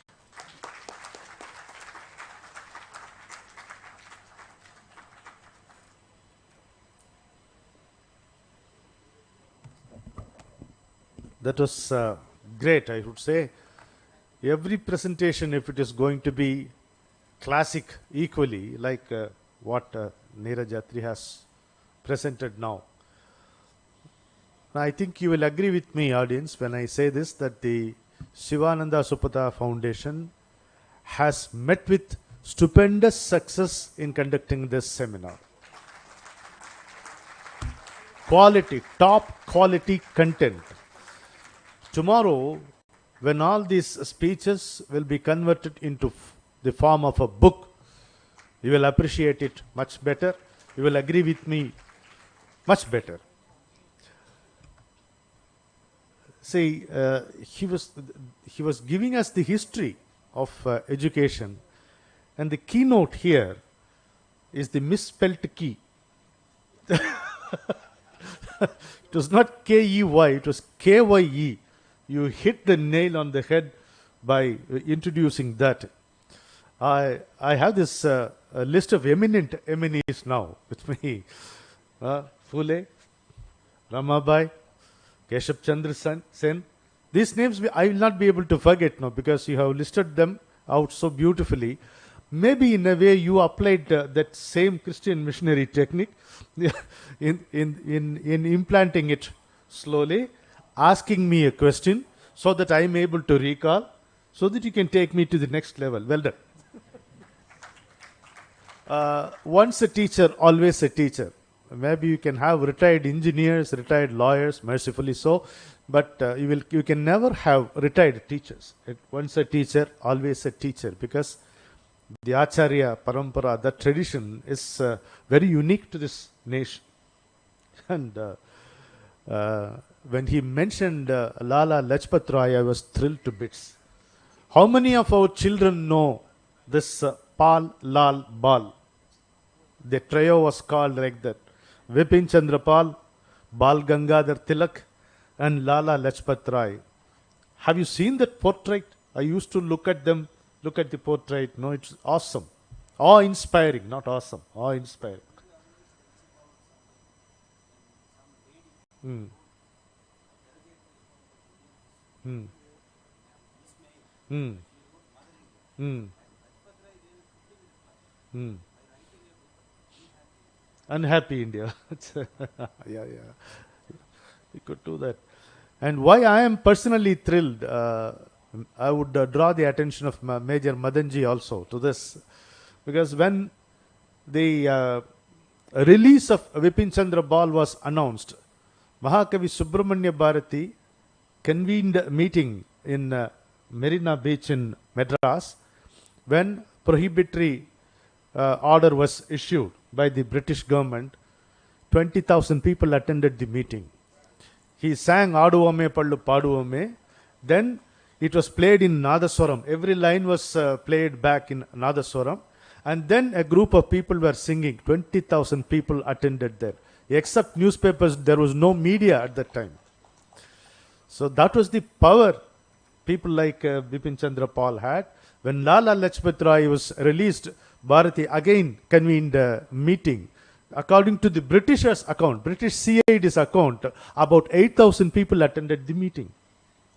Like that. So, I mean, they're not ordinary human beings, you know.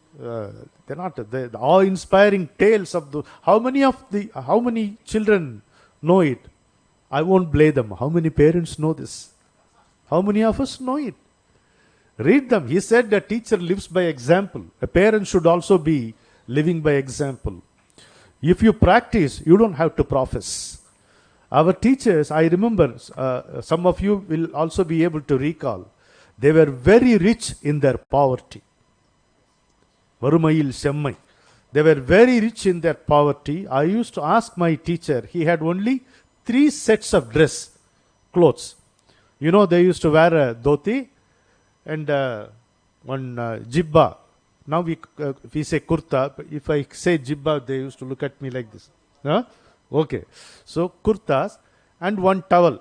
God knows for what, but the towel is a part of the attire. They used to have only 3 sets of such dresses, and they cannot do ironing. They cannot afford it. So they will do like this, you know, like patting a child, like that they will do it. Fold it themselves and keep it under that big iron trunk for pressing. And they wear. I asked my teacher, I gathered courage and asked, sir, how you are able to manage with 3 dresses? He looked at me like this. I still remember the fire in his eyes. He said, why? Why? 1 to wear, 1 to dry, 1 to keep in the shelf. What more you require? He said. My goodness. உடுத்திக்கொள்ள ஒன்று உலர்த்தி போட ஒன்று உள்ளே வைக்க ஒன்று போதாதா அப்படிங்கிறார். What words it is? 1 to wear, 1 to dry, and 1 to keep in the shelf. What more you require? He said. Such kind of teachers are still there, but you may not find them in schools and colleges. That is very rare to find. We had professors whose pronunciation will be very, very funny. But even the rowdy elements in the classrooms will attend his class. Because if you ask meaning for one word, he will give you 15 synonyms. And how to use them in a sentence, he would be able to say. So such kind of teachers are necessary. And I was waiting who this lady was, Ramabai was referring to, angered nationalist. Then only you revealed that it was Bal Gangadhar Tilak. No wonder that lion was angered by this stupid activity. The thing is, the problem with children, it's not because of their conduct or anything like that. There is a psychological shortcoming which they have, limitation. One is they are impressionable, at the same time they are vulnerable. We fail to make use of that impressionable part, but the enemies, which he has pointed out, they make use of that vulnerable part. They are impressionable as well as vulnerable. What you put, it goes in. And if it is evil, it stays put. If evil, a bunch of lies is spoken in their language with modern terminology, it goes and settles inside them. So you have to speak those old values in their language, which is, now, Guruji used to say, people speak about scientific temper. Tell me, what is so scientific about temper?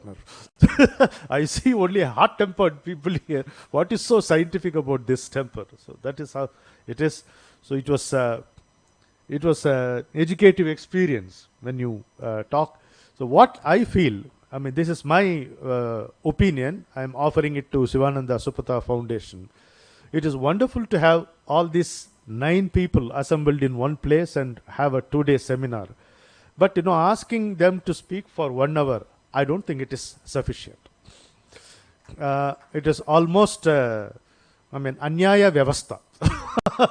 So I should say, maybe, a time will come, we can organize this in a way that morning 1 session, afternoon 1 session. And we will go to the colleges. They will never come. You have to go. If you are really concerned about taking this to the next generation, you don't wait and you sing in praise of your Guruji and expect them to be here. No, they won't come. They won't. Let us go there, spend time, 2 sessions. Shall I say something? Straight away I will tell you. Morning session by Major Madan, the post-lunch session by Neeraj Jatri. You see the success and then you will agree with me. Okay. Yeah, it is nice to light the lamp in. Oh? So the detoxification was detoxified, repoisoned. You can add that term.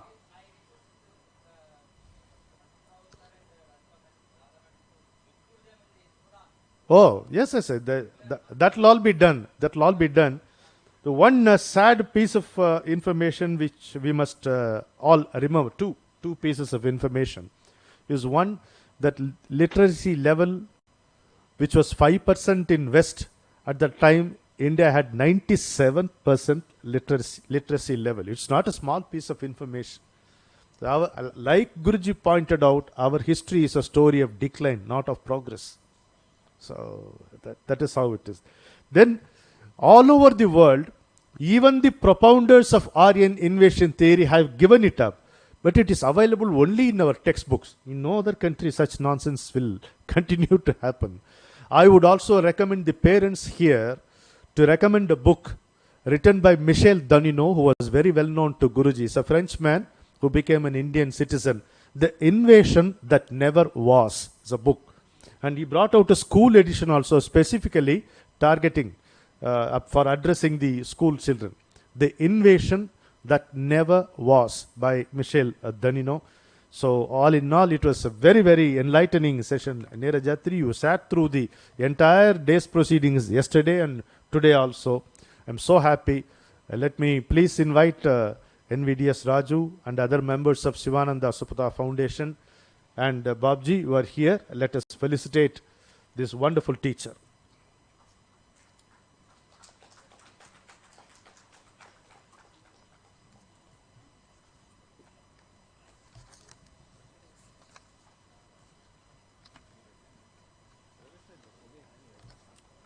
Randy sir. No, no, I want you to be there in the frame. The picture you should be there. Go to the other side. Go to the other side next. Anna, go to the other side. You give it. Give it. All of you should be there in the picture.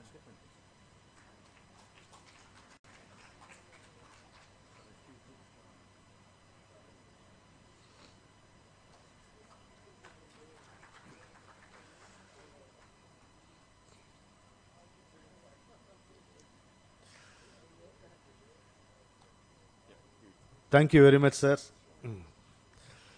Ladies and gentlemen, we come to the last part of the today seminar. The final session will be chaired by whom? Dr. Perala Balamurali Krishna. For the first time, he will not be comparing the show in Visakhapatnam. For the benefit of Major Madan and Sri Neerajatri, let me introduce Dr. Perala Balamurali Krishna. He is a doctor. He is a specialist in microbiology. Even he has forgotten that actually. He is very fluent in Telugu, English, Sanskrit and Tamil. And he is the hero among all the masters of ceremonies in not only in Visakhapatnam and other parts of Andhra. So much so. Oh, okay. So much so that people used to say that even if there is no program, let him compare the show, he would say. So beautifully used to say, even citation he will write in Sanskrit and give Telugu and give. Please have your seat, Perala Balamurali Krishna, son of an illustrious father, that also must be there.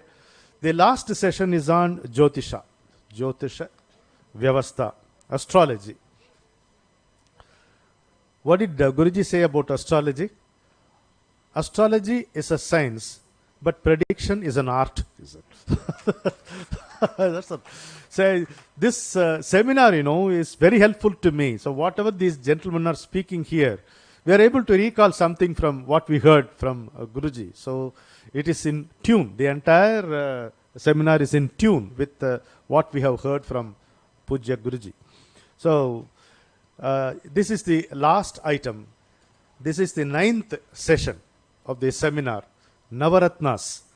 So the jewel of the crown is astrology. So far as Bharat Desam is concerned, Vedanta, yes, it is not as though when everything fails we seek astrology. No. We refer to astrology when everything is fine.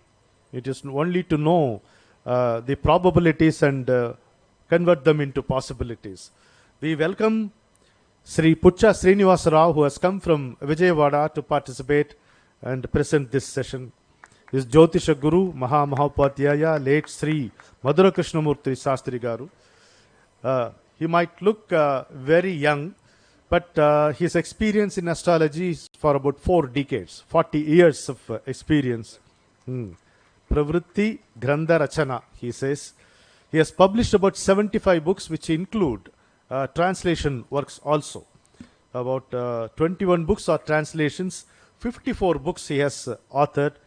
So he is a speaker in several seminars. He is a co-author for MA lessons. His essays have been published in several newspapers, Astrological Magazine, Jyotisha Vijnana Patrika, Rishi Pitam, Bhavishyani, Jyotir Vastu Vijnanam. So many publications are also there. So we are very happy to have you here, sir. And the concluding session is going to be presented by you. It gives us a lot of thrill, and it is lending respect. As you must be aware that Guruji had many faces or facets. Astrology was one among them. He never had to depend on a horoscope to look into somebody's details, but he respected a horoscope, and if that is given, he will interpret only through the horoscope. That kind of an astrologer he was. So I'm very happy. The floor is yours, sir. Before that, we'll have a song.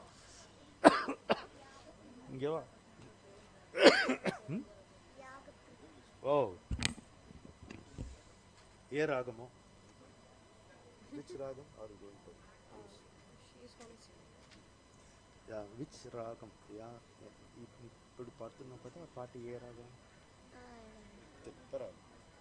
The little kid who is here is going to give us a song. Her name is Yagapriya. Maybe we can change it into Ragapriya after listening to her. Come. You come this way. ఇది కావాలంటే ఇక్కడ పెట్టుకో మా శృతి కావాలంటే దీంట్లో.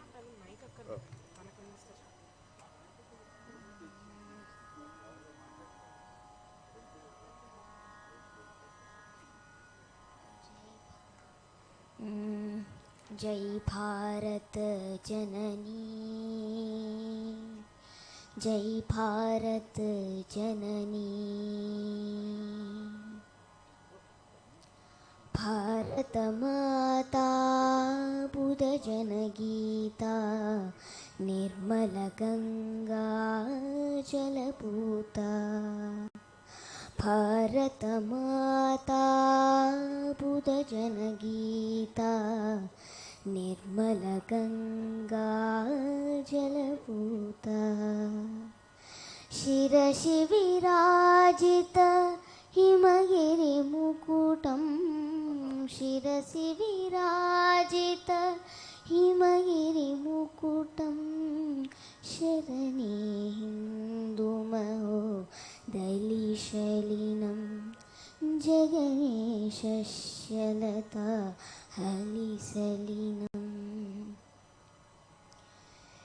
सरिग रिगमा गमप पामगरिस, सरिग रिगमा गमप पामगरिस, निनि सस निनि सस निनि सस रिरि सस निनि सस निनि सस निनि सस निनि सस निनि सस रिरि सस निनि सस निनि सस, मनसि मे सदतव पदयुगलं, शान्ति शान्तिक सतत चिन्तलं, भावरागलय तालमेगलं,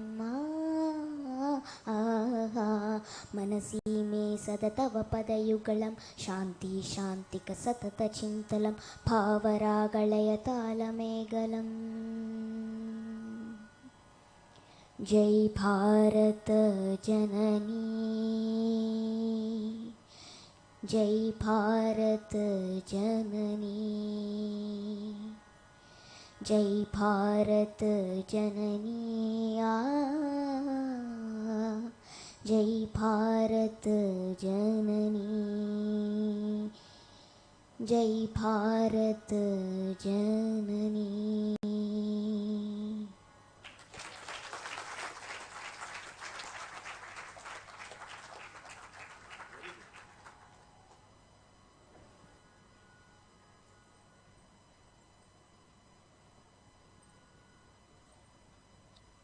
Sir, we are waiting for your session on astrology, and whatever predictions you can offer, you can.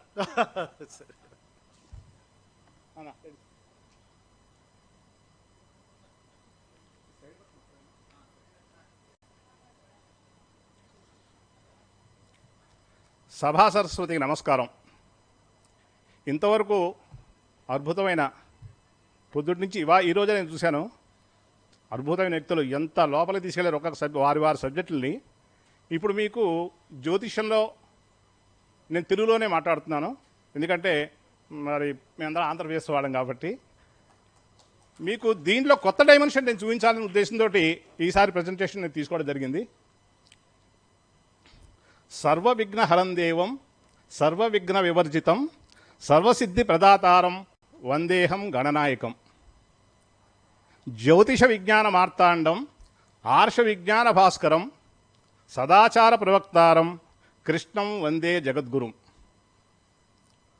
Udayagiri ముపేతం, Bhaskaram పద్మహస్తం, సకల భువననేత్రం, నూత్న రత్నోపదేయం, తిమిరకరి మృగేంద్రం, బోధకం పద్మినీనాం, సురవరిమభిభంజం, సుందరం విశ్వరూపం. మధుర వంశోద్భవం దివ్యం, జ్యోతిర్విజ్ఞాన భాస్కరం, కృష్ణమూర్తీతి విఖ్యాతం, వాచస్పతిం గురుం భజే. రాష్ట్రపతి అవార్డు గ్రహీతలు, మహామహోపాధ్యాయ, వాచస్పతి, మాకు ప్రతినిత్యం స్మరణీయులు మధుర కృష్ణమూర్తి శాస్త్రి గారి పాదాలకి శిరస్సు ఉంచి నమస్కారం చేస్తున్నాను.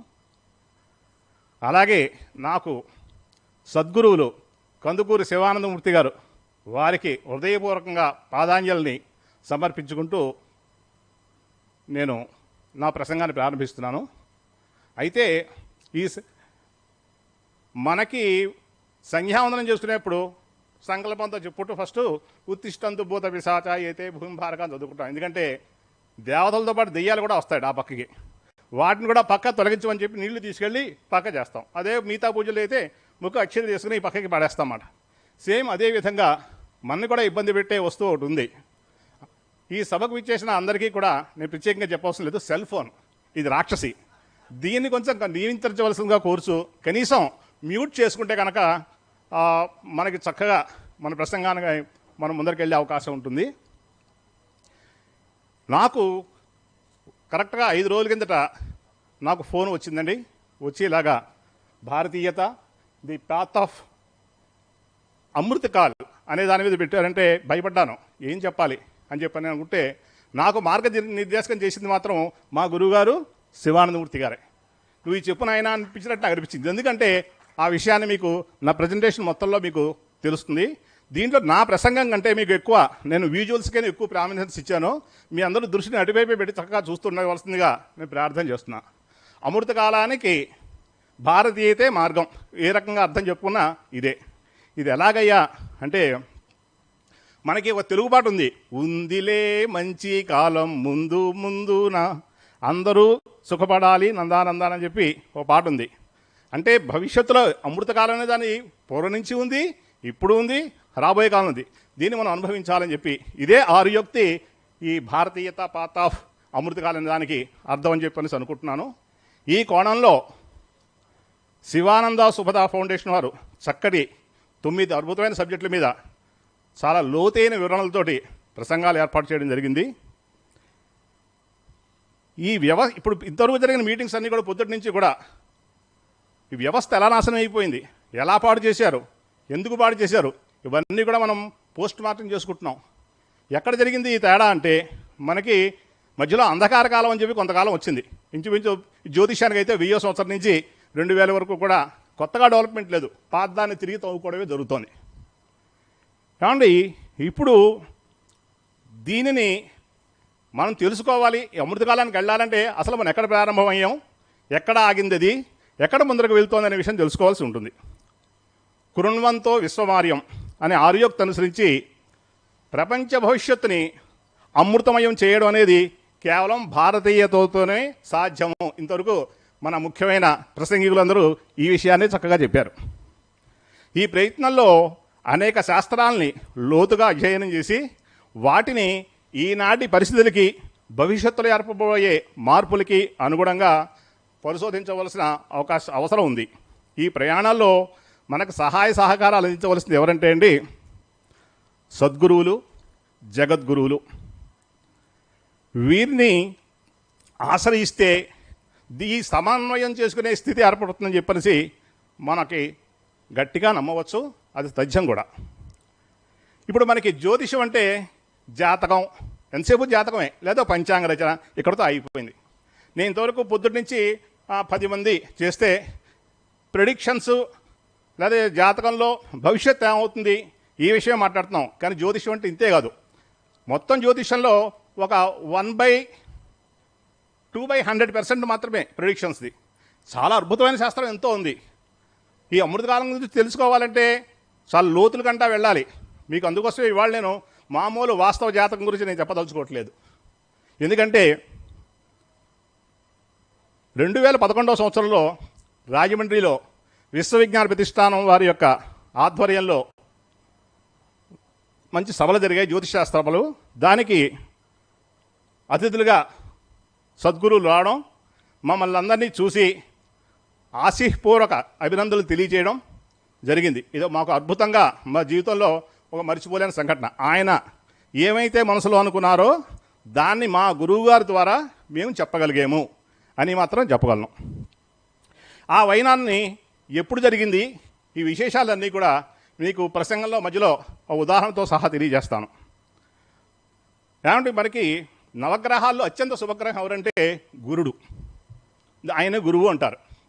ఆయన సంవత్సరం కాలం, ఒక సంవత్సరం ఒక రాశిలో ఉంటారు.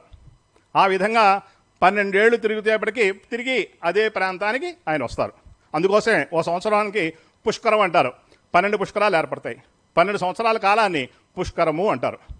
అలాగా 2011వ సంవత్సరంలో స్వామివారి అనుగ్రహం మాకు జరిగింది. కరెక్ట్గా 12 సంవత్సరాలకి నా అదృష్టం బాగుండి మీ అందరూ ఎదురుకుండా కూర్చుని ఈ ప్రసంగం చేసే అవకాశం నాకు దక్కింది.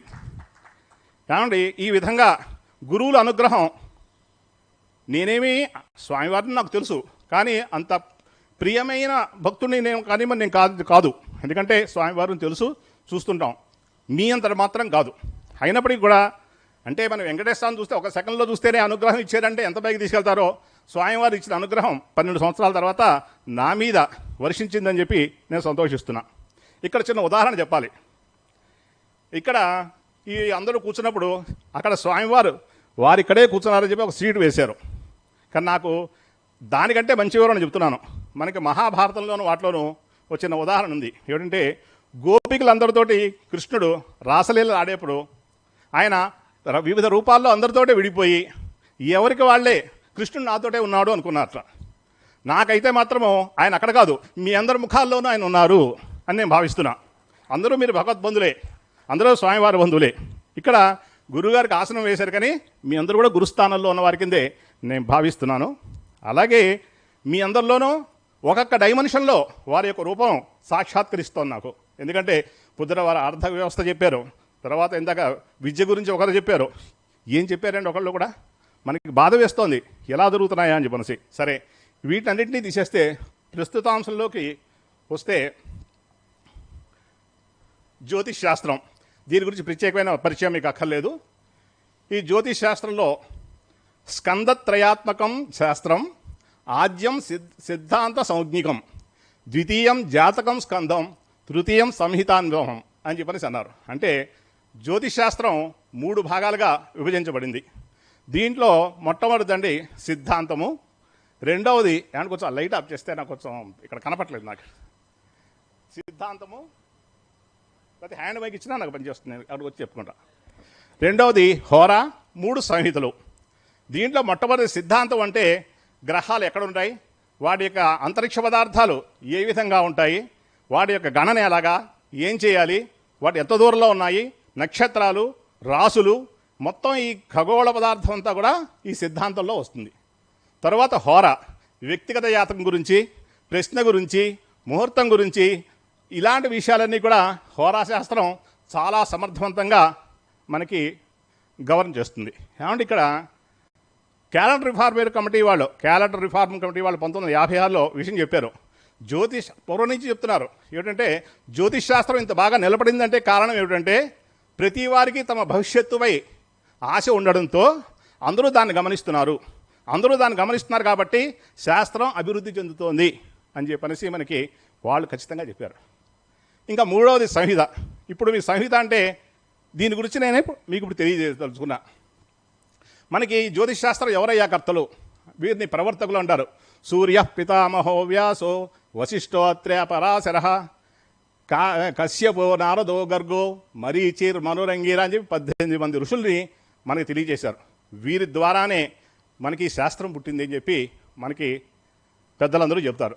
ఈ ఋషుల్లో కొందరు ఈ 3 స్కందాలపై గ్రంథాలు రాస్తే, కొందరు 2 స్కంధాలని చేశారు. అయితే మన దురదృష్టం అన్నమాట, మనం ఏ గ్రంథాన్ని నిలబెట్టుకోలేకపోయాం. ఆ పూర్వకాలం తక్షశిల ఇలాంటి విశ్వవిద్యాలయాలను తగలేయడంతో మనకి ఏ విధంగా అందట్లేదు. అన్ని పరోక్ష ఆధారాలతోటే దొరుకుతోంది. వీటిలో నారద సంహిత అనే గ్రంథం మాత్రమే మనకి ప్రత్యక్షంగా లభిస్తుంది. ప్రస్తుతం లభిస్తున్నవి నారద మహర్షిది నారద సంహిత, భద్రబాహు సంహిత, బల్లాలసేనుడిది అద్భుత సాగరము, అయ్యల భాస్కర్ కవిద్వయ రెట్టమతము, ఇలా మరికొన్ని గ్రంథాలు లభిస్తున్నాయి. వీటన్నిటిలోకి మొగుటాయమానం చాలా శిరోధార్యంగా ఉండేది వరామహిని బృహత్ సంహిత. ఏమంటే నేను ఈ బృహత్ సంహిత గురించి వాళ్ళు మాట్లాడుతున్నాను అనుకుంటున్నాను. ఎందుకు అనేది మీరు ఆఖరణ నేను శ్రీనివాసరావు చెప్పింది బాగుందా లేదా అనే విషయం మీరే నిర్ణయిస్తారు. ఈ వరాహమిహిన బృహత్ సంహిత యొక్క గొప్పతనం ఏమిటంటే అండి, దీన్ని రచించింది ఉజ్జయిని అంటే అవంతి దేశవాసి సూర్యవరప్రసాది ఆదిత్యదాసుని పుత్రుడైన వరాహమిహిరుడు. ఈ వరాహమిహిరుడు విక్రమార్కుని ఆస్థాన దిగ్గజాల్లో అష్టదిగ్గజాల్లో ఒకరు. అందుకోసమే ఖ్యాతో వరాహమిహిరో నృపతే సభాయం, గొప్పగా వెలిగారు. ఆయన పేరు మిహిరుడే, కానీ ఆయన రాజు కొడుకుపోయే విధానం తెలియజేయడంతో వరాహుడు అని బిరుదును పొందాడు. మన భారతీయ జ్యోతిషశాస్త్ర చరిత్రలో తారాపదంలో ఉన్న ప్రధానమైన ఈరోజు మనకు లభిస్తున్న గ్రంథాలన్నీ కూడా వరాహమిహిరులు వారివే. ఏమంటే బృహత్ సంహిత, సింహావలోకనం. నేను చెప్పాను సాధారణ జ్యోతిష విషయాలు చెప్పడానికి గజకేశ్వర యోగం ఉందా, ఈ దశలు ఎలా ఉన్నాయి, ఈరోజు వివాహాలు 36, 37 వరకు అవ్వట్లేదు, ఇలాంటివి కాదు. మనం తెలుసుకోవాల్సింది చాలా ఉంది. అమృత కాలానికి వెళ్ళాలంటే అసలు ఏముందో తెలుసుకుంటేనే మనం తెలుసుకోగలుగుతాం. ఇక్కడ మనకి 2 రకాల విశేషాలు ఉన్నాయండి. శాస్త్రం యొక్క నిడివి వెడల్పు ఎంత ఉంది, శాస్త్రం లోతు ఎంత. నా ప్రజెంటేషను 2 రకాలుగా ఉంటుంది. మొట్టమొదటి పార్టు దాని యొక్క వెడల్పు ఎంత, వైశాల్యం ఎంత తెలుసుకుంటాం. దాంట్లో ఒక్క విషయాన్ని మీకు ఆసక్తికరంగా ఉండే విధంగా నేను మీకు దాని లోతును చూపిస్తా. నాకే ఆశ్చర్యం వేసింది వీటిని చూస్తుంటేను. ఈ బృహత్ సంహిత ఇది 106 అధ్యాయాలు, 3900 శ్లోకాలతో జ్యోతిషానికి సంబంధించి విజ్ఞాన సర్వస్వము, ఎన్సైక్లోపీడియా ఆఫ్ ఎస్ట్రాలజీ. దేశానికి సంబంధించిన అనేక విషయాలు దీంట్లో చెప్పబడ్డాయి. భవిష్యత్తును సూచించే జాతకేతర పద్ధతులు, ఇది గుర్తుపెట్టుకోండి. జాతకేతర పద్ధతులు, జాతకం కాకుండా మిగిలిన పద్ధతుల గురించి ఇందులో తెలియజేయబడింది. సుమారు 100 విషయాల సమాహారం. ఎంత బృహద్గ్రంథమో చూడండి, 100 విషయాల సమాహారం. ఈ గ్రంథంలోని గొప్పదనం ఏంటంటే అండి, ఆయన 400 సంవత్సరాల్లో ఈ గ్రంథం రాసినప్పుడు ఏ గ్రంథాల్లోంచి తాను విషయాన్ని తీసుకున్నది, ఆ ఋషులెవరు, ఆ గ్రంథకర్తలు ఎవరు, వీటన్నిటి కూడా ఆయన చక్కగా తెలియజేశారు. దేవళ, ఋషిపుత్ర, గౌతమ, సప్తర్షి, బాదరాయణ, నగ్నజిత్, సవిత్రు, వీళ్ళందరూ ఋషులు. సత్యాచార్య, భదత్త, మణిత్థ, దేవస్వామి, సిద్ధసేన, యవనాచార్య, జీవశర్మ, ఇలాగ అనేక మందిని ఆయన ఇలా చెప్పారు, ఈ శాస్త్రంలో ఇలా చెప్పారు అని చెప్పారు. ఇది తప్పు అంటే తప్పు అని చెప్పారు తప్ప దీని గురించి సద్దడం కానీ అటువంటివి ఏమీ లేకుండా వారు తెలియజేయడం జరిగింది. ఇక్కడండి దీంట్లో అంశాలు ఒక 2 అధ్యాయాల గురించి చెప్తాను. శాస్త్రోపనయనము అనే ప్రథమాధ్యాయంలో సూర్యనారాయణ స్వామిని ఆయనకి ప్రార్థనతోటి ప్రారంభమయ్యి ఇందులో జ్యోతిష్ శాస్త్రం అంటే ఏమిటి, జగదుత్పత్తికి కారణం ఏమిటి, ఈ ప్రపంచం ఎలా పుట్టింది, ఎలా సస్టైన్ అవుతోంది, ఎలా అంతం అవుతుంది, ఇలాంటి విషయాలన్నీ తెలియజేశారు. తరువాత ఒక చక్కటి విషయం చెప్పారు. ఏం చెప్పారంటే అండి, కుహికావేశ పిహిత కర్ణోపసృతి హేతుభి కృతాదేశోన సర్వత్ర ప్రష్టవ్యో న దైవవిత్ అని చెప్పి ఒక శ్లోకం చెప్పారు. దాని అర్థం ఏంటంటే, ఇంద్రజాలంతో కానీ దైవం ఆహుతి నా మీద అమ్మవారు పూనింది, అయ్యవారు పూనారు అలాంటి చెప్పుట, కర్ణపిశాచాలు, ఇలాంటి దూర్త విద్యలు అన్నారు వాటినన్నిటి కూడా. ఈ దూర్త విద్యల బలంతే చెప్పబడిన ఫలితాలు తెలుసుకోరాదు. ఎందుకంటే అవి జ్యోతిష్ శాస్త్ర విద్య కాదు, అవి ప్రమాద హేతువులు అని చెప్పి ఖండించడం జరిగింది. ఆయన అంటే దేనికి ఇంపార్టెన్స్ ఇచ్చారంటే అండి, మ్యాథమెటిక్స్కి, గణితానికి ఎంతో ఇంపార్టెన్స్ ఇచ్చి ఆ గ్రంథాన్ని చేశారు. ప్రతిదీ కూడా లెక్కల రూపంలో చెప్పాలని ఆయన మరో ఇదిగో వేగ్గా ఒక మాటగా చెప్పడం, నేను చెప్తున్నాను కాబట్టి జరిగిపోతుంది అనకూడదు అని చెప్పి అన్నారు. కానీ మొదటి అధ్యాయంలో 35 మొత్తం శ్లోకాలు 13, గద్యం 22 శ్లోకాలతో మొత్తం సిద్ధాంతం, హోర, సంహితాస్కందాల్లో ఏ విషయాలుంటో వాటిని తెలియజేశారు. చెప్తూ ఆయన ఏమన్నారంటే, సంహితాపారగస్య జైవచింతకో భవతి, అంటే సిద్ధాంతము, హోర తెలుసుకున్న వాళ్ళు సంహితా విషయాలను కూడా తెలుసుకోగలిగితే వాళ్ళు త్రికాలజ్ఞులైన దైవజ్ఞులు అని చెప్పి అంటారని చెప్తూ అక్కడి నుంచి ఎత్రైతే సంహితా పదార్థ, ఈ సంహితలో ఈ విషయాలు ఉన్నాయని చెప్పి అన్నారు. ఏమంటే ఇది చాలా బృహత్తరమైన విషయం ఉండేది.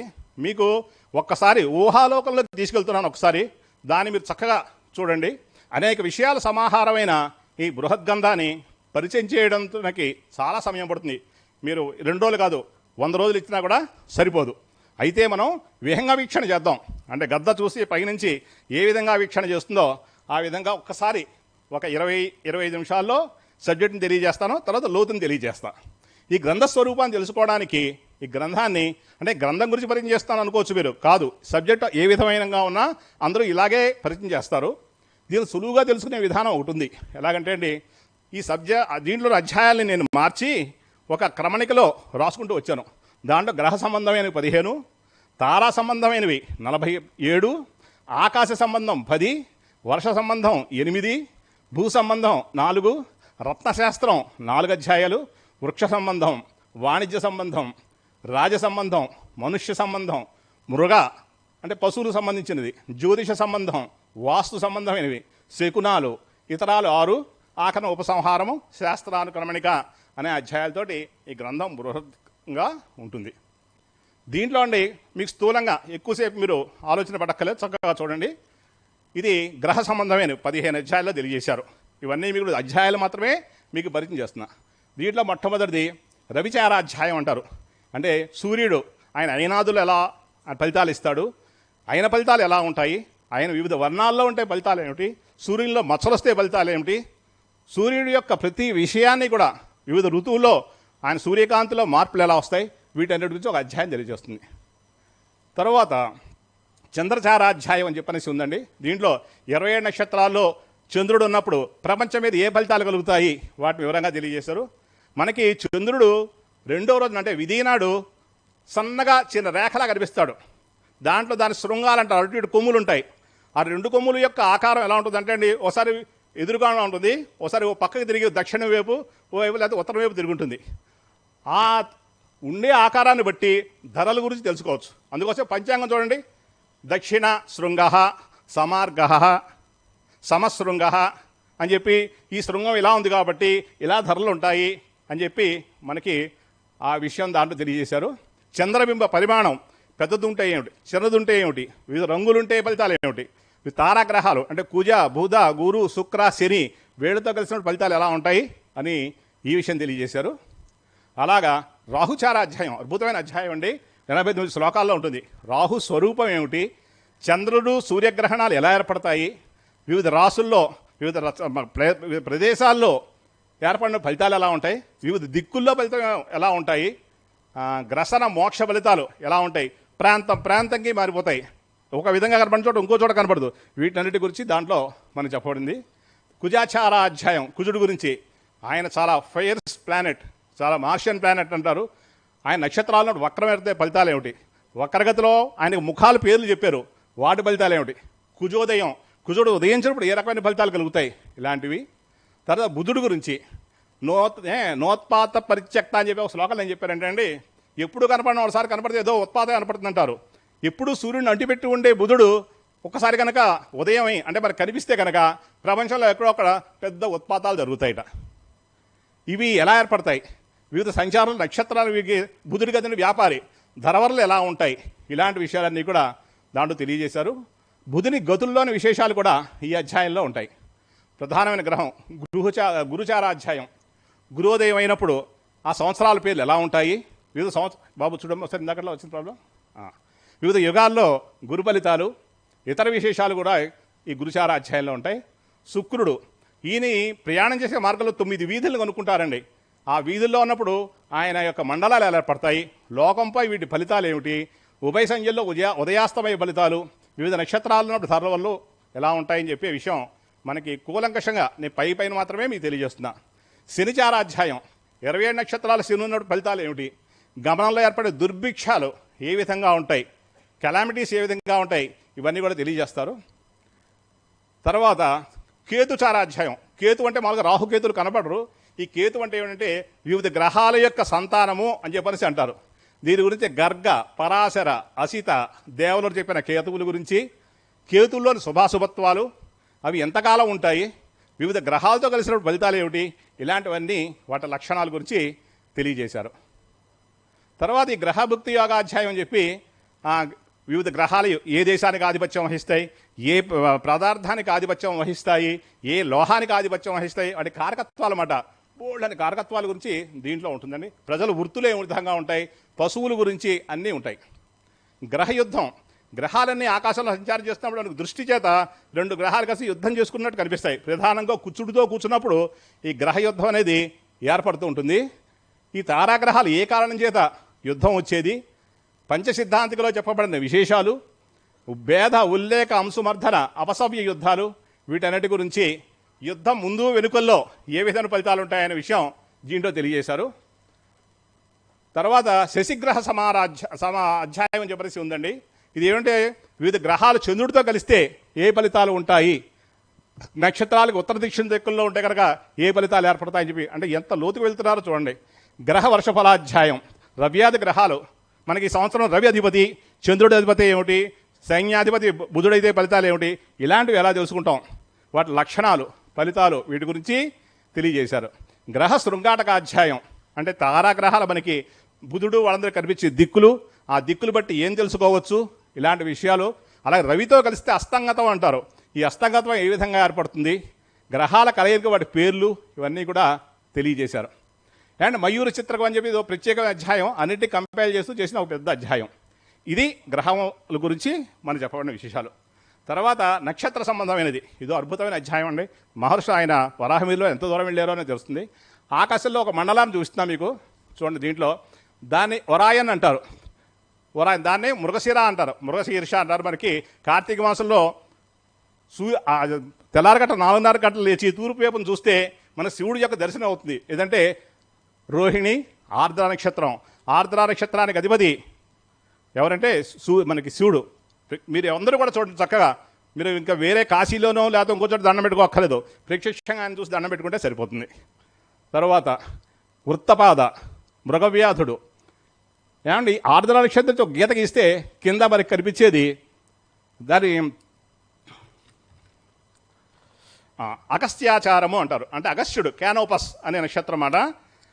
ఆయన గొప్పతనం ఏంటంటే దక్షిణాపదానికి వచ్చేప్పుడు వింధ్యపర్వతం యొక్క గర్వాన్ని అణిచి నేను వచ్చే వరకు నువ్వు తలెత్తడానికి వీలేదని చెప్పని ఆయన అందాడు. సూర్యుడు కూడా అటు ఇటు వచ్చేవాడు కాదుట, సూర్యోదయం వచ్చేది కాదుట దక్షిణాపదంలో. ఆయన ఆజ్ఞాపిస్తే ఆయన మహర్షి వారి వాక్యానికి తల ఉంచి ఆయన చక్కగా దక్షిణం వైపు వచ్చారట. ఆయన కనిపిస్తే కనుక అంతవరకు మడ్డిగా ఉండే నీళ్లు కాస్త క్లియర్గా క్రిస్టల్ క్లియర్గా మారుతాయట. అందుకోసం వారికి మహారాజులు జనులందరూ కూడా వారిని చూస్తూ అర్ఘ్య ప్రదానం చేసుకోవాలి అని చెప్పనేసి చెప్పుకుంటూ వచ్చారు. ఆయన ఏ రంగులో కనిపిస్తే ఏ ఫలితాలు ఏర్పడతాయి, ఇవన్నీ జ్యోతిషుల యొక్క ముఖ్యమైన లక్షణాలు, ఇవన్నీ తెలుసుకోగలిగి ఉండాలి. తర్వాత ఇంకో నక్షత్ర మండలం అండి చూడండి. భృగు, వశిష్ఠ, ఆంగీరస, అత్రి, పులస్య, పులహ, క్రతు 7 సప్తఋషులు. దాంట్లో వశిష్ఠుడి పక్కన అరుంధతి నక్షత్రం ఉంది. ఈ అరుంధతి నక్షత్రం ఇవన్నీ కూడా మనకి పెళ్ళిళ్ళలో కూడా అందరికీ చూపిస్తారు. ఈ సప్తర్షిచారం అని చెప్పి అధ్యాయంలో ఇది ఉంటుంది. పులాహ నుంచి క్రతు వరకు గీత గీస్తే కిందన ధ్రువ నక్షత్రం కనిపిస్తుంది. ఇవన్నీ చాలా ప్రపూర్వకమైన మండలాలు. దీంట్లో ఓ పక్కన వేణి మండలం, ఓ పక్క సింహరాశి, ఒక బ్రహ్మహృదయం, ఒక కల్పవృక్షం అన్నీ ఉంటాయి. ఈ అధ్యాయం ఏంటంటే ప్రతి 100 సంవత్సరాలకి ఒక్కొక్క నక్షత్రంలో సప్తఋషులు సంచారం చేస్తారట. వాళ్ళు 27 నక్షత్రాల్లో ప్రయాణం చేయడానికి 22,700 సంవత్సరాలు పడుతుంటా. ఏ ఫలితాలు ఏర్పడతాయి, భూమి మీద ఎలా ఉంటుంది, ప్రతి విషయాన్ని కూలంకషంగా దీంట్లో తెలియజేశారు. అండ్ మరో ముఖ్యమైన అధ్యాయం, ఇందాక నన్ను అడిగారు ఏమండి ఒక గ్రహాలు బట్టి దేశానికి ఫలితం అలా చెప్తారు, వ్యక్తి జాతకం చెప్పినట్టు అన్నారు. అలా చెప్పలేదు. వరాహం ఏం చెప్పారంటే చూడండి, దాని నక్షత్ర కూర్మ విభాగాధ్యాయము అనే అధ్యాయంలో ఒక విన్యాసం చేశారండి. అంటే ఒక యంత్రం కింద తయారు చేశారు. ఒక తావేల్ని అలా మనం చక్కగా దాన్ని మనం నేల మీద గీసుకుని దానికి తలవైపు తూర్పు, ఆగ్నేయం ఈ విధంగా 8 దిక్కుల్ని కూడా చక్కగా నిర్ణయం చేసుకోవాలి. దీంట్లో ఆ పైన ఉండే పెంకు ప్రాంతంలో కృత్తిక, రోహిణి నక్షత్రం వీడు నక్షత్రాలని, అదేవిధంగా ప్రాగాది క్రమంలో ఈ 27 నక్షత్రాలని విన్యాసం చేసుకోవాలి. ఇలా ఉంటే కనుక దీన్ని రాసుకుని మనం ఏ రాజ్యాన్ని అయితే చూస్తున్నామో ఆ రాజ్యం మీద పెట్టి ఆ ఫలితాలు పరీక్ష చూడవచ్చు. అంటే ఈ నక్షత్రంలో రాహు ఉన్నాడు కాబట్టి ఇలాంటి ఫలితాలు కలుగుతాయి, ఇక్కడేమో శుక్రుడు ఉన్నాడు కాబట్టి ఇలాంటి ఫలితాలు కలుగుతాయని చెప్పన్నారు. ఇప్పుడు మనకి ఉదాహరణగా వరాహమిల్లు వారు ఏం చేశారంటే అండి, భారతదేశాన్ని తీసుకున్నారు, ఇండియాని. ఇప్పుడు చూడండి, ఈ రోజుండే గ్రహస్థితులను ఆధారంగా చేసుకుని మనకి ఏ విధంగా ఫలితాలు చేయవచ్చు అనే విషయంగా మనకి చక్కగా నిర్ణయం చేసే విధానం చెప్పారు. మామూలుగా జాతకం చూసి మనం చెప్పకూడదు, ఈ విధంగానే చెప్పాలి. లేదు విశాఖపట్నం నగరం మ్యాప్ను తీసుకుని ఆ మ్యాప్లో ఆ నక్షత్రాన్ని కూర్చోబెడితే అవి ఎలా ఉన్నాయి తెలుసుకోవచ్చు. ఉదాహరణకి మన స్టేటే ఉంది ఆంధ్రప్రదేశ్ ఏ విధంగా ఆ నక్షత్ర విన్యాసం చేయాలి, ఇలాంటి విషయాలని కూడా మనం దాంట్లో చేసుకోవచ్చు. చూడండి ఎంత గొప్ప అధ్యాయం. ఇవన్నీ కూడా ఎవరు పరిశీలించట్లేదు. ప్రతి వాళ్ళకి ఏమంటే వ్యక్తి జాతకం మీకు పోతున్నారు తప్ప అవి డబ్బులు వచ్చే విషయం కాబట్టి. తర్వాత అండి నక్షత్ర వ్యూహము అనే ఒక అధ్యాయం ఉంది. ఈ నక్షత్రాల యొక్క వ్యూహంలో చాలా చక్కటి విశేషాలు చెప్పుకుంటూ వచ్చారు. వీటికి సంబంధించిన వస్తువులు ఏమిటి, ఏ దేశాలని వీళ్ళు గవర్న్ చేస్తారు, ఏ రాష్ట్రాలని గవర్న్ చేస్తారనే విషయంగా తెలుస్తుంది. నక్షత్ర కర్మగుణాధ్యాయం, ఏ నక్షత్రంలో ఏ పనులు చేయవచ్చు అని తెలియజేశారు. అలాగే 27 నక్షత్రాలు పుట్టినవారి ఫలితాలు తెలియజేశారు.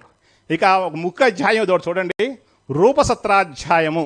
అంటే మనకి శ్రీ మహావిష్ణువుని ఈ 27 నక్షత్రాలతో ఒక విన్యాసం చేయాలి. అంటే ఆ నక్షత్ర విన్యాసం చూడండి, మఖ మూలా నక్షత్రం పాదాల కింద ప్రారంభమయ్యి మొత్తం 27 నక్షత్రాలు ఈ విధంగా ఒక విన్యాసం చేసుకుంటూ వెళ్ళాలి. ఈ విధంగా ఏర్పాటు చేసిన విష్ణుమూర్తిని 12 నెలల్లో కొలవాలి అని చెప్పి మనకి తెలియజేస్తున్నారు. అలాగే దీన్ని మనిషి మీకు ఎలా ఇంప్లిమెంట్ చేసుకోవాలనుకోండి, ఇలాగే నక్షత్ర విన్యాసం చేసి ప్రతి ఒక జాతకుడికి శిరో నక్షత్రం, ఒకవేళ శ్రవణ నక్షత్రం అయితే శ్రవణం పైకి వస్తుంది, మిగతా 20 నక్షత్రాలని విన్యాసం చేసుకుని దాంట్లో పాపగ్రహాలు ఎక్కడుంటే ఆ శరీర సంబంధం, ఆ అంగ సంబంధమైన రోగాలు వస్తాయని చెప్పి తెలుసుకోవచ్చు. అండ్ అలాగే దేశానికి సంబంధించి ఆ నక్షత్రం, విశాఖ నక్షత్రంలో ఈ గ్రహం ఉంది కాబట్టి దేశానికి సంబంధించి ఈ రకమైన పాప ఫలితం ఉంటుందని చెప్పి మనం చెప్పే అవకాశం చెప్పారు. ఇది చాలామంది ఇంప్లిమెంట్ చేస్తున్నారు. వైద్య జ్యోతిష్యంలో మాత్రం చాలా ప్రముఖంగా ఇది కనిపిస్తూ ఉంటుంది. తర్వాత అంతరిక్ష సంబంధం, అంటే మనకి గ్రహాలయ్యాయి, నక్షత్రాలు అయ్యాయి, ఇంకా మధ్యలో అంతరిక్షం అట. సంధ్యాలక్షణాధ్యాయము, అంటే ఉభయ సంధ్యల్లోనూ ఆకాశం సూర్యుడి యొక్క స్థితి చేత రంగురంగులో మారిపోతుంటుంది. అవి ఎలా ఉంటాయో ఫలితాలు. అలాగే దిగ్దాహ లక్షణము, ఒకసారి ఆకాశంలో చూడండి గ్రీన్ కలర్లో అయిపోతుంది, ఒకసారి పసుపు రంగులోకి వెళ్ళిపోతుంది, ఒకసారి ఏమో ఇంకో రంగులోకి వస్తుంది. అలా ఉండేప్పుడు ఫలితాలు ఎలా ఉంటాయి. అండ్ తర్వాత ఉల్కా లక్షణాలు, క్షణంలో మాయమైపోతుంటాయి. ఆ ఉల్కలు ఎలా పడుతుంటాయి, వాటిని ఏ విధంగా మనం చేయాలి అలా అన్నారు. అలాగే పరివేష లక్షణము 23 శ్లోకాల్లో గూడు కట్టడం అంటారు. సూర్యచంద్రుల చుట్టూ గూడు కొడుతుంది. ఇలా గూడు కట్టినప్పుడు ఏ విధంగా ఫలితాలు ఏర్పడతాయి. అలాగే ఇంద్రాయుధము, అంటే ఇంద్రధనస్సు గురించి ఏ సమయంలో ఏర్పడతాయి ఏ ఫలితాలు, ఏ దిక్కున ఏర్పడితే ఏ ఫలితాలు ఏర్పడతాయనే విషయాన్ని కూడా చాలా వివరంగా చెప్పారు. ముఖ్యమైన తర్వాత గంధర్వ నగరము, ఇది మనం ఇటీవీ ఎవరు చూడలేదండి. ఇది ఏంటంటే మనకి ఆకాశంలో ఒక నగరం కనిపిస్తూ ఉంటుంది. అది మన సినిమాలో చూస్తుంటాం, ఏదో వాళ్ళ డ్రీమ్స్లో వాళ్ళకి పాట పాడుకుంటున్నట్టు. ఇది కూడా అలాంటిదే. ఇది ఏమిటంటే అండి, ఈ ఓడల్లో ప్రయాణం చేసే వాళ్ళకి సూర్యకాంతి నీటి బిందువులో అది రిఫ్లెక్ట్ అయ్యి ఆకాశంలో నగరంలా కనిపిస్తుంటా. ఇది ఎక్కడిదంటే నేను కల్పితం కాదు, ఇది చైనాలో 2014 సంవత్సరంలో కనపడిన విశేషం. దీని మీద వీడియో కూడా ఉంది నా దగ్గర. ఇవన్నీ ఏంటంటే వాళ్ళు చూస్తుంటే కారులో వెళ్తున్నారు, ఓ పెద్ద నగరం కనిపిస్తోంది. ఇదేంటంటే ఉత్పాతం. ఇదన్నీ కూడా ఇవి కలగడం వల్ల మనకి ప్రపంచంలో కొంచెం ఇబ్బందులు అవి కలుగుతాయని చెప్పి అంటారు. అది తర్వాత ధ్రువ ప్రాంతాలు కనుక వెళ్ళిపోతే, అంటే జాతకం అంటే ఒక పక్క కాదు, ప్రపంచాన్ని మొత్తం చూడాలి. ఇక్కడ అంతరిక్ష సంబంధంగా ప్రతి సూర్య లక్షణము అంటారు. అక్కడ సూర్యుడు ఒకేసారి 3 సూర్యుళ్ళు 5 సూర్యుళ్ళు ఉన్నట్టు కనిపిస్తారు. వాటి ఫలితాలు ఏమిటి, వీటి సన్ డాగ్స్ అంటారు కూడా. అలాగే ఒక్కసారి ఆకాశం దుమ్ము కట్టుకుపోయి మొత్తం అంతా కనపడ ఢిల్లీలో కనిపిస్తుంటుంది ఎక్కువగా, ఈ రజో లక్షణం, వాటి ఫలితాలు ఎలా ఉంటాయి. అండ్ నిర్ఘాత లక్షణం, ఒక్కసారి ఈ భూమి పెద్ద చప్పుడు చేస్తూ వింత వింత ధ్వనులు చేస్తుంటా, ఆ నిర్ఘాత లక్షణం ఎప్పుడో కానీ కనపడవు. ఇవన్నీ కూడా అవన్నీ ఎలా గ్రహించారు, వాటిని ఎలా చూస్తున్నారు చూడండి. తర్వాత మయూరి చిత్రం ఇందా దాన్ని చెప్పాను, ఇవి అంతరిక్ష సంబంధమైనవి. తర్వాత వర్ష సంబంధం, ఒక స్త్రీ ఏ విధంగా గర్భం ధరిస్తుందో, ఎన్నాళ్ళు భరిస్తుందో, ఏ విధంగా సంతానం కలుగుతుందో, అదే విధంగా గర్భాన్ని తెలుసుకునే విధానం, అంటే మన వర్షాలు తెలుసుకునే విధానం కూడా దీంట్లో ఉంది. గర్భలక్షణాధ్యాయము, ఒక అమ్మాయి 18 ఏళ్ళు వచ్చాయి, ఆ అమ్మాయి యుక్త వయసు వచ్చింది, చక్కగా ఉంది, స్త్రీత్వం పూర్తిగా కనిపిస్తోంది, ఈ అమ్మాయి సంతానవతి అని ఎలా తెలుసుకుంటాము, ఆకాశాన్ని చూసి ఇగో ఈ లక్షణాలు కనిపిస్తున్నాయి కాబట్టి గర్భం ధరించే అవకాశాలు ఎక్కువ ఉన్నాయని మనం తెలుసుకోవచ్చు.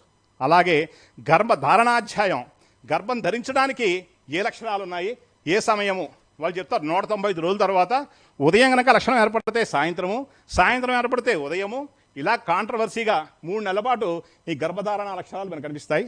ప్రవర్షణ, ఎంత వర్షం కురుస్తుంది, ఎన్ని ప్రాంతాల్లో కురుస్తుంది, ఎంత దూరం కనిపిస్తుంది, మనం ఎంతవరకు ప్రెడిక్ట్ చేయొచ్చు, శ్రీలంకలోని వర్షాలు మనం ప్రెడిక్ట్ చేయొచ్చా చేయకూడదా, ఇలాంటి విషయాలు తెలియజేస్తుంది. ఇక మహర్షులు ఇంకా దూరం వెళ్ళిపోయారు. రోహిణి యోగాధ్యాయం అని చెప్పి ఆషాఢ మాసంలో రోహిణి నక్షత్రం ఉన్నప్పుడు ఒక జ్యోతిషుడు ఏం చేయాలంటే అండి, ఊరు చివరికి వెళ్ళి అక్కడ ఒక పతాకం నిర్మించి దాంతో ఆ వచ్చే గాలిని బట్టి ఫలితాలు తెలుసుకునే విధానం ఒకటి. ఆ 4 వైపులా 4 గొయ్యలు తవ్వి దాంట్లో నీళ్లు పోస్తారు. పోస్తే మన్నాడు పొద్దున చూస్తే కనుక దాంట్లో నీరు తగ్గిపోయిందో ఆ ప్రాంతంలో దుర్భిక్షం అని చెప్పి నీరు నిలబడే విధానం బట్టి ఎంత వర్షం కురుస్తుంది అనేది కూడా హాయిగా చెప్పవచ్చు. తర్వాత స్వాతి యోగాధ్యాయం, ఇది అంతే. వివిధ దీంట్లో రకరకాల ధాన్యాల్ని పండించి 2 రోజులు పోయిన తర్వాత చూస్తారు ఏవి ఎక్కువ పండితే కనుక ఈ సంవత్సరం ఆ ధాన్యాలు ఎక్కువ పండుతాయి, ఈ సంవత్సరం నల్ల ధాన్యాలు సరిగ్గా పండవు అని చెప్పి ఖచ్చితంగా చెప్పే అవకాశం ఉంటుంది. తర్వాత వాతచక్ర అధ్యాయము, ఈ వర్షాలన్నింటినీ కూడా వాటిని నిర్ణయం చేసేటప్పుడు ఆషాఢ పౌర్ణమి నాడు ఇదే విధంగా వివిధ లక్షణాలు గమనించి చెప్పే విధానం కూడా దీంట్లో ఉంది. తర్వాత సజ్జోవర్షణాధ్యాయం, ఇది చూడండి, మరి చాలామందికి పల్లెటూరు వాళ్ళందరికీ తెలిసే ఉంటుంది. అకస్మాత్తుగా వర్షం వస్తే ఏ లక్షణాలు ఉంటాయి మనకి చెప్తారు. చీమలు తమ ఆహార పదార్థం తీసుకుని కలువుల్లోకి వెళ్ళిపోతూ ఉంటే వర్షం పడుతుందని మనం ఏదో కథ కూడా చదువుకున్నాం. ఒక సాకలివాడు ఆయనేమో ఇంటికి వెళ్ళిపోతుంటే ఒక వేద పండితుడు ఒక జ్యోతిష్యుడే ఎక్కడికో ఆయన వెళ్తున్నట్ట. అయ్యా పంతులు గారు వెళ్ళిపోండి, ఇప్పుడు వర్షం వస్తుందన్నట్ట. అని ఇప్పుడు వర్షం ఏంటి, ఇప్పుడు వర్ష లక్షణాలు లేవన్నట్ట. అనేటికి 10 నిమిషాలు ఏడుగా బ్రహ్మాండమైన వర్షం పడి తెలిసిపోయేట. ఆయన ఆసక్తి ఆపుకోలేక అడిగట, ఎవరు ఎలా చెప్పారా అంటే మా గాడిద నన్ను విరుస్తుందండి, అది చూసి వర్షం పడుతుందని చెప్పారు అన్నట్టు. అంటే ప్రకృతిని పరిశీలించి ఇలాంటి విషయాలను కూడా చెప్పవచ్చు. ఇది వర్ష సంబంధమైనవి. తరువాత భూ సంబంధమైనవి కూర్మచక్రాధ్యాయం ఇందాక చూసాము. తర్వాత భూకంపాధ్యాయం, భూకంపాలు ఎలా ఏర్పడతాయి, ఏ ప్రాంతంలో ఏర్పడతాయి, వాటి లక్షణాలు ఏమిటి, ఏం చెప్తారు. భూమిని 8 దిగ్గజాలు మోస్తుంటాయి, అవి అప్పుడప్పుడు భుజం నొప్పు బట్టి వాటిని మార్చుకునే క్రమంలో భూకంపాలు ఏర్పడతాయని చెప్పి ఒక లక్షణం చెప్తారు. ఇలా రకరకాల లక్షణాలతో చెప్పే విధానం ఉంటుంది. ముఖ్యమైన అధ్యాయం అండి జలార్గళాధ్యాయము, దీనే దకార్గళం అంటారు. అంటే ఒక్క ఇన్స్ట్రుమెంట్ లేకుండా ఏ పని లేకుండా హాయిగా ఒక మొక్కను చూసి ఇక్కడ నీరు ఎక్కడ లభిస్తుంది, ఏదో వావిలి చెట్టు ఉంది, వావిలి చెట్టుకి తూర్పు వైపు 2 పురుష ప్రమాణాలు అంటే 12 ఫీట్ వెళ్ళిన తర్వాత అక్కడ తవ్వితే 3 పురుష ప్రమాణాల కిందట జలం లభిస్తుంది. ఎలా, ఏ జలంట, మనిషి ఒంట్లో ఎన్నైతే నరాలు ఉన్నాయో అలాగే భూమిలో కూడా నరాలు ఉంటాయా, ఆ నరాలు ఉండే విధంగానే ఉంటాయి. ఈ పక్కన అది దక్షిణ వైపు ఉంటే కనుక ఎక్కువ నీరు ఉండదు, ఇలా ఉంటే కనుక బ్రహ్మాండమైన జలం లభిస్తుంది చెప్పి మొత్తం 50-60 మొక్కల ఆధారంగా చేసుకుని మనం నీటి గురించి తెలుసుకోవచ్చు.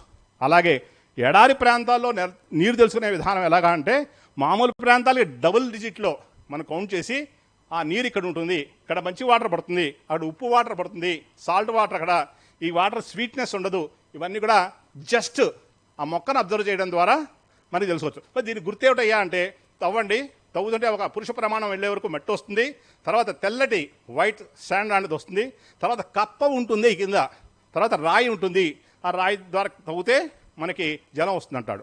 ఇంకా విచిత్రంగా మరి రాయిని తవ్వాలంటే మరి ఇన్స్ట్రుమెంట్స్ కావాలి కదా, గుణపాలవి, గుణపాలని, మరి గుణపాలని రాతితో తవ్వితే అవి పాడైపోతాయి, వాటిని ప్రాసెస్ చేసే విధానం. అలాగే పెద్ద పెద్ద బండరాళ్ళని కొన్ని వస్తువుల కలయికతో అలా పోసారి నీళ్ళ కింద పోస్తే ఆ రాళ్ళు పగిలిపోతాయట. ఇలాంటి టెక్నిక్స్ తోటి ఈ అధ్యాయం గురించి చెప్పారండి. తర్వాత ఇది భూ సంబంధమైనవే. రత్న పరీక్ష కొంచెం టైం పడుతుందండి, అది కొంచెం పెద్దదే పడుతుందా, ఇది స్వామివారి ఆజ్ఞ అండి.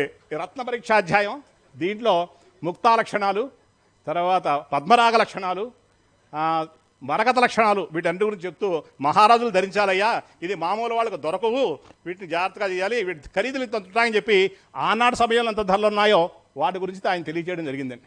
వృక్ష సంబంధమైనది కుసుమలత అధ్యాయం, దీని గురించి మీకు డెప్త్లో మీకు చెప్పదలుచుకున్నాను. సస్యజాతకం, ఏ విధంగా పంటలు పండించాలి, వాటికి ఉండే లక్షణాలు ఏమిటి, ఎప్పుడు ఎరువులు వేయాలి, ఇలాంటి విషయాలు తెలియజేశారు. ఇలాంటి మంచి అధ్యాయం వృక్షాయుర్వేదం, అంట్లు ఏ విధంగా కట్టాలి, చెరువుల పక్కన బావుల పక్కన ఏ మొక్కలు చేయాలి, అక్కడ కీటకాలు రాకుండా ఎలాంటి జాగ్రత్తలు తీసుకోవాలి, ఇలాంటి విషయాలు చెప్పుకుంటూ వచ్చారు. తర్వాత వాణిజ్యం ధరవరలు కుసుమలత అధ్యాయం చెప్పారు. అర్ఘకాండ అంటే ధరలు ఏ విధంగా ఉంటాయి, ఏ విధంగా గ్రహాలను బట్టి ఎలా తెలుసుకోవచ్చు, వీటి గురించి ఉందండి. రాజ సంబంధమైనవి, ప్రతి మహారాజుకి ఒక ధ్వజం ఉండాలి, ఆ ధ్వజం లక్షణాలు ఎలా ఉండాలి, ఎంత పొడుగుండాలి, ఎంత వెడల్పు ఉండాలి, వాటి గురించి. నీరాజన విధి, మహారాజు గారు యుద్ధం వెళ్తున్నప్పుడు ఏ రకమైన క్రియలు చేయాలి, ఇలాంటి విషయాలు. తర్వాత పుష్యస్నానం, మహారాజులు బాగుంటేనే మనం బాగుంటాం, మహారాజు గారికి ఒక శాస్త్రీయ పద్ధతిలో వారికి స్నానం చేయించాలి. అందరూ వేదం చదువుతూ ఉండగా వాళ్ళు చక్కగా పుణ్యాంగంలో అందరూ స్నానం చేయించాలి. అది పట్టలక్షణ అధ్యాయం. పట్టాభిషేకం అంటే పట్ట అంటే కిరీటం, మహారాజుకి ఏ కిరీటం ఉండాలి, యువరాజు గారికి ఏ కిరీటం ఉండాలి, మహారాణి గారికి ఏ కిరీటం ఉండాలి, మంత్రి గారికి ఏ కిరీటం ఉండాలి, ప్రతిదీ స్పెసిఫికేషన్స్. ఆ స్పెసిఫికేషన్ దాటి ఉండడానికి వీలేదు. అంటే ఆ కిరీటం చూసేసి ఓహో ఈయన సేనాధిపతి అని తెలుసుకోవాలి తప్ప రాజుగారి కంటే పెద్ద కిరీటం పెట్టుకుంటే కుదరదు. ఏమండి అలాగే ఖడ్గ లక్షణాలు మహారాజులకి లక్షణాలు ఏమంటే ఆయుధాలు ధరించాలి. దీనికి వాళ్ళు చురికాబంధనం అని చెప్పి ఉత్సవం చేస్తారు. చిన్న చిన్న ఇంత ఉండేది కత్తి, అది ధరించి మొలలో వెళ్తుంటారు.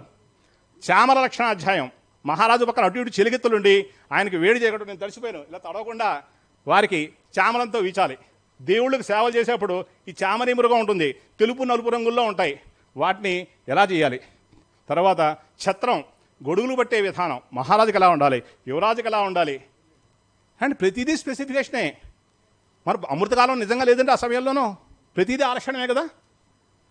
తర్వాత మనుష్య సంబంధం అనేది ఇంకా దీని గురించి పెద్దగా ఎక్స్ప్లెయిన్ చేయను.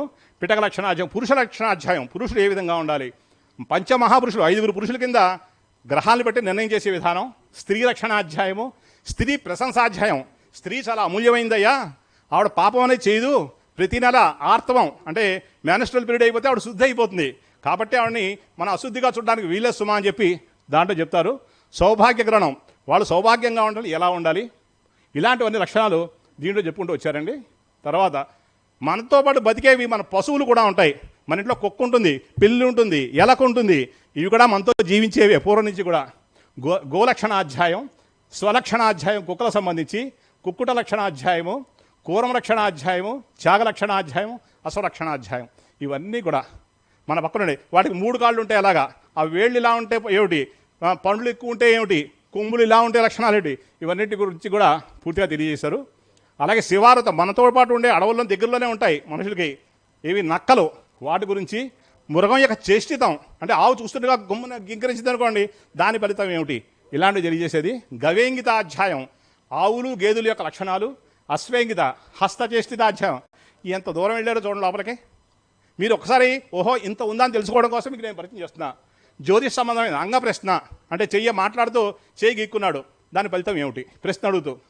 తర్వాత పాకాధ్యాయం వాడు ఆ నక్షత్రంలో పుడితే కనుక ఆ లక్షణం ఏమిటి, తిథి లక్షణాల యొక్క ఎలా ఉంటాయి, కరణాధ్యాయం ఎలా ఉంటుంది, వీటన్నిటి గురించి ఉంటుంది. తర్వాత స్వచక్రాధ్యాయము, రాశి విభాగము, వివాహ పటలము, ఇది లేదనుకోండి గ్రహ గోచారము.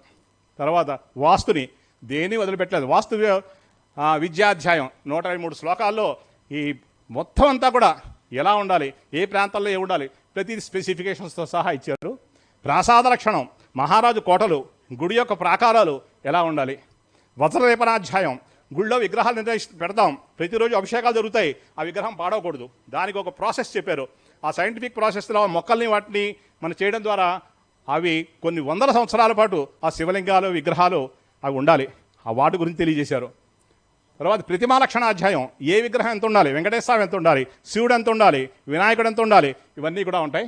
వన సంప్రవేశాధ్యాయం మనకి ఆషాఢ మాసంలోనే జరుగుతుంది పూరి జగన్నాథుడికి.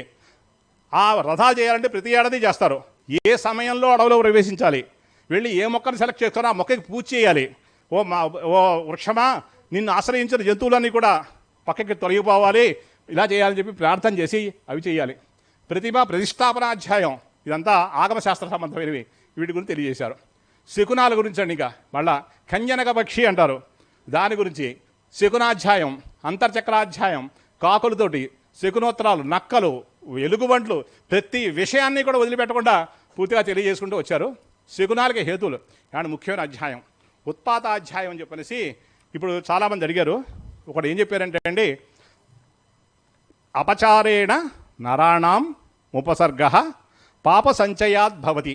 మనుషులు పాపచింతులై ఉండి పుణ్యం చేయకుండా వాళ్ళు ఉంటారట. అంటే ఇప్పుడు మన ఢిల్లీలో ఒక అమ్మాయిని 16 ఏళ్ళ అమ్మాయిని వాడు 30 సార్లు కత్తితో పొడిచి బండరాళ్లతో 15 సార్లు కొట్టి చేశాట.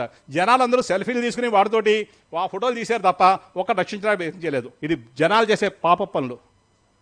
ఏమండి ఇలాంటివన్నీ కూడా ఇలాంటివి చేయడం ద్వారా దేవతలు కోపిస్తారయ్యా, కోపించి ఉత్పాతాలను పుట్టిస్తారు అని చెప్పినారు. ఏమిటయ్యా ఆ ఉత్పాతాలంటే, అదిగో వాళ్ళ సేమ్ గమ్మని పిడుగులు ఉరుములు పడ్డం, తర్వాత గంధర్వ నగరం కనపడడం, ఇవన్నీ కూడా ఉత్పాతాలండి. ఆకాశంలో ఊరు తగలడిపోతూ ఉండడం, ఊరంతా మొత్తం పొక్కం వేసి పాడైపోవడం, ఇలాంటివన్నీ ఉంటాయి. అలాగే మనకి ముఖ్యమైనది ఈ రథం స్వామివారిని ఊరేగిస్తుంటే రథం అకస్మాత్తుగా కూలిపోవడం, అంటే చక్రం దిగిపోవడం, ధ్వజస్తంభాలు పడిపోవడం, వినాయకుడు పాలు తాగడం, ఇవన్నీ కూడా ఉత్పాతాలే. అండి అవి ఉంటాయి, ఏనుగులు ఉంటాయి, వాడు కోపం వచ్చి ఒకసారి అన్ని చెదరగొట్టేసి జనాలందరినీ భయపెట్టారే, వాటి గురించి. తర్వాత ఒక శిశువు కాకుండా ఒకటి మామూలు కవలలు పర్వాలేదు, ఇంకా ట్రిప్లెట్స్ 4, 5, 6 ఇలా పుట్టడం అది చాలా విపత్తు కలిగిస్తుంది, అది ఉత్పాతం అని చెప్పారు. అలాగే ఇతర ఋతువుల్లో ఉండకూడని లక్షణాలను వాటి చెప్పారు. ఇది చాలా పెద్ద అధ్యాయం. తర్వాత వస్త్రఛేదన అధ్యాయం. ఓ గురువుగారు మన ఆశీర్వదించి ఒక వస్త్రం పెడితే సమయం లగ్నం ఏం లేకుండా ఆ బట్టలు కట్టుకోవాల్సిందే. ఇది చెప్తూ ఒక వస్త్రం కనుక ఒక చిరిగిందనుకోండి, ఏ పార్ట్లో చిరిగింది, దాని మూలాన్ని ఫలితాలు ఏమిటి, ఇవన్నీ కూడా తెలుసుకోవాలి. ఏమండి ఇంకా మనకి డిస్కవరీ ఛానల్ చూస్తే ఒక మీటింగ్ కోసం అవి ఏనుగులు కావచ్చు, ఖడ్గమృగాలు కావచ్చు, ఏదైనా సరే ఈ మగవి కొట్టేసుకుంటాయి. కొట్టుకుని దాంట్లో బలమైన జంతువు ఉంటే పక్కన ఆడవి చూస్తూనే ఉంటాయి, అలా చూస్తుంటాయి. ఏదైతే నెగ్గిందో దాంతో మీటింగ్ ఒప్పుకుంటుంది. అలాగే కూడా సత్సంతానం అవి కలగాలంటే వాళ్ళు అనురాగం సిద్ధించాలి. అందుకోసం వాళ్ళు ఏ మందులు వాడాలి, కామోద్దీపనకి ఏం వాడాలి, ఇవన్నీ కూడా కాందర్పికమైన అధ్యాయంలో వివరంగా తెలియజేశారు. తర్వాత గంధయుక్తి. ఏమండి ఎంతన్నా మహారాజు గారికి ఇలా ఉంటే కుదరదు, చక్కగా పొగల ధూపంతో ఉండాలి. అలాగే 16 పదార్థాలతోటి 1,47,660 సెంట్లు తయారు చేసే విధానం చెప్పారు. నా ఎదురుగుండా 4 సెంట్లు పెడితే 5వ సెంటు వాసన నేను పట్టుకోలేను, కానీ ఆయన అన్ని లక్షణాలు ఎలా చెప్పారు ఇవన్నీ కూడా. తర్వాత ఇంకో విషయం చెప్తూ అన్నారండి, ఎంత నగలున్నా, ఎంత బంగారం ఉన్నా, ఎంత ధైర్యం ఉన్నా సరే అబ్బే తెల్ల వంటలు ఉంటే ఆడవాళ్ళది ఒప్పుకోదయ్యా. అందుకోసం మన శిరస్సుని డై చేసుకోవాలి. తెల్ల వెంట్రులు ఉంటే ఇష్టపడదు స్త్రీ, నల్లగా ఉండాలి. దాన్ని చేసుకోవాలంటే డైలీ వాడాలి. డైయింగ్ పద్ధతులు ఏమిటి, ఇలాంటి విషయాలు కూడా చెప్పారండి. ఏమండి చిన్న విషయాన్ని వదిలిపెట్టి దంతకాష్టాధ్యాయం. ఏ పుల్లతో పళ్ళు తోకోవాలి. మనకి చిన్న ఉందండి, పెళ్ళిళ్ళకి వెళ్ళామనుకోండి, భోజనం చేస్తాం, టూత్ పిక్ ఇస్తారు, దాంతో కెలుగుతాం. కెలిగితే లోపలికి వెళ్ళిందనుకోండి రక్తం కారుతుంది, అది సెప్టిక్ అవుతుంది. దీంట్లో తయారు చేసే విధానంలో ఒక ఆయుర్వేద పద్ధతిలో కనుక తయారు చేస్తే అవి మనం గుచ్చుకున్నా అనుకోండి, గుచ్చుకున్నా రక్తం లోపలికి ఆ మందు వెళ్ళిపోయి ఇబ్బంది లేకుండా ఉంటుంది. అంటే ఇన్ని జాగ్రత్తలు తీసుకున్నారు. ఏమండి తర్వాత సియ్యాసనం. మహారాజు గారు ఏదో డబుల్ కార్డులో పడుకుంటే కుదరదు, రాయల్ కార్డ్స్ ఉండాలి. వాటి లక్షణాలు ఏమిటి, యువరాజు ఏమి ఉండాలి, మహారాణి దేనివి పడుకోవాలి, ఆయన ఉంపుడు గొత్తలు ఏ విధమైన లక్షణాలు ఉండాలి, రాయల్ బెడ్లో వాళ్ళు పడుకోవడానికి వీల్లేదు, అవన్నీ కూడా ఆ కుర్చీలను వాటి చేసే విధానం చెప్పారు. దీపలక్షణం. దీపలక్షణం అంటే అండి మామూలుగా 3 దీపాలు పెట్టాలా, 4 దీపాలు పెట్టాలి కాదు.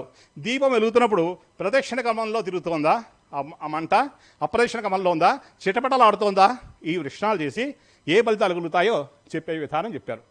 ఇంకా ఉపసంహారాధ్యాయం శాస్త్రాన్ని కర్మణిక అని చెప్పారు. అయ్యా ఒక పావు గంటలు అయిపోతుంది, ముఖ్యమైన అధ్యాయం, జస్ట్ లిసన్ కేర్ఫుల్లీ సార్. ఏంటంటే అండి 2010 సంవత్సరంలో అక్టోబర్ 1 నుంచి 4 వరకు ఓ బ్రహ్మాండమైన మీటింగ్ జరిగింది విశాఖపట్నంలో. అందులో ఒక రోజు మీటింగ్ ఇక్కడ జరిగింది. సద్గురువులు ప్రపంచ భవిష్యత్తు మీద ఓ మీటింగ్ పెట్టారు. పెట్టినప్పుడు దానికి డేవిడ్ ఫ్రాలే, ఏమండి కేఎన్ రావు, మా గురువుగారు సివి సుబ్రహ్మణ్యం గారు, లబ్ధ ప్రతిష్ఠులైన వాళ్ళందరూ కూడా వచ్చేసారు. కానీ ఆ మీటింగ్ అయిన తర్వాత సద్గురువులకి ఆయనకి బాగుంది, మేమందరం కూడా వచ్చాం, 3 రోజులు కూడా శుభ్రంగా పెళ్లి భోజనంలా చేసాం అందరం కూడా చాలా చక్కగాను. అక్కడ ఇది ఇక్కడో మీటింగు, ఇంకో యూనివర్సిటీ క్యాంపస్లో ఇంకో మీటింగ్ ఉంది, అక్కడ కూడా జరిగింది. మేము థ్రిల్ అయిపోయాం. కానీ ఒక విషయం, ఒక నిజం చెప్తున్నా, ఆయనకి సంతృప్తి కలగలేదు. ఇప్పుడు ఈ మీటింగ్ పెట్టినప్పుడు ఈ మీటింగ్ అర్థం కాకుండా ఏదో విషయం ఈ నవరత్నాలు ధరించచ్చా ఇది చెప్పారనుకోండి, అది మీనింగ్లెస్గా ఉంటుంది. ఏ విషయం చెప్పారో దాని గురించే మాట్లాడాలి. ఆయనకి ప్రపంచ భవిష్యత్తు అనే విషయం మీద ఆయనకి ఇష్టపడలేక మీటింగ్ అయిన తర్వాత మా గురువుగారితో చర్చిస్తూ, అంటే బాగా ఫ్రెండ్స్ వాళ్ళిద్దరు కూడా, శాస్త్రి గారు నాకు ఎందుకు అంత అసంతృప్తి కలిగిందండి, అంత సంతృప్తి లేదు, మీరు మీ ఊళ్ళో నేను కూడా కొంత సహాయం చేస్తాను, ఒక చక్కటి మీటింగ్ ఏర్పాటు చేయండి, కేవలం రాష్ట్రీయ సభ అంటే తెలుగు రాష్ట్రాల వాళ్ళని కాకేయండి, నాకు కావాల్సింది ప్రపంచ భవిష్యత్తు మీదే కావాలి అని ఖచ్చితంగా అడిగారు ఆయన. అనేప్పటికీ మా గురువుగారు అరేంజ్ చేశారు, కింద డేట్ సమయంతో సహా 2011 అండి. వారు రాజమండ్రి వచ్చారు. పాపం 2 రోజుల్లో ఉండాలనుకున్నారు, కానీ ఆయనకుండే పనులు ఒత్తిడి చేత 100 రోజు వెళ్ళిపోవాల్సి వచ్చింది. ఆయన మధ్యాహ్నం కబురు వస్తే 15-12కి నేను ప్రజెంటేషన్ ఇచ్చాను. ఇప్పుడు ఆయన అనుజ్ఞ అయింది కాబట్టి ఇంకా నేను ఆ ప్రజెంటేషన్ ఇస్తున్నా, చిన్న ప్రజెంటేషను. అది ఎంత గొప్పగా ఉంటుందంటే అండి, జ్యోతిషం అనేది ఇలా ఉంటుందా అని కూడా మీరు ఆశ్చర్యపోతారు. దీని పేరు కుసుమలత అధ్యాయము, అంటే ఆన్ ఫ్లవర్స్ అండ్ ప్లాంట్స్. ఏమంటే దీంట్లో 14 శ్లోకాలండి, కానీ 47 విషయాలు చెప్పారు. ఏమిటయ్యా విషయాలు, అది మాకు అవసరమా? ఇంతసేపు మీకు అటు ఇటు దూరం చూపించా, ఇప్పుడు లోతు చూపిస్తున్నా చూడండి. ఇది ఏం చెప్పారంటే ఫలమ కుసుమ సంప్రవృద్ధి వనస్పతీనాం విలోక్య విజ్ఞేయం అని చెప్పి శ్లోకం చెప్తూ వివిధ వృక్షాలకి ఏర్పడే పళ్ళు పువ్వులు వాటి ఆకుల అభివృద్ధిని బట్టి అంటే ఓహో ఇటువైపు ఏమిటి మొత్తం అన్ని మొక్కలు ఇలా మొలిచాయి అంటే ఇది ఇలా మొలిచింది కాబట్టి ఇంకో పంట బాగుంటుంది, ఈ వస్తువు ఇలా ఉంది కాబట్టి ఆ వస్తువు బాగుంటుంది. ఇలాగా కొన్ని ప్రెడిక్షన్స్ కేవలం కంటితో చూసి చెప్పే విధానం మనకి అద్భుతంగా ఉంటుందండి. ఇది ఏం చేయాలంటే మహారాజు చెప్పి, మహారాజా ఈ మొక్కలు ఇక్కడ పండుతున్నాయి కాబట్టి ఈ పంట వేయమని చెప్పి రైతులు సలహా చెప్పండి అని చెప్పి వారికి, రైతులకి నాయన ఈ ప్రాంతంలో ఇది ఎక్కువ ఉంది కాబట్టి ఈ పంట పండించుకోండి, మీకు మంచి ఆర్థికంగా పరిపుష్టి కలుగుతుందని చెప్పి చెప్పచ్చుటండి. దీన్ని నేను సులువు కోసం అంటే మళ్ళీ నా వెనకాలే ఉన్నారు వారు అడుగుతున్నారు టైం కావాలని, అందుకోసం సులువుగా మీకు ఏంటంటే దాంట్లో వృక్ష సంబంధము, జంతు, వస్తు, మనుష్య, సంఘ సంబంధం. అమ్మ మీరు కూడా చూడాలి, అందరూ కూడా ఒకసారి, చాలా గొప్ప అధ్యాయం ఇది. దీంట్లో వృక్ష సంబంధం ఏంటంటే అండి, భారతదేశంలో ప్రధానమైన ఆహారం ఏంటండి వరి. అందరం కూడా అన్నమే తింటాం, అన్నీ అన్నాలే. అని ఇప్పుడు మనకి దీంట్లో మనకి రకరకాలు ఉన్నాయి. అక్కుళ్ళు, నెల్లూరు మొలకొలుగులు, అలాగే పూర్వం 32, 26 ఇలా 15 చాలా రకాలు ఉన్నాయి. దీంట్లో ఈ వరి గురించి తెలుసుకోవాలంటే ఏంటండి, అది కూడా చూడండి సన్నటి బియ్యం పెట్టాను అక్కడ. ఇది కలమ అనే సూపర్ ఫైన్ రకం. దీని ప్రస్తుతం బాస్మతి రైస్ అనొచ్చు అన్నమాట.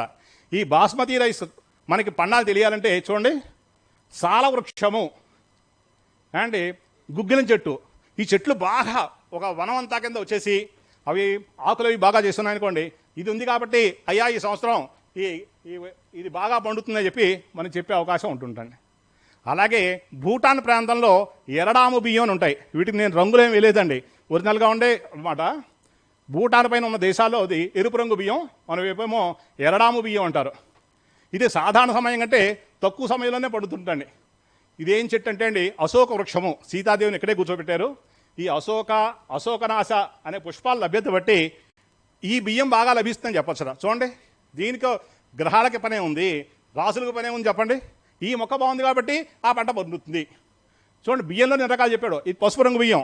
శ్రీనివాసరావు గారు ఏదో దాన్ని ఏమంటారు ఫోటోషాప్ వర్క్ చేసి వచ్చారు అనుకుంటారు, కాదు ఇవన్నీ నిజం కోసం అని చెప్పి అమ్ముకునే బియ్యాన్ని కూడా ఇస్తున్నారు బాటిల్స్, అవి పసుపు రంగు బియ్యం. హిమాలయ ప్రాంతాలలో విరివిగా లభ్యమయ్యే పసుపు రంగు బియ్యం. అయితే దీనికి సంబంధించిన మొక్క దొరకలేదు. దీనికి ఏంటంటే క్షీరిక, హేమత్ దాని మేడి చెట్టు పళ్ళు కనుక మేడి పళ్ళు బాగా ఉంటే ఆ పసుపు రంగు బియ్యం ఎక్కువగా పండుతాయి. అండ్ కొంత అబ్జర్వ్ చేస్తే మీ అందరూ కూడా ఈ విషయాన్ని తెలుసుకోవచ్చు. ఏమండి, తర్వాత మనకి గోదావరి జిల్లాలో ఉండేది సూకర అనే బియ్యం, జల సమృద్ధి గల ప్రాంతాల్లో పండుతుంటా. దీని గురించి తెలుసుకోవాలంటే నీలిరంగు పువ్వులు పూసే అశోక వృక్షం కనుక చూస్తే ఇది తెలుస్తుంటా. నా దురదృష్టం కదా ఆ మొక్క నాకు దొరకలేదు, నాకు నెట్లో ఎక్కడ వెతికినా సరే. తర్వాత షష్ఠిక 60 రోజుల్లో చేతికి వచ్చే బియ్యం అండి. ఈ బియ్యం గురించి తెలుసుకోవాలంటే తిందుక, తుమ్మికి దాన, వైల్డ్ మ్యాంగిస్టీన్ అంటారు. ఈ పళ్ళు ఎక్కువగా ఉంటే కనుక ఆ ప్రాంతంలో ఆ బియ్యం బాగా పండుతాయి, మోర్ అవైలబిలిటీ అని దాన్ని పండించుకోవాలని చెప్పి మనం చెప్పొచ్చుటండి. బియ్యం తర్వాత ముఖ్యమైన పంట ఏంటంటే అండి గోధుమలు. అంతా కూడా ప్రపంచంలో ఎక్కువగా ఉండేది కూడా ఇదే. ఈ గోధుమల గురించి తెలుసుకోవాలంటే మనకు భద్రాచలం వెళ్తే ప్రసాదం ఇస్తారు స్వామివారికి. ఇది మధుకము, ఇప్ప చెట్టు. ఇప్ప పువ్వులు కనుక ఫలిస్తే మనకి గోధుమలు బాగా పండుతాయిట. అండ్ దీంట్లో గ్రహగణితానికి మనకు సమయం ఉందండి. తర్వాత వేదకాలంలో చాలా ముఖ్యమైన పంట ఎవలు, బార్లీ అంటారు. న్యగ్రోధ, మర్రి చెట్టు కనుక బాగా విశాలంగా ప్రాంతాల్లో ఉండి బాగా ఊడలు వేసి ఉంటే కనుక ఆ బనియాన్ ట్రీకి బార్లీ ఎక్కువగా పండుతుందని చెప్పి చెప్పచ్చుట. తరువాత బార్లీకే దీని ఏమంటారండి సప్తపద, సప్తక్షత, 7 ఆకుల పొన్న చెట్టు అంటారు. అలా ఉంటాయి ఆకులు. అది కనుక బాగా పువ్వులతో ఉండి మంచి చక్కగా కనిపిస్తే ఆ బార్లీ పంట చక్కగా ఉంటుందని చెప్పి మనం చెప్పచ్చుట. తర్వాత ముఖ్యమైనది మనకి పితృ కార్యక్రమాల్లో వాటిలో నువ్వులు, మినువులు అంటే ఇవన్నీ నల్లధాన్యాలు. ఈ నల్లధాన్యాలు పండడానికి తెలుసుకునే విధానం ఏమిటయ్యా అంటే నేరేడు పళ్ళు కనుక బాగా పండుతాయి. ఇప్పుడు వచ్చేవి డూప్లికేట్, ఇవేటి హైబ్రిడ్ కాకుండా ఒరిజినల్గా ప్రాంతాల్లో ఎక్కువ ఉంటే కనుక ఈ 2 పంటలు బాగా పండుతాయని చెప్పి మనం చెప్పవచ్చండి. జంబూ ఫలం ఏమండి. తర్వాత ఆవాలు, ఆవు పంట చాలా ఉత్తరాదిలో కూడా విపరీతంగా ఉంటుంది. మనకు ఆవకాయ చేసామంటే ముందర ఆవాలు లేకుండా జరగదు మనకి. ఈ ఆవాల గురించి తెలుసుకోవాలంటే ఆసన, బీజక, ఇండియన్ కీనో ట్రీ, ఆ ఆకులు కనుక ఎక్కువగా లభిస్తే కనుక అవన్నీ పూలు బాగా పూస్తే ఈ ఆవాల పంట బాగా ఎక్కువ ఉంటుందని చెప్పి మనకి చెప్పవచ్చండి. తర్వాత ఉలవలు మనం తిండి కాదు, ఈవెన్ పశువులకి పెట్టాలి వాటికి కూడా ఉలవలు. ఈ ఉలవల గురించి తెలుసుకోవాలంటే రేగుపళ్ళు కనుక బాగా పండితే, రేగుపళ్ళు ఎక్కువగా లభిస్తే మనకి ఈ రేగుపళ్ళు బట్టి చూస్తే ఉలవల పంట గురించి తెలుసుకోవచ్చు. తర్వాత పెసలు ముద్గర ధాన్యం అంటారు, మనకి కరంజీ అంటారు. కరంజీ అంటే అలా ఉంటాయి పువ్వులు. చిరబిల్వ అంటారు. ఈ చిరబిల్వ కూడా చూడండి అలా ఉంటాయి. ఈ రెండు బాగా పండితే కనుక పెసలు బాగా ఉంటాయా అని చెప్పి మనం ప్రిడిక్షన్స్ చెప్పవచ్చుట. అలాగే మర్రి చెట్టును బట్టి ఒకటి, అశ్వత్థం రావి చెట్టును బట్టి, తరువాత వేప పిచుమంద ఇవి బాగా కనుక పళ్ళు వేసి చక్కగా పువ్వులు అవన్నీ ఉంటే అది.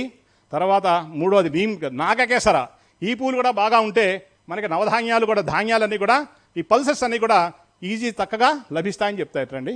ఇది ఈ మూడింటికి ఉండే లక్షణాలు. ఇది తర్వాత మనకి వ్యవస్థ కూడా అవసరమే. రోడ్డు మీద అటు ఇటు మొక్కలు ఉంటాయి, దీన్ని ఏమంటారంటే శిరీష అంటారు. ఇది ఎక్కువ ఆక్సిజన్ రిలీజ్ చేస్తుంటా, ఎక్కువ వాటర్ తక్కువ తీసుకుంటుంటా. ఈ మొక్క గురించి తెలుసుకోవాలి అంటే కనుక వాళ్ళు ప్రియాంగు, ఎర్రడుగు, కోడందుగా అనే వృక్షాన్ని బట్టి ఆ శిరీష వృక్షం గురించి తెలుసుకోవచ్చండి. ప్రధానంగా మనిషి బట్ట కట్టుకోవాలంటే పత్తి పంట చాలా అవసరం.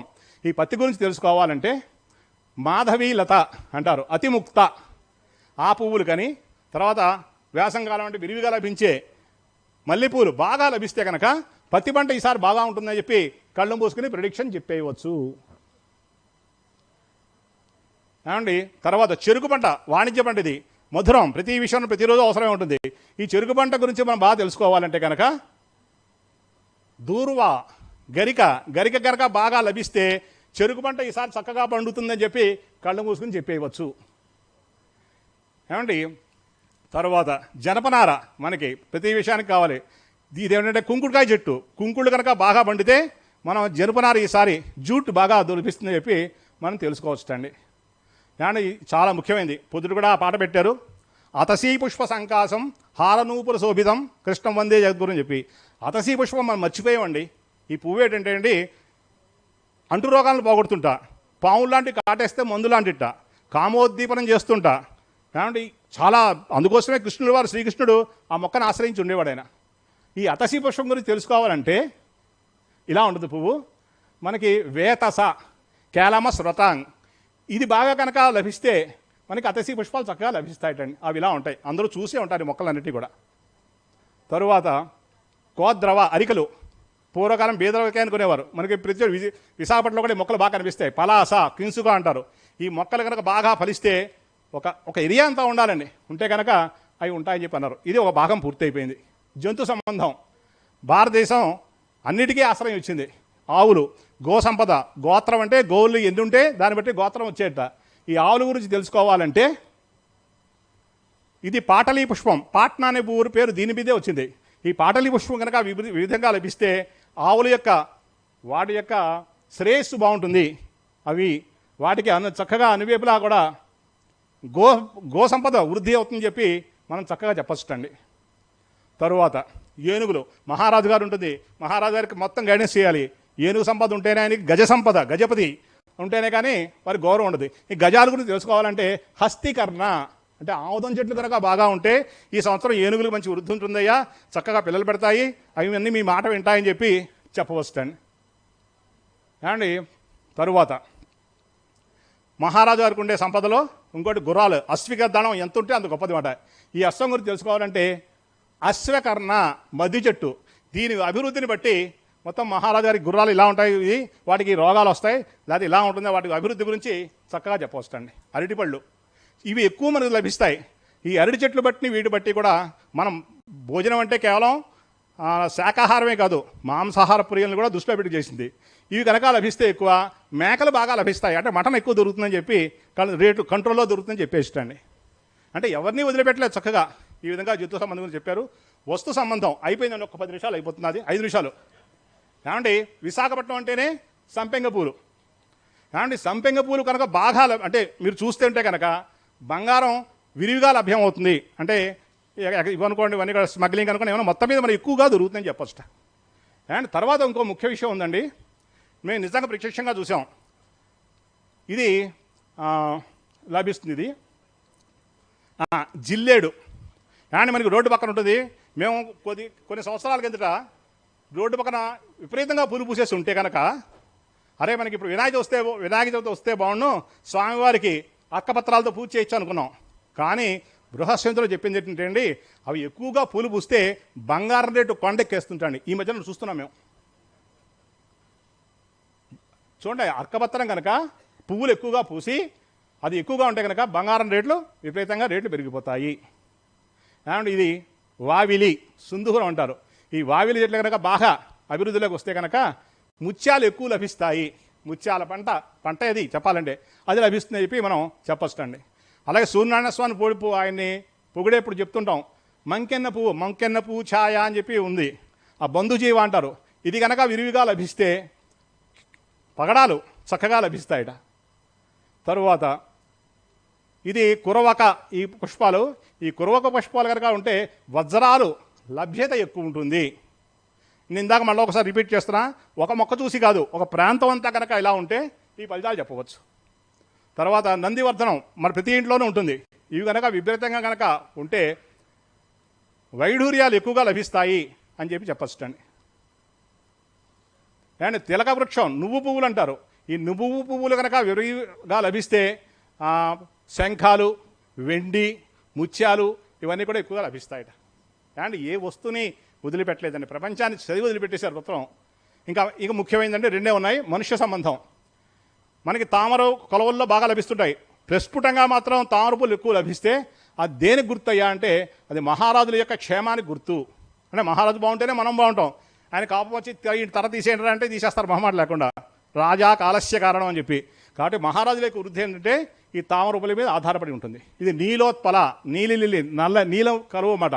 ఇది కనుక చాలా చక్కగా ఫలిస్తే మంత్రుల యొక్క క్షేమము, అంటే వాళ్ళు బాగా కలెక్షన్ చేసుకుంటారు, హాయిగా ఉంటారు మనకేసి చూడకుండా. అండి ఇది ఆ పువ్వుకుండే లక్షణం. తర్వాత తెల్ల కలువ, ఈ మనుషులని చెప్పాను సరే, ఏ క్యాస్ట్ని కూడా వదిలిపెట్టలేదండి. లోటస్ ఈ కనుక బాగా చేస్తే బ్రాహ్మణుల శ్రేయస్సుకు గుర్తు. వేద పండితులు బాగుంటారయ్యా, గుళ్ళో పూజలు జరుగుతాయి, వాళ్ళ చక్కగా దక్షిణలు దొరుకుతాయి అని చెప్పి కళ్ళు మూసుని చెప్పవచ్చు. తర్వాత తెల్ల లిల్లీ పువ్వులు కనుక బాగా పూస్తే రాజపురోహితులకి వాళ్ళ క్షేమాదులు బాగుంటాయి. రాజుగారు సలహా చెప్పవలసింది ఆయన కనుక సరిగా పండలేదు అనుకోండి, చెత్త సలహా చెప్పి వేసేయం ట్యాక్స్ అన్నాడు అనుకోండి, అయిపోతాం మనందరం కూడా. ఇదేంటంటే అలాంటి లక్షణాలు ఉన్నాయన్నమాట. తర్వాత సౌగంధిక, ఇందాక చెప్పారు మన డిఫెన్స్ వారు మొత్తాన్ని చెప్పారు. ఈ సౌగంధిక పుష్పం కనుక బాగా ఫలిస్తే సైన్యం యొక్క క్షేమం ఉంటుందండి. అంటే వాటికి బడ్జెట్స్ ఎక్కువ పెడతారు, వాటి యొక్క క్షేమం గురించి బాగా చూస్తారు. ఇది మనకి అన్ని రకాల బడ్జెట్లోనూ ఉంటాయి అన్నమాట సౌగంధిక. తర్వాత రేల చెట్టు అంటారు, మనకి సువర్ణ పుష్పం అంటారు, తెలంగాణ బాగా లభిస్తుంది. ఈ రేల పుష్పం కనుక బాగా పడితే కనుక వ్యాపారస్తులకి చాలా బాగుంటుంది, అన్ని వ్యాపారాలకి అనుకూలంగా ఉంటుందని చెప్పి చెప్పచ్చండి. అంటే డిపార్ట్మెంట్ స్టోర్స్ అన్నిటికీ కూడా. తరువాత కుంకుమ పూలు, ఇది కూడా కాశీలో మన ఎక్కడ కాశ్మీర్లోనే లభిస్తాయి. కానీ ఈ కుంకుమ పువ్వుగా అభివృద్ధి బాగా ఉంటే వృత్తి కళాకారులు ఎవరైనా కావచ్చు, కమ్మరి కుమ్మరి అందరికీ కూడా చాలా అద్భుతంగా ఉంటుంది అని చెప్పనేసి వారి గురించి చెప్పారు. ఇంకా లాస్ట్ అండి, మహారాజు గారికి వాళ్ళకి అశ్వదళం ఉండొచ్చు, గజదళం ఉండొచ్చు, గొప్ప సైన్యం ఉండొచ్చు, కానీ ఆయనకి ఎంటర్టైన్మెంట్ లేకపోతే కుదరదు. అందుకోసం మహారాణులు కాదు, మహారాణులు ఇంట్లో ఉంటారు, ఆయనకి దేవదాసీలు వీళ్ళందరూ ఉండాలి. ఈ శ్యామ అంటే సోమలత అంటారు, దేవతలను ప్రీతి చేసుకోవడం కోసం వాళ్ళు ఎక్కువ సోమరసాన్ని పెడితే ఆ దేవతలందరూ బాగా తాగేవట. కాబట్టి శ్యామలత కనుక బాగా లభిస్తే మహారాజు గారికి ఆయన దివాణంలో ఉండే ఎవరికి దేవదాసీల క్షేమాన్ని గుర్తుట. వీళ్ళు బాగున్నారంటే రాజుగారు బాగుంటారు, రాజుగారు బాగున్నారంటే మనం బాగుంటాం. అంటే దేన్ని వదిలిపెట్టలేదు. ఏమండి సంఘ సంబంధం చివరికి వచ్చేసామండి. ఇంకా మనం లాస్ట్ వన్. దీంట్లో ఏంటంటే మామిడి మనకి బాగా తెలుసున్నది. మామిడి కనుక చాలా బాగా చేస్తే మనకి సంఘ శ్రేయస్సుకు గుర్తు, సుఖ సంతోషాలతో ఉంటారు. నిజంగానే అది అలా లభిస్తుంది. ఈ సంవత్సరం ఒక పిండి కూడా కాయలేదండి అన్నారు అనుకోండి, ఆ ప్రాంతంలో ఎండలు ఇలాంటివన్నీ కూడా ఎక్కువగా ఉంటాయి. తరువాత పీలు, మిస్వాక్ ఈ పొలాలు ఉంటాయి. ఈ మిస్వాక్ కనుక బాగా లభిస్తే అది ఇలా ఉంటాయండి. అవి ప్రజారోగ్యానికి అంటే పబ్లిక్ హెల్త్ కోసం చాలా ఎక్కువ ఖర్చు పెడతారటండి. కలుము ఈసారి పిల్లివాక్ బాగుంది కాబట్టి ఇవన్నీ కూడా జరుగుతాయని చెప్పి తెలుస్తుందండి. అండ్ ఇక్కడ చూడండి కొంచెం ఘోరంగా ఉంటాయి. కోడి సపాల చెట్టు అంటారు. ఇది కనుక బాగా పూస్తే చూడండి, ఒకసారి పూయడం కూడా కొంపలు అంటుకుంటాయి, అంటు రోగాలు బాగా పెరిగిపోతాయటండి. ఆ చెట్టు పోయకూడదు అని చెప్పి మనం కోరుకోవాలి. తర్వాత ఈ చోటు తెల్ల మద్ది అంటారు. ఈ తెల్ల మద్ది చెట్టు మనకు దొరకట్లేదు అనుకోండి. పూర్వం ఆయన వరాహమిల్లు వారు చెప్పారు, తెల్ల మద్ది కనుక బాగా విరిగా వృద్ధిలో కనిపిస్తే మంచి వర్షాలు గుర్తుట, మంచి రైన్స్ అన్నీ కూడా ఉంటాయని చెప్పి మనకి చెప్పుకుంటూ వచ్చారు. తర్వాత ఖదీరా, సెమి, జమి చెట్టు మనకు చాలా భక్తిపూర్వకంగా చూస్తుంటాం మనం ఏమండి. అయితే ఈ చెట్లు కనుక బాగా అభివృద్ధి చెంది చక్కగా పూస్తే మాత్రం క్షామము, ఆ దేశం అంతా కరువు వచ్చేస్తుంటండి. చూడండి, ఒకసారి ఆరోగ్యమైన చెట్టే జమి చెట్టు చాలా పవిత్రమైన, మనకి రేపు ఆశీర్వజ మాసం వచ్చేటట్టు దాన్ని బాగా కొలుస్తాం. కానీ అది బాగా చేస్తే అది బాగా కరువుకు గుర్తుంటండి. ఏమండి ఇది ముఖ్యమైందండి. బల్లాటక జీడి చెట్టు కనుక బాగా పండుదే. నా ఉద్దేశంలో ఈసారి శ్రీకాకుళం, పలాస ప్రాంతాల్లో విపరీతంగా అది కాసేసినట్టుంది. అది కనుక బాగా కాస్తే రైలు ప్రమాదాలు, రోడ్డు ప్రమాదాలు ఇవన్నీ జరుగుతాయట. ఎందుకంటే ఒకటి కాదు, ఒరిస్సా ప్రాంతంలో 3-4 జరిగాయి ఇటీవల కాలంలో. ఇది బాగా పండాలంటే మన ఇవి జరగాలంటే మనకి అక్కడ జీడి పిక్కలు బాగా లభించాలి. ఎంత దారుణ చూడండి. అంటే జీడిపప్పు బాబు మనకి జీడిపప్పు తక్కువ రేట్లు లభిస్తా అనుకుంటున్నాం, కానీ ఒక పక్క ప్రమాదాలకు అది గుర్తు అనే విషయం మనం గుర్తించుకోవాలి. తర్వాత మామూలుగా వెలగపండు, కపిత్తము, విఘ్నేశ్వరుడు చవితి అంటే ఇదే గుర్తు వస్తుంది. ఈ వెలగపండు కనుక బాగా పండితే కనుక విపరీతమైన గాలుట, మనుషులు నిలబడినయో ఏమండి ఇవన్నీ ఉంటాయి తీవ్రమైన గాలులకి. తర్వాత ఇది దేవకాంచనము, కోవిదార అంటారు. చాలా చక్కగా ఉంటాయి పువ్వులన్నీ కూడా, మంచి వాసన వస్తూ ఉంటాయి. ఇవి ఎక్కువగా పూలు పూసింది అనుకోండి అగ్ని ప్రమాదాలు ఏమండి, అగ్ని ప్రమాదాలు జరుగుతాయి. ఇది కుసుమలత అధ్యాయం. అంటే మనం లోతుకెళ్ళేప్పుడు 100 అధ్యాయాల్లో ఒక అధ్యాయాన్ని మాత్రమే చూపించాను. దీంట్లో రాహుచారం ఇలాంటివి ఇస్తే పడిపోతారండి అందరూ కూడా చెప్పాలంటే. అంత లోతుకంటే వెళ్ళవచ్చు. అండ్ దీనికి 100 రోజులు కావాలి. అదేనా దయచేసి పెడితే మాకు సంతోషపడతాం. అండ్ ఇక్కడ చిన్న విషయం చెప్పారండి, ప్రతిక్షణం అని చెప్పి ఒక స్లోగన్ చెప్తూ, అయ్యా ఇవన్నీ కూడా క్షణంలో 1/100 సెకండ్లో కూడా అయిపోతుంటాయి. అందుకోసం జ్యోతిష్ ఒకడే కూర్చొని లెక్కలేయడం కుదరదు. ఆయనకి సపోర్ట్గా 4 అసిస్టెంట్ ఉండాలి. వాళ్ళు ఎలా ఉండాలట, ఒకళ్ళేమో తూర్పు ఆగ్నేయంలోను, 2 దక్షిణము నైరుతి దిక్కు, పశ్చిమ వాయువ్య, ఉత్తర ఈశాన్య దిక్కుల్లోనే వాళ్ళు నిలబెట్టి సెకండ్లో రాలిపోయే ఉల్కలు, గ్రహాల యొక్క నడకలు, మిగతా వాతావరణంలో వచ్చే మార్పులు వీటిని గమనించి అది వారు తెలియజేస్తే వారు ఆ విధంగా ఫలితాలు తెలియజేస్తారట. దీన్ని చేయాలంటే ఎవరు పోషిస్తారు? మనకు వచ్చిన ప్రశ్న ఏంటంటే, మనం ఈ అమృత పదంలోకి వెళ్ళాలంటే తోసేవాడు ఒకటి ఉండదు. పూర్వైతే మహారాజు గారు ఉండేవారు, ఆయనకు జ్యోతిష్యుడు ఉంటే 4 గ్రామాలు ఇచ్చేసేవారు. ఆ శిస్తంతా ఆయన అనుభవించాడు. ఇప్పుడు ఆ జ్యోతిషం అంటేనే వాళ్ళందరూ జ్యోతిషాలు చెప్పించుకునేవాళ్ళే, కానీ పేరుకు మాత్రం అందరూ గొప్ప గొప్ప మాటలు చెప్తారు. చిచ్చి అలాంటి శాస్త్రాలు ఉండకూడదని చెప్పి. ఏమండి ఇవంతా శ్రద్ధాభక్తులతో వీరిని పరిశీలిస్తూ ఉండాలి. ఇది ఆయన ఏం చెప్తాడంటే అండి, విష్ణుగుప్తుడు అపర్ణస్య పురుష అని చెప్పి గాలి మరియు నావ సహాయంతో సముద్రంలో మనోవేగంతో అవతల తీరాన్ని చేరచ్చు. అయితే దీన్నెవరూ కూడా మనం దాటలేమయ్యా, ఒక ఋషి అయిన వాడు మాత్రమే ఈ అంచులను చూడగలుగుతాడు, దీని లోతును చూడగలుగుతారని చెప్పి డెప్త్ ఆఫ్ ది సైన్స్ ఆయన తెలియజేసుకుంటూ వచ్చారు. ఇది విష్ణుగుప్తుడు మాట. అయ్యా ఇది నా ప్రసంగం. దీంట్లో తెలుసో తెలియకొని నేను తేడా మాట్లాడినా, సబ్జెక్టు సరిగ్గా వివరించకపోయినా నన్ను క్షమించమని, దీంట్లో నిజాలుంటే అది మా గురువుగారి యొక్క ఆశీర్వచనంగా భావించమని కోరుతూ, నాకు ఇంతటి చక్కటి వేదికపై నేను నిజంగా పొద్దునే మీటింగ్ చెప్పాలంటే వారు మాట్లాడుతుంటే భయపెట్టేస్తున్నారు. తర్వాత ఈయన మాట్లాడారు, ఆయన చెప్తుంటే ఎంత లోపలికి వెళ్ళారంటే సబ్జెక్టు వ్యాస్ట్ నాలెడ్జ్. నేను నిలబడగలనా లేదా అని భయం వేసింది నాకు. కాకపోతే నా ప్రజెంటేషన్ ఆయన ఉన్నారు నాకు వెనకాల రక్షణ, కాబట్టి నేను ధైర్యంగా నిల్చోగలుగునా. ఏమండి మా గురుగారు ఈ శివ పైగా వీళ్ళ యొక్క ఇది కూడా సర్వే సుజనా సుఖినో భవంతు, సర్వే జన సుజనా భవంతు, ఈ స్లోగన్తో ఈ సంస్థను నడుపుతున్నారు. ఈ మొత్తం ఈ కార్యవర్గానందరికీ కూడా వీరికి ప్రత్యేకించి చక్కగా మంచి కామెంటరీ చెప్తున్నారు. ఈ శివానంద సుభదా ఫౌండేషన్ వారికి నేను ప్రతి వ్యక్తికి, అందులో ఉన్న సభ్యులకి అందరికీ పేరు పేరున నమస్కారాలు తెలియజేస్తూ, నా ప్రసంగాన్ని ఎలా చెప్పినా సరే అప్పుడప్పుడు చప్పట్లు కొడుతున్నాను ఆశీర్వదించిన మీ అందరికీ ధన్యవాదాలు తెలియజేస్తూ నమస్కారం.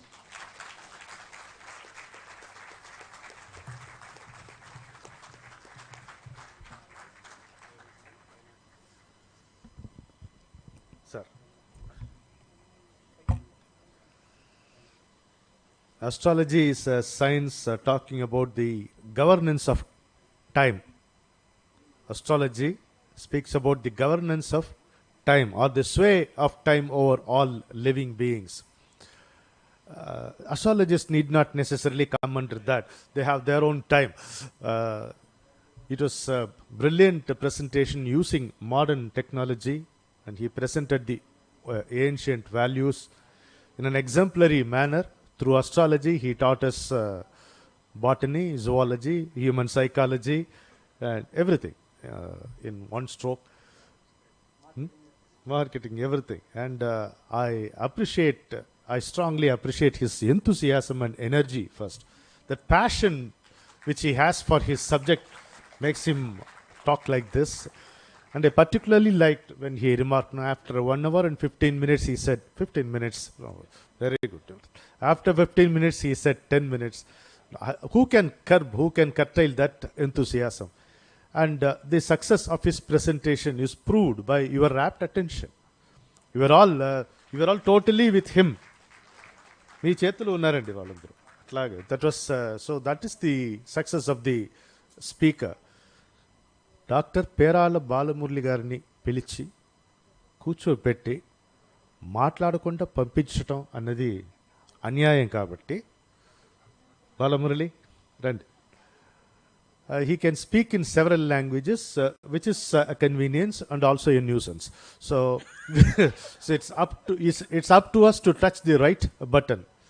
Sanskrit, Telugu, Tamil, English. For the sake of Major Madan and Sri Neerajatri and Isaika Viramanan, I press the English button. Sabhaya Namaha. Sabha Saraswate Namaha. Sri Sivananda Gurubhyo Namaha. That is Sanskrit.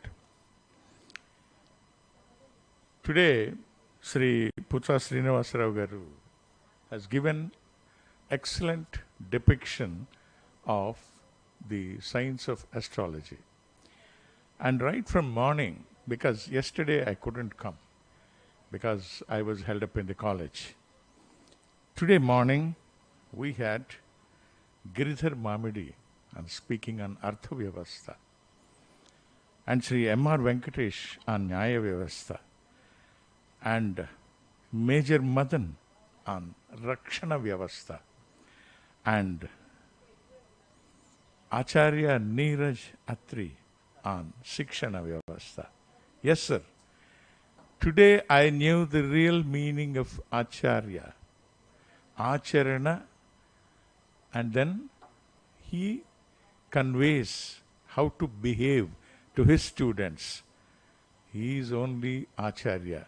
And you also said he smokes and he drinks, and so he cannot be an Acharya. How many of us can be Acharyas now? It is up to us to know and look inside. Excellent, sir.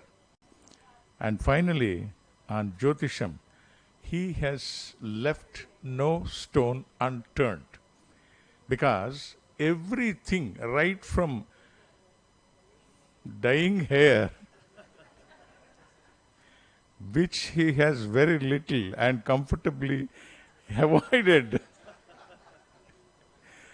up to the various flora and fauna and their effect.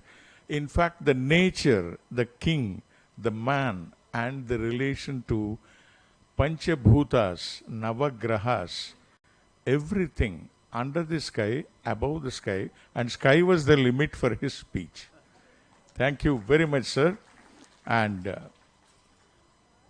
how I missed yesterday, I knew by attending today, because it was an ocean of knowledge. Everything. Say, for example, listening one person knowledgeable for 1 hour is equal to reading 1,000 books. 1,000 books. And we came to know about the Bruhat aspect of various systems that are available in our country. Not only country, it is universal appeal. Thank you very much for this opportunity. I am a little frightened of Ramnan when he starts standing behind me also. Thank you. Thank you very much, brother. I would request all of you to remain seated for a few minutes. We have a very, very important item to go through here. After this, before that, I would request NVDS Rajugaru and other members of Sivananda Supata Foundation to come and honor the eminent speaker, Sri Srinivas Rao Garu, who has come all the way from Vijayawada. And what he did was not a presentation. He presented a book, a comprehensive book on the science of astrology. And so it has to be brought out in the form of a book. That will be very nice.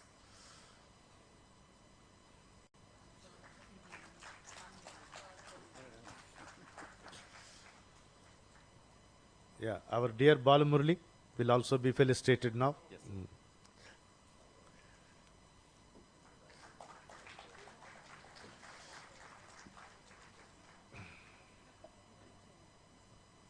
Sir.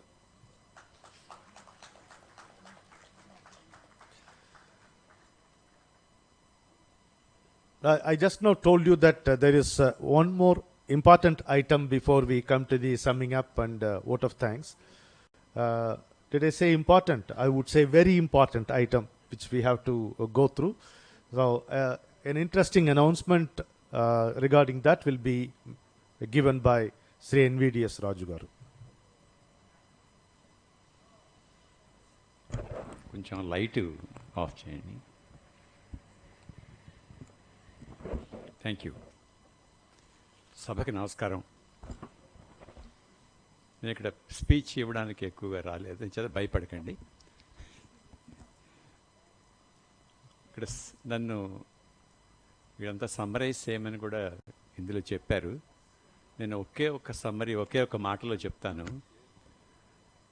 Neeraj Atri గారు మాట్లాడుతూ ఆచార్య అనే పదానికి ఆచార్యులని తయారు చేసేటువంటి సిస్టంలో ఉండాలి అని చెప్పిన దానికి ప్రత్యక్ష నిదర్శనం మనకి ఈ 2 రోజుల్లోనూ 9 మంది ఎవరైతే ఇక్కడ ప్రజెంటేషన్స్ ఇచ్చి ప్రవచనంలాగా చెప్పారో వారే ఆచార్యులు. వారు 9 మంది కూడా ఆచార్యులు. అటువంటి ఆచార్యుల మీద అద్భుతమైనటువంటి కామెంటరీ ఆల్రెడీ మన వెంకటేశ్వరన్ గారు ఇచ్చారు. దాని మీద మీ అందరికీ కూడా మీరంతా విజ్ఞులు, ప్రాజ్ఞులు, చాలా తెలిసినవారు. మళ్ళీ చరివిత చరణంగా చెప్పడం అనేది పెద్ద సబబుగా ఉండదని నా ఉద్దేశ్యం.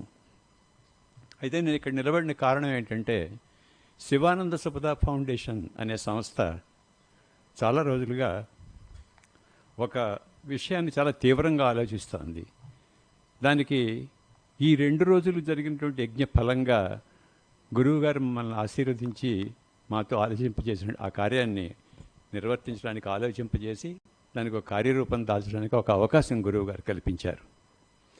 మీ అందరికీ గుర్తే గురువుగారు చెప్తుండేవారు, మన వాళ్ళని మనం సత్కరించుకోవాలి, అది మన భావితరాల వాళ్ళకి మార్గదర్శకం అవుతుందని.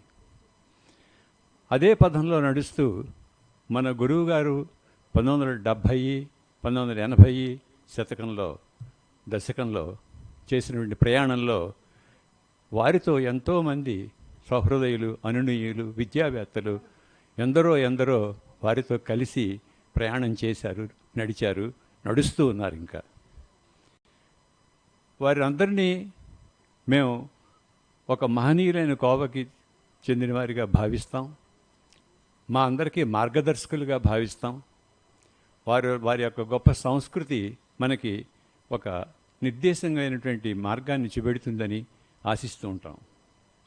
ఈ పదంలో చెప్పాలంటే అలాంటి విషయంలో గురుదేవుల ఆశీస్సులను తీసుకుని ఇక్కడ సభలో కూర్చుని మీ అందరి అనుమతితోటి మా కార్యనిర్వాహక సభ్యులందరం కలిసి ఒక నిర్ణయాన్ని తీసుకున్నాం. ఆ నిర్ణయం ఏంటంటే ఈసారి నుంచి ఇటువంటి సభలు జరిగినప్పుడు అటువంటి మహనీయుల్ని కొంతమందిని సత్కరించుకుంటే బాగుంటుంది అని మా ముఖ్యోద్దేశం. దాన్నే మీరందరూ మీ కరతాళ ధ్వనులతోటి నాకు అనుమతిస్తే దాని పేరు శివానంద సుపద విశిష్ట పురస్కారం.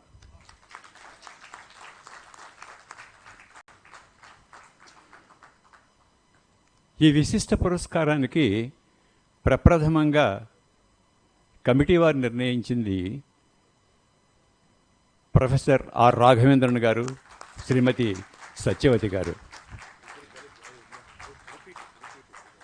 ప్రొఫెసర్ ఆర్ రాఘవేంద్రన్ గారు, శ్రీమతి సత్యవతి గారు.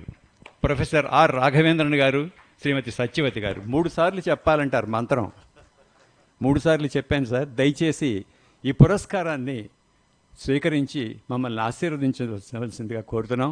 శివానంద సపద ఫౌండేషన్ని, ఈ సభ్యుల్ని.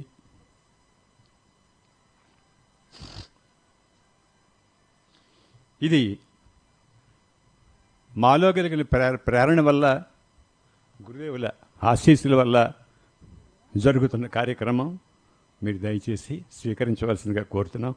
మీకు ఆంటీ సత్యవతమ్మ గారి పైకి రాలేని దృష్ట్యా ఈ కార్యక్రమం అంతా కిందే జరిపించబడుతుంది. అంటే మనలోనే, వారు మనలోకి వస్తారు.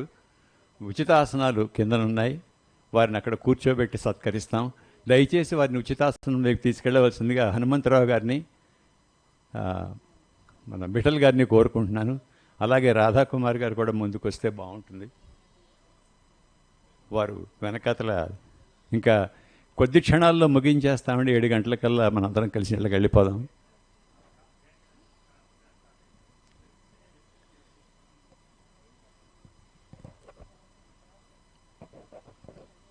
ఈ పురస్కారం తర్వాత చిన్న ఓట్ ఆఫ్ థ్యాంక్స్ ఉంటుంది. దాంతో మీరు మీ సత్యంగా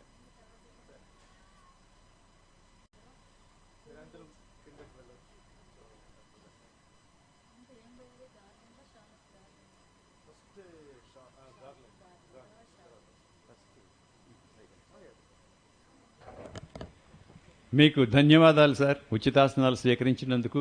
ఇప్పుడు శ్రీ రమణన్ గారిని వారి ప్రశంసా పత్రాన్ని చదవవలసిందిగా రిక్వెస్ట్ చేస్తున్నాను.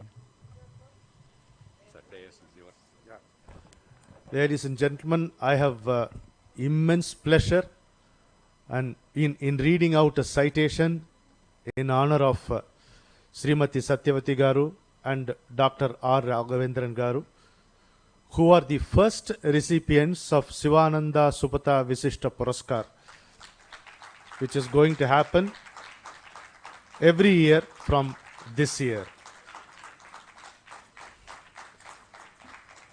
I would like you to pay attention to what I have written about them. Even at a personal level, I am obliged to them. Life is not a travel from birth to death, but a wonderful journey from ignorance to wisdom, from bewilderment to enlightenment. Outside or inside, the journey is long, often arduous, but ultimately rewarding. Guruji, being the destination himself, did not have any need for any journey. But since we have a travel before us, he took many of us on yatras to many pilgrim centers in Bharat to harmonize our inner journey with our outer lives. In this compassionate task, he was always ably assisted by a few. In a way, they can be called his co-travelers.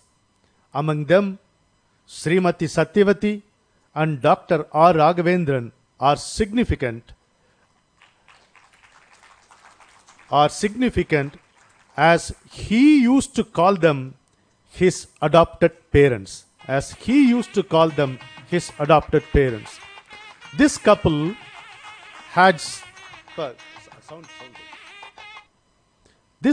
had serious health issues when they came to him. He said, I quote Guruji, when only a miracle could have saved them, they were saved without the miracle being performed. I repeat, when only a miracle could have saved them, they were saved without the miracle being performed. This happened because of their self-effacing service and attitude of surrender, which made them serve as their caretakers till he took samadhi.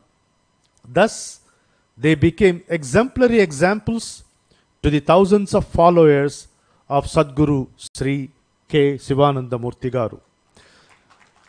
Dr. Raghavendran was a professor with a doctorate. He spurned a glittering material carrier to be with Guruji and serve him. He is a scientist with an inquiring mind and a devotee with a submissive heart, which makes him a unique personality and our elder brother in every sense. It was he who received visitors, this professor, this doctorate, this scientist. It was he who received visitors at Guruji's Anandavanam with an affectionate smile and a glass of water. Srimati Satyavati Garu was a cheerful and chirpy young lady like a singing bird. She took over the kitchen and served about, quote Guruji, 1,20,000 meals as per Guruji's count in the year 2000. I told him immediately the 20,000 is my account. I have eaten. We have great pleasure in presenting the Sivananda Supata Visishta Puraskar to Srimati R. Satyavati and Dr. R. Raghavendran for taking care of Guruji and all of us as well. We wish them many more years in good health and peace. Sivananda Supata Foundation. June 11, 2023, Visakhapatnam.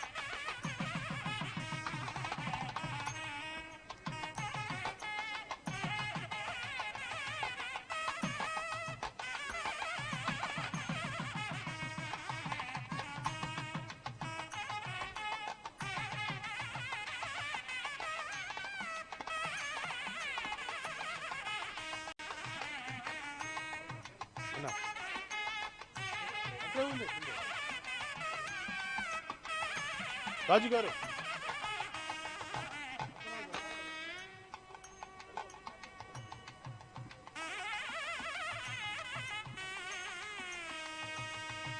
Vithal settle అయిన తర్వాత రేపు పొద్దున్న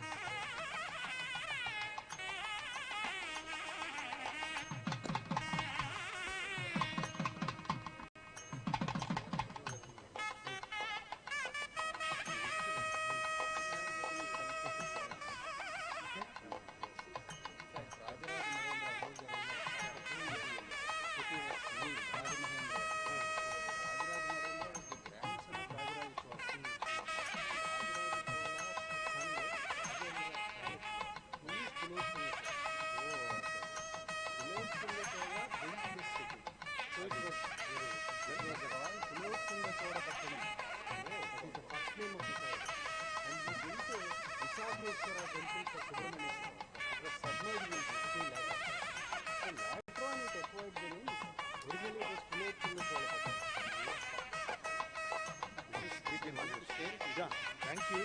You should try with Major Madan also. Yes. Yes.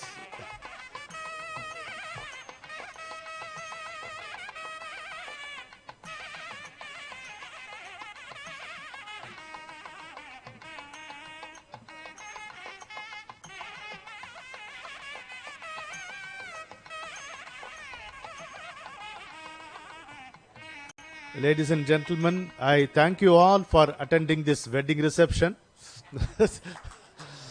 Uh, I enjoy a very deep and strange relationship with Ragi Anna and Satyavati Auntie. I address him as Anna, he calls me Mama. Have you ever heard of such a relationship? I always address him as Anna. He always addresses me as Mama. And Satyavati Garu, even for a moment, she will never address me respectfully. She will be very careful and insistent in calling me Vada, Nada, Sabriya Ilya. That is how it should be. I fulfill her Tamil speaking desire, and more so singing Tamil cinema songs, old songs for her, and I get more food because of that.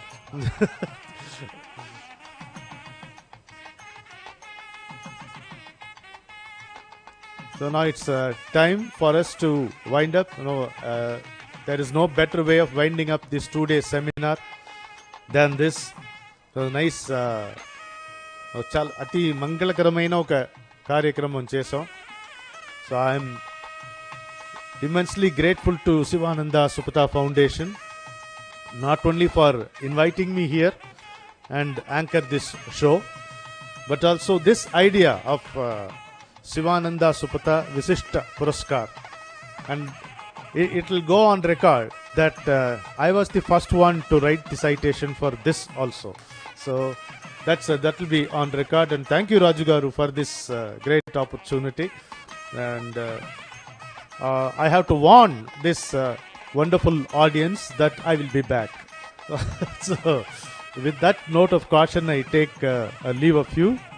And I told Radha Kumari one simple thing: the reward for good work is more work. That is how it is. A good performance is something like riding a tiger. You can either be on it or in it. So you can't get off it now. And they have to do a good job of editing all the speeches and bringing out in the form of a book. I think they will do it shortly. And to formally propose a vote of thanks, I invite a gentleman to the dais. Who is he? Every day, my morning happens only when I receive a message from this gentleman in Supata WhatsApp group. That will be a quotation by Guruji, a saying by Guruji. It is with that only I wake up. I greet my day. Very, very rarely there will be a delay in receiving that message due to some technological snag. Otherwise, it always wakes you up. If it between 5:30 and 6, it lands in your cell phone. This is one aspect of that gentleman. The second aspect is, all of us would not have known even the name called Jageshwar had not Guruji taken us there. And it was because of Guruji taking us there, the Kshetram also became more popular and famous in the south. Before that, south did not know Jageshwar. We owe it all to Guruji. There, Guruji also spoke about Riddhi Baba or Retpuri Baba, and spoke about a Mahayogi who resembled Trilinga Swami, who used to visit there, and he described all those lingams and the history which are not available in any books. It was a first-hand account information, and this is where that Siddharth disappeared. He showed a place also there that is considered as the Gurusthan. Receiving an impulse from divinity, Vittal and this gentleman and a few friends went to Jageshwar, and today you can see a nice image of our Guruji in the Gurusthan. Initially there was a hue and cry, there was a resistance. Now Guruji has become a deity in the temple itself. He has become one of the deities in the temple itself. Everything gets accepted, everything becomes harmonious after a little struggle, which this gentleman also went through. So today, the pujaris themselves offer Nevedyam to Gurusthan also, where you can see the image of Guruji, and special prayers are being made there. This everyday message and this establishing Guruji's image in Gurusthan was done none else than our own brother, Sri Vittal, N. Vittal. So it will be very fitting and appropriate if this soldier of a soul comes and proposes the vote of thanks to you. Do not relax too much. Remember the statutory warning. I will be back. Thank you, Anna. Om Ganavate Namaha, Gurubhyo Namaha. On behalf of Sivanand Subhada Foundation, its entire team, Dhanyavad to Pujya Guruji for his guidance through his actions, speeches and inputs to the foundation team. And as we all know, it's not about his physical presence or non, he continues to guide us. We extend Dhanyavad to respected Governor Madam to have taken out time from a busy schedule, and her thoughts shared were surely motivating. Dhanyavad ji. Dhanyavad to Chief Guest Ramanan ji, Guest of Honor Sri L.V. Subramanian Garu, President of the Seminar Sri Raghavendran Uncle. Dhanyavad to all the speakers. No words would be enough to appreciate the work you all are doing. Dhanyavad to have shared your thoughts with us. Dhanyavad to our own Krishna Devaraya, who along with his family have come from Hampi and stayed through the whole session.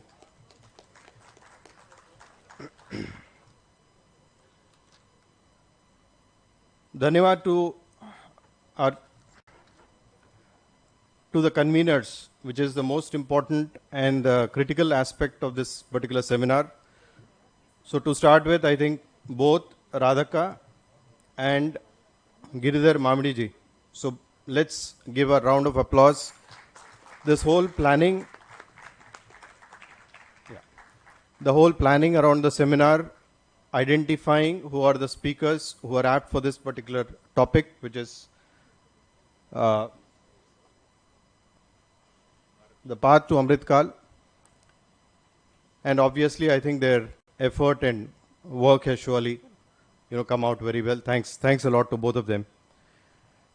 Thanks to entire Vizag team. Now the problem is, if I start listing out, we have like 3 generations who have worked, right?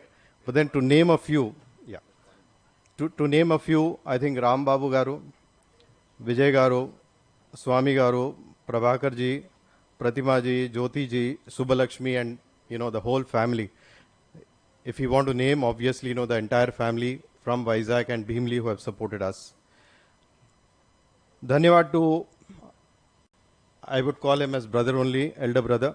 So Dhanyawad to Ramnanji to have kept us up and awake and alert before, between and after the sessions. So he was always inspiring along with the speakers. Dhanyawad to all our elders and audience here.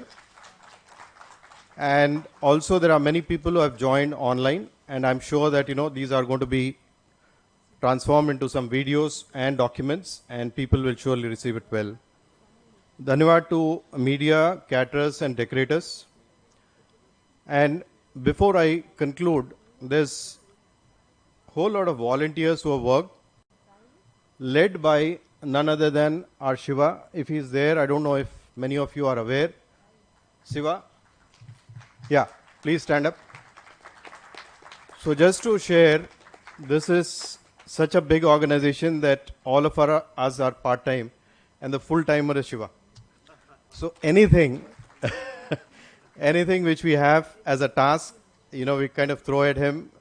Maybe, we spend some hours on the phone, but then most of the legwork is done by him. And the other person on the ground is Sai. We can't miss him if you're going to Bhimli. So he has been there for long, supporting us. And I can't again miss naming out Krishna, who continues to support us in transporting a lot of stuff from, different places. Finally, Dhanyawad to one and all. Bharat Mata Ki Jai. Jai Gurudev. Thank you so much. One more small event is there. I request, bear with me for 5 minutes. The people who toiled, as mentioned by Mr. Vittal Garu, yes. We would like to take pride in honoring them before you. And on this count, we request Sri Ramanan, whose voice will always reverberate in our ears, all through, till the next conference. I request Sri Ramanan Garu to come and kindly take a small felicitation from Sivananda Supada Foundation. Please, sir. Folded hands, we are requesting you, sir.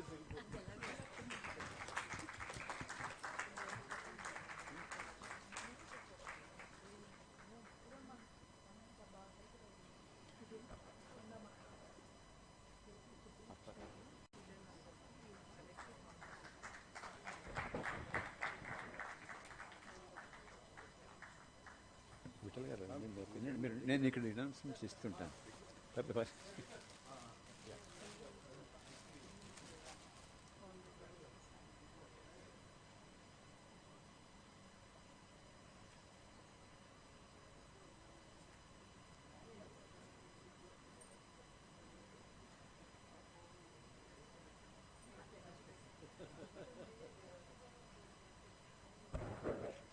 The encouragement and dynamic force behind us is Sri Amapparao Garu. May I request you, sir, to kindly come and receive this small felicitation from us. It will be, we'll be happy, sir, if you please come over and take this small felicitation.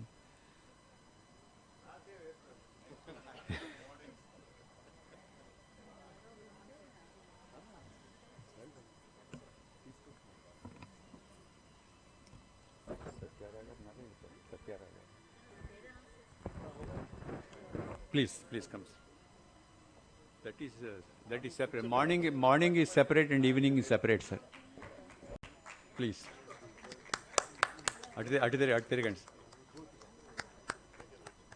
Yes.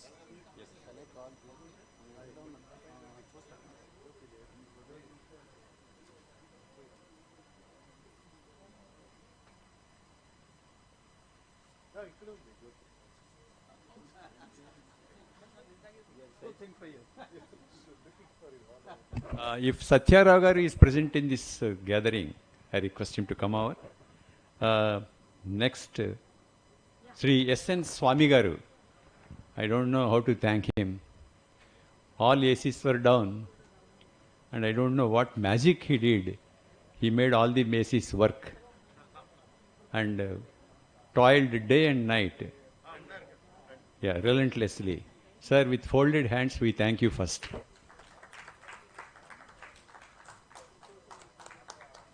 He's a leading businessman of Visakhapatnam, but still, he worked like a ordinary personality.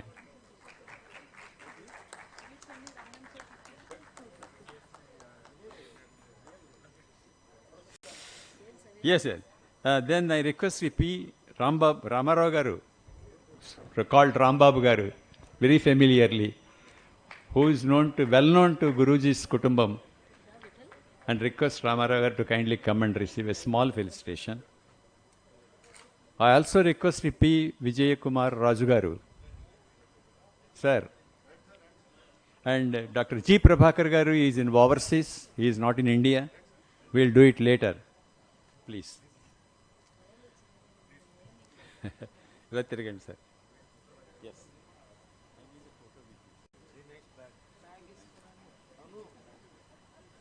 Friend Raj Garu.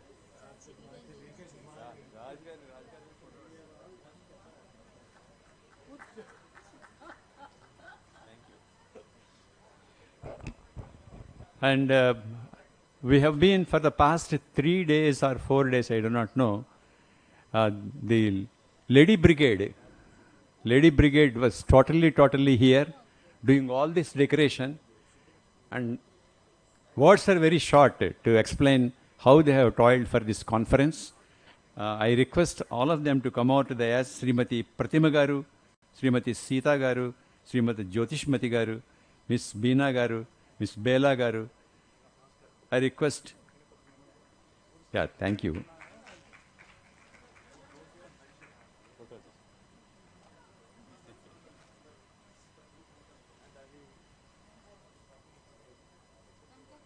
Ending.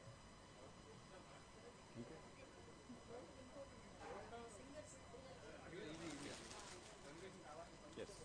Event, sir. Event at event, sir. Collect package. Madhavi Garu. I also request Madhavi Garu to come. Madhavi Garu. Yes. మీరు చూసుంటారు ప్రవచనానికి are ఉపన్యాసానికి మధ్యన ఇక్కడ అద్భుతమైనటువంటి songs పాడినటువంటి పిల్లలందరికీ బహుమతుల కింద వారు ఆర్గనైజ్ చేశారు. శ్రీమతి జ్యోతిష్మతి గారి ద్వారా వారికి అందజేయమని కోరుకుంటున్నాను. అలాగే లతా మాధవి గారు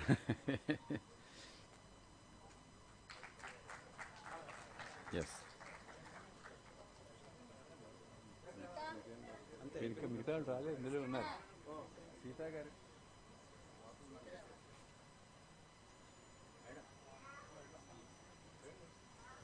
నమస్కారం అండి.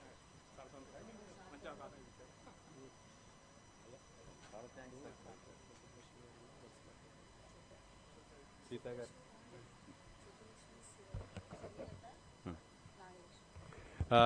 సుబ్బలక్ష్మి గారు, శ్రీలత గారు, నాగలక్ష్మి గారు వారు కూడా దయచేసి డయాస్ మీదకి రావాల్సిందిగా కోరుకుంటున్నామండి.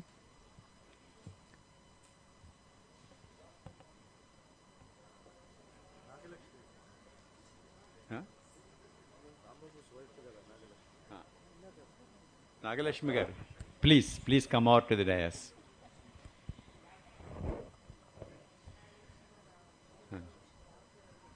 అంటే మీకు గురువు గారిని అందజేద్దామని మా కోరిక అండి. అంతే కదా, సభాపూర్వకంగా.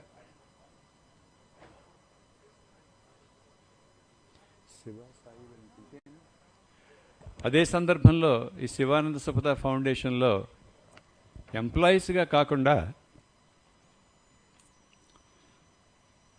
అందులో లీనమైపోయి సభ్యులుగా పనిచేస్తూ ఉన్నటువంటి మా శివానంద సుపథ ఫౌండేషన్కి వెన్నెముక అయినటువంటి శ్రీ శివ గారు, సాయి గారు, అలాగే కృష్ణ గారు ముగ్గురు వచ్చి గురువుగారి ప్రసాదం తీసుకోవాల్సిందిగా కోరుతున్నాను.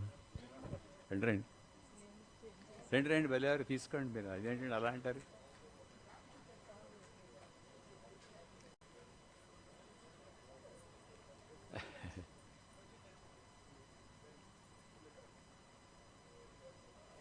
రండి. వచ్చేయండి, ముందు నుంచి వచ్చేయండి, రండి, ముందు నుంచి ఇలా వచ్చేయండి, ఇలా ముందు నుంచి వచ్చేయండి.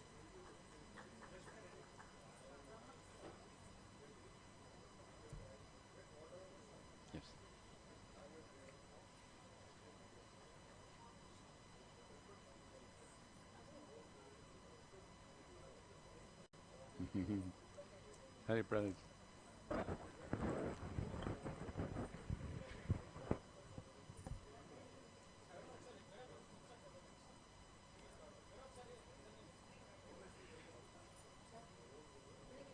సార్ మనం జనగణమన అయిపోయిన తర్వాత తీసుకుందాం sir. Janaganamana sir master Janaganamana అయిపోయిన తర్వాత తీసుకుందాం ఫోటోలు. పాపం చాలామంది వెయిట్ చేస్తున్నారు అక్కడ. చాలామంది వెయిట్ చేస్తున్నారు, వాళ్ళు వెళ్ళిపోవాలి కదా. చెప్పా సతీష్ నాగరాజన్ చెప్పలేదు. Satish Nagarajan garu, sorry sir, please come down. Kindly accept గురుప్రసాదం సార్. చాలా ముఖ్యంగా పిలవాల్సిన చేతన్ గారినండి. చేతన్ గారు ఈవేళ ఇది నిలబెట్టడానికి మా వల్ల కాదని చెప్పారండి ఇక్కడంతాను. ఈ బ్యానరు చేతన్ గారు ఏం చేశారో స్వామి గారు ఆయన కలిసి దాన్ని ఆకాశం అంత ఎత్తుకు ఎత్తి మీ అందరికీ దివ్యమైనటువంటి అనుభవం కలిగేలాగా దాన్ని ఎరెక్ట్ చేశారు. అది ఆయన పడ్డ కష్టం మాటల్లో చెప్పలేనిది. అలాగే ఆల్ త్రూ నైట్ అంతా ఇక్కడే ఉన్నారు అన్ని అరేంజ్మెంట్స్ చూడడానికి. ఇది ఇంతమంది చేస్తే ఈ యజ్ఞం పూర్తయిందండి. Please Chetan garu kindly accept sir.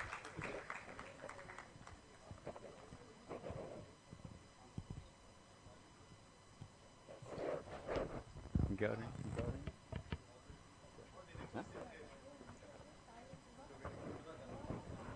శివగారు please accept గురుప్రసాదం.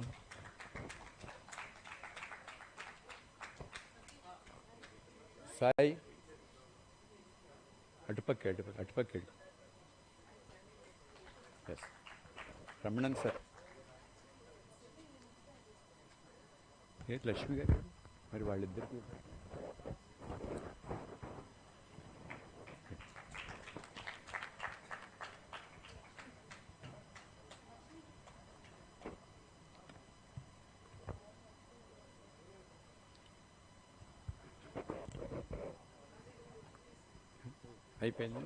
అయిపోయిందా?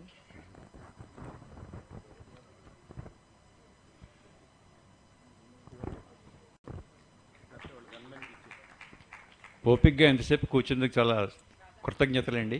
ఇప్పుడు నేషనల్ యాంథమ్ ఉంటుంది. I request yes sir sure sir after the picture అక్కడి నుంచే పాడండి from here. Okay sir, okay yes.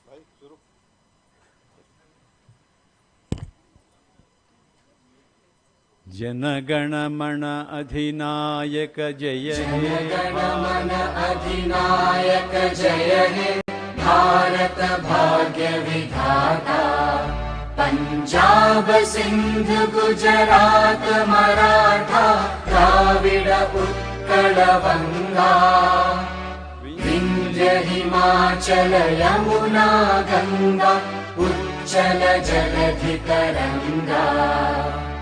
तव शुभ नामे जागे, तव शुभ आशीष मांगे, गाहे तव जय गाथा। जन गण मंगलदायक जय हे, भारत भाग्य विधाता। जय हे जय हे जय हे, जय जय जय जय हे। जय हिंद, जय